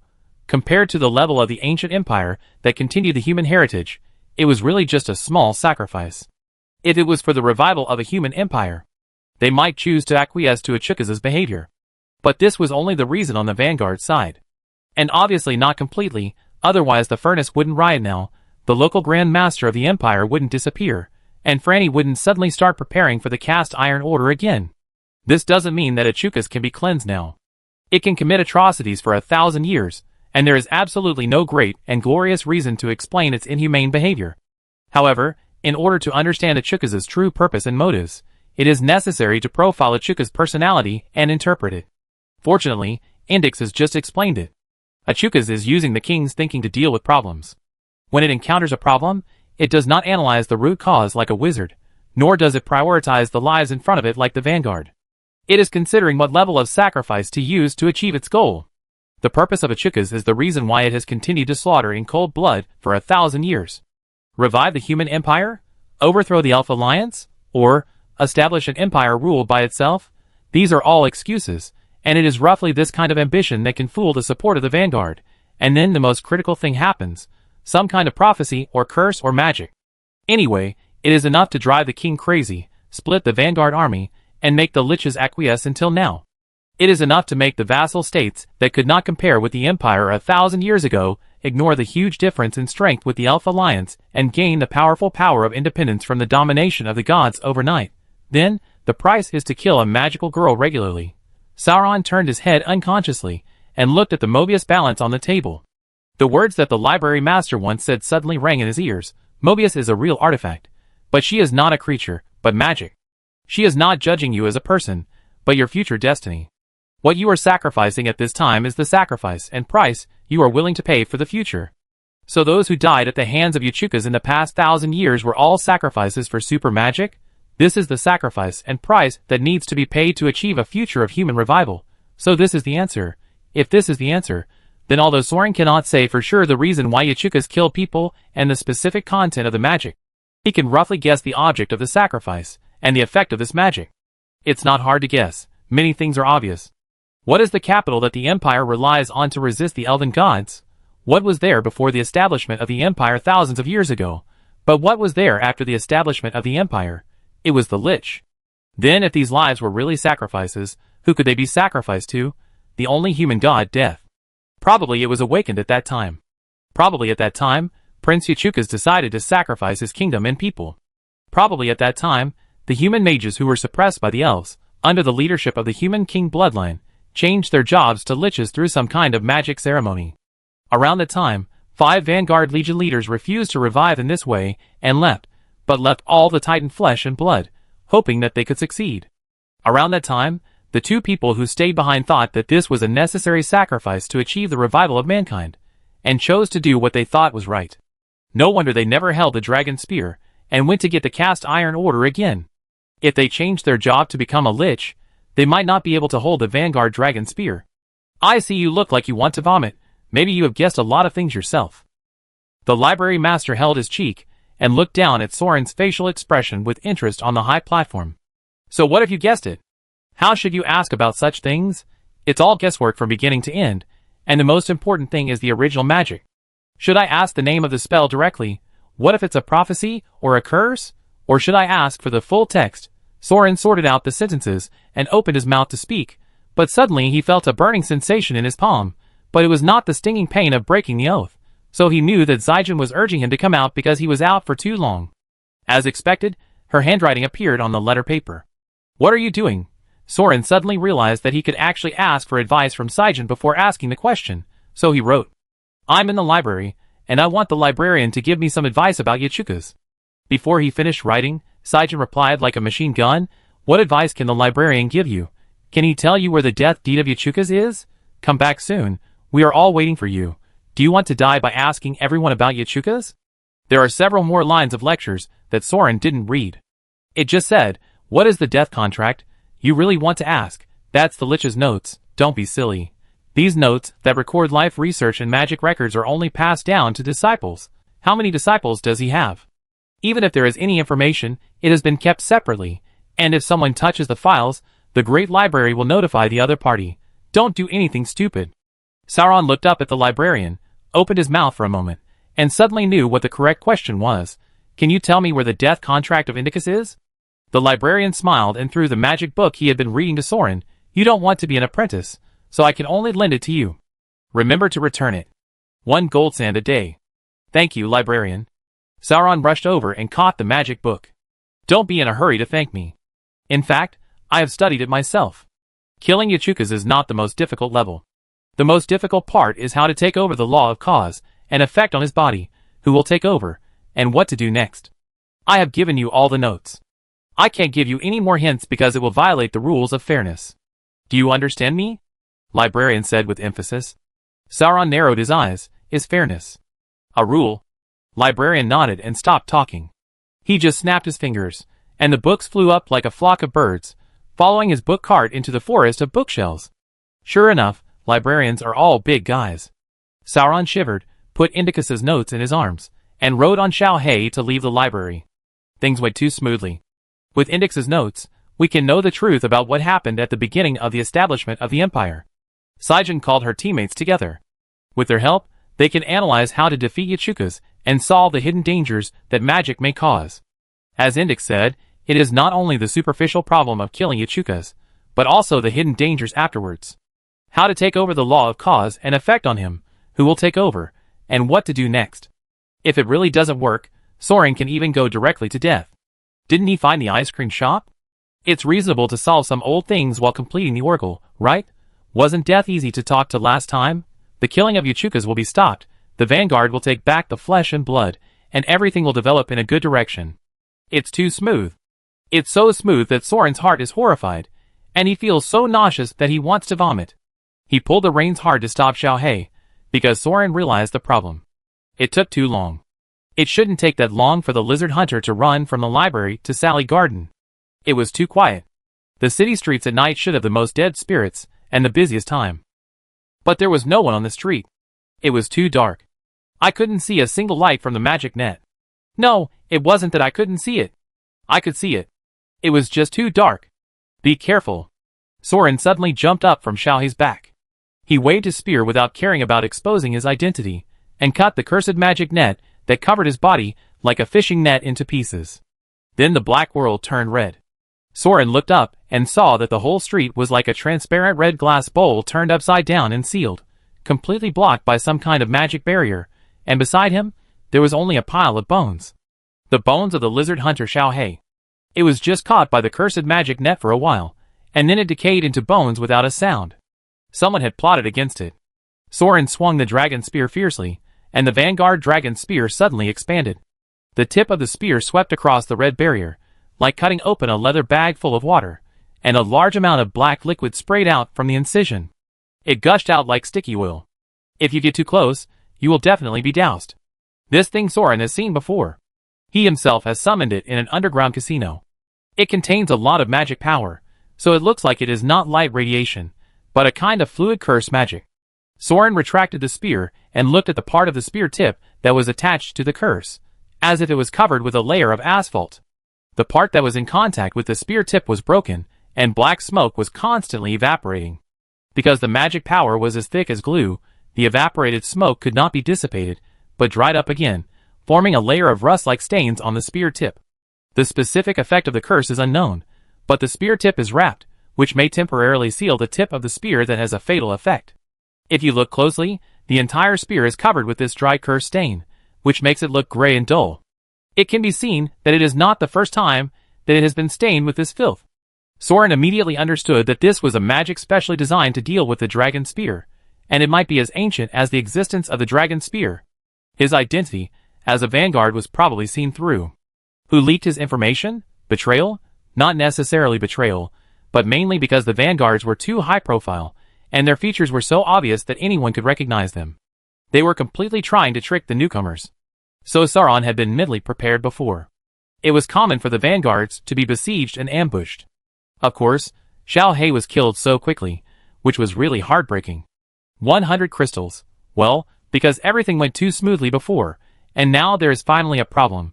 Soran is relieved and calms down to think. Who is the enemy? An assassin sent by the Empire to hunt down the Vanguard? Or a worse possibility, a Chukas? No, it shouldn't be either of these two, otherwise Soran would be dead by now. If it was an opponent with a huge level difference, he wouldn't be able to deal with it with his current trumpet that is not at the maximum level. No need to waste brain cells thinking about it. Hey, don't be so coy. Can't we discuss anything? It's so embarrassing to fight to the death. Why don't you surrender and lose half? Soran yelled loudly. If he poked randomly, the curse behind the red barrier would probably explode, wrapping up the dragon spear and sealing its power. A dragon spear without a fatal effect is really just a stick. But there was no response, and it lasted for 5 minutes without any response, no attack, no spell. Logically speaking, all the magic rituals were ready for 5 minutes, but the other party just didn't make a move. It seemed that the ambusher had left after missing the attack, but Soran knew that the other party was still there because the red barrier had not been lifted at all. Damn, what a shady guy. Sauron secretly spat. The other party was hoping that Sauron would lose patience and break the barrier. But obviously, he didn't know that Sauron had the magic eye that could see the curse. Logically speaking, if it was an ordinary vanguard, they would have broken the barrier easily, and they would not have realized that the tip of the fatal spear was sealed by the curse. But this time he ran into Sauron, the old Voldemort. Haha, okay, let's play. Whoever survives to the end will eat chicken at night. Chapter 29. Although the strategy is to stay alive and compete with patience, in fact, in the middle of the street covered by the blood-red barrier, Soran is constantly moving, trying to figure out the size of the barrier, while avoiding staying in place and becoming a target. He noticed that most of the magic seemed to be some kind of laser radiation, with obvious directionality, and there seemed to be no special shield spell to resist it. Nonsense, how to resist the light? So standing still to output is not feasible, but dodging is possible. Theoretically, a weak FPS player with a pistol may not be able to hit a target 10 meters away, so when fighting against a mage who has a positional advantage, moving can at least greatly increase the chance of survival. Of course, while keeping moving, you have to continue shouting and looking for the opponent's flaws. You are not a dead spirit of the Empire, right? Otherwise, my mount would have felt the spiritual pressure from the upper level long ago. Soran held his spear and kept moving cautiously. Using this large-scale barrier in the street market will soon attract the waning moon, right? Are you still not willing to give up? Then come out and face me head-on. No response, but at least it is certain that the opponent does not have an overwhelming advantage over Sauron, or at least does not have a trump card to save his life in front of the dragon spear. Otherwise, why would he hesitate? He should just attack directly and take him away. He should not give Sauron any time to breathe and be alert. Or did he expect to kill him with the first spell, so he did not prepare for subsequent attacks? No, judging from the opponent's fighting style of both enchantments and ambushes, he is definitely not a magic warrior like the Death Knight, but a spell weaver. But he is not at the level of a lich with unlimited spell slots, so he may be a human or humanoid spellcaster. He specially set up the enchantment, so he should have enough understanding of the Vanguard army, and his style is also cautious enough. So he must have prepared a backup magic, but for some reason, the opponent did not continue to attack. He squatted for a little too long, almost 10 minutes. Soran frowned. Was he still waiting for him to lose his patience and start poking around, destroying the dragon spear before using his ultimate move? Or was he hesitating about something else? Did he suddenly become cautious after discovering that he seemed to be able to see the light of the magic web? No, the magic eye should also be a very rare skill in this world, and it is not so easy to be discovered. So did he change his mind and plan to negotiate? No, what was the meaning of the fatal spell he threw at the beginning? He had already killed him, but he didn't continue, but planned to reconcile instead? Or if it's weak, just deal with it directly, no need to talk too much, but if it's difficult, try to negotiate. Is that what you mean? Why do all the people in the Empire have this kind of thinking? Do you really not care about life and death? Now you have the bone of Achilles to defend against. Physical damage, the magic I can see the trajectory of the surrounding spells, and the dragon spear can break magic. The advantage is still on Soran's side for the time being. Or just fight, actively contaminate the dragon spear, and then use your own blood to clean the spear head. Didn't Zygen say that dragon blood is a solvent with a strong affinity for magic? But the problem is that if you take such a risk, if you fail to eliminate the opponent, the two trump cards of the magic eye and dragon blood will be exposed at once. Just when Sauron was extremely vigilant, the opponent suddenly started to act. The red barrier-like curtain suddenly expanded like a blown bubble, and then exploded in the next moment.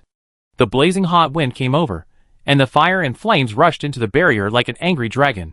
The violent magic energy explosion evaporated the curse originally contained in the barrier, and the overpressure shock wave instantly blew Soran away, and he rolled several somersaults on the street before stopping.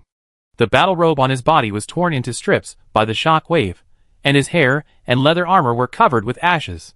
All the bones in his body were shattered, and there was a bloody taste in his mouth. I don't know if he bit his tongue, but he was fine, and it can even be said that he was almost intact. I could see the magic energy particle flow that spread after the barrier exploded, so Soran was not hit directly by the hot rays, but was inevitably hit by a large-scale shock wave. And because the Achilles bone was always open, being blown away by the shock wave was painful, but after the damage reduction, it was only a little scratch, and did not cause much damage to the internal organs. Of course, Soran must have taken advantage of the opportunity given by his opponent to act, and immediately fell to the ground and pretended to be dead. The villain saw that he had succeeded, and then he came up to mock and spit the setting, so the protagonist saw the opportunity to kill and backstab him. It was an old routine, and everyone played it this way without shame. However, there was one thing that Soran really didn't expect. An explosive magic broke through the barrier and flattened half of the street. It was not a big move, but just a prelude.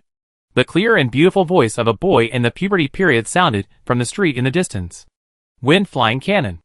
Laser-like purple light pierced the sky, and the whirlwind that rolled up was like a long knife across the night sky. It was not over after blowing up half of the street. The next spell was added to the two sides of the street. The protective barrier that had been broken by the explosion was cut off from the middle of the potholes and crumbling villas and towers. Without the protective magic, the houses with the load-bearing walls cut off slowly collapsed, and the crystals and bricks fell and smashed up even more smoke and dust. Not only did it have the effect of cutting, it also had a powerful wind magic. If this move was sent to Soran to make up for it, he would really be cut in two and die on the spot. But fortunately, it was not sent to him at all. Soran squinted his eyes secretly, just in time to see a girl who was surrounded by thick black smoke. She rushed out of the smoke and flew into the sky. The blood-colored barrier behind her gradually shattered. Under the shining of a bright full moon, she raised the silver rapier in her hand and swung it down fiercely, roaring madly, "Ah! Annoying guy. Shine the ice cone of the sky." The air condensed at this moment. With a dazzling starlight on the silver sword, an incredibly huge magic wave spread out, and the water vapor in the sky was condensed. Then, the light was distorted, and the light blue ice curtain unfolded. A huge iceberg emerged in the air, and the whole ice mass fell from the sky, almost smashing the entire block. "Hey, why are they all range AoE?" Before Soran could get up and run away, he heard 3 loud applause from the smoke and dust. The beautiful singing voice he had just heard, "Big Storm Gun Tornado." Soran could feel the whistling wind in his ears, and the wind magic energy swirled violently, forming countless tiny purple light spears, and then rushed into the sky like a rainstorm, and the smoke and dust covering the ground stagnated, and the airflow caused by the light spears was lifted up from the ground, and the haze on the ground was swept away. Dozens of purple light guns shot into the sky, like dense silver needles nailing into the ice block falling from the sky.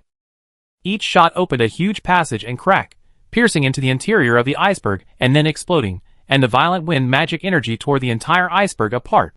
The water magic energy and the wind magic energy collided violently, the ice block was blown to pieces, and hailstones the size of pebbles fell down with a crackle, completely razing the entire block to the ground. "Damn it, are you really a man to use magic in the 1,000-year-old capital? Where are the city management? Does the city management still care?" Soran couldn't pretend anymore, and was hit by hail several times before he hit in the ruins next to him. During this period of time, the entire map was washed several times by barriers, explosions, wind cannons, ice cones, and gun tornadoes, and everything was visible. He could clearly see the 2 people who had just fought. Standing in the center of the street was a young man dressed as a male servant butler. He was a feminine transvestite, and it was hard to tell whether he was a man or a woman. He looked like a woman dressed as a man, but he stood straight, as if he wanted to show some masculinity, but it was a bit out of place. But this strength is definitely not fake. Not only the great magic just now, Soran can see the lightning magic net extending from his shoulder blade like wings and branches, densely spread in the sky. If you look closely, it is obvious that it covers a wider range than the red barrier just now. And the one confronting him in the night sky is a purple-haired girl covered by black fog. The distance is too far, and the thick black fog makes it difficult to see her face. But it can be seen that she was obviously injured in the fight just now. The red robe was cut open, and the left arm was bleeding and hanging by her side. She has a pretty good figure, curvy, not like she chillin' with her flat chest. Oh! Shadow Guardian. The young butler clapped his hands, very powerful. No wonder I didn't cut you in one blow. Why didn't you take the opportunity to escape? No Lord Aldris will come to save you this time. The purple-haired girl seemed very unwilling, but a ghost suddenly emerged from her silver sword. Go down, Sarasis. His magic attribute is wind. It's too dangerous in the sky. What happened just now? What kind of barrier did he open? It has such a large range. The purple-haired girl descended to the ground under the cover of dark clouds. The opponent was very gentlemanly, and did not attack first. He just watched her touch her shoulder with her sword to heal the wound. The ghost in the sword also explained, fair duel, also known as Makara, is the causal law of duel that those crazy orcs came up with, and it is the complete version. They forced you into the barrier to duel. Now we are separated from reality.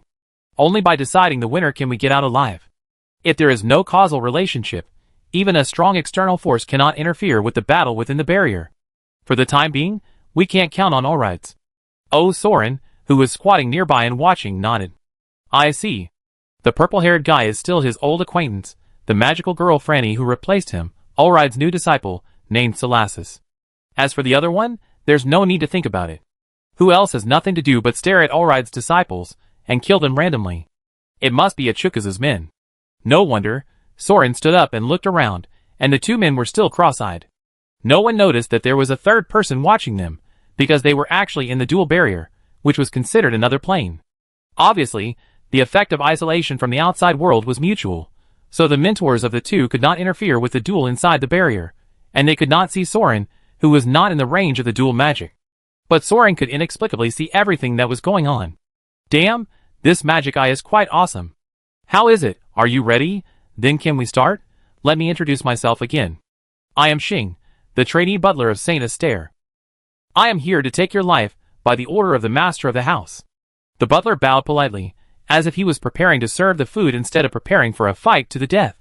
Wait, there is only one question. Sarasis looked at his opponent coldly. Why do you want to kill me? I was also captured and brought to the Empire recently, and I have no grudge against the Achukas. Rather, if he wants to deal with Aldris, I am happy to see it happen. At least tell me the reason. Butler Star smiled. Really? I understand. It is indeed unwilling to die like this. Let's just say it. Lord Achukas once made a great prophecy. Great prophecy? Sarasis frowned. Great prophecy. The ghost screamed. What is the great prophecy? Soran was eavesdropping nearby. You mean the guiding great prophecy? Among countless possible futures, choose the forbidden spell that leads to the only ending. This is impossible. Even fate will not do this. No, Achukas. Oh my god, it's Saint Astaire's great prophecy. I know it. It's another mess made by those crazy people in the Vanguard army. The ghost screamed wildly. Sarasis was even more confused. On the contrary, the butler star seemed to be unable to see the existence of the ghost, and continued, when the Empire was established, in order to fight against the elven gods, the liches made a great prophecy, choosing the winning path to human revival from countless possible futures. And you are standing in the way of the master of the family. Sarasis frowned. I don't understand. Killing me will revive humanity?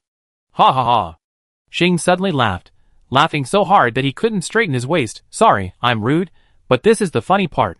Because His Highness Achukas is trying to resist the predicted fate. What? I'm afraid that few people know the full text of the prophecy now, but if I'm not mistaken, at a certain critical point in time, Lord Achukas will be killed by a female magician who meets certain conditions, or die because of her. So it has been madly slaughtering female magicians for the past 1,000 years.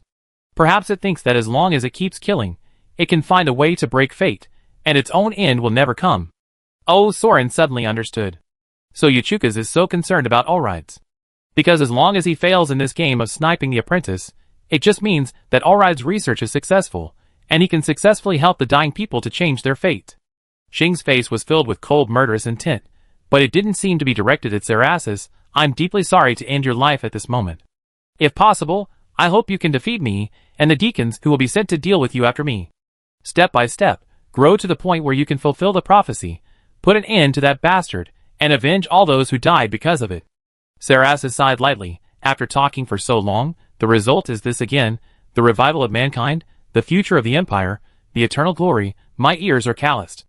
To be honest, when I woke up, I thought I had escaped from a nightmare, but I ended up falling into another one. Well, Allride's apprentice, Soran Sorg. I accept your challenge. The young deacon nodded, turned his body, and stretched out his hand. Deacon of Saint Esther's family, Xing Shin. Gua. The tip of the dragon spear pierced through Xing's abdomen, and the tip of the spear spurted out hot blood, and instantly pierced into Soran's right shoulder. The butler fell to his knees, and the layers of magic protection gathered on his body did not work at all. The magic girl screamed and was stabbed to the ground by a gun. The magic sword in her hand fell to the ground, and the shadow protection surrounding her body just swayed for a moment, and then made a ghost cry and dissipated in the wind. What? Cough cough. Who is it? How is it possible? Impossible. The barrier has been opened. Xing coughed up blood, and turned his head to stare at Soran with red eyes in despair. Are you referring to the lightning nets behind? It did open, but it was broken by the dragon spear. Soran held the spear far away, and was on guard for a while. He found that the two men seemed unable to gather magic power to resist. He twisted the spear in his hand, and almost shocked them with pain. Only then could he feel relieved. Soran raised the spear, and picked up the two people on the spear, and carried them on his shoulders. After the potion strengthened them, this weight was nothing. Fortunately, the fatal attribute of the spear tip was against non-humans, so the two men were only stabbed half to death, and were fine. This little bit of blood is nothing. A fatal wound like the one on the secretary can be healed by drinking 2 bottles of red medicine. What? Why did you stab Allride's disciples as well? Come on, the butler under Yachuka's uses wind magic, so who prepared the curse that ambushed him just now, and the barrier specially prepared to deal with the dragon spear? Besides, the ghost and the sword, no matter how you look at it, the pointy ears, are they all elves? If you can recognize all magic, then the barrier against the dragon spear is also the magic of the elves. Right, so they really came for him, but in the end, they were caught by the butler who was waiting behind them. Soran picked up the magic sword, and the ghost rushed out screaming, "Damn Vanguard army!" Soran shrugged. Why did the Vanguard army screw you? You killed my dragon. Oh, the dragon, right? Soran pulled his eyelids and stuck out his tongue, making a face at her. You deserve to die. Chapter 30. A young man with a height of over 1.8 meters, strong and broad shoulders, wearing an eye patch on his right eye, the apprentice and son of the Lich Armstrong, Pollux stood at the gate of Sally Garden, looking at the imperial capital against the sea breeze. He is undoubtedly a genius. This is not self-praise, but an objective fact. At a young age, he has a huge magic power and physical fitness of the level of Warcraft, born with 8 spell slots, and a strong physique trained by the special combat magic passed down from his family. He grew up in a frontline fortress facing the elves, and with the guidance of his father, he has far more adventure and combat experience than his peers. There was even a rumor that he was a man-made man researched and created by his father. This rumor alone is enough to show his outstanding qualifications and potential. Since Armstrong was recently transferred back to the imperial capital from the front line, Pollux was too old to take the midterm magician test.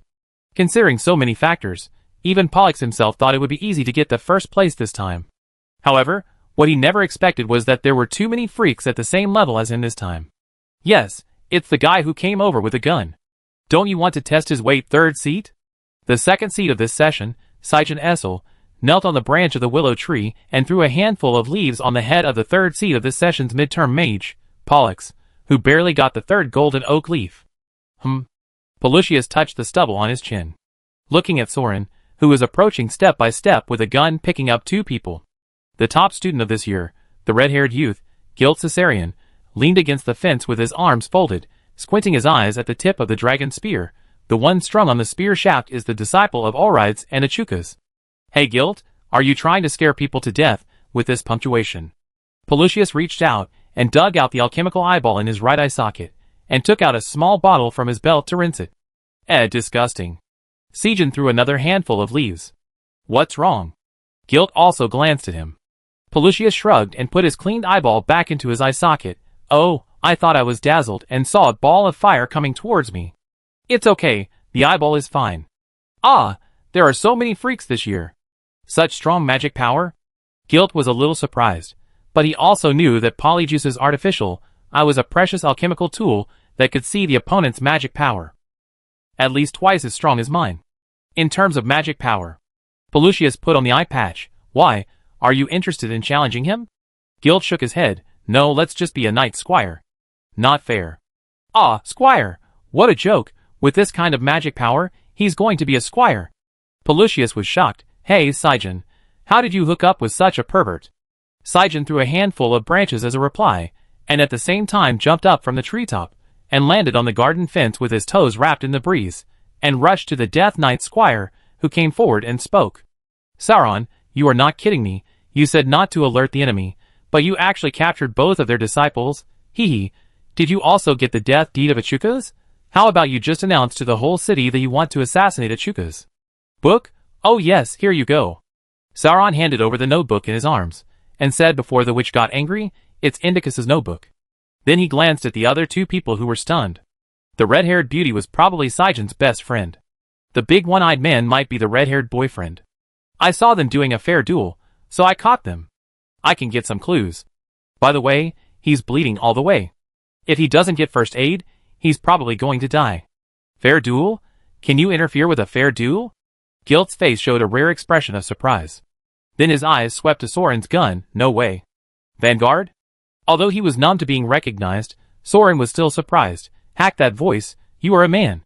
Pelusius whispered to Sijin, what is the Vanguard? Sijin glanced at him. You ignorant guy, have you never read legendary novels? It's a character in the storybook. A melee profession similar to an adventurer. Oh! Pelusius, who grew up on the battlefield, has never read a storybook. Sauron casually threw Shing and Saras into the garden, pulled out his gun, shook off the blood on it, held the gun in his arms, and looked at the two young men in front of him critically. Hey, Shi Qiong, are these your men? Are they really reliable? After all, we have to deal with a white robe. The one-eyed dragon doesn't look much stronger than the two, and this red-haired transvestite. There's something wrong with the red-haired guy. There are too many magic webs entangled on his body. What are those gray silk threads? Some kind of magic or curse. Oh, kid, what's up? You want to try your hand, right? Pelusius smiled and stood in front of Soran. The surging magic wave blocked his vision. Well, in terms of pure magic strength, Shing's wind magic, Saras's water magic, and the level of city-destroying magic are not weaker than ordinary black-robed wizards, but Pelusius is still stronger than them, and the four systems are balanced, and each system is stronger separately, which is quite awesome. Forget it, you are no match for him. Guilt returned to his expressionless expression. Huh? Hey Guilt, you are kidding, right? Just a knight squire? The blood vessels on the one-eyed dragon's neck burst. Guilt only explained one sentence, he restrains your magic, and you will die if he touches you. You can't avoid it or save it. Pelusius turned his head and glared at Soran for a long time, then walked past him in silence, picked up the two injured people, and took them to the house for treatment. Is this a way to save himself? Sauron frowned. The red-haired pseudo-girl must be very familiar with the Vanguard army and the fatal attribute of the dragon spear. That means the trump card of the one-eyed dragon may also be some kind of inhuman blood or magic, so he knew that his teammates were restrained by the dragon spear. But the problem is the reaction of the other two. Obviously, he knows his own strength best, but the one-eyed dragon believes in the judgment of others. It's really unexpected that he looks like a giant, but he is a rational guy. And Shi Qiong didn't mock, but was thoughtful. Obviously, she didn't really spend much time reading those legendary novels about the Vanguard. And she knew best that Soran only had one bottle of cornerstone potion to strengthen his strength, but she still believed in the red-haired man's judgment. This relationship is very close. They know each other's cards, and they can persuade teammates to give up provocation with just one sentence. Do they trust each other so much? We are competitors, but we went to the Orc territory for internship together some time ago, and we have experienced the trial of life and death crisis together. Sijin probably saw Soran's doubts, pointed at the two and explained, Polgus is the son of the Lich, and Guilt is the young master of the Death Knight Warlord Caesarian family. Neither of them is from the Achukas faction. Of course, they are willing to help but also have requirements. Sijin took out a scroll from under his robe and unfolded it. The Achukas faction has offended many people over the years. I don't know how many resolutions the Great Council has passed, offering a bounty on Achuka's life. Unfortunately, no one has succeeded so far, and the families that proposed the proposal have died out one after another. However, their property still exists. The contract is also protected by magic. This is the inheritance of countless generations of ancient magic nobles. Even if we divide it equally, it is an inexhaustible wealth. You may not know how expensive it is to study as a mage. The growth of an apprentice is built entirely with magic crystals and gold, and most liches spend more themselves. Most of the apprentices can only work to earn extra money. But now the expansion of the empire has reached its limit, and the ruins and dungeons in the territory have been almost plundered. Needless to say, the elves are also extremely risky to plunder the orcs' territory, and the barbarian territories are very barren. The three of us were lucky enough to survive the trial not long ago, but the profit, haha, is probably not as fast as the money I make from selling potions. The two of them are even more helpless. For the sake of money. Soran nodded. This is reasonable. Although the son of a lich and the young master of a Death Knight family are definitely not poor, it is better to say that it is precisely because of their family support that they have achieved the success of Golden Oak Leaf today. But there is still a gap compared to those ancient magic nobles, not to mention the cost of lich research in the future. Most of the materials have to be smuggled by pirates, so the money is never enough. Is this your confidence in assassinating him? Guild stared at the dragon spear in Soran's arms. It's not enough. I know that it's not just about solving the superficial problem of Yachukas, but also the hidden dangers afterwards. How to take over the law of cause and effect on him, who will take it over, and what to do next. Soran said behind Indix's back. Guild showed a surprised expression on his face again. Huh? How come you know this too? Strange, is it? No, it's impossible. But, well, Sijin, I leave for a while and confirm something. Fake flash. He disappeared before he finished speaking, as if he was suddenly pulled away by something in the void. Soran was shocked. Damn, what a trick. This guy won't tell on me. Don't worry, it's okay. Probably he's been given a special treatment. You don't really think they're here to share the bonus for nothing. I specifically called guilt. This guy sometimes has a very meaningless idea of fair competition. Obviously, he has the strongest foreign aid but is not willing to use it. I haven't figured out how to stimulate him to play his best. I didn't expect you to save me a lot of trouble with just one sentence. Sijin flipped through Indix's notes. Come into the workshop. I'm going to start a conspiracy barrier. Sauron frowned and chased after the girl, lowering his voice. What on earth are you doing? There are more and more irrelevant people now. Didn't you always emphasize confidentiality? Sijin glared at him. Can you bring back those two irrelevant people? What will we do later? Should we kill them? I tell you, I don't have any forgetfulness potion. Don't change the subject.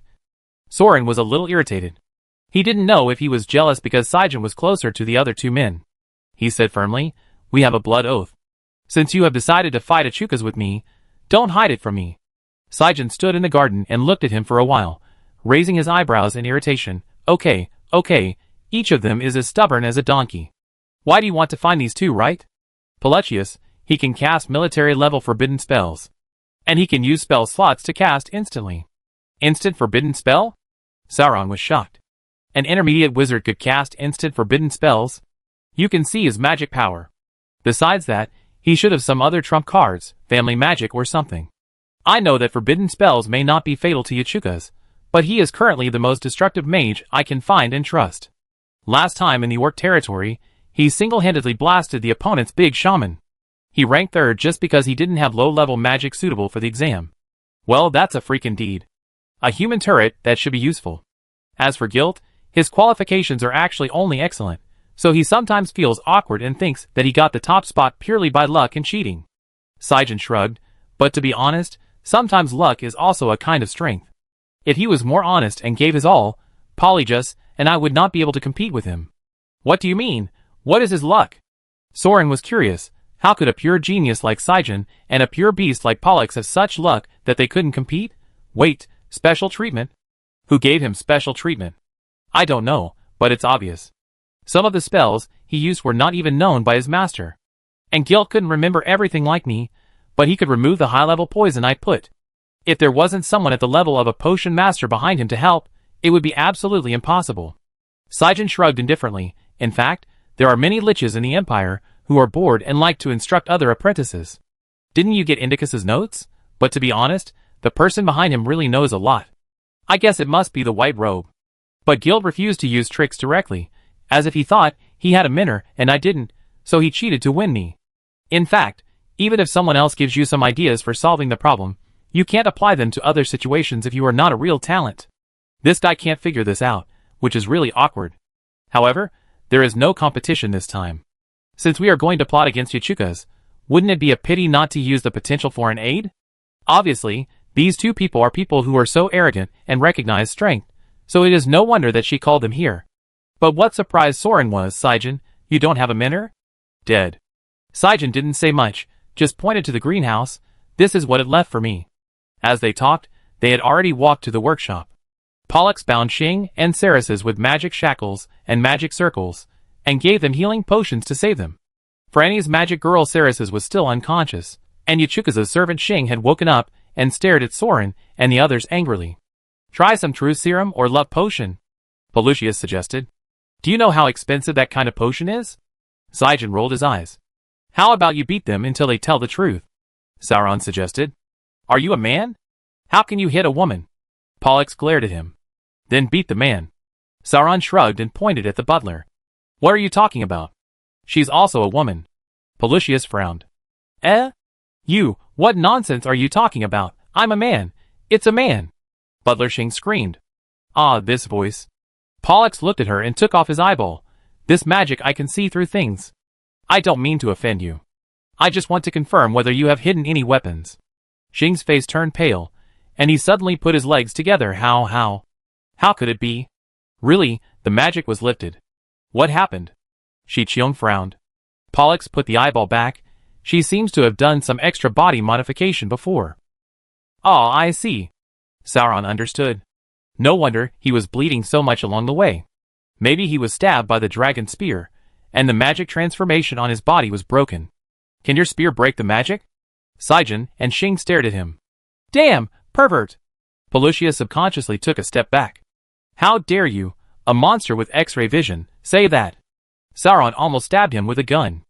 Okay, don't interrupt. Saijin stopped the two boys and looked at the distraught butler. There's nothing to guess. It seems that your parents made magic transformations for you to avoid harm from Yachukas, right?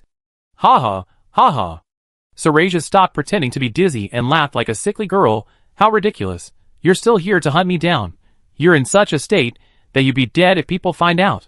Xing's face was pale, and she stared at Polly just pitifully. My body, is it true? The transformation is completely lifted? Isn't that irreversible? Being watched by 3 women, the gentleman Polyjuice had no choice but to bite the bullet. Even the transformation and extra curse in your body have been lifted. Even if you find a lich proficient in medicine to treat you, I'm afraid you can only restore your original body, and there is no way to disguise yourself as a man. Ha, ha, ha ha ha, ah ha ha ha. Xing suddenly laughed even more madly. Pelusius was startled. What's wrong? Is she too excited? Sauron pinched his nose. To be honest, women in the Empire are a bit hysterical, and not mentally normal. Xiong glared at him to shut up, looking down at Xing coldly. How is it? Are you very happy? Ha ha, of course. Xing's face suddenly twisted like a demon.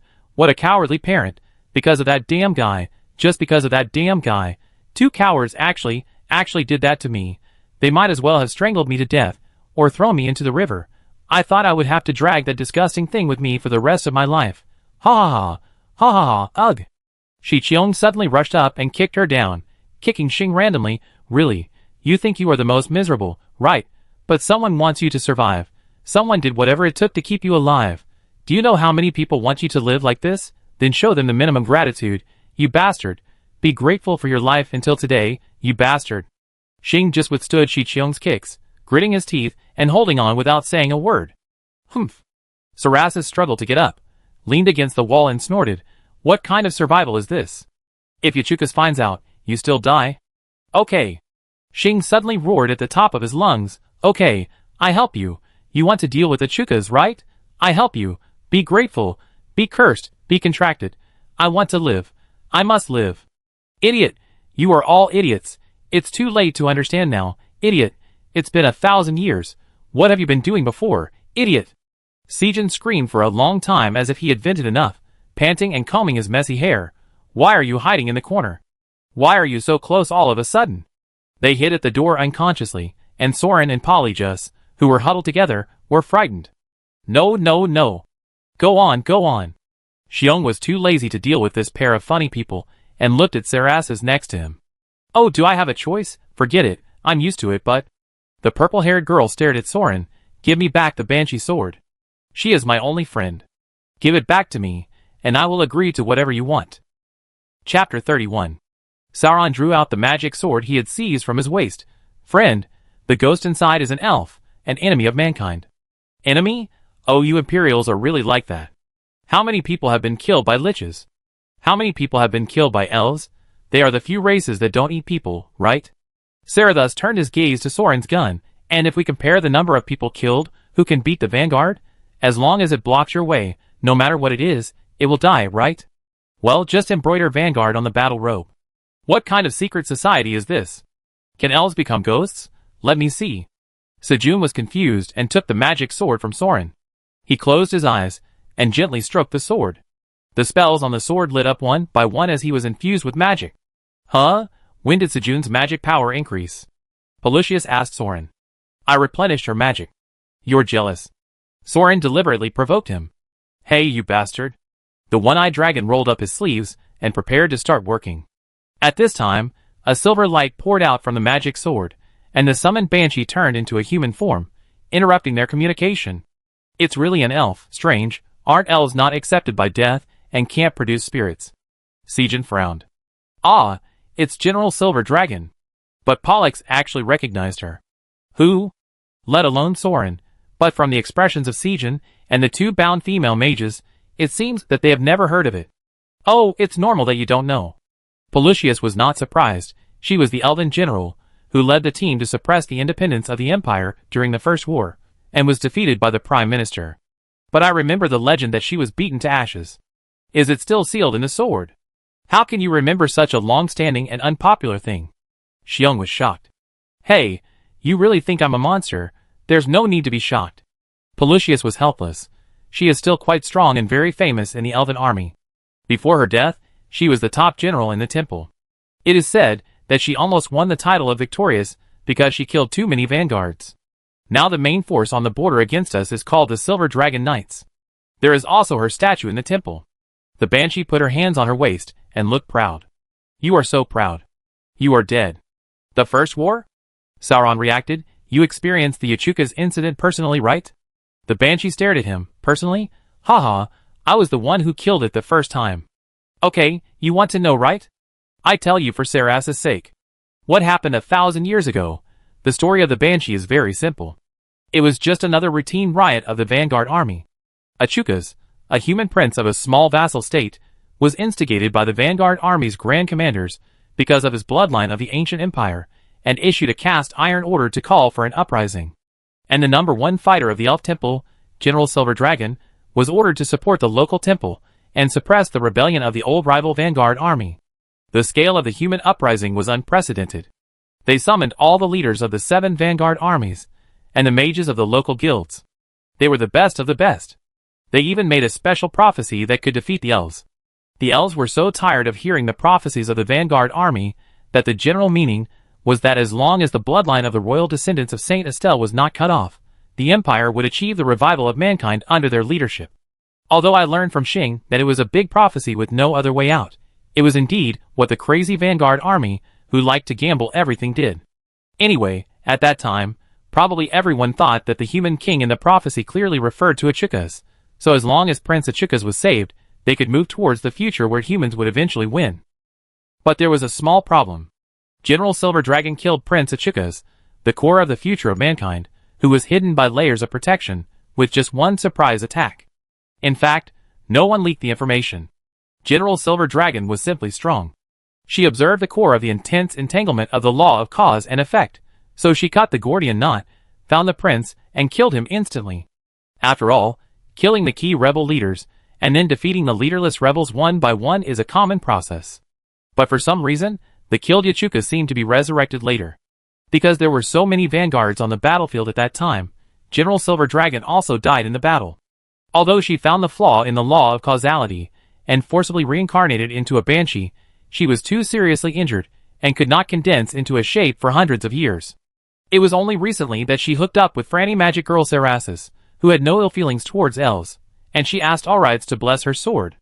In summary, except for knowing that Yachukas was indeed killed by himself, the Banshee Silver Dragon General was not very clear about what actually happened at that time. That's all. What the hell? There was no mention of the magical girl at all. The information you provided is useless. Soran was the first to call out. As a price for exchanging information and joining forces to deal with the Yachukas, Soran agreed to return the Banshee sword to Sarasis, but now he felt that his IQ was insulted. Hey, I was already dead then, okay, and I was reincarnated as a word spirit. A lot of memories have disappeared. Trash Vanguard army. The Banshee sword also screamed. Sauron felt cheated, but there was nothing he could do. There was no need to use the dragon spear to try to kill the Banshee again. After all, she was besieged and killed by the Vanguard army's Grand Commander, and she was stabbed thousands of times by 7 dragon spears. She didn't die even after this. Maybe the Silver Dragon General was really too strong at that time. Of course, it doesn't matter. Now he is sealed in the sword. He is probably just a mentally retarded person. He hasn't made any big news in the Empire for so many years. No, it's not useless information. Sejun sat on a high stool with his knees hugged, flipping through Indix's notes, his fingers circling his bangs. You said, what does it mean that Yachukas, who was obviously killed, seemed to be resurrected later? If you were so strong at that time, you could at least confirm that the target was completely destroyed. Of course I confirmed it. Death is death. The Banshee was also confused, because in that era, at most there were zombie skeletons, but there were no liches. The workshop fell into silence for a moment. What? Is Yachukas the first reincarnated lich? Pelusius couldn't help it. What happened at that time? The key is still the great prophecy. Sejun flipped through Indix's notes and studied them carefully. If it involves forbidden spell level causal magic, we must know the clear content of the prophecy before we can make a countermeasure. But Indix himself was not at the scene of the great prophecy. He was not even the first group of people to join the uprising, but he came to the Empire to join the group because he heard that someone had created the magic of immortal lich. Many things were just rumors he read in the Great Library, and they were not to be taken seriously. Ah, I thought I brought a strategy book, but it turned out to be useless? Even if we know what happened at that time, it doesn't matter. Now, this Yachukas is the target that needs to be dealt with, right? But the people here together can't be the opponent of the 1,000-year-old lich, right? Perhaps worried that Soran might go back on his word, Salasis took back the Banshee, put it back into his belt, and wrapped it with a curse cloth. What forbidden spell does it have? What treasure? What magic is it good at? What curse? You have no idea, right? Besides, it should have many butlers like this under its command, right? It's troublesome enough to deal with such a guy. Being stared at by Salasis, Shing had nothing to hide at this time. I'm an apprentice deacon. The Saint Estelle family does have a large number of servants, but there's no need to worry. Because their magic circuits are incomplete, all taken away by the contract, the magic energy in their bodies cannot stay, and the magic power is even lower. Only when they are assigned to duel can they be temporarily unrestricted like me, and get their circuits back. At other times, they are just tools for it to decide life and death. Collect a bunch of genius apprentices, and use them as servants? Why? Soran frowned. What kind of king's thinking is this guy? Is it a stupid thinking? In order to destroy its records in the Great Library, the Empire used magic to collect the records of each lich's previous battles in the Forbidden Spell area, and only the direct disciples were allowed to watch. This kind of record is mainly for the enemies that the liches have fought in the past, such as the Elven Gods and Dragon Kings, but the information in it will indeed expose the magic and trump cards that the liches are good at. Shing explained, it doesn't trust anyone, so how can it give people the opportunity to plot against it? Now everyone who has fought with it is dead, and no one knows its details. No, it should have fought with Ulrides, so there should be records in Ulrides' notebook? Everyone looked at Sarasis. Franny's magic girl reacted, took out Ulrides' notebook, silently recited Yachuka's name and spread it out, and dense handwriting began to appear on the blank paper. Sarasis looked at it for a while. It only mentioned a forbidden spell called Shadow of Time, which is a very strange clone magic, which divides your body state according to your age to form a clone. And the clone is regarded as the real person, and the death of the clone is also regarded as the death of Yachukas, which can take over the cause and effect of the revenge magic that Ulrides set for his disciples. So when Ulrides kills an incarnation, some other laws will be triggered, judging that it has avenged its apprentice, and it will not be able to attack Yachukas again. So far, Ulrides has only eliminated 18 shadows of the opponent, but there may be hundreds of clones. Wow, I can't deal with one, and there are still hundreds of them?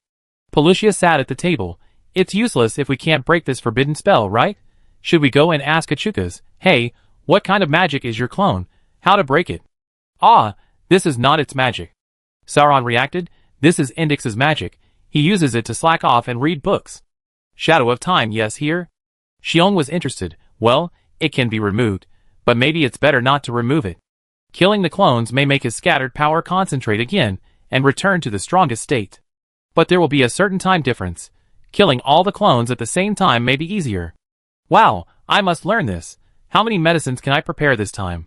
Soran curled his lips. Can you be more ambitious? You're just thinking of using this invincible magic to work and make money? But this opened up everyone's minds. Gather his clones together and use large-scale magic to clear the field? Xing suggested. But if you miss anyone, he will be resurrected again, right? Salaces argued with her. Then don't miss anyone, I use Earth Element / Pelusius volunteered. Are you crazy to use Earth Element / in the city? Zijin glared at him.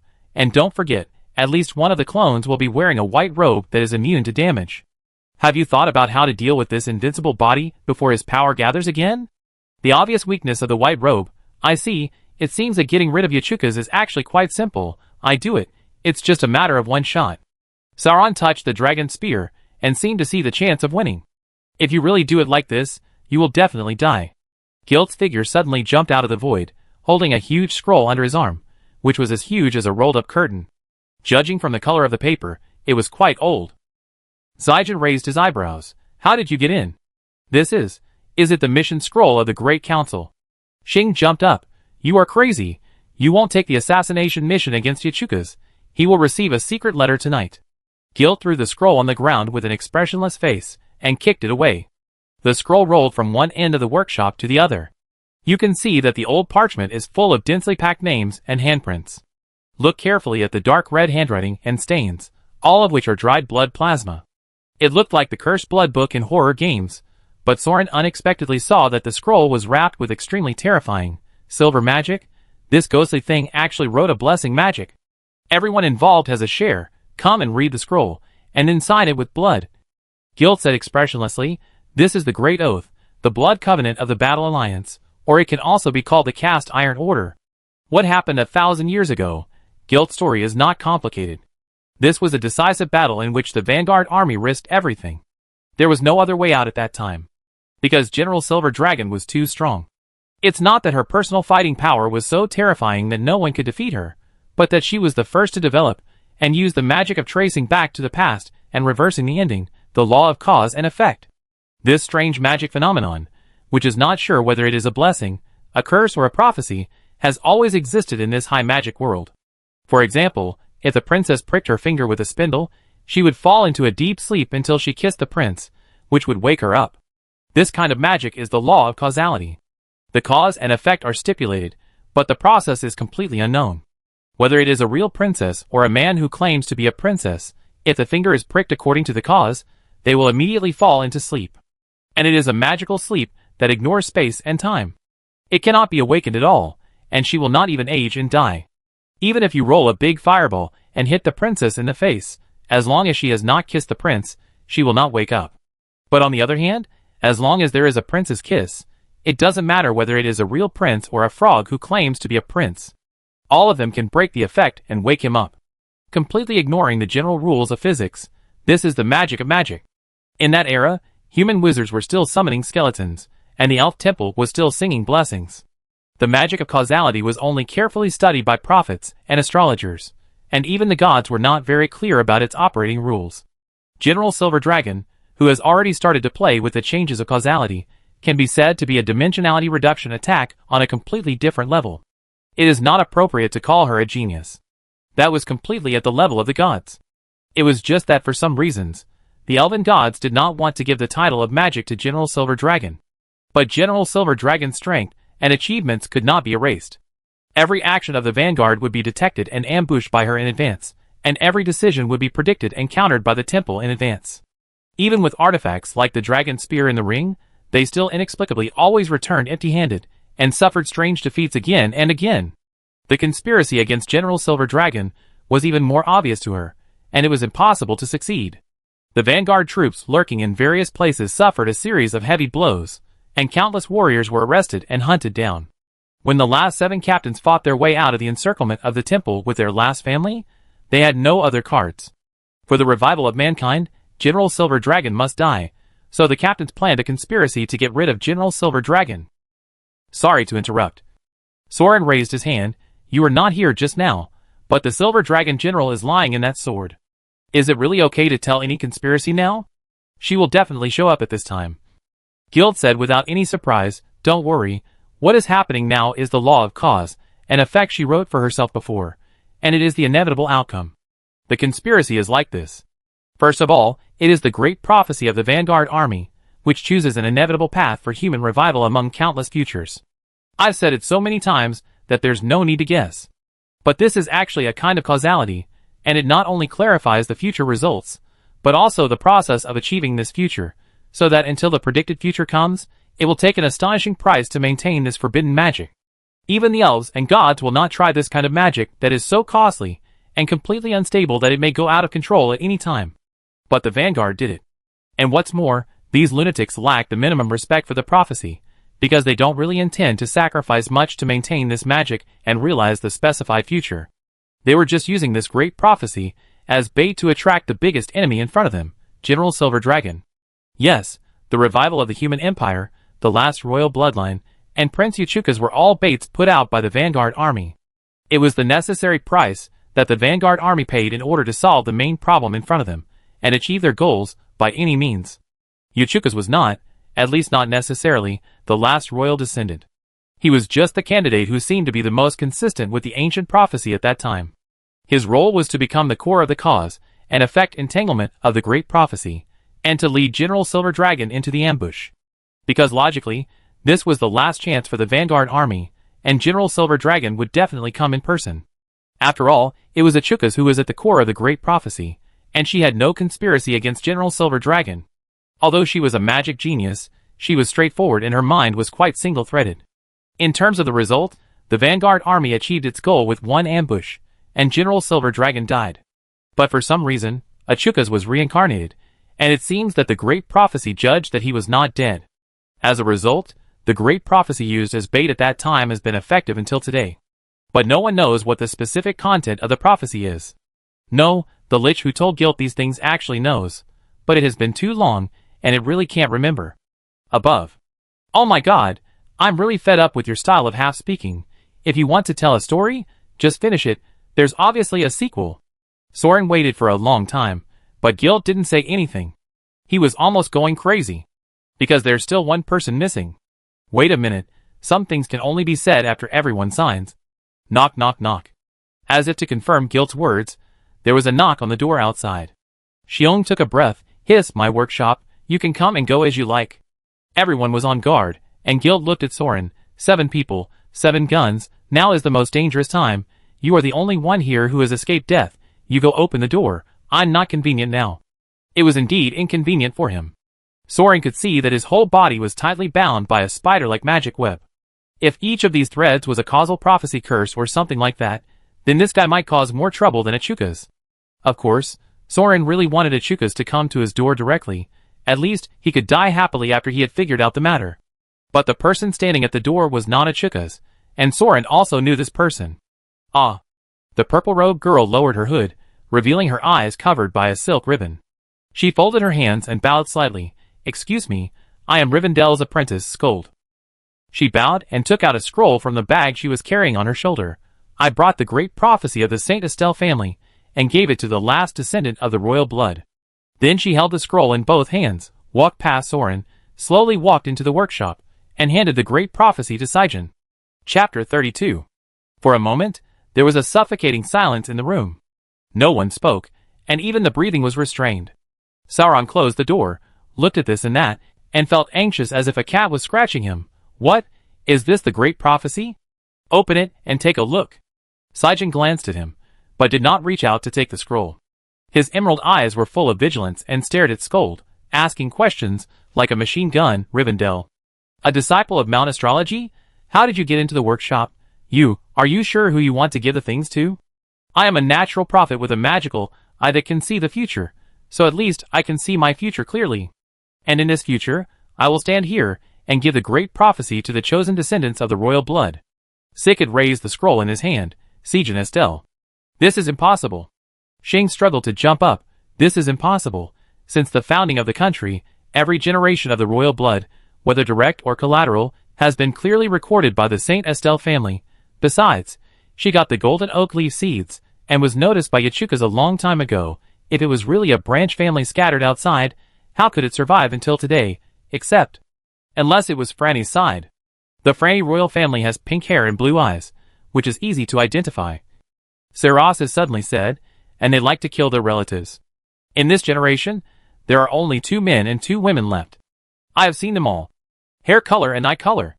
Xing was stunned, staring at Zijin for a while, and suddenly his face changed drastically, and he shuddered. No way. I don't know what she was thinking, but as a servant of the Saint Assel family, her obvious hesitation is already a kind of proof. Hey, Guilt, I can't keep up with the current situation. Pol just scratched his head. Aren't we going to deal with the Chukas? Why did this suddenly happen? Is Sejun actually a princess who has been exiled to the people? I don't know. It doesn't matter. It's enough to make a judgment that conforms to cause and effect. Guild had a blank expression on his face, knelt down and signed his name on the scroll. During the siege of the Third War, there were not many families who survived. So many generations have passed, and now there is no native people in the imperial capital who don't have a little royal blood in their veins. Zijin, let's go on, let's go on.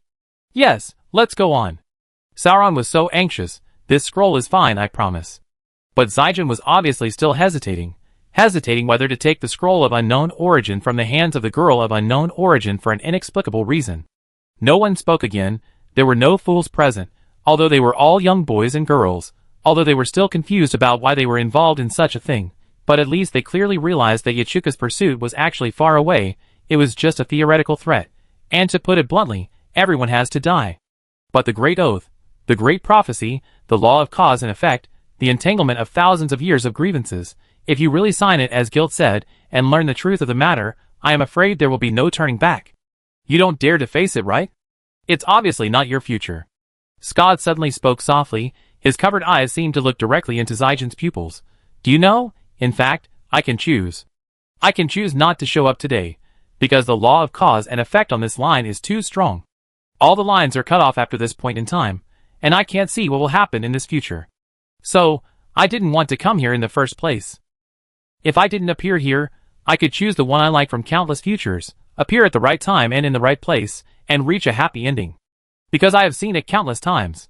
But if I choose this future, I will be a real blind man. Everyone looked at her. Zijin frowned. Then why are you here? Isn't there the protection of Rivendell? Besides, the prophet can't use magic. Yachukas has nothing to do with you, right? This future has nothing to do with you, right? Only a little bit. Scott smiled gently, but I still decided. Because I am no longer afraid. Well, I was also afraid of the unknown and darkness. After all, I am a human being. But then I figured it out. I was too selfish because I was very happy. In all the futures that I could see, in all the endings, I was very happy. So even in this invisible future, the happiness I can get will not change. Because I have such confidence in him. Xiong stared at her. This was the first time that the girl didn't understand what the other party was saying, but it was also the first time that she felt that there was something she didn't want to lose. So Xiong took the great prophecy scroll. This future is doomed. Sauron looked left and right, and then stopped talking about the lines. Damn, I can't skip the plot. It's really heartbreaking. In fact, each of you has the right to choose until now. The great oath was made by the 7 captains of the Vanguard army. If one signature is missing, the law of causality will not be triggered, and you still have the right to give up. Guilt added. Oh, hurry up and stop talking nonsense. Sauron rushed over to sign. Seracious was the third one. It's better than me dealing with it alone. What about you, poor little housekeeper? Xing glared at her, and came over to sign his name. Don't doubt me. I am not inferior to anyone in terms of killing intent against it. Pelusius also wanted to sign. Guilt grabbed his hand. Think it over. I have my own reasons. The one-eyed man looked at Zijin, then at Guilt, and said with a smile, Why are you so nervous? Can it really be as dangerous as the time when we conquered the Great Khan? Or do you think I am the kind of person who would slip away alone at a time like this? Guilt sighed, and asked him to sign. Then it was Zijin's turn. So, should I write now? Zijin Saint Astaire? Miss the Prophet? At this time, everyone noticed Skode squatting in the dark. Butler Xing was the fastest, supporting the trembling girl, holding her hand, and helping her sign the contract. She seemed to be really blind all of a sudden. Soran frowned. What on earth was this girl trying to do? He had no idea what she was thinking. Okay, the blood oath is complete. Our death is doomed. and we will definitely contribute to the revival of mankind. Guild clapped his hands seemingly casually, and Soran clearly saw the silver magic chain shot out from the scroll and wrapped around his thumb. Now we are all considered vanguards. Ah? What? Selas was the first to jump up, not hiding his disgust for the vanguards. What tricks are you playing? Guild rolled up the scroll again. Repeat the ritual process of 1,000 years ago. Complete the results that were not completed at that time, and eliminate Yachukas. You have also seen its name. The Iron Order is an ongoing trial, which will provide powerful blessings and protection for the Oath Takers. Unless we join in, we can offset the protection of the Great Oath in the form of internal fighting, or become as strong as the Silver Dragon General at that time. Under Guild's cold gaze, Sarasis couldn't help but take a half step back to protect the Banshee sword. I won't hand her over to you. No, this is just to break a layer of hidden causal effect. Guild's eyes did not look at Sarasis' sword, but turned to the dragon spear in Soran's hand. Silver Dragon General did not kill Yachukas with a simple destruction magic. If he had only thrown a fireball at that time, there might not have been any subsequent events. But she was too strong at that time, and she used a killing move based on causality. This is a forbidden spell invented by the elven gods. It can be exerted through special materials, ignoring the limitations of space and the protection of the trial blessing, and using the cause navigation that entangles the target to achieve a magic that is sure to hit and kill. They are called god-killing spears, which require extremely high attainments in the law of cause and effect. There are only a few gods who can master this method. Ah, Soran reacted. Speaking of it, the dragon spear was forged by the elf god with the spine of a titan and given to the Grand Master. Could it be that the effect of the dragon spear is the forbidden spell of the elves? The blood alliance of the Vanguard army that Yachukas was entangled with, and the great prophecy obtained as a descendant of the king, are all great magics that are affected by the law of cause and effect. He is a complete living target, so he was used as the cause by the Silver Dragon General, and set the result of killing Yachukas. Then, he was assassinated. Guild did not reveal the secret of the weapon in Soran's hand, and continued, I almost overlooked this layer of causality. If we did not first accept the cause and effect set by General Silver Dragon and obtain the identity of the participants in the battlefield at that time, none of our magic could achieve the fatal effect and completely destroy Yachukas. Wait, if it is so powerful, why didn't General Silver Dragon's effect be achieved at that time? Xiong asked. Guild shook his head, I don't know. I suspect there may be other rules that are at work with the death of Yachukas as the result, but with a higher priority. Considering its behavior against female mages, perhaps any female magician can trigger its death? Or must the same royal descendant be the end? Well, this is the unknown part of the prophecy, and it is not clear yet. But what I know is that Yachukas did die once. The Silver Dragon General's raid came too quickly, and the vanguards thought the plan had failed. They even lost control, and went berserk in infighting, but somehow Yachukas was resurrected by the necromancer present. Necromancers were a special magic profession long ago, before the appearance of liches. It is said that it was first developed from the ancient druids controlling the dead bodies of animals, and combined with medical skills to conduct special research on the human body, and finally formed a special profession. At that time, there were indeed some necromancers who joined the army in the uprising. In fact, most of the elven temples at that time prohibited humans from learning magic, and those who rebelled against the elves were naturally dark wizards, such as necromancers or demon warlocks. The details were later investigated by the liches of the Psychic Empire, who specifically studied the origin of the first generation of liches. However, there is no reliable answer yet. There are many different opinions, but the general consensus is that it is definitely not related to the necromancer, because he was only using simple servitude skeletons at the time. Because the leaders who knew the details had lost control of their emotions and went out to fight, the necromancer on the scene planned to manipulate the prince's corpse, pretending that he was not dead, and control the army to stabilize people's hearts, lest this final battle of mankind collapse on its own before the official uprising, and become a farce. In the end, it is unknown whether the Great Prophecy is too powerful, or the Great Oath is too awesome, or whether it is the blood of the king or some messy law of cause and effect. In short, too much great magic, protection, forbidden spells, and prophecies were used on Yachukas at that time, so that it was ignited by a fuse, and the result was that the magic went out of control. There is a saying that out-of-control magic is the most terrifying magic. So the result was that after Yachukas was killed, he was reborn as the first lich. Saijin held up the Great Prophecy scroll with 5 fingers. So the core prophecy is still in it? The magic that can really kill it completely? Then I open it. Not yet. After the Great Prophecy is opened, all the parties involved will feel it. The more sophisticated the prophecy is, the more likely it is that unexpected variables will occur once it is leaked in advance. Skode shook his head. You can only open it at the final moment of the victory or defeat. Sijin frowned. If it really comes to that, nothing can be changed in advance. What's the point of making a prophecy? Guild rolled up the great oath and tied it up. One step at a time. We are just a temporary vanguard. This oath is activated by my own magic, and the effect only lasts until today. Now I return the oath to the Great Council. Uchukas will not be prepared, and we will have one night to get rid of it. One night. Policius looked at the hourglass on the bookcase. There are still 4 hours to midnight. Haha, it's amazing. I might die tonight, temporarily or not, and I become a rubbish vanguard before I die. Selas rubbed his hair. Hey, what did the vanguard do to you? Soran couldn't help but get anxious, and red hair. Why didn't you tell me earlier that it has a time limit?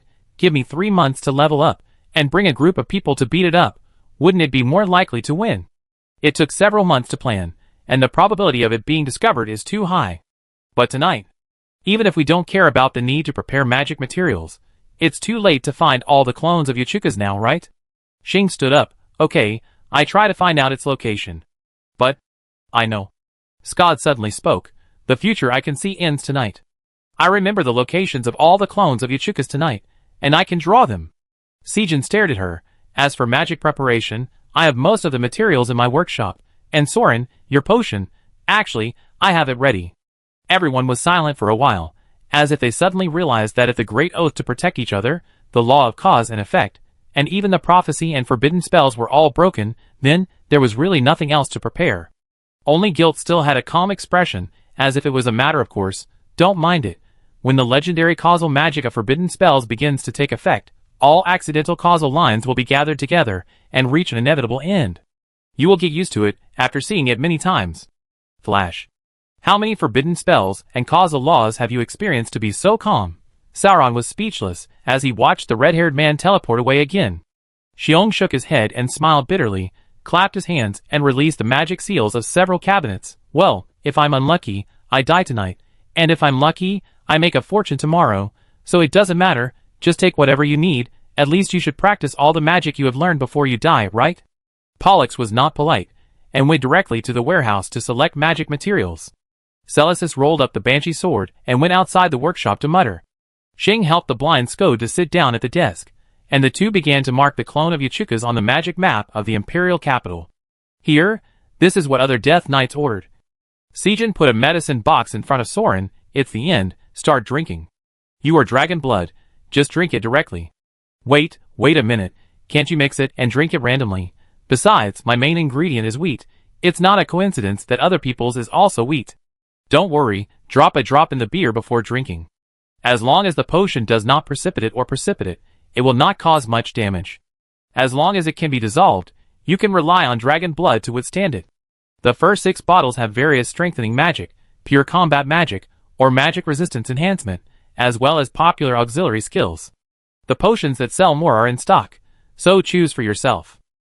But the 7th bottle may have some problems. I was going to spend 2 or 3 months to make it for you, but now time is urgent. Now I only have 1 bottle that someone else has reserved in advance. It's a bit troublesome. This seems to be a battlefield aura. Shi Qiong took out a small cherry red bottle. The prescription and materials are provided by the buyer. I am only responsible for the preparation. I don't know the final effect, but the 7th strengthening has a huge increase in the cornerstone, which is a dramatic change in the upgrade. Since tonight may be the final decisive battle, all the means that can be used should not be hidden. Let's give it a try. Sauron nodded silently, and it was obvious that these people really tried their best. Sejun, Salasis, and Xing, the 3 of them fought to the death, and Skode simply chose the only dark, uncertain future. And Guilt and Pollux were really involved purely because of their bond with Sejun, but they did not escape. Then, because of his own impulsiveness, Soran, who had forced everyone to this point, would have no face to retreat at this time, right? Let's go for it. Cheers! Sauron tilted his head back and began to drink the potion with beer. These potions were all original liquids and purees. God knows what was added to make them. The taste was very strong. It took 1 or 2 years to dilute and take them in full. There was a strange taste of fishy, salty, bitter and astringent in Soran's mouth, as if the fluid like toothpaste asphalt was moving along the esophagus into the stomach. But it was indeed digestible. just like new ears of wheat grew little by little in the body along the roots laid by the cornerstone potion. Achilles' bone resists physical damage and shock waves, and has a chance to gain an invincible blessing. Pain suppression temporarily shields all perceptions, delaying the outbreak until the end of the battle. Shadow Step corrects the route during rapid movement, and locks the target to the shadow within the visual range. Eagle Sense greatly improves the perception range and dynamic vision. Bloodbath immune to shock, dizziness and movement restriction effects when losing blood quickly. Magic Resistance after receiving magic damage improves resistance to magic damage of that attribute. An Unknown Aura effect, providing unknown bonuses to teammates who meet the conditions within the aura range. The first 6 bottles all chose defense and auxiliary attributes, without a single attack magic. It's not that there are no attack magics of various attributes to choose from, but it's unnecessary. Soran has already thought about his tactics clearly. Don't do so many empty things, rush to Yachukas with output, and stab the last shot out, and it's over. After drinking the 7th bottle of medicine, the wheat ears have grown more significantly, and Soran can even feel that he is emitting a faint golden magic aura, rippling in the workshop layer by layer, and resonating with other people who have signed the blood oath. It seems that there is a faint light stream that connects them with Soran. I don't know what kind of magic it is. Why not try it out when I have a chance? Just as he was hesitating, Sarasis opened the door and walked straight to Soran, and handed him his sword. She wants to talk to you. That Silver Dragon General?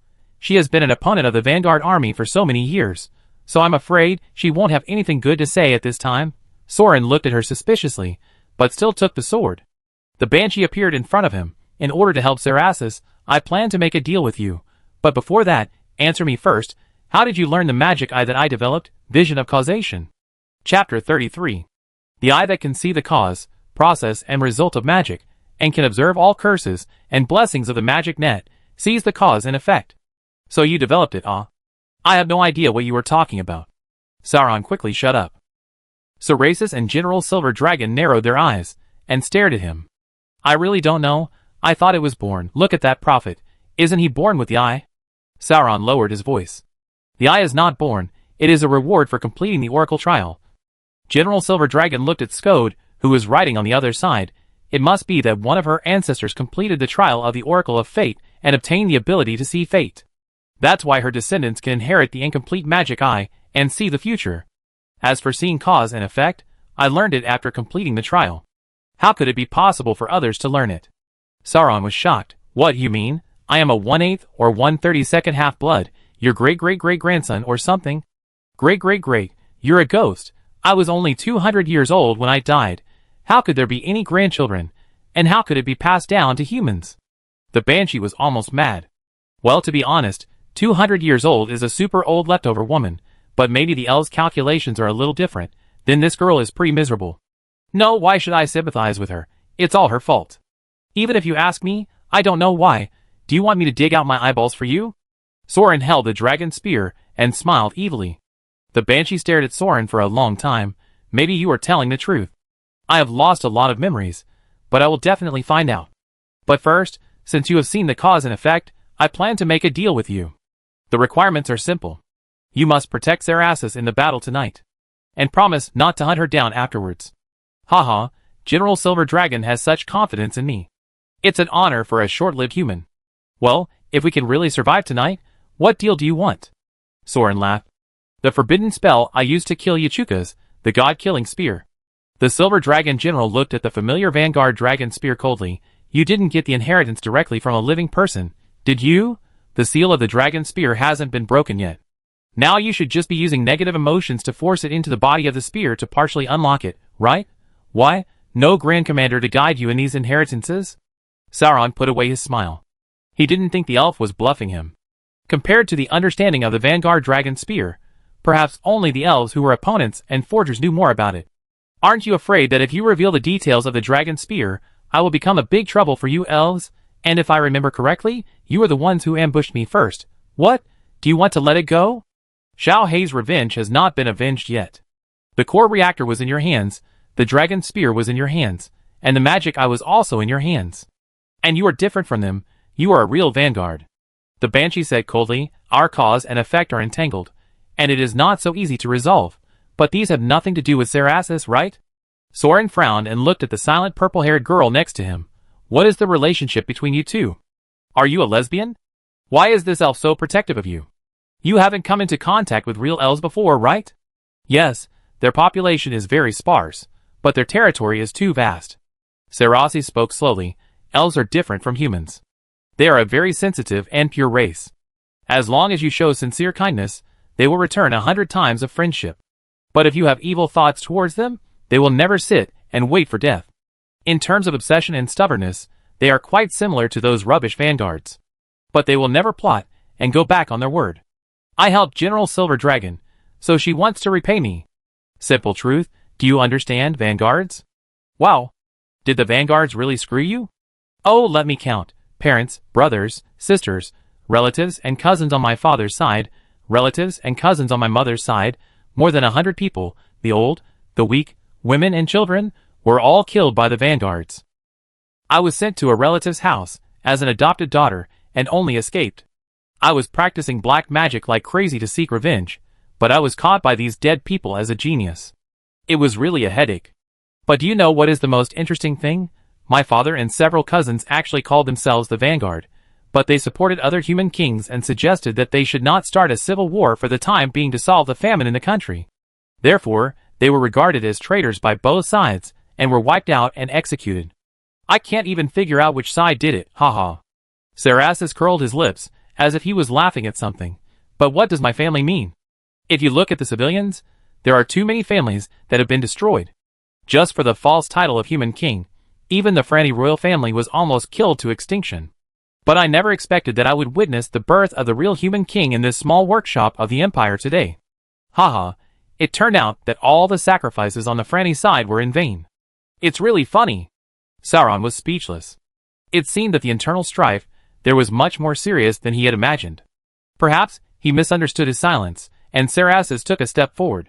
Why, you don't believe it, or are you going to use the excuse that no matter what decision the Vanguard makes, it will benefit mankind in the end? Yes, you are heroes who save mankind, but how many of you are really destined to be brave and carry the trials and prophecies? In Franny, even a bandit calls himself the Grand Commander, and the bandits who pick up knives shout Vanguard. Elves, aliens, humans, no matter their race, all of them are killed, burned, killed, and looted in the name of the King of Man and mankind. If you have a chance, go and see for yourself, and you will know if I am wronging you, Vanguard. Sauron nodded. I understand, but I don't sympathize with you. It is convenient to blame the tragedy on the riders, but it is putting the cart before the horse. This is your production relations and productivity that are wrong, okay? Class struggle is not a dinner party, and revolution will definitely be bloody. Okay, to put it in words you can understand, you call the Vanguard bandits. Is there anyone in this world who deserves to be a bandit from birth? Or is there anyone in this world who is destined to be king from birth? If these elves are really so kind and great, and you royal nobles work hard to build your homeland, so that everyone can live and work in peace and prosperity, who would give up their leisurely life and listen to the instigation of a few ambitious people to revolt at the risk of their lives? But on the other hand, you only care about your own happiness and enjoy a rich and superior life, and regard the wealth obtained by exploiting others as a deserved reward and a reward given by God, and are so cold-blooded that you don't care about the lives of others at all. If you just sit back and watch them become bandits, it's only a matter of time before you end up with no descendants. How can you expect others to care about your anger and sadness? Have you ever felt sad for the bandits to spare? Sauron stared into Sarasis's angry purple eyes, spit into his palm, and stretched out his hand to her. Whether it's a chukas or anything else, I promise not to attack you before the matter is settled, and as a human and a companion of the oath, I will lend you a hand, but if you stand in my way, I will kill you. Ah, this disgusting country bumpkin etiquette, I remember it now. Sarasis stared at Soran, his purple eyes almost burning. You are one of them, right, born on the ridge of Franny's field. Yes, poor noble lady. Do you want me to wipe my hands? There was no smile in Soran's eyes either. Sarasis was silent for a while, and suddenly slapped hard, and with a snap, he held Soran's outstretched hand. So have you reconciled? The elven banshee watching from the sidelines really didn't understand the conversation between humans. Humph, teach him. Now I plan to survive tonight, and see where his evil ways can go. Sarasis shook off Soran. Well, since the war has been temporarily stopped. The banshee looked at Soran's dragon spear. The Vanguard dragon spear is the prize obtained by the ancient Vanguard army, after completing the Oracle Trial of Fate. It is a divine weapon that can kill the heretics at the root. So far, at least before I die, I have never heard of anyone forging something similar. The forbidden spell of the god-killing spear is also a magic developed based on this artifact. If you hold the dragon spear and use it, you will definitely be able to release all the power of the spear. Not to mention Yachukas, even the guardians and causal laws of the gods and demons can be broken with one blow. But I have to make it clear that this is a secret method that requires burning soul power to release. Human life may not be able to withstand it. You must use it with the awareness that every shot may be the last shot. Do you understand? Oh, I see. No wonder you don't mind teaching me this forbidden spell. If I stab out and exchange with Yachukas, it will be the best for you. Soran nodded. Okay, a fair deal, I accept it. The Banshee looked at him deeply, and countless spells and runes appeared through her sword. She also knew that only Sauron's magic could see this forbidden spell. Humans' talents are usually poor. Considering that life and death are at stake tonight, I will remind you a little more. Magic power and soul are just two different aspects of the same thing. A very small soul can be transformed into a great amount of magic power, and vice versa. You Vanguards always like to risk your life, but if you don't leave room for anyone, you will lose your way out. Sauron silently returned the Banshee sword to the noble girl Franny. He has memorized the spell of the god-killing spear, which is a secret method that can exert the full power of the dragon spear.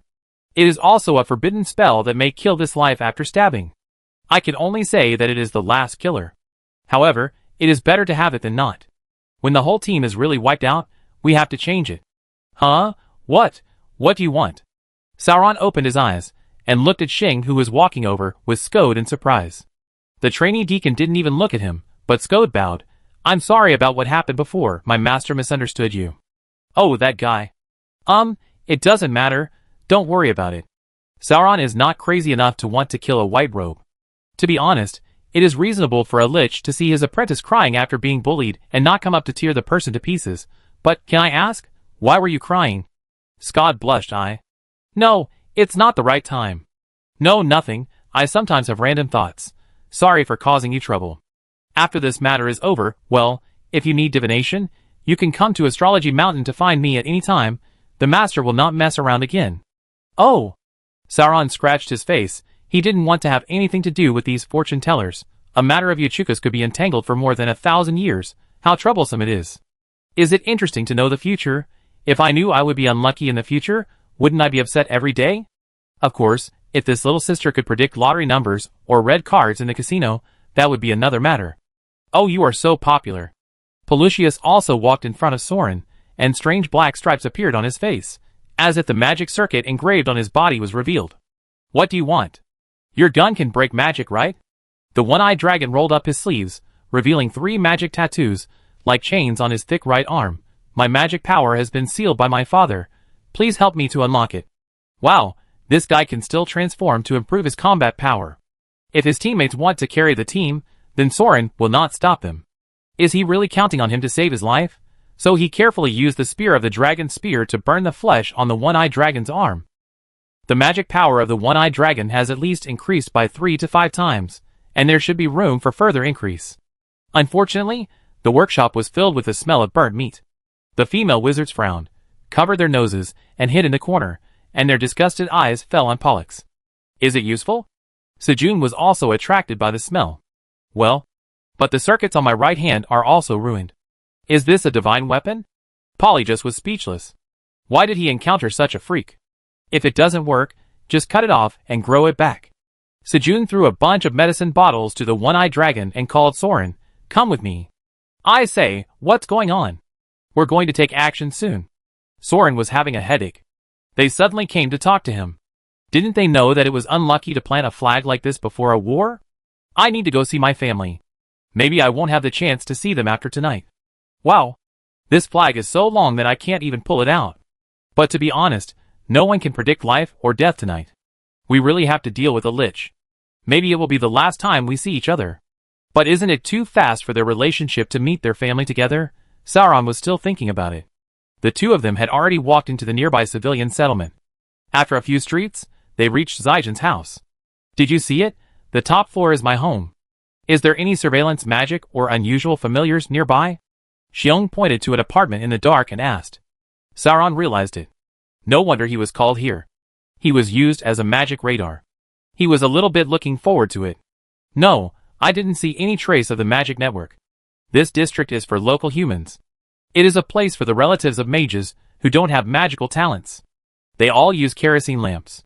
There is no spiritual tower power supply and other protections or barrier spells. It's quite similar to the style of the furnace. Zaijin nodded. Come on, don't make any noise. She took Soran upstairs. It was late at night, and Zaijin's parents had already gone to bed. As soon as Soran entered the door, he could smell the strong smell of herbs, mixed with blood and rot. Take a look, it should be my father, right? Zaijin pushed open the bedroom door to reveal a crack, allowing Soran to see the man lying on the bed.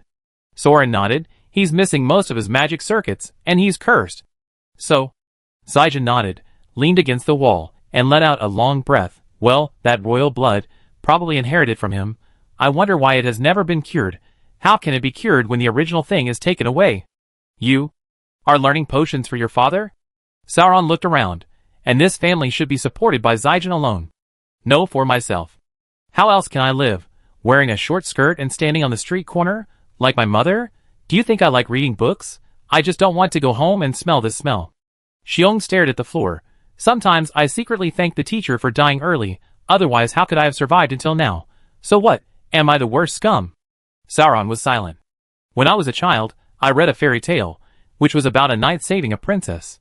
Xiong pointed to the closet in the side room, so I hid in it, imagining myself as a princess imprisoned by a dragon, imagining that a knight would climb out of the window and say to me, Your Majesty, I finally found you. Come on, I will escort you back to your kingdom. I will always stay by your side and live happily together. And so on. But I waited and waited until it was dark, and all I could hear was the sound of my father struggling on the bed and coughing up blood, and my mother crying beside me. The knight never showed up. So I understood that there are girls imprisoned by dragons in this world. They are everywhere, but the knight will only save the princess. So I will never read any legendary novels again. Humph, the prophecy of the king's blood. She turned around and walked out of the door. Bullshit prophecy. Bullshit king's blood. You guys can go to hell. So Soran was silent, following the girl, Zaijin Estel, who didn't rely on any knights or prophecies, but relied on her own strength to fight her way out of the dragon's castle, and walked all the way to today. Nothing can imprison her, not even Yachukas. Even the great prophecy can't. Chapter 34. 2 hours before midnight, everyone reunited. Are you all ready? Then let's get started. Gil kicked away the box he got from somewhere. Change your clothes. The black robe and white mask are the uniforms of the waning moon. And it's probably the real thing. You can only see it clearly when you hold it in your hand. The clothes are not pure color. There are fine lines on the surface. It seems that some magic circle is embroidered with silk thread. Behind this guy must be a lich, who holds real power in the Great Council. He must be a political enemy of Yachukas. Everyone put on robes and masks. On the map marked by Skad, there were at least 200 clones of Yachukas. Soran really couldn't figure out how 7 people could deal with so many targets. Judging from the previous turn-based game style's skill-competing battle between Sarasis and Xing, although their magic attack range was large, the damage was strong, and the light and shadow were cool, it was actually a cowboy-style duel, and the aiming had to be within the visual range. And there was a high probability that it could be dodged. The attack magic damage is off the charts, but the protective magic is very rare. From the enhancement of the potion, it can be seen that most of them are damage reduction, resistance and dodge. Pure damage and defensive shields are rare. There is only one Yachukas wearing an invincible white robe. The other clones should be a little stronger in magic, but their own damage tolerance is limited. If Soran were to plan, since he had removed a bunch of prophecy and causal protection magic from the other party, he only needed to use pure violence to destroy the body. The safer way would be to call for a gang fight. Bring hundreds or thousands of vanguards. Design an ambush based on the terrain. Surround one person with 100 people. Fire explosives and muskets randomly, or just drop a few airships in the sky. Bury some explosives in the underground tunnels, etc. All-round saturation attack. Can't it kill them? Now I don't know how the wizards in this world will solve the problem. Then he saw Gil take out 7 bronze torches from the box, first rubbed his fingers, sprinkled something on his torch, ignited a blue flame, and then passed the fire to others in turn. Follow me? Don't panic. If you fall behind, just stop and wait. When you are in the wind, as long as the flame is not extinguished, you will be safe. Without the protection of the flame, never go into the wind. Huh? What do you mean? Before Soran could ask, he saw Guild push open the door of the alchemy workshop. The potion garden outside the door disappeared. Instead, there was a tornado-like gale, dark and gloomy, without a trace of light, like a deep vortex, with spiral airflows stretching and whistling up and down, left and right, as if once you go out, you will step directly from the cabin into the core of the storm. What the hell is this thing? So it's the one that's giving you advice from behind. Saijin sighed softly. Cheating, Guilt, you're really cheating. I've already told you this, you still think I'm being polite. Map, where's the one in the white robe? Guild shouted at the door, his voice muffled by the wind, but the strong wind didn't seem to blow into the house. In the underground casino. Scott spoke nervously. It's studying what destroyed the dungeon's defenses. Okay, let's go there last. Follow me. If you can't make it, just hold hands. Guild stepped out of the door holding a torch, and his figure was swept away by the wind in the blink of an eye. The light of the blue torch suddenly appeared in the distance, as if the whole person was thrown away in an instant. This? Can you keep up? Soran was dumbfounded. If you can see the light of the torch in front, you can keep up. If you can't see it, don't come in. Saijin stepped out of the door and disappeared. Pelusius shrugged and followed. Next came Salasis. Soran looked and saw that the 4 blue lights in front were gathered together, obviously waiting for the team behind them, and they didn't really go far. Then he turned his head and saw Xing supporting Skode, but she didn't seem to dare to take a step. Why don't you leave her here? The battle will start later, and it will be a burden to bring her with you. Soran kindly suggested. Xing glared at Soran, and Skode trembled as if struck by lightning, biting his lip and holding hands with the butler, and walked into the wind. Inexplicably.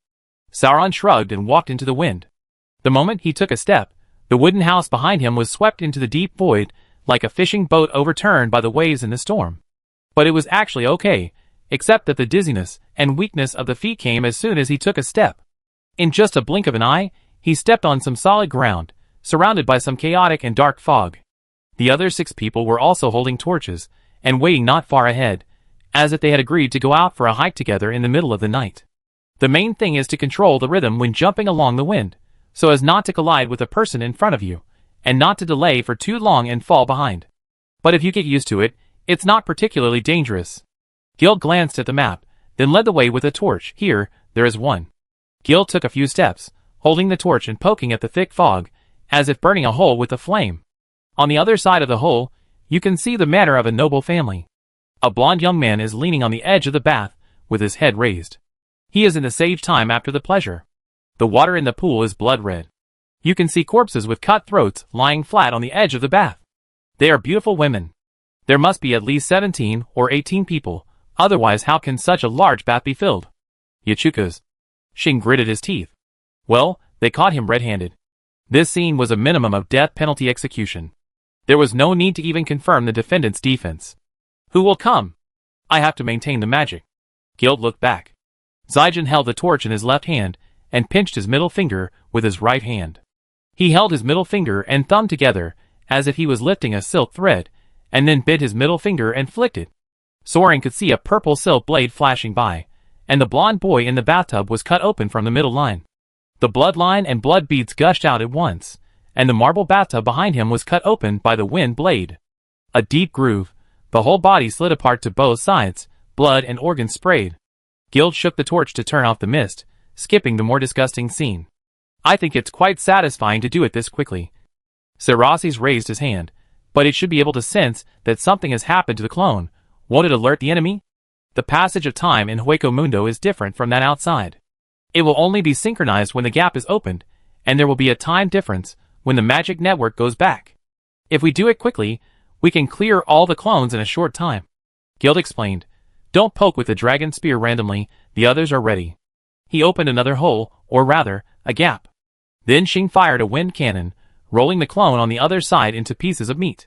Ha, interesting. But isn't this too easy for him? Sarasis pulled out an ice cone, inserted it through the back door of the clone, and passed through the mouth, piercing Yachuka's. Xing glanced at her, and as if to compete, the next attack also used a wind gun from bottom to top, but after the cyclone hit the intestines, it blew the person up and exploded on the spot, and the blood exploded and stained Guild's robe. Guild sighed. We have to make sure all the clones are eliminated before we can close the gap. Everyone should be more efficient. However, the ladies did not listen to his advice, especially outside most of the open gaps. You can see Ichuka's clones doing some unspeakable restricted activities such as games, sports, research and dissection that do not respect women. So the three witches simply started a magic competition. At first, they competed to see who prepared more spells, then competed to see who could smash the clones the most, and then they started to aim at the genitals and other places. In the end, it was a matter of who could strike faster, but at least 3 or 4 damaging spells rolled over at the same time, so there was no need to confirm life or death. Soran and Pollux were right next to him, watching with sympathy as guilt was splashed with blood and flesh every time he opened a gap, and the mask of the waning moon was dyed reddish-brown. Well, Soran was really impressed by the effect of various offensive magics on the human body. But what really surprised him was that the red-haired transvestite came up with such a magic without saying a word. What is this? Space magic? Or invisibility magic? It has a little time effect. Is this the way the mage solves the problem? It's too weird. How can we deal with this kind of magic? Hiding in this mysterious space is impossible to assassinate. Sauron stared at Guilt for a while, and just as he was about to ask a question, he was nudged by Pollux next to him with his elbow. What? He followed the one-eyed dragon's finger, and noticed that because the butler was having too much fun, Skode was almost left behind. We can't really leave this little girl in such a hellish place. Soran had no choice but to step forward. Miss Prophet, you should not have signed a contract with the devil or something like that. Hold my dragon spear and go, so as not to fall behind. Skode was stunned for a moment, then burst into laughter. Ha ha, what a disgusting guy. I don't mean anything else. It's just that you are too dirty. Soran was speechless. But Skode still stretched out a hand obediently, gently holding Soran's sleeve and following him. The movement was not heavy, but her presence was known, as if behind Soran was a special seat for her. Soran didn't know if it was his illusion, but he felt that the girl was very uneasy just now, but now she seemed to be a different person, calming down all of a sudden. Even her breathing became smoother. After thinking about it, he couldn't help but ask Scott, I have something to ask you. For the first time, the girl who knew the future showed a sincere smile that could only be described as happiness. Although she was wearing a mask, Soran didn't notice it.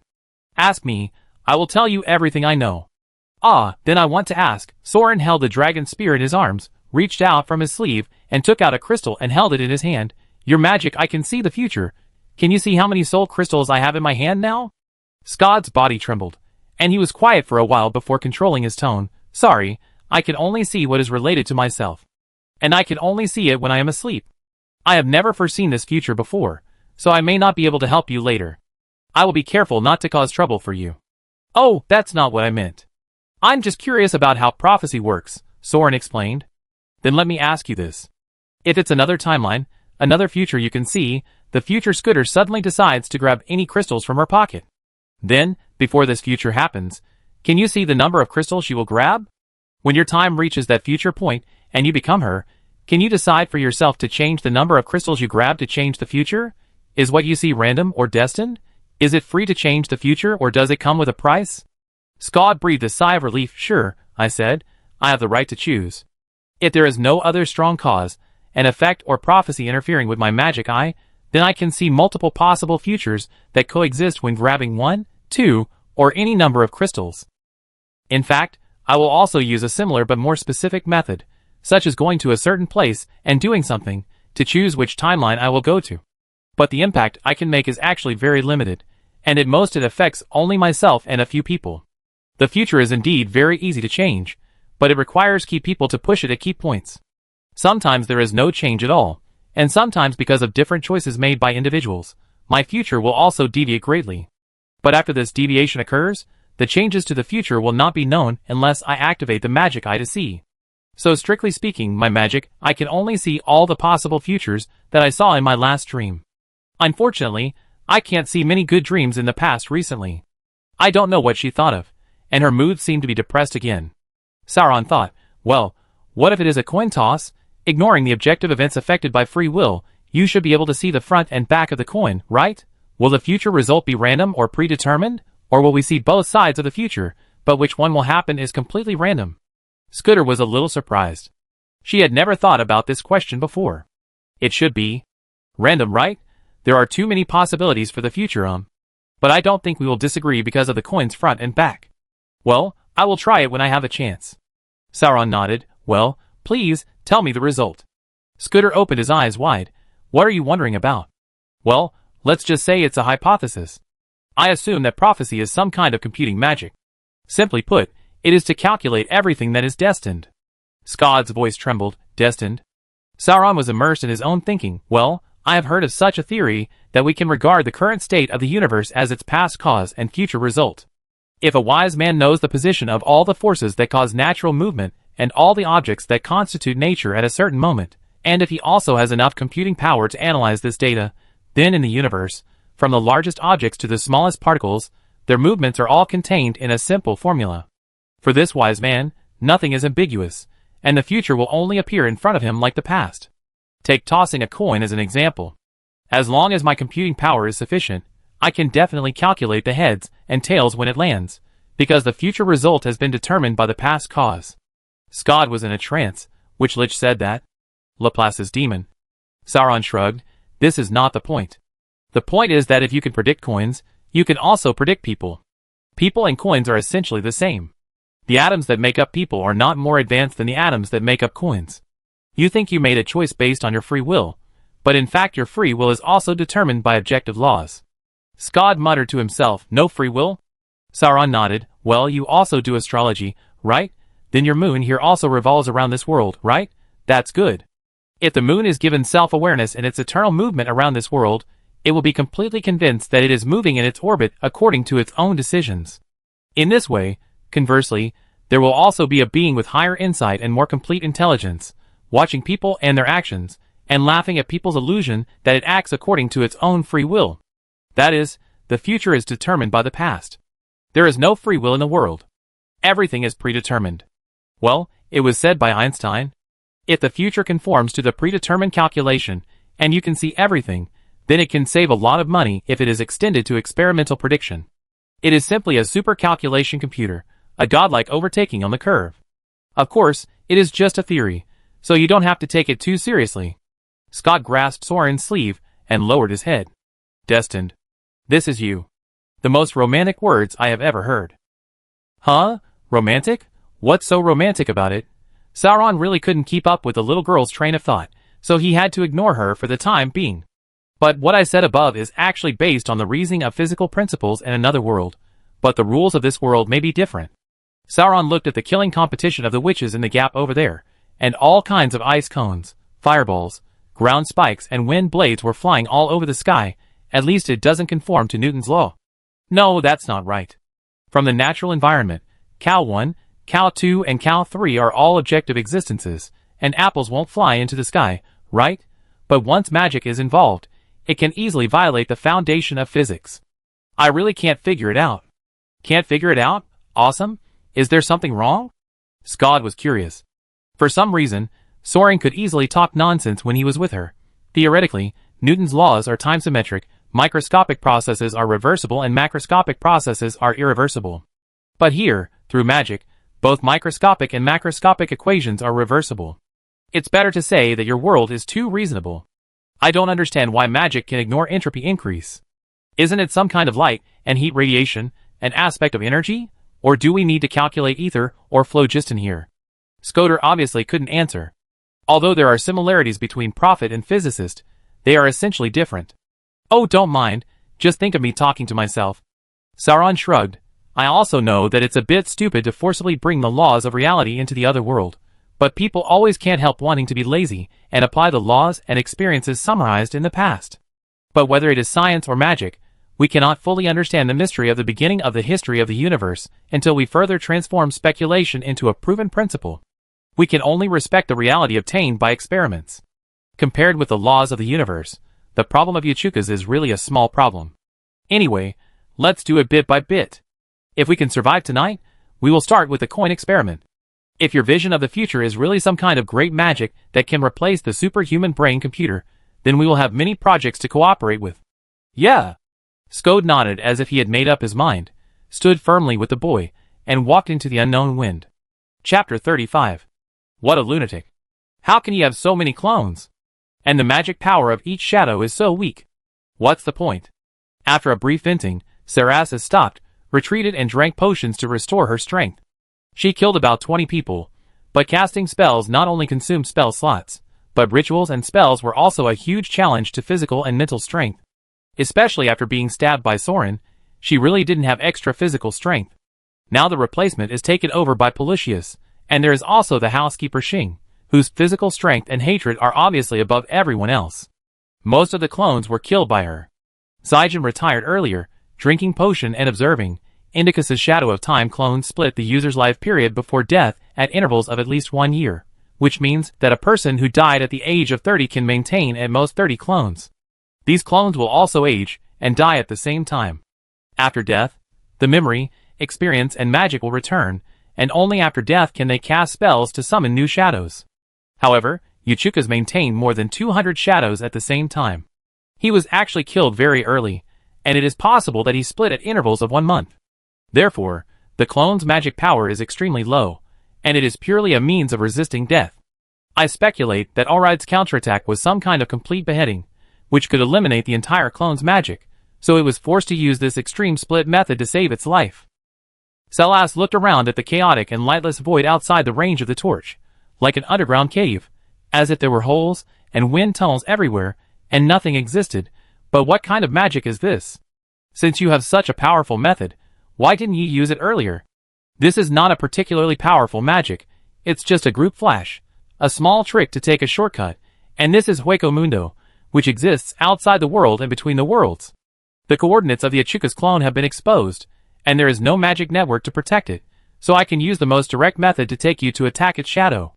If you haven't made preparations before, it is impossible to open the door directly in front of a lich. Guild led the way. The Hueco Mundo near the Imperial capital will be cleaned up regularly, but it is still not safe. The virtual wind sometimes rolls things from other worlds, and you should have noticed that only when opening the door can you call on the magic elements of the present world, and you can't prepare a particularly high-level forbidden spell. If you haven't made countermeasures for the Great Oath and Prophecy in advance and triggered the settlement of the law of causality, I'm afraid your magic can't even break a hair of its shadow. Jump into this wind. The group used the wind to teleport and jump, opening a new gap again. This time, the shadow of Uchuka's they saw when they opened the door turned out to be an underage clone, so Xing was stunned for a moment and didn't take action immediately. It was Pollux who snapped his fingers in time and used the pyroblast to blow up the house. Guild didn't blame the witches for their hesitation.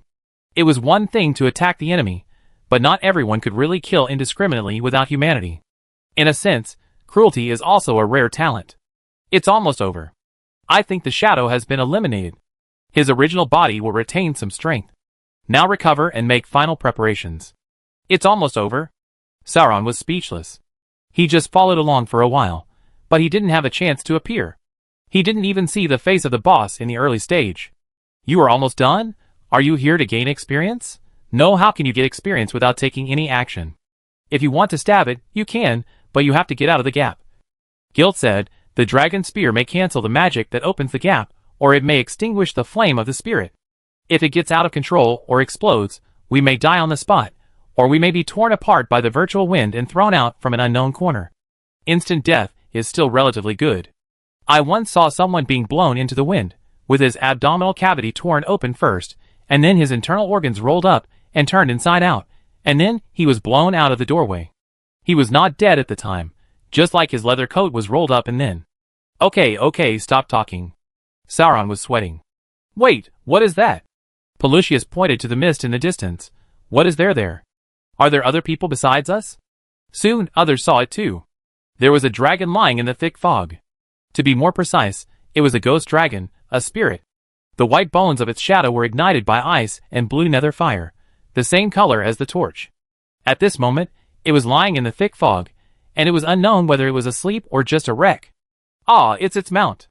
The casino guard. Xing recognized it. Soran also recognized it. There was a bone dragon on the door panel of the back door of the casino. How could this be the spirit of the bone dragon?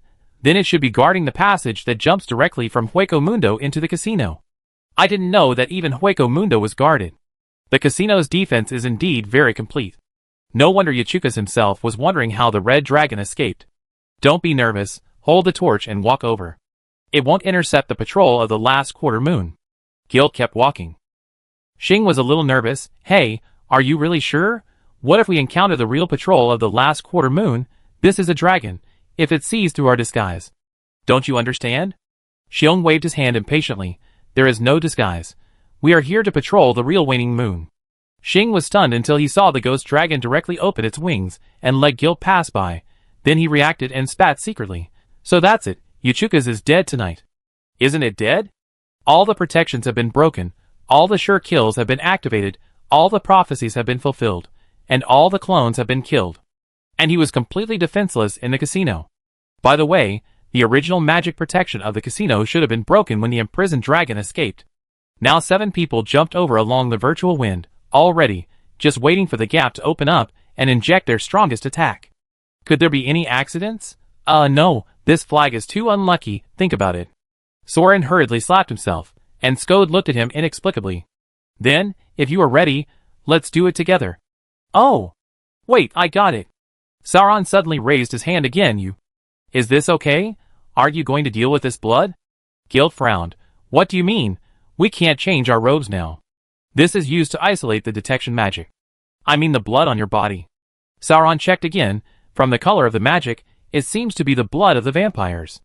I got the scroll of the vampires before and studied it.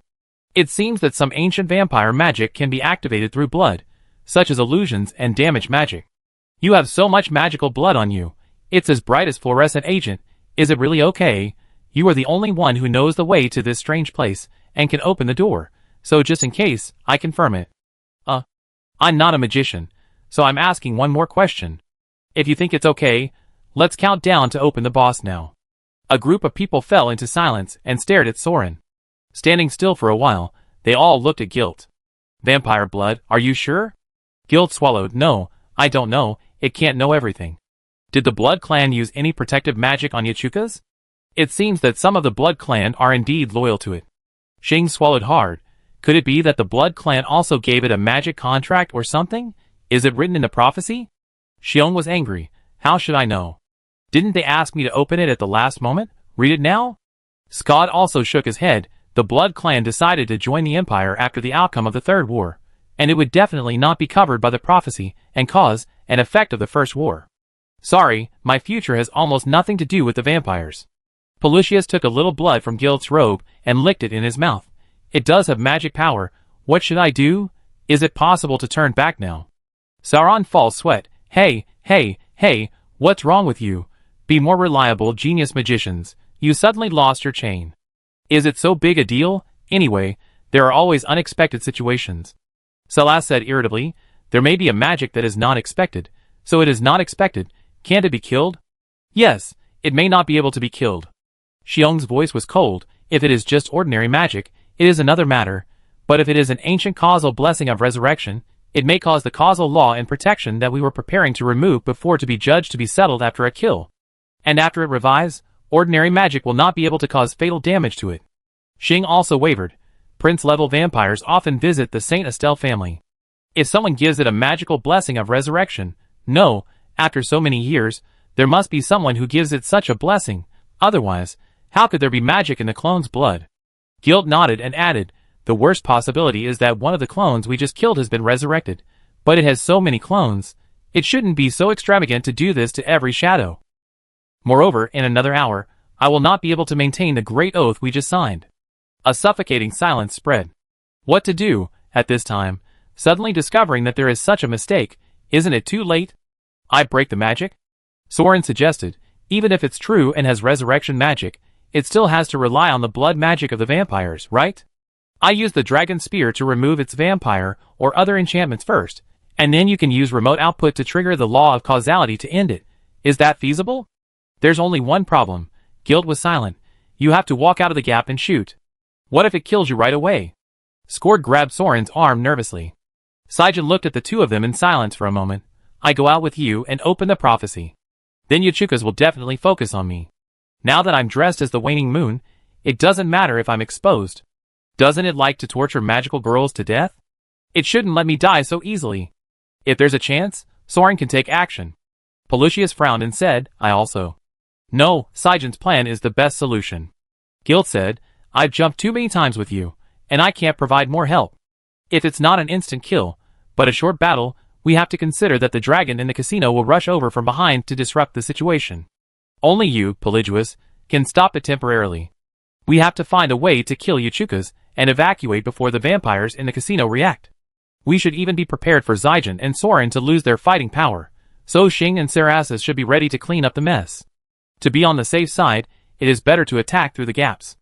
Excuse me for saying that your level is not enough to fight a lich head-on. No one objected. So Soran. Scott grabbed Soran's robe tightly. It's okay, there is no problem that can't be solved with one shot, and if it can't be solved, use 2 shots. Soran clenched his spear. Zygen was also ready. Then, open the door. Gil pushed away the fog. In the underground dungeon of the casino, the manager of the vampire casino bowed respectfully, and followed the young man in white robe. The young man was about 20 years old, with meticulously combed blonde hair, emerald eyes, and a very handsome face. The corners of his mouth were slightly raised, and he always had a happy expression that seemed to be smiling.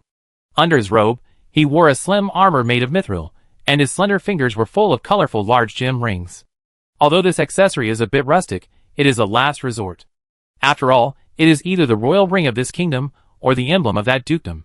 Sometimes, with a lot of titles, you have to bear this kind of slightly tasteless pain. Judging from his appearance and temperament, Yachukas is a pure young nobleman. He does not have the power of a king at all, nor the aura that a white robe should have. Instead, he looks like a sunny and cheerful big boy. But this did not prevent the casino manager from being so awed that he bent his waist into an acute angle, and almost leaned over to kiss his robe. All here? Yachukas looked around the dungeon. This was originally a dungeon that imprisoned a red dragon. It was very large, and various barriers and guards were placed around it to prevent it from escaping. But a few days ago, someone broke in and kidnapped the red dragon. Although it was later found out that the intruder was the 4th generation of the Dragon King, the Grand Council did not care. But the casino did not dare to hide it from the real master. It was an inexplicable curse that first eroded the surrounding barriers and allowed the red dragon to escape easily. Yes, Your Majesty, this curse will corrode the magic energy against the magic network, so we isolated the dragon dungeon separately, added a seal on the outside, and transformed the inside into a closed circuit, and regularly invested crystals to control the spread of the curse. However, it cannot be completely removed for the time being. Although he is already dead, the vampire manager still has a sense of horror. After all, he knows too well what a twisted thing is under the skin in front of him. Fortunately, today does not seem to be his death day. At least Yachukas did not bother with him at this time. Strange causality. Yachukas opened the index fingers and thumbs of both hands, forming a square in front of his eyes. Checking the status of the dungeon, I have never seen a weaving method. Rough but very effective. But it seems that it has not been completed yet. Seeing that the other party didn't pay attention to him, the vampire manager breathed a sigh of relief, and then something seemed to move in the corner of his eyes, and he subconsciously turned his head to take a look. A waning moon suddenly appeared beside him. Is it the messenger sent by the Prime Minister? Yachukas put down his hands, as if he noticed something, frowned and turned around, watching Zygen unfold the scroll 10 meters away. And another waning moon jumped out of the void behind him with a spear in his hand. The last descendant of the royal blood will kill Yachukas in a fair duel, Zygen said, and then her neck was grabbed by Yachukas, who suddenly appeared in front of her. None of the magic, curse, protection, props, and scrolls she prepared were activated, because the fair duel was triggered, and give birth to a true leader who can lead mankind to the final revival. Yachukas repeated, then stared at the emerald eyes under the mask of Xia Xianwei, and broke the girl's neck with the force of his right hand. Fuck! Soran roared and thrust out the spear. He wanted to recite the spear of God's Slayer, and then thrust it out with all his strength. But at this moment, the uncontrollable fear and despair overflowed from his heart, filling the dragon spear. So the spear tip that shot out with a golden light was caught. Yachukas only used his left hand to roll up his white robe to wrap the spear tip, and caught the spear that was stabbing at the back of his head. He didn't even give the Vanguard's divine weapon a glance, and suddenly turned his head, and blew into the void. The vampire manager who was swept by this breath was instantly shattered into pieces of meat, and then swept into the gap door with a purple magic wind. The strong wind extinguished the torches of everyone in the virtual circle, and shattered the magic net, closing the gap instantly. Ah! Sauron roared and tried his best to stab the spear into Yachukas' head. But it was useless.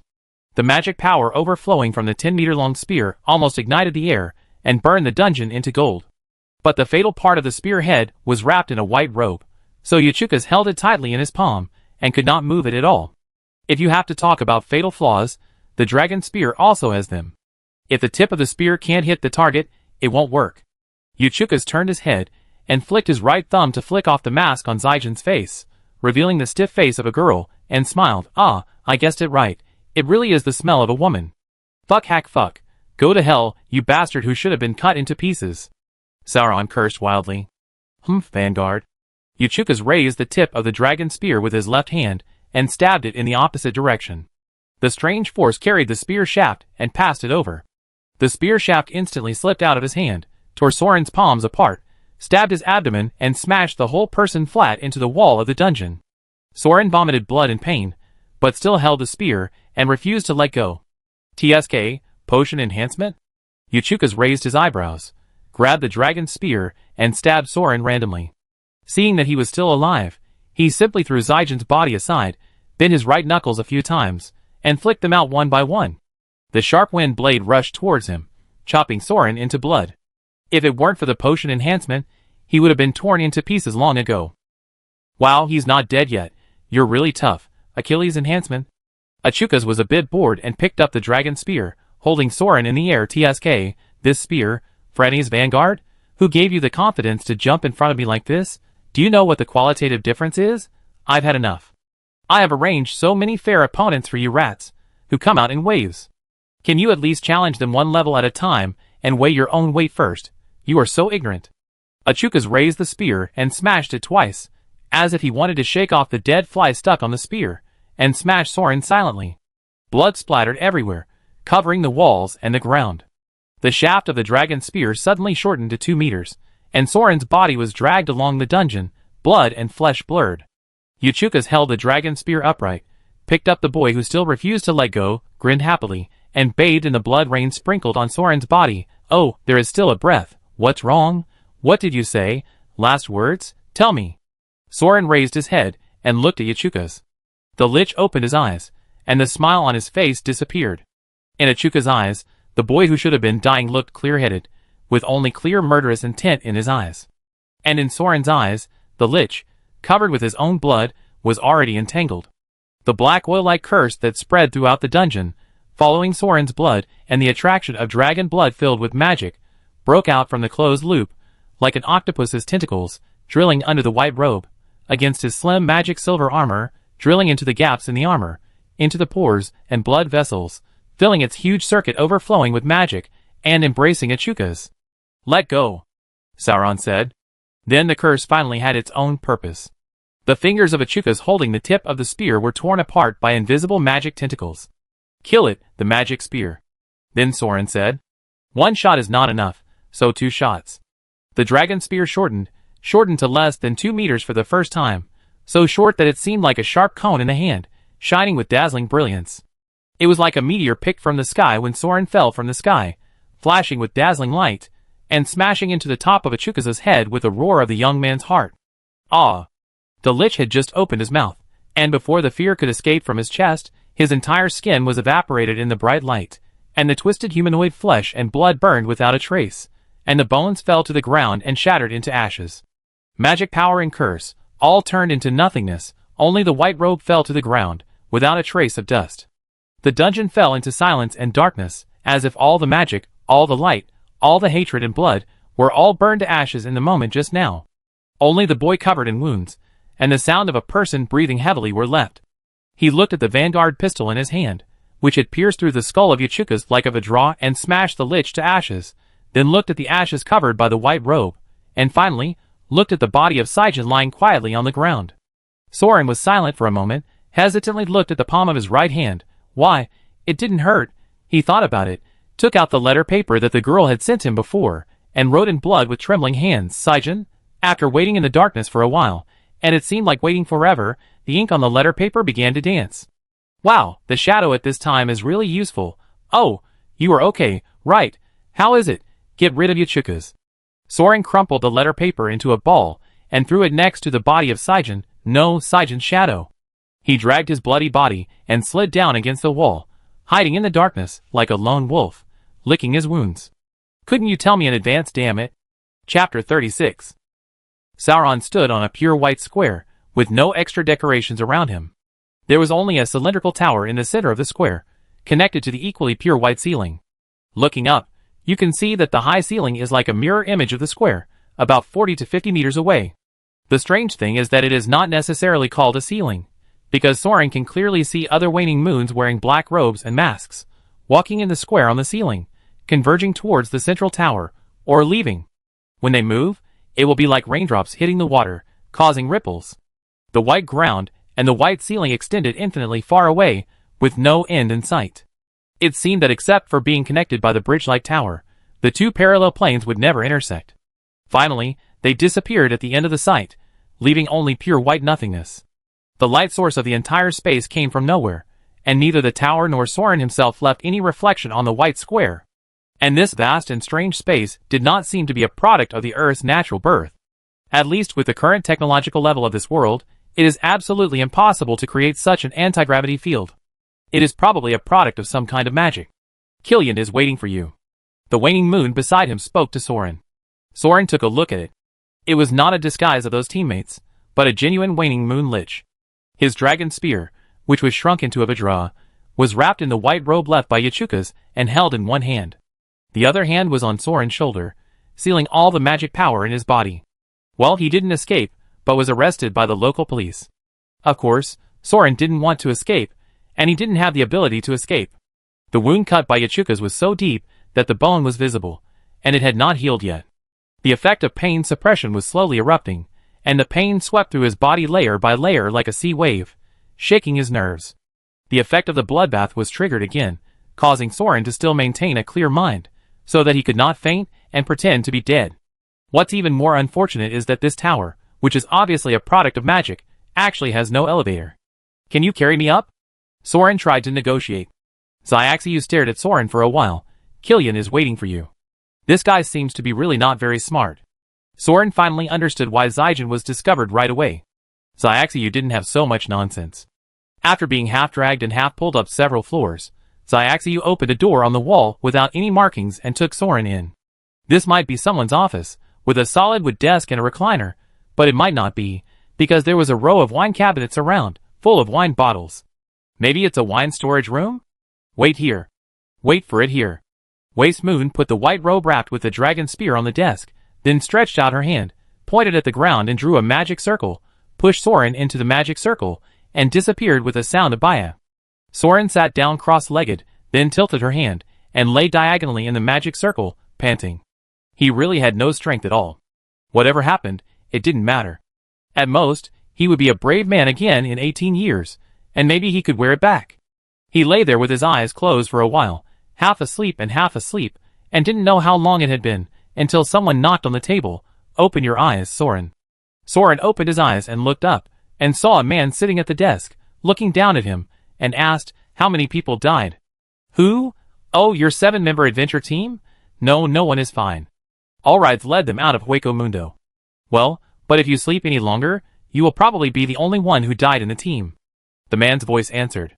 Soran felt a little more at ease, squinted his eyes, and climbed up, gradually seeing the man's appearance clearly. White robe, no doubt.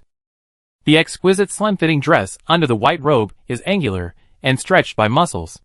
A black spider pattern is embroidered on the chest. He is a middle-aged handsome man with thick eyebrows, big eyes, square chin and beard.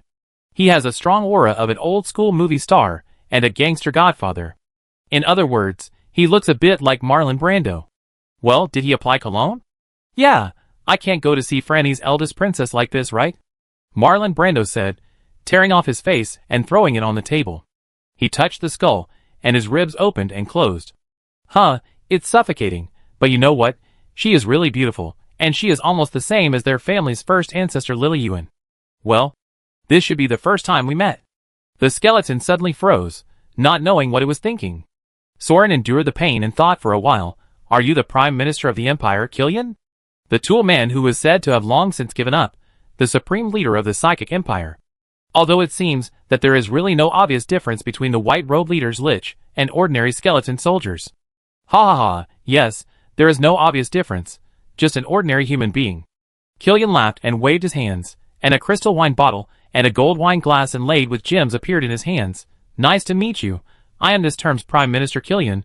Would you like to drink something? Drink some, or you will be summoned by death in the middle of our conversation. Sauron took the wine glass and looked at the red liquid in the golden cup. Is it wine? Or a healing potion? It doesn't look like blood, but why doesn't it smell like wine at all? Well, it's this fragrance. It's really nostalgic. Killian looked intoxicated. This is Franny's specialty, a sacrifice for the royal family. I remember that I went to the royal wine cellar to steal a bottle, and was almost burned to death, but it was really worth it. I still remember the mellow taste and intoxicating fragrance after I died for so many years. Drink it, drink it. It's okay. Any liquid that is served in the holy healing golden cup will be transformed into a healing medicine. Wow, this is a magic weapon. Soran drank the wine in gulps, and the effect was immediate. The wounds healed in an instant. Even the pain was greatly relieved. Although he didn't taste the taste of the wine at all, it was sour and seemed a bit rotten. Hee, don't be so anxious. Don't let the temperature of your hands affect the quality of the wine. Killian poured him another glass. Shake it slightly. Smell it first. Smell it carefully. Then suck it. Hold it on the tip of your tongue. Soak your taste buds. And finally swallow it. Feel the sweet aftertaste. Oh, it's great. Of course Soran had to drink the wine poured by the big boss, although he still couldn't taste anything. What's going on? Is there something wrong with his taste buds? Soran frowned and spit out a mouthful. Hey, what are you doing?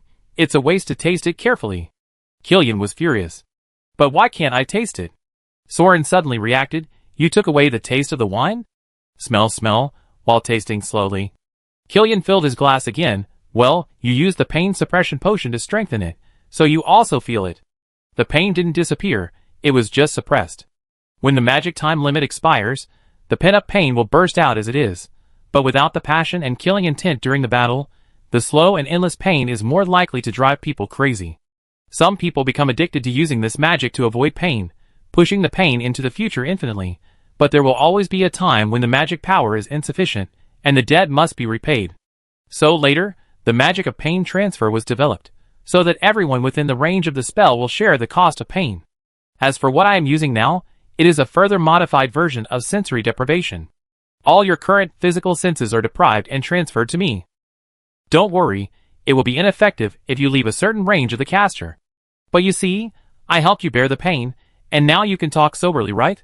Indeed, the taste disappeared, but the pain also disappeared. Soran frowned and looked at the golden cup in his hand, and then looked at the dragon spear wrapped in a white robe on the table. What do you mean by this? Why do you want to treat me?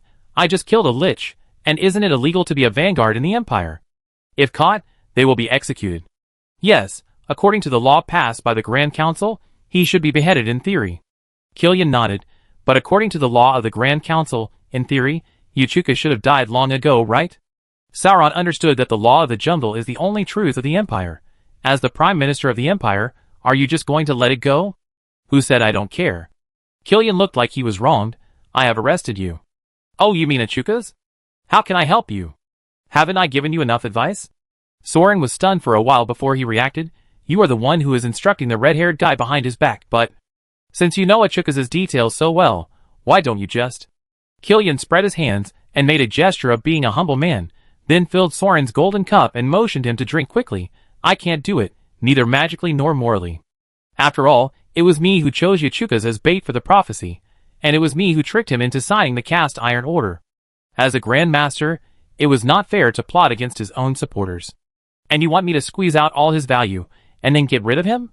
Wow, even I think this is a bit too dark. Ahem, what? Sauron almost choked. You are also a vanguard. You are the Grand Master who supported the Empire. Yes, who else can be the Prime Minister?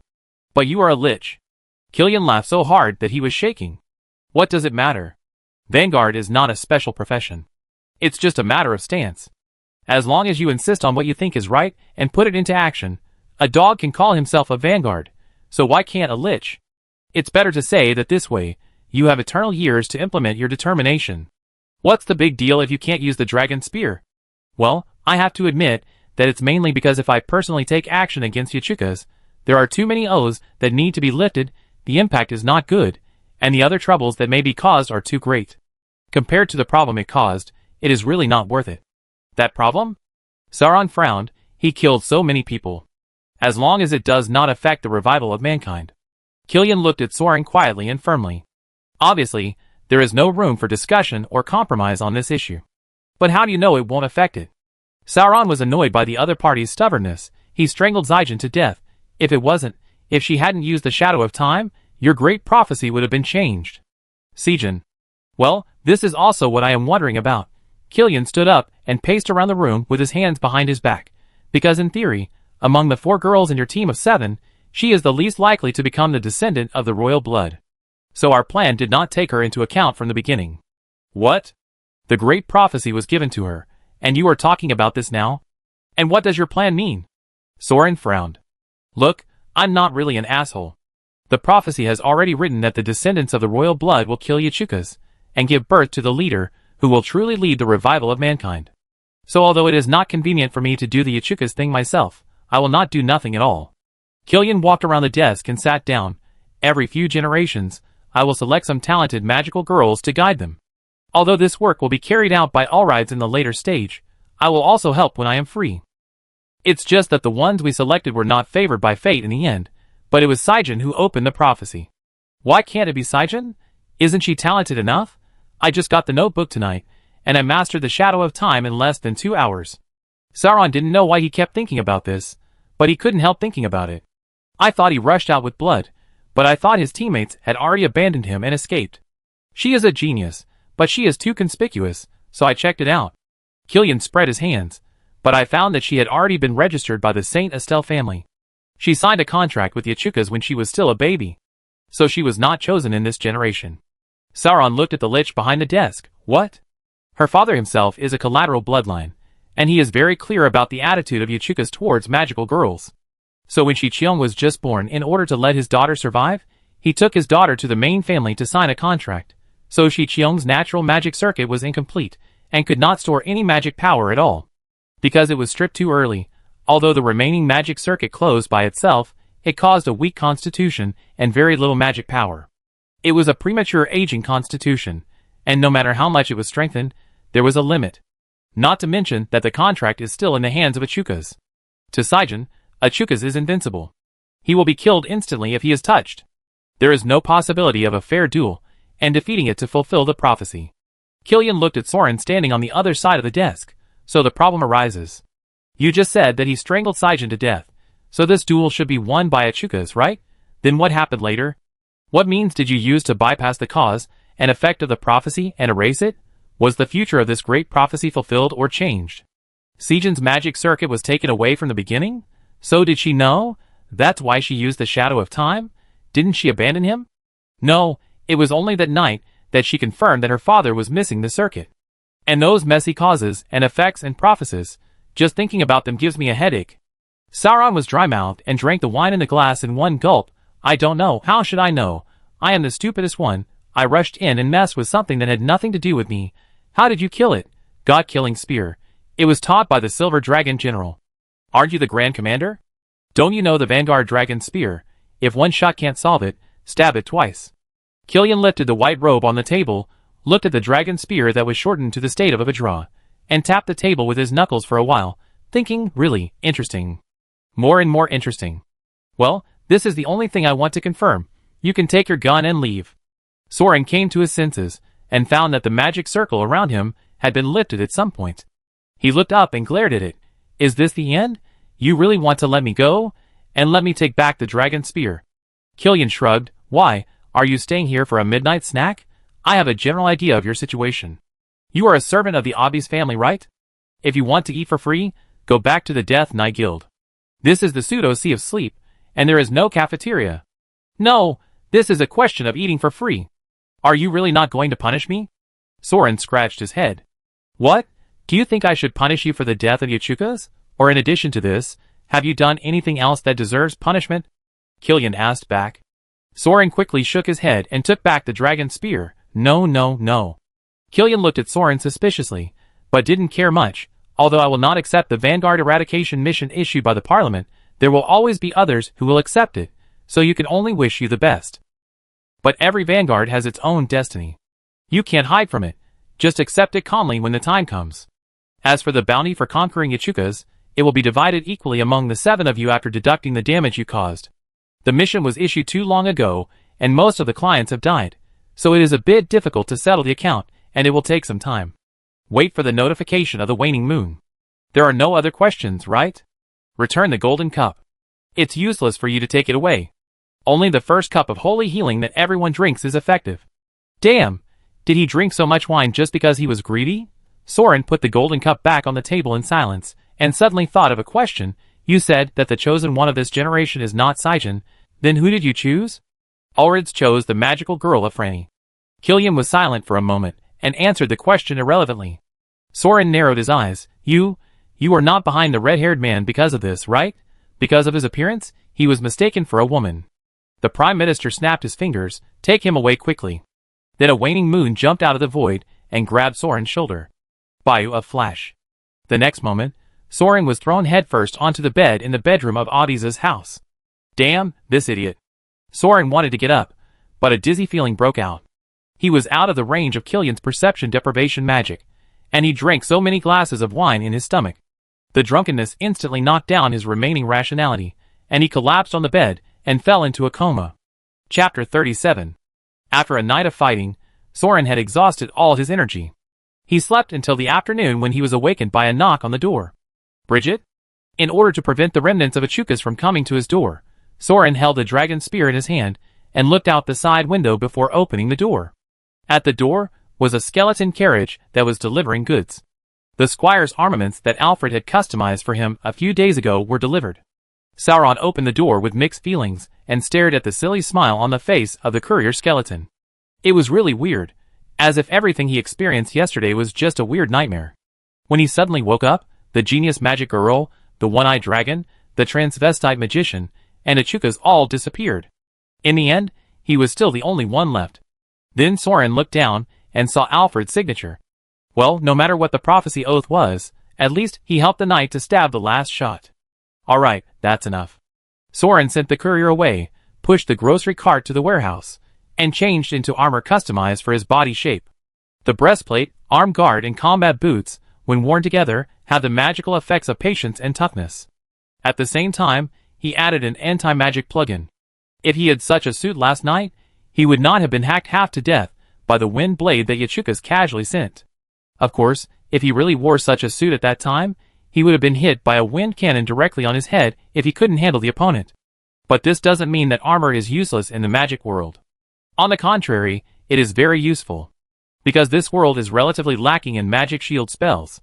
Physical equipment can greatly improve the survival rate in battle.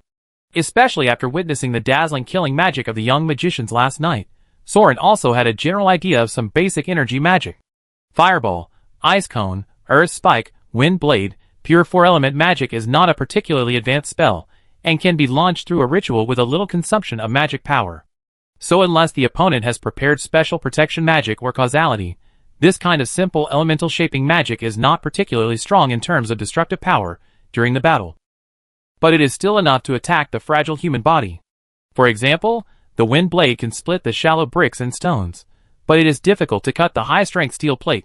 The fireball is more than enough to ignite a human body, but the temperature is not high enough to turn swords into molten iron. Magic such as ice spikes and ground spikes are purely using the momentum of condensed solids to strike with kinetic energy. The speed of the thrown stab is affected by the spells, magic power, and talents used by the caster. But if you are prepared, you can still dodge it, or even withstand it with the protection of equipment. Of course, last night we launched an attack on Achukas' unprepared clone, and as Guild said, you can only cast after opening a gap, so you can't prepare a particularly powerful magic. Therefore, the magicians use relatively delicate and accurate small magic. When it comes to the battlefield, there are also large-scale forbidden spells that are more suitable for dealing with thousands or tens of thousands of people, or with explosive damage.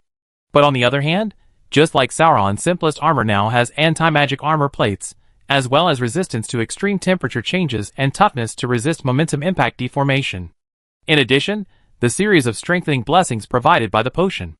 When fully armed, the warrior can still play a considerable protective role when facing the attack of low-level magicians. At the military level, there are other guards and forbidden spells, so it is not necessarily impossible to resist. Of course, other magicians did not wear armor last night, because most iron tools would affect their spellcasting efficiency and speed. Some more extreme magic schools, such as druids, believe that increasing the area of the body skin directly exposed to nature as much as possible will more effectively improve magic affinity.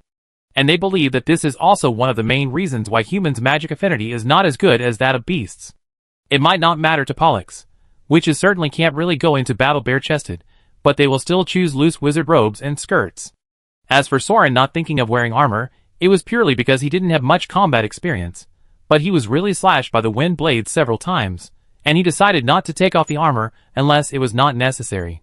Of course, when it comes to higher level battles, such as liches and elven gods, there will definitely be more advanced protective magic and more destructive forbidden spells. Just like the protective magic of the Vanguard's Great Oath and the fatal effect of the Dragon Lance. The development of spears and shields is the eternal theme of military technology. This is true for both the magic world and the technological world. And now, in addition to armor, another thing Soran found in the truck is a product that may break the current balance of destruction and resistance. Rifle. The furnace engineer followed Soran's advice and developed a new human musket based on the dwarf's flintlock musket. Soran had mentioned rifling, fixed ammunition, breech loading, multi-barreled rotary machine guns, and other suggestions a week ago. But to be honest, that was just nonsense from a keyboard warrior. He didn't really expect the other party to get any inspiration and make any improvements. He just had a little expectation, hoping that someone would come up with something like a double-barreled shotgun or a bolt-action rifle. So when he took out a Winchester wrapped in oil paper from the long wooden box, Soran was almost scared to jump up. Yo, are you kidding me? Well, if you look closely, the difference is obvious. For example, the barrel still has the rough style of a dwarven iron cannon. The curve of the buttstock and the grip are made of lizard skin and some bison or rhino horn parts, which also make this weapon look like a very strange rare equipment. But the lever-action gun and the separate built-in tubular magazine design are so eye-catching that Soran immediately thought of the repeating rifle that won the West in Western cowboy movies. Wow, this is a really big joke. A week ago, it was a 16th century muzzle-loading flintlock musket, and a week later, a repeating rifle that was used from the late 18th century to World War I was developed. No way. No way. No way. Soran took out the bullet from the wooden box. The workmanship was surprisingly good. Of course, it was just copper to wrap the black powder and the bullet. It had a flat bottom with a circle protruding from the bottom edge. It was an ancient rimfire bullet. Well, it was already an epic-making innovation in this world. Load the bullets from the loading port on the right side of the receiver. Only about 7 rounds can be loaded, and they will be loaded into the tubular magazine against the spring. When the claw-like trigger is pulled, the firing pin behind the gun barrel will hit the protruding part of the bottom edge of the shell, and the firing powder will ignite and shoot out the bullet. Then move the classic ring design of the lever-action rifle below to reset the hammer, eject the shell and reset a bullet. Of course, the power of the musket depends more on the ammunition. The more gunpowder, the heavier the bullet, and the greater the initial kinetic energy of the muzzle, but in this world, there are still enchantment bonuses. Soran could see clearly that although the bullets set by the furnace were only a small package of 28 bullets, each one was a mithril bullet blessed with some kind of blessing. At the same time, layers of wind magic circles were wrapped around the barrel. Wow, if this gun had been in his hands a day earlier, he would have blown up Ichukas. Soran could not hold back, and found a spare anti-magic armor plate to fix in the yard, ran to the street, picked up the musket, and activated Eagle Sense to improve vision and perception range to aim. Then he realized that it was not even necessary, and then bang! He fired a shot. Half of the block was alarmed, and the mithril bullet drew a clear silver light in the air, passing through the middle of the armor plate, and at the same time penetrated the newly built barrier of 3 or 4 villas opposite, and no one knew where it fell. After a long time, it was seen that a flash of lightning seemed to have been struck by lightning in the distance, and the gargoyles flew away like a group of frightened bats. There was another round of chaos. Yo! Soran pulled a lever that looked like it was made of some kind of beast horn to reload the bullet, walked to the plate with his gun, and looked at the bullet hole on the plate. Do you know what the most outrageous thing is? The most outrageous thing is not that the bullet penetrated the armor plate, but that the enchantment on the armor plate did not seem to be activated. To be on the safe side, Soran went to take out the two-handed sword in the box car.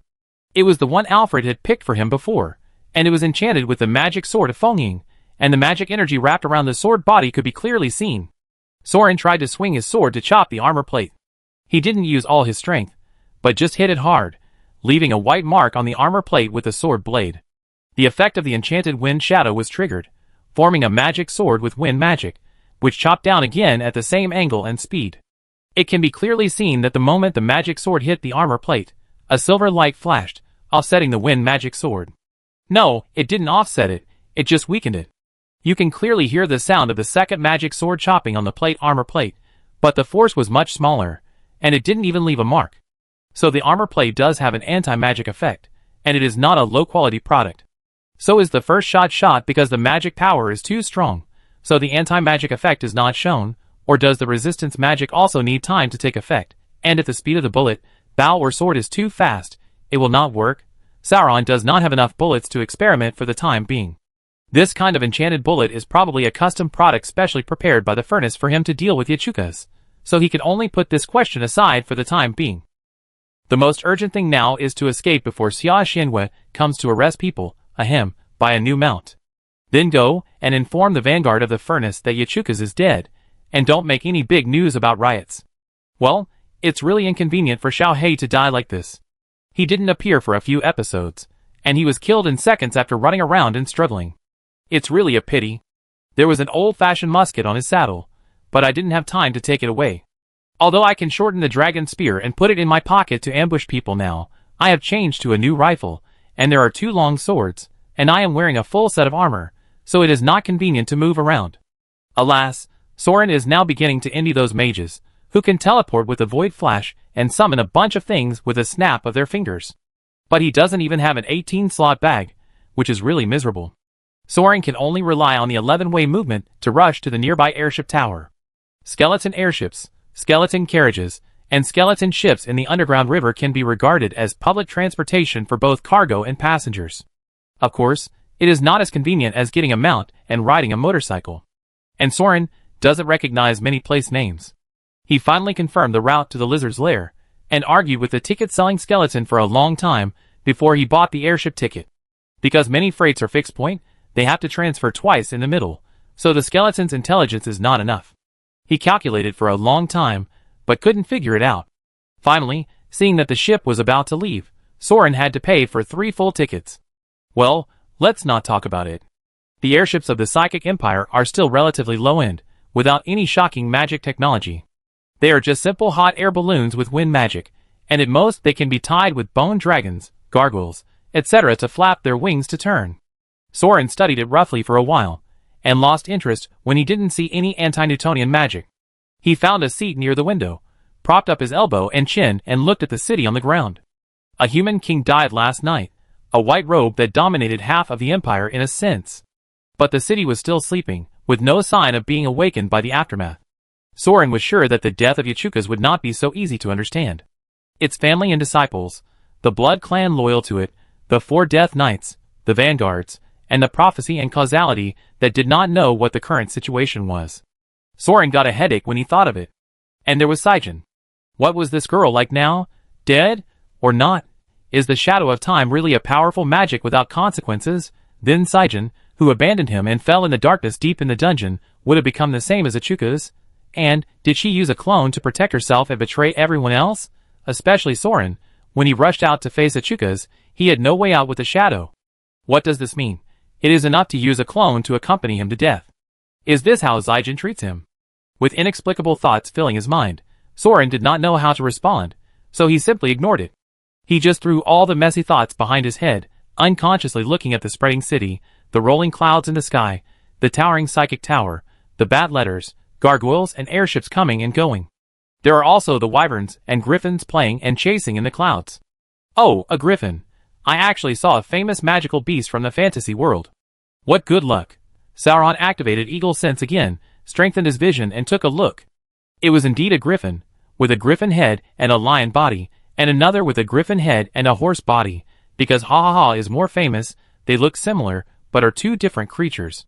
Generally speaking, griffins are set as top predators, powerful magical beasts, proud and brave, and very difficult to tame rare species. This one seems to be hunting the wyvern, probably playing with the prey before the meal to warm up. Of course, wild griffins are impossible to appear in the Empire. This kind of creature is also a specialty of other regions. Moreover, it is wearing a blue armor, and a battle robe embroidered with golden lions, which is obviously specially customized. The knight on its back is also dressed in the same way. Oh, the griffin's head has been chopped off. Head chopped off? Sauron looked out and almost fell out of the window, but in the blink of an eye, The griffin with its head chopped off had fallen from the sky. The knight on the griffin's back seemed to have activated some flying magic, and wings similar to eagles grew on his armor, and rushed out of the clouds to escape. But a hand followed his flying trajectory, so fast that Soran could barely see it clearly with eagle sense. It was a hand condensed with some black curse magic. The fleeing knight's dive speed was already very fast, but it was obviously no match for the intangible magic energy. The black hand reached out lightly, and the slender 5 fingers scratched the knight's helmet. Then the head was taken off. The knight's headless body slid down the clouds, and soon fell into the city. The black hand held the knight's head, and slowly floated back into the air. Sticky blood plasma flowed out from under the helmet, and dripped through the gaps between the 5 fingers of the black hand. Sauron stared at the black hand and followed it. He saw a 2-legged dragon emerging from the clouds. A silver-haired woman in a black robe and a headscarf stood on the dragon's back. She was obviously not wearing a wizard's robe, but more like a nun's dress of some kind in the church. But she didn't look like a proper nun. The nun's dress seemed to be just a single layer of dyed silk. The cut could only be described as close-fitting. Under the eagle's gaze, he could even clearly see the faint curves and protrusions of her waist. The hem of the long skirt was slit all the way to the waist, and the smooth and white groin could be clearly seen in the strong wind. It seems that she is from some sect that advocates the druid naturalistic dressing style. However, the magic she uses is probably not some cute magic that protects flowers and plants and summons small animals. Around the silver-haired woman, there are dense black handprints, and many of them are holding heads, griffins, dragons, and knights. It seems that she really likes the heads of living things, right? Soran raised his eyes to check the other person's face, but unexpectedly found that the woman opposite was also staring at him, with golden light shining in her pupils, and was also using eagle sense to amplify dynamic vision and perception. For a moment, the hairs on Soran's neck stood up. Then the woman smiled at Soran, and opened her hands that were originally crossed in front of her chest in a praying posture, raised an index finger, and pressed it against her bright lips. Hush. Then the airship turned, and when Soran ran to the other side window to look, there was only the blood-burning sunset in the sky, and the nun had disappeared. Chapter 38. Wow. What the hell, did I just witness a murder? Sauron subconsciously wanted to call the police, but then he realized that he didn't have a cell phone, there were no police here, and they didn't care about murder. I was speechless. Sauron sat back in his seat, and recalled the outfit of the knight, who was beheaded and killed instantly. The armor with a blue background, and a golden lion emblem should be the Lion King Guild among the 7 Death Knight guilds. This color scheme and logo seem to have a bit of the Alliance accent, but in fact, the lion pattern used is a 3-headed lion. It was probably some kind of local monster. Maybe it had 3 heads because the other 2 bodies were taken away by the Sphinx and the Griffin. Ha ha, so cold. Sauron smiled awkwardly while packing his luggage to get off the ship for transfer. The so-called luggage was 2 big swords and the Winchester. Well, Soran decided to name it Winchester. The weapons were wrapped in canvas and belts, and tied tightly on his back. The armor was also covered by a windproof and rainproof hooded cloak. The whole person looked like a singer wandering the streets, with a guitar case on his back. No wonder the nun didn't pay much attention to him just now. Of course, Soran actually held the dragon spear under his cloak the whole time. If the other party really wanted to cause trouble, he would be courting death. But since he was sensible, Soran pretended that nothing happened out of courtesy. There were still very few people like Soran who used public transportation. After all, the Obvious family's house was considered a wealthy area in the city center, and the nobles mainly traveled by carriage. Not to mention the mages, they all flew around and hardly walked outdoors. Ordinary humans live in the suburbs outside the city, while other alien races mainly live underground, so the traffic in the underground waterway is much busier. Soran walked out of the spaceship and stood on the terrace. The cold wind was blowing, and he was the only one around. Standing alone on the terrace waiting for the next airship to dock, Soran had to continue to look around with his eagle eyes out of boredom. He had never been to this neighborhood before. Looking at the map, it seemed to be close to an imperial hotel, which was also a prosperous business district, but the world of the imperial capital, which was full of undead and vampires, mainly lived at night. It was dusk, but now it was dawn for night predators. There were few pedestrians on the street. Occasionally, a vampire who was on the early shift would walk out of an apartment, untie the barrier outside the apartment, go around the corner, and get a newspaper from the mailbox, and then be pressed to the ground by a werewolf, who suddenly jumped out of the alley. His neck and spine were torn apart in one breath. Well, Sauron frowned slightly. The imperial capital had bad security.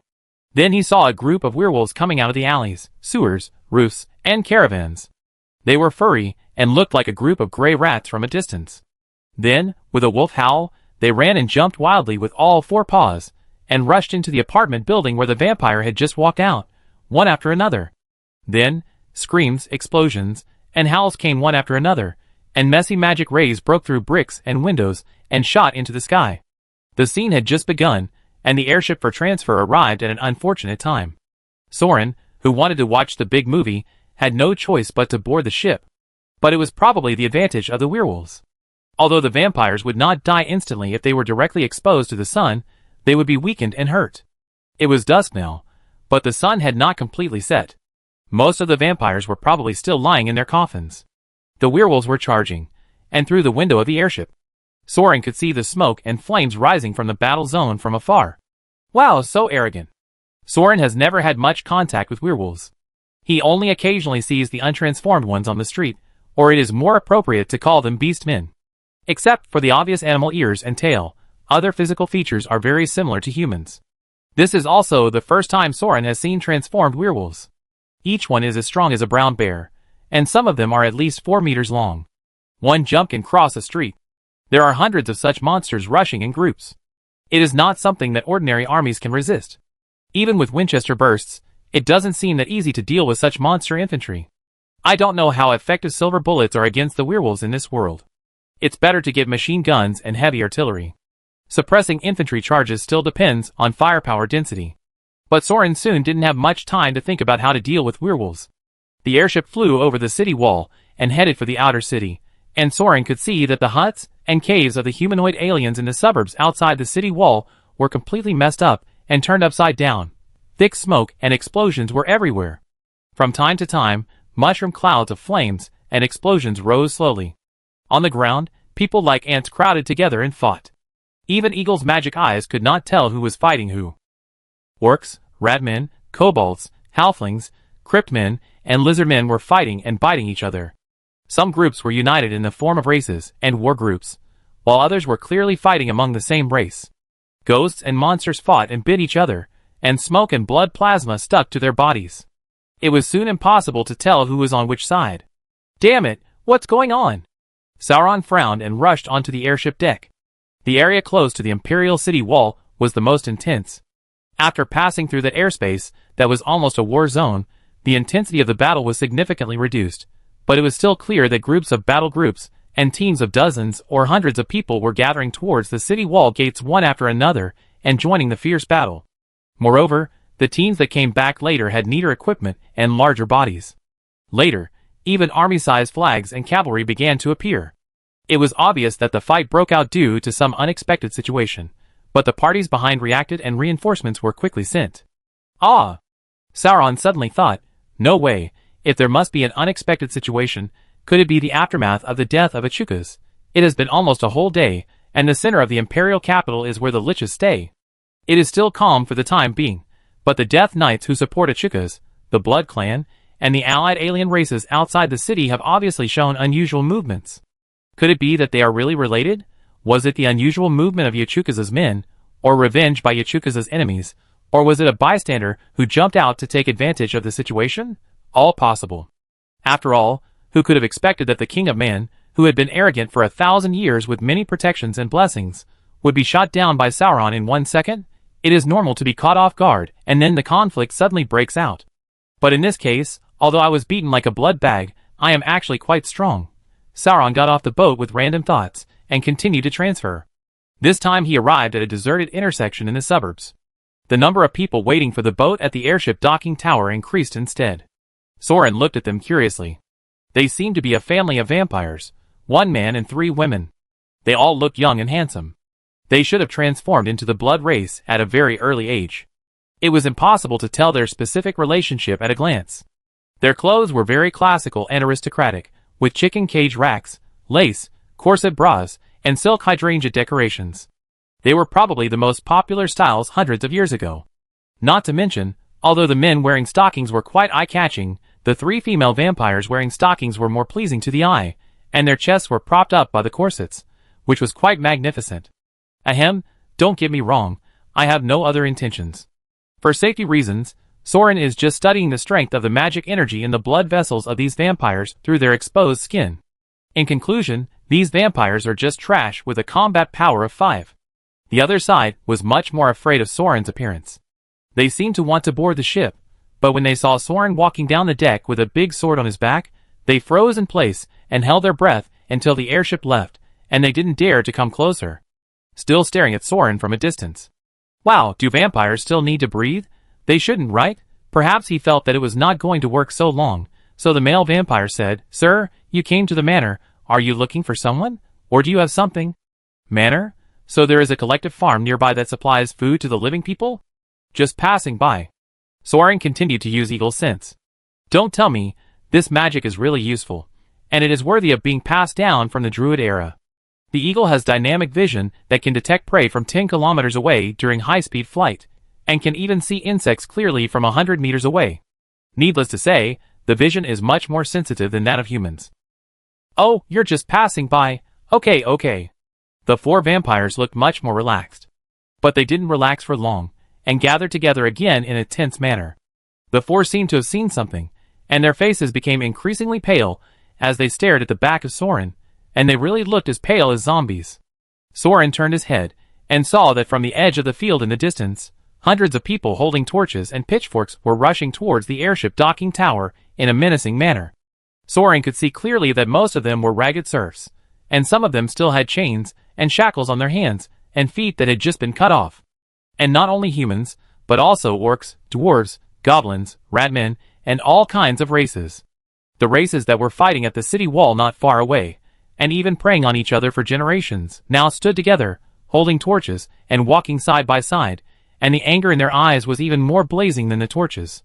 Soran looked at the frightened vampires again, and a female vampire had already kneeled on the ground with her legs weak. Ah, so that's it, that's how it is.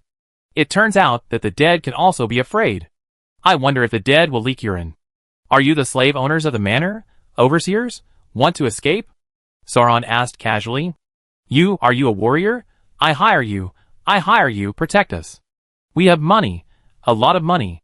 The male vampire seemed to want to come closer, but Soran drew out a long sword and leaned on the ground, which frightened it so much that it stopped and dared not approach. You, the Blood Clan, are the followers of the white-robed Yachukas, right?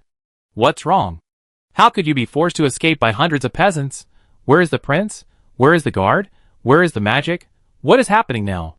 Soran asked. The male vampire hesitated for a moment, and turned his head subconsciously. It seemed that he was not the real boss. The boss of this small family was the female vampire hiding behind him, wearing a veil and a jeweled headdress.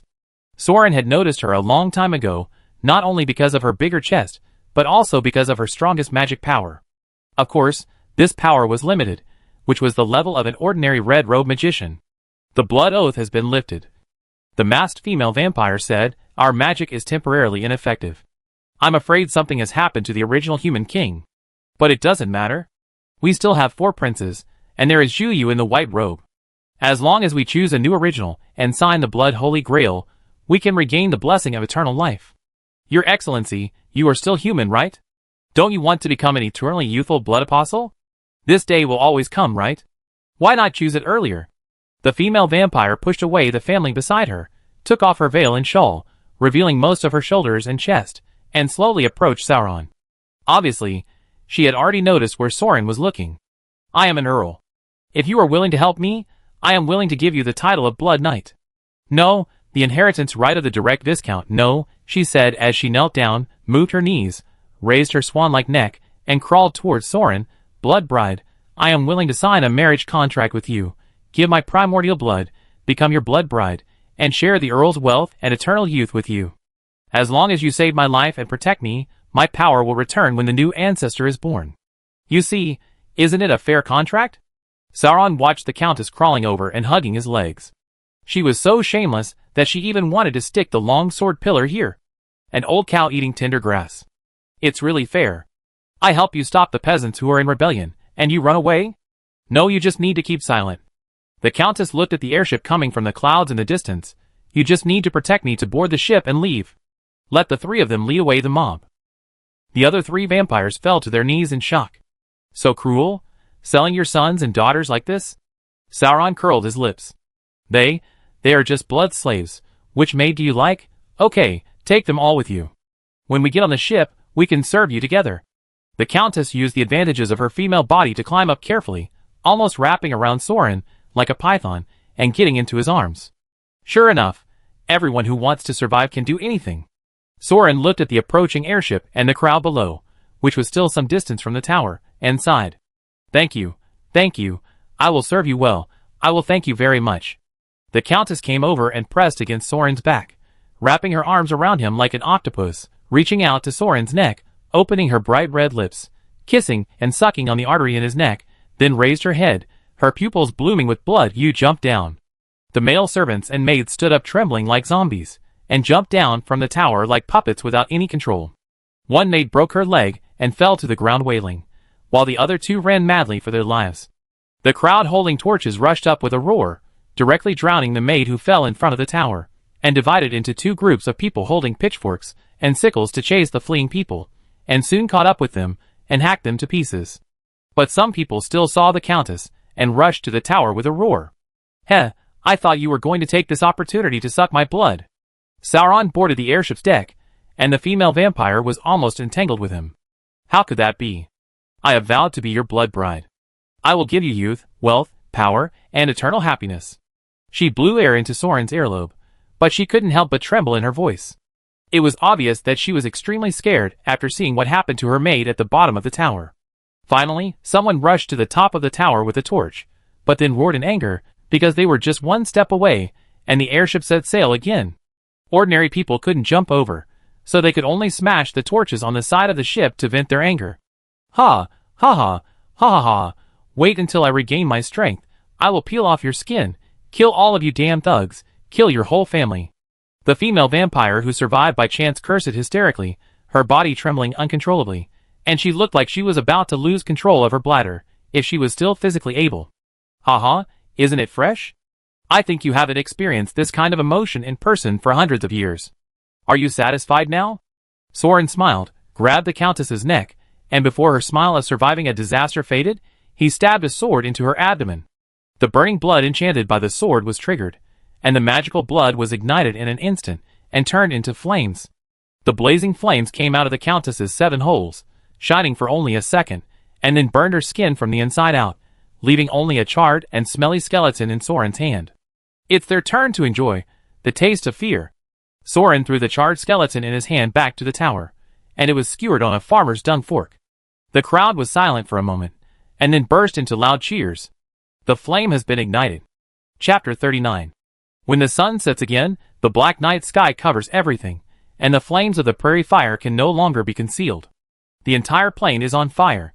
Sauron stood on the deck of the airship, and almost every 10 minutes or so, he could see a mansion on fire.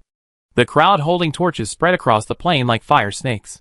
It was as if the spreading wildfire had covered most of the empire.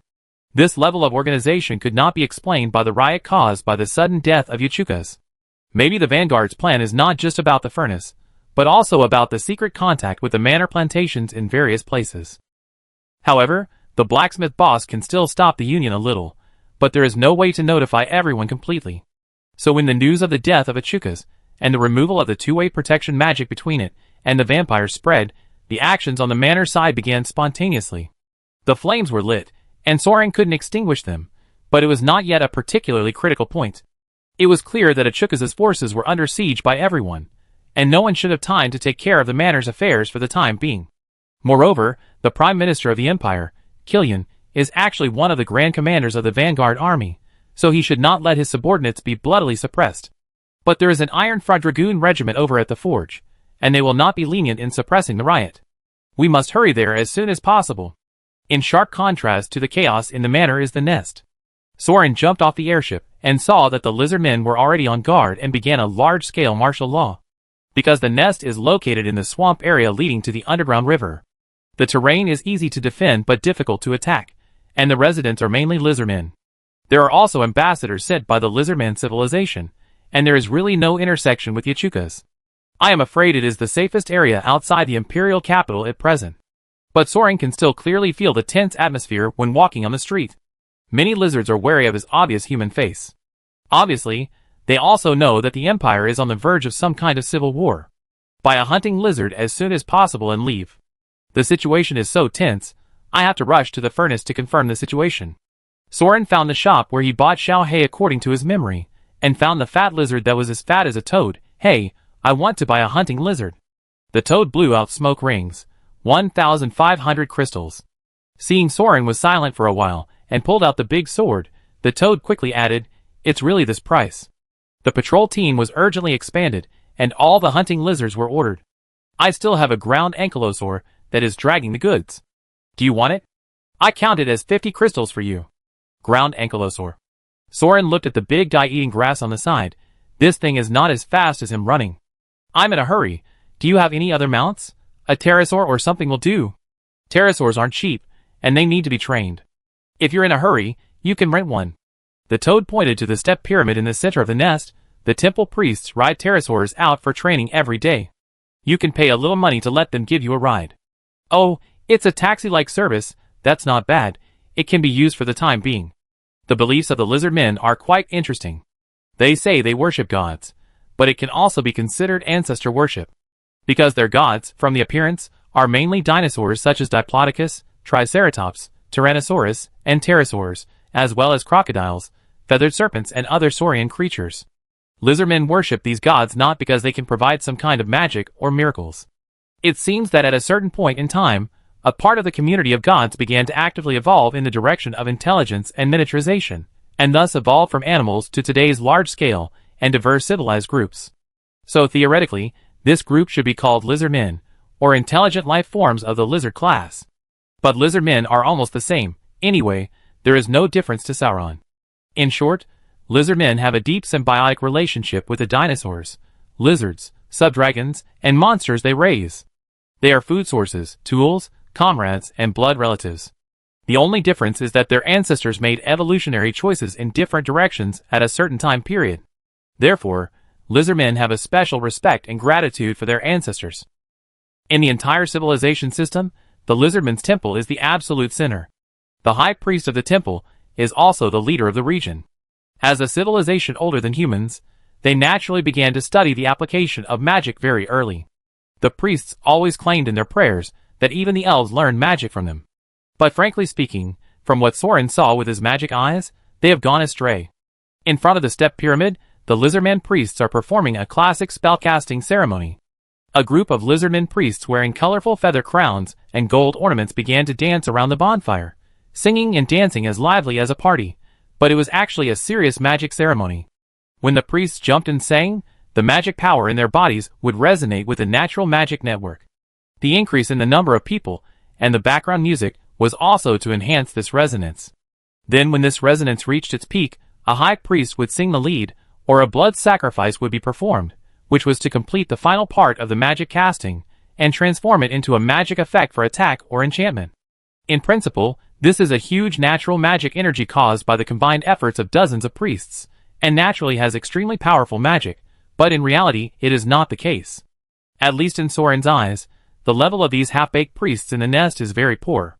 Not only did they not cause the resonance of the magic network, but to some extent, they also consumed the coordinated magic energy of each other. The magic energy formed in the end was not pure, and it was too strict with the ritual process. Even in the Empire, where the magic energy of the spiritual tower is surging, they still have to pray for a long time, which actually consumes a lot of energy and magic in vain. The final appearance of the high priest was even more amazing. This was an old toad. It was obviously running out of energy, and only absorbed a very small part of the magic power to end the ceremony, and very extravagantly dispersed the condensed magic power into the air. What was even funnier was that the end of the ceremony did not mean that its magic was completed. Instead, a new group of young priests continued to sing and dance, repeating the same steps, and this went on for 3 or 4 times before the old toad obtained enough magic power to activate the ancient runes on the step pyramid and open a large barrier to cover the nest.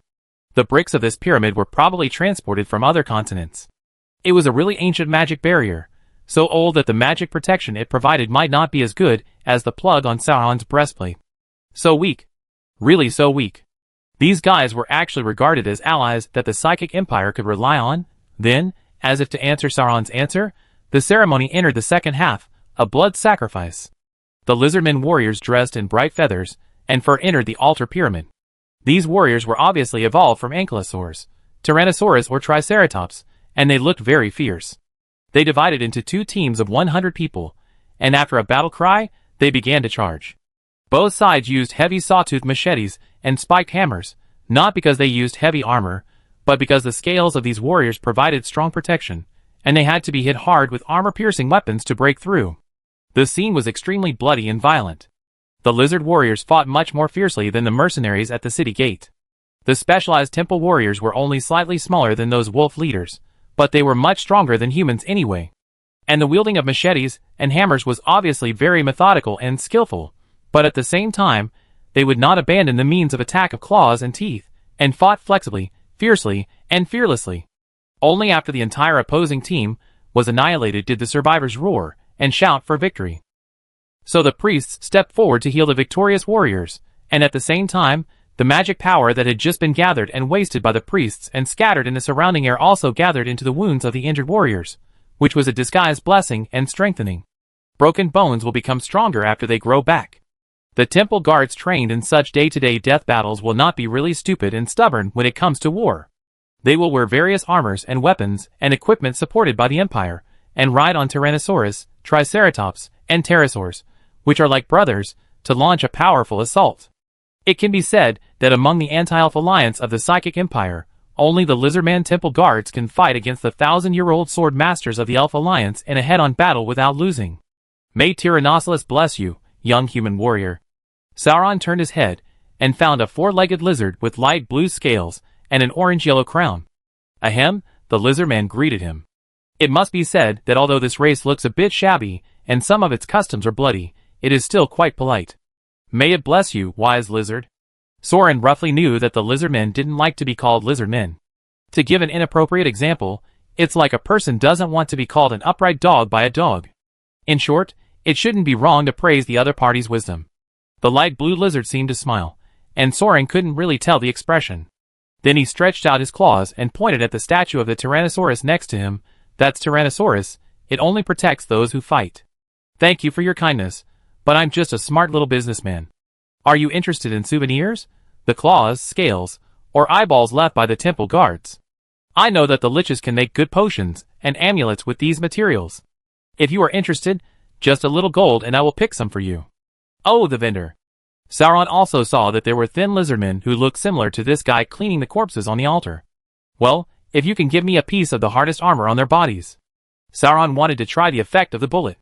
I am happy to serve you. The lizardman clucked a few times, and Soran, who was using his eagle's sleep, immediately noticed that someone among the cleaners below had secretly peeled off a few pieces and passed them over. The lizardman wiped it clean, wrapped it in a cloth, and handed it over, 20 gold sands. There was really only a little bit, and Soran was quite surprised. You are? Yellow crown, happy to serve you. The lizardman pointed to the different colored flesh crowns, obviously knowing that humans might not remember their pronunciation. However, since they are intelligent creatures, they certainly won't feel happy to be named by their physical characteristics. So Soran nodded, then the wise lizard, if I want to find a sacrifice, where should I go? Originally, he wanted to rent a pterosaur to leave the city, but he saw them opening the barrier to seal their nests. It was estimated that they could not easily enter and exit, so Soran had to ask the local snake. The yellow crown looked at Soran and grinned, Your Excellency is really impressive. This is the first time I have seen a human who is so friendly to lizardmen. The favorability of the wise lizard increased so quickly after calling out. Sauron shrugged, it's okay. As long as they don't eat people, I am willing to interact with intelligent races based on the basic principle of peaceful coexistence. Ha, that's really well said. Please rest assured, the lizardmen are a civilized race. We came to the Empire for a peaceful alliance, and will not do anything offensive. By the way, I prefer water cockroaches. This way, please. The yellow-headed crown led the way. Oh, water lice, right? Yes, I have eaten water cockroaches before. Oh, it's really nostalgic. It has a sweet-scented osmanthus flavor. Talking about food with others should improve friendship. The yellow-headed crown took a breath. I have eaten it before. Humans like you. Really, it's really rare. Ha ha, you are flattering me. Sauron smiled. By the way, I have a question that I am curious about. I wonder if it is convenient for me to ask it. I don't mean to offend you. Don't mind? There are always things that different races don't understand each other. Please tell me. The Yellow Crown led Soran around the pyramid and walked towards the cave where they lived. Well, do you have any relatives with dragons? Real dragons? For example, do you know about the dragon race and the dragon king? After getting rid of Yachukas, the remaining enemy is the 4th generation of dragon king. I understand. In the eyes of other races, dragons also have scales and claws, right? The Yellow Crown was not offended. But in fact, we still think it is completely different. Please allow me to ask a question. Do humans think that they are the same race as elves? That's true. Except that elves have pointed ears, 9 heads, devilish bodies, angelic faces, and slim figures that attract attention, and they have closer contacts with orcs. There is really no other difference. Soran nodded. I understand what you mean. Then it seems that there is no connection. In fact, he did not think that the dragons in the magic world would evolve from dinosaurs. At least there is no dragon king among the ancestors of the lizardmen. Of course, we generally suspect that dragons are species from other worlds or continents. Of course, if you are interested, the temple also has a guess about dragons. Yellow Crown said, they suspect that dragons are magic weapons made by ancient elves imitating the ancestors, using magic and the flesh and blood of titans. Titans' flesh and blood? Sauron's attention was immediately attracted. Oh, you probably don't know much. The temple believes that the gods evolved into our skin lizards with the help of the titans, and the temple is also responsible for guarding the titans' palace and the blessed forest. The elves are also some kind of creation of the titans, but later they launched a rebellion and murdered the titans. And they used the titans' flesh and blood to forge the dragon, defeated the guards of the great temple of the ancestors, and seized the blessed forest where our gods and the titans lived. Now it has become the temple of the false god of the elves. We are here. This is it. Before Sauron could ask in detail, the Yellow Crown had already opened the curtain and entered a cave. It exchanged a few words with the lizardmen in the cave, then poked its head out and said, "The priest has agreed. Please go in. By the way, it is a real priest. If you are interested in dragons or temples, you can communicate with it after you are done." The Yellow Crown bowed like a human and jumped away. Soran was a little confused. Finished? Finish what? Didn't he come here to rent a pterosaur? Where are the pterosaurs around here? Then Soran opened the curtain and entered the cave. The lizardmen were indeed a civilized race. The cave was ventilated and dotted with fluorescent mushrooms. It was not dark. The ground was covered with some kind of mat woven from hemp grass. There was also the set of flowers. It was cleaned quite well. The lizardmen lying in the cave were a size smaller than the Yellow Crown. Their smooth and fine lavender scales looked pretty good under the fluorescent light. Of course, the head still looks like a snake, and it spits out pink tongues, which is quite scary. It's really a human. Ah, what a rare guest. Ah, hello, I am Lavender, the priest of the temple. The voice of this priest through spiritual communication is quite crisp, and it is the head of the mother. Oh, hello, priest, it's like this. I have some urgent matters. I have to rush to the furnace as soon as possible, so... Ah, is that so? Okay, I understand. Then let's start directly. The lizard man lowered his head, turned his body to face away from Soran, and lifted his long lavender tail, curling it around Soran's legs, rubbing gently up and down. What is this for? The lizard priest said in a very unshy tone. Aren't you in a hurry? Come on, this is my first time with a human. Oh my god! Oh my god! What the hell?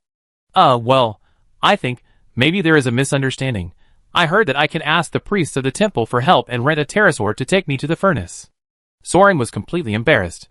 What happened today? Was he destined to have an affair? But the last flower was simply a mental pollution level. Sorry. The priest jumped up. Sorry. Ah, so you want to rent a pterosaur? Yes, sure, Andy come. The Yellow Crown lifted the curtain and came in. What's wrong, sister? It's over in just a short while? Or are you not satisfied with this? Idiot, he's here to rent a pterosaur. Why did you bring him here without even asking? The priest pinned the Yellow Crown to the ground and beat him violently, then kicked him out of the cave. I'm too embarrassed to leave. You take the guest on his way. Sauron walked out of the cave expressionlessly, looking at the Yellow Crown with a bump on his head. Oh, alas. I can't understand what my sister wants to do. It seems that it's really not easy for different races to understand each other, The Yellow Crown smiled awkwardly. Let's go, guest. Where are you going? I'm going to lead the pterosaur. Chapter 40. Ah, I'm so sorry, guest. Usually, people come to see the priests to have some fun. So you just want to find someone to take you for a ride. In fact, just say hello to anyone. After all, the pterosaurs have to be taken out for a walk every day, otherwise they will stink at home. The Yellow Crown wore goggles, and rode on the saddle on the back to drive the pterosaur through the clouds. Soran sat in a basket, fastened to the pterosaur's chest by a belt and rope. It swayed a little, but he could sit still, and didn't fall from the sky. It can be seen that this position can be used to transport some supplies in addition to carrying extra people, archers or spellcasters. Is that your sister? You introduced the guest to your sister? Soran really wanted to scold it. Yeah, if there is business, shouldn't you take care of your family first? The Yellow Crown lay on the saddle and looked at Soran. She and I were born in the same nest, and now there are only 2 of us. It's rare for humans to come to the nest for fun. I thought she would be happy. You don't know, she is very curious about human magic and culture. She is still learning the Empire's language. I think she might want to find a human to lay eggs with. With a human. Soran was too tired to complain. Hey, do you know what reproductive isolation is? Can humans and lizards get along? Ah, can't lay eggs? You don't know how to do it. It's very simple. You ride her from behind, and then she can lay eggs. Yellow Crown climbed to the other side. Humans are not born from eggs. What? People are not born from eggs. The Yellow Crown was shocked. Then how were you born? Go back and ask your sister. Soran simply didn't want to pay attention to it, over there. Don't go directly to the furnace. Drop me off in front of the weapon shop in the alley over there. As a result, the pterosaur suddenly swooped down and braked suddenly, throwing Soran out of the iron cage, causing him to kneel at the door with his head cowed and almost twisted his foot. Fortunately, the bone of Achilles was still hard, and he was not injured. The owner of the weapon shop, Tylon, just opened the door and looked at Soran lying on the ground. You should learn Shadow Step. Use it with eagle sense when sprinting and jumping, and you can control your posture and foothold. Did you bring the dragon lance? Thank you for your teaching. Soran got up in a panic and turned his head to look behind him. The Yellow Crown was still climbing on the eaves next to him with the pterosaur. Ah, it can't be pulled out yet. Don't worry about them. Soran took out the shortened Vanguard dragon lance from his arms and showed it to Tylon. I killed Ichukas. What's the situation now? Tylon stepped aside to let Soran enter the store, took out a gold nugget, and threw it to Huang Tugwen. Do me a favor, keep watch nearby. Huang Tugwen gave a thumbs up, put on goggles, and pulled the pterosaur into the air. Tylon then closed the store door and winked at Soran. He knocked 3 times on the door of the cellar in the store. The door opened from the inside, and Soran looked over when he saw Tylon waving. He saw that the narrow cellar was full of more than a dozen big men. And they were all big and strong men, with thick arms, either blacksmiths or coal miners. In short, if they picked up the iron spear and stabbed it out, they would definitely pierce even the gods. That kind of standard vanguard. Soran was a little embarrassed to be stared at by this group of big men, so he waved his hand. Hey! The big men still stared at him. Tylon frowned. Why, didn't you see the ring? Someone said, I want to salute, but it's too crowded and I can't kneel down. Can we go up first? Tylon, come out, come out. So the big men breathed a sigh of relief and filed out one by one. When each of them crawled out, they would kneel on one knee to salute Soran.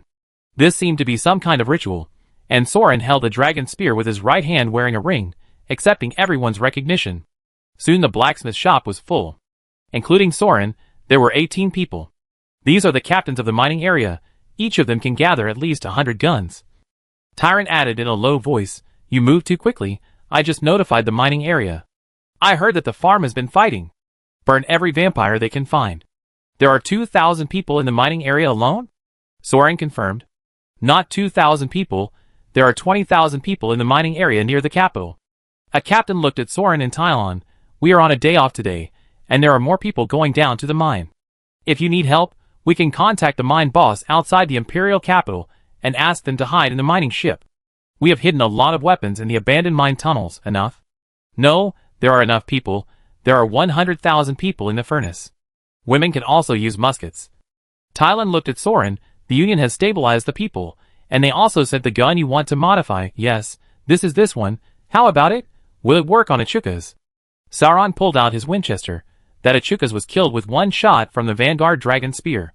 I haven't had time to try this yet, but the idea of the lever-action repeater rifle is feasible, and the single-person firepower it provides is enough for a while. Focus on improving bullets and cannons. I wonder if you can make howitzers and mortars. Who is the gunsmith? I need to meet him. I arrange it. Tyron looked at the captains. spread the word that Grand Commander Soran killed the Chukas. Waiting for the call of the Iron Order. The strongmen nodded, bowed to Soran one by one, and then filed out in silence. Can they be trusted? Can their men be trusted? Soran watched Tylon send off the last person. It seemed that he knew everyone and whispered something to him when he said goodbye. The mine tunnel is full of coal smoke, so the miners don't talk much. Tylon went to the kitchen to bring out tea and wheat cakes, and watched Soran chewing them with his hands crossed. And Yachukas doesn't like trouble. If one person makes a mistake, he will execute 100 people. So I promise that at least the 100-man team that can survive until now are brothers in life and death. I met Killian, you know, the ancient leader. Sauron scooped a spoonful of soup and drank. What's going on with it? It doesn't care if Yachukas messes with it, and it doesn't care if I kill Yachukas? Humph, then you should understand that this guy is now interested in this empire. Its strategy is too big, its vision is too farsighted, and it has too many plans. The level of enemies that can enter its eyes is really different from ours, so it doesn't care what we short-lived ants do. Tylon sneered at the Prime Minister. Yachukas, I'm afraid in its eyes, is just a bug that's only slightly bigger than an ant. Don't worry, since you can come back alive after seeing him, it means that it doesn't care about your existence and won't cause you any trouble. Soran had some taste. Is that guy strong? Strong? Haha, I wouldn't use strong to describe it. At least after the elven gods tried it once, they no longer took the initiative to cause trouble for the Empire, right? As long as Killian exists, the Elven Alliance cannot ignore the Empire. Tylon brought Soran a few more cakes. Then you are still rebelling. If it really cares about the stability of the Empire, it will not sit idly by and watch the riots in important places such as the furnace, farms, and mining areas? Soran was puzzled. Tylon smiled. No, you misunderstood the concept of the Empire. The Psychic Empire is just a name to unite the forces that resist the elves. As for the farmland, the mines, and the land where the furnace is located, these are all private property of Yachukas. Of course, strictly speaking, they belong to the property of the Saint Estelle royal family and their noble vassals. Except for the title deed of the furnace factory, which was given to the Empire. As long as there is no trouble there, Killian will not interfere with its control of its own territory. But it doesn't matter. Now that Yachukas is dead, the funeral of his inheritance will be divided soon, and it will be held according to the old rules of the Empire. Ah, in connection with the riots he saw along the way, Soran understood that the strong prey on the weak. Whoever grabs it will own it. There will be no large-scale uprising in the Furnace Guild, only some accidents will happen, and the nobles' lackeys in the town will be purged. The farm has already been fought.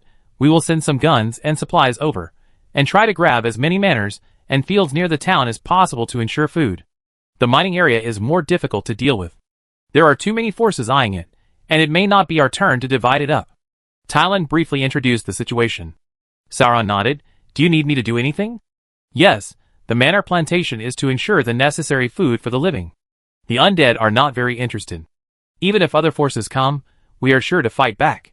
The competition for the mining area is at the highest level, and it will not attack the miners at the bottom. What I am most worried about is the furnace. Tylon said, just because we don't take action doesn't mean that others will let the town govern itself. The people living in this town are all skilled blacksmiths and engineers who have worked in factories for generations. The population is the most valuable wealth. Killian didn't understand this, but at least the Iron Dragoon station there should know. They might come out to rob the town. Clear out the unions that suppress our organization. Kill them in advance? Soran suggested. Not enough, we can't cause trouble in the workshop. And it's not just the Death Knights who have bad intentions. I'm afraid other forces will try when they have time. It's just that the priority of fighting for the town is still relatively low, but looting will always be our turn, unless someone speaks for us in the Great Council. The Vanguard's identity is a bit troublesome in the open. We need to find a force to cooperate with as soon as possible to ensure that what we get can be legally preserved. But you can see that the farm has killed so many nobles. I am afraid it will be difficult to find an ally. Soran nodded. It can be seen that the Vanguard's organization has completely infiltrated the middle and lower class human civilians. Furnace Town is the largest stronghold. The mining areas and farms of the entire empire. As long as there are human villages and unions, there are connections within the Vanguard. This is not to say that the Vanguard army is so advanced and united, and the program of reviving humanity is so deeply rooted in people's hearts. Rather, people are forced out by the reality. If Yachukas and the rubbish nobles under his command did not force and abuse their people like this, at least they would give them a 5-day work and 2-day rest, an 8-hour work system, paid vacations, 3 insurances, and 1 housing fund to ease the contradictions, the situation would not have escalated to the point where everyone stands with the Vanguard army. Look at the ordinary citizens and mages in the Imperial City who have a decent life. Don't they care about the Vanguard army, the revival of humanity, etc.? Not to mention the nobles. Who would have the time to revive humanity when they are pampered? It is impossible to ask those who have already started to fight back on the farm to stop their revenge and reconcile with the nobles. Soran is not so bold as to hold up a gun and a ring and run over and say that although you have been treated like cattle and horses for generations, now I am the Grand Master and I want you to stop, so you must stop. Besides, the vampires are not a particularly strong transformation direction. The death of the original ancestor made even the magic ineffective, and they were restrained by the sun and magic in various ways. Apart from having a decent figure, they are useless. Of course, Soran also understood what Tylon meant. Although Prime Minister Killian was ignoring or even allowing the expansion of the Vanguard army to some extent, it would not provide too much additional support in order to maintain the Empire, a great alliance whose first priority was to resist the elves. If they wanted to find a force to join forces with the Great Council, let them speak on behalf of the workers and farmers at the bottom of the city, and strive for their interests to be recognized, then naturally at least a Grand Master like Soran, who could be recognized by the Vanguard army organizations in various places, would be the representative to come out and talk about interests. Now that Soran had killed Yachukas himself, judging from the reactions of the Furnace Guild and the captains of the mining area just now, it would not be difficult to nominally recognize him as the Grand Leader. The remaining question is, what forces in the Grand Council can we join forces with? Do you have any plans? After eating and drinking, Soran confirmed with Tylon. The blacksmith shop owner nodded, cleared the dishes on the table, and piled a stack of newspapers on the table. These are the factions of the Grand Council. Newspapers? Soran looked through these newspapers out of curiosity. He did find advertisements for potion enhancement in the Alchemy and Potions Weekly. What Tylon took out were not advertisements, but political newspapers. There are roughly 6 newspapers: Council, the Great Empire, True Self, People, Empire and Guild, and Peace. Soran glanced at them roughly. The proposition of the Great Empire is obvious: war, expansion, plunder and domination, and the Extreme Hawks must call for a strategic decisive battle with the Elf Alliance. Win over all allies that can be won, strike all potential threatening enemies, and finally achieve a decisive victory over the Elf Alliance, and completely realize the revival of the Empire. Soran guessed that it was probably an official newspaper, run by the Prime Minister. The True Self newspaper is even more extreme than the Great Empire to some extent, advocating that only death is absolutely equal, that everyone must die, and only in the face of death can one find the true self. So do not fear death, worship death, embrace death, and call on all living beings to move towards death together. Yes, these lunatics are really advocating that all living beings die. All people transform into undead spirits, such as liches, vampires, ghouls, and zombies to establish a true psychic empire. The People's newspaper is a bit off topic. To be precise, it should be the Human Chauvinism and Magic Aristocratic Bloodline Superiority newspaper. In short, humans are the most noble race. No, that's wrong. It is the human aristocrats with magical talents, who are the best and noblest race in the world. Other humanoid creatures are inferior livestock, inferior races of the next level, and those humans without magic talent can only be regarded as subhumans, who have not awakened, so they are born to be dominated and led by magic nobles, and human magic nobles are born to conquer and enslave other races, blah blah, and other racial nonsense. It must be supported by Yachukas behind the scenes. Empire and Guild, this one is a little more normal, but the proposition is also very advanced. It believes that the current loose union of the Empire and the free and undisciplined style of the Lich cannot effectively exert the power of the country. It is suggested to reform the centralized system from top to bottom, and transform the loose Parliament Empire into a tightly organized guild, just like the Adventure Guild, which assigns tasks and goals according to each person's strength, and gives the Parliament more and stronger decision-making power. Transform the entire empire into a precision-operated machine. And there are some very advanced political documents, such as establishing a national bank, unifying the writing, currency, and weights and measures, and even requiring legislation to constrain the behavior of some nobles. Peace, judging from the current situation of the Psychic Empire, this one may be the most extreme, and the proposition is indeed too idealistic. The central idea is, everyone should stop fighting. Isn't it good to live happily and peacefully together? God knows who runs this newspaper. As for the council, It is basically a commentary newspaper that comments on the resolutions passed by the Great Council and the articles published by other newspapers above. It just complains about everyone's comments and suggestions from a neutral position, so to some extent, it can be said that this newspaper has its own political stance, that is, everyone present is garbage. It's mainly these 6 factions. Talon saw that Soran had a general understanding and began to introduce. There is no need to say much about the Great Empire, the official propaganda, calling for unity against the outside world. You could also see that people praises the human king and his bloodline. Mainly the other 4 forces. The one who publishes True Self newspaper is the Church of the Dead Apostles. After all, the death of human gods really exists, so there is always a group of crazy people worshipping it. The people of the Church of the Dead Apostles have some strange magic. The number of people is small, but very fanatical. Some nobles believe in this church. The Blood Clan doesn't seem to like them very much. I don't know much about them. This group of people is quite strange. They don't have much contact with ordinary people. They are probably from the magician's side. The power is not very big, I haven't even seen their church. The Church of the Dead, the nun who didn't wear underwear that I met halfway, actually Soran thought it was worth getting in touch with, well, just to see the extent. Empire and Guild, behind this is the Lich Flower. You can see that they are relatively rational, but there is a problem. The Flower doesn't like the Vanguard army. Talon spread his hands. It believes that power can only have one central core, and the Vanguard army's self-willed style, and the lack of organization at the bottom are called a trouble by it. Many nobles support the Lich Flower, and they also dislike our existence. Once Achukas dies, most of its forces will probably go to the Flower, but we will definitely not be accepted. Then this will be the main political force of the future empire, and it is a political structure that is opposite to what Killian advocates, and it strives to build a centralized government. At the same time, it also won the support of the noble conservatives, the right-wing alliance. Of course, I don't like organizations like the Vanguard. The Council, there are many people who read the Council, and many of them are mages. Liches don't really think highly of the Great Council's behavior. Except for a few like Killian, Hua and Yachukas, most of them disdain the Council. Council actually represents their attitude. These people are the backbone of the Empire. If their strength is added together, they are the main force of the Empire. But on the other hand, they themselves are too lazy to participate in the decision-making of the Council, let alone pay attention to our demands, and unite to speak for us in the Council. Sauron really can't deny this.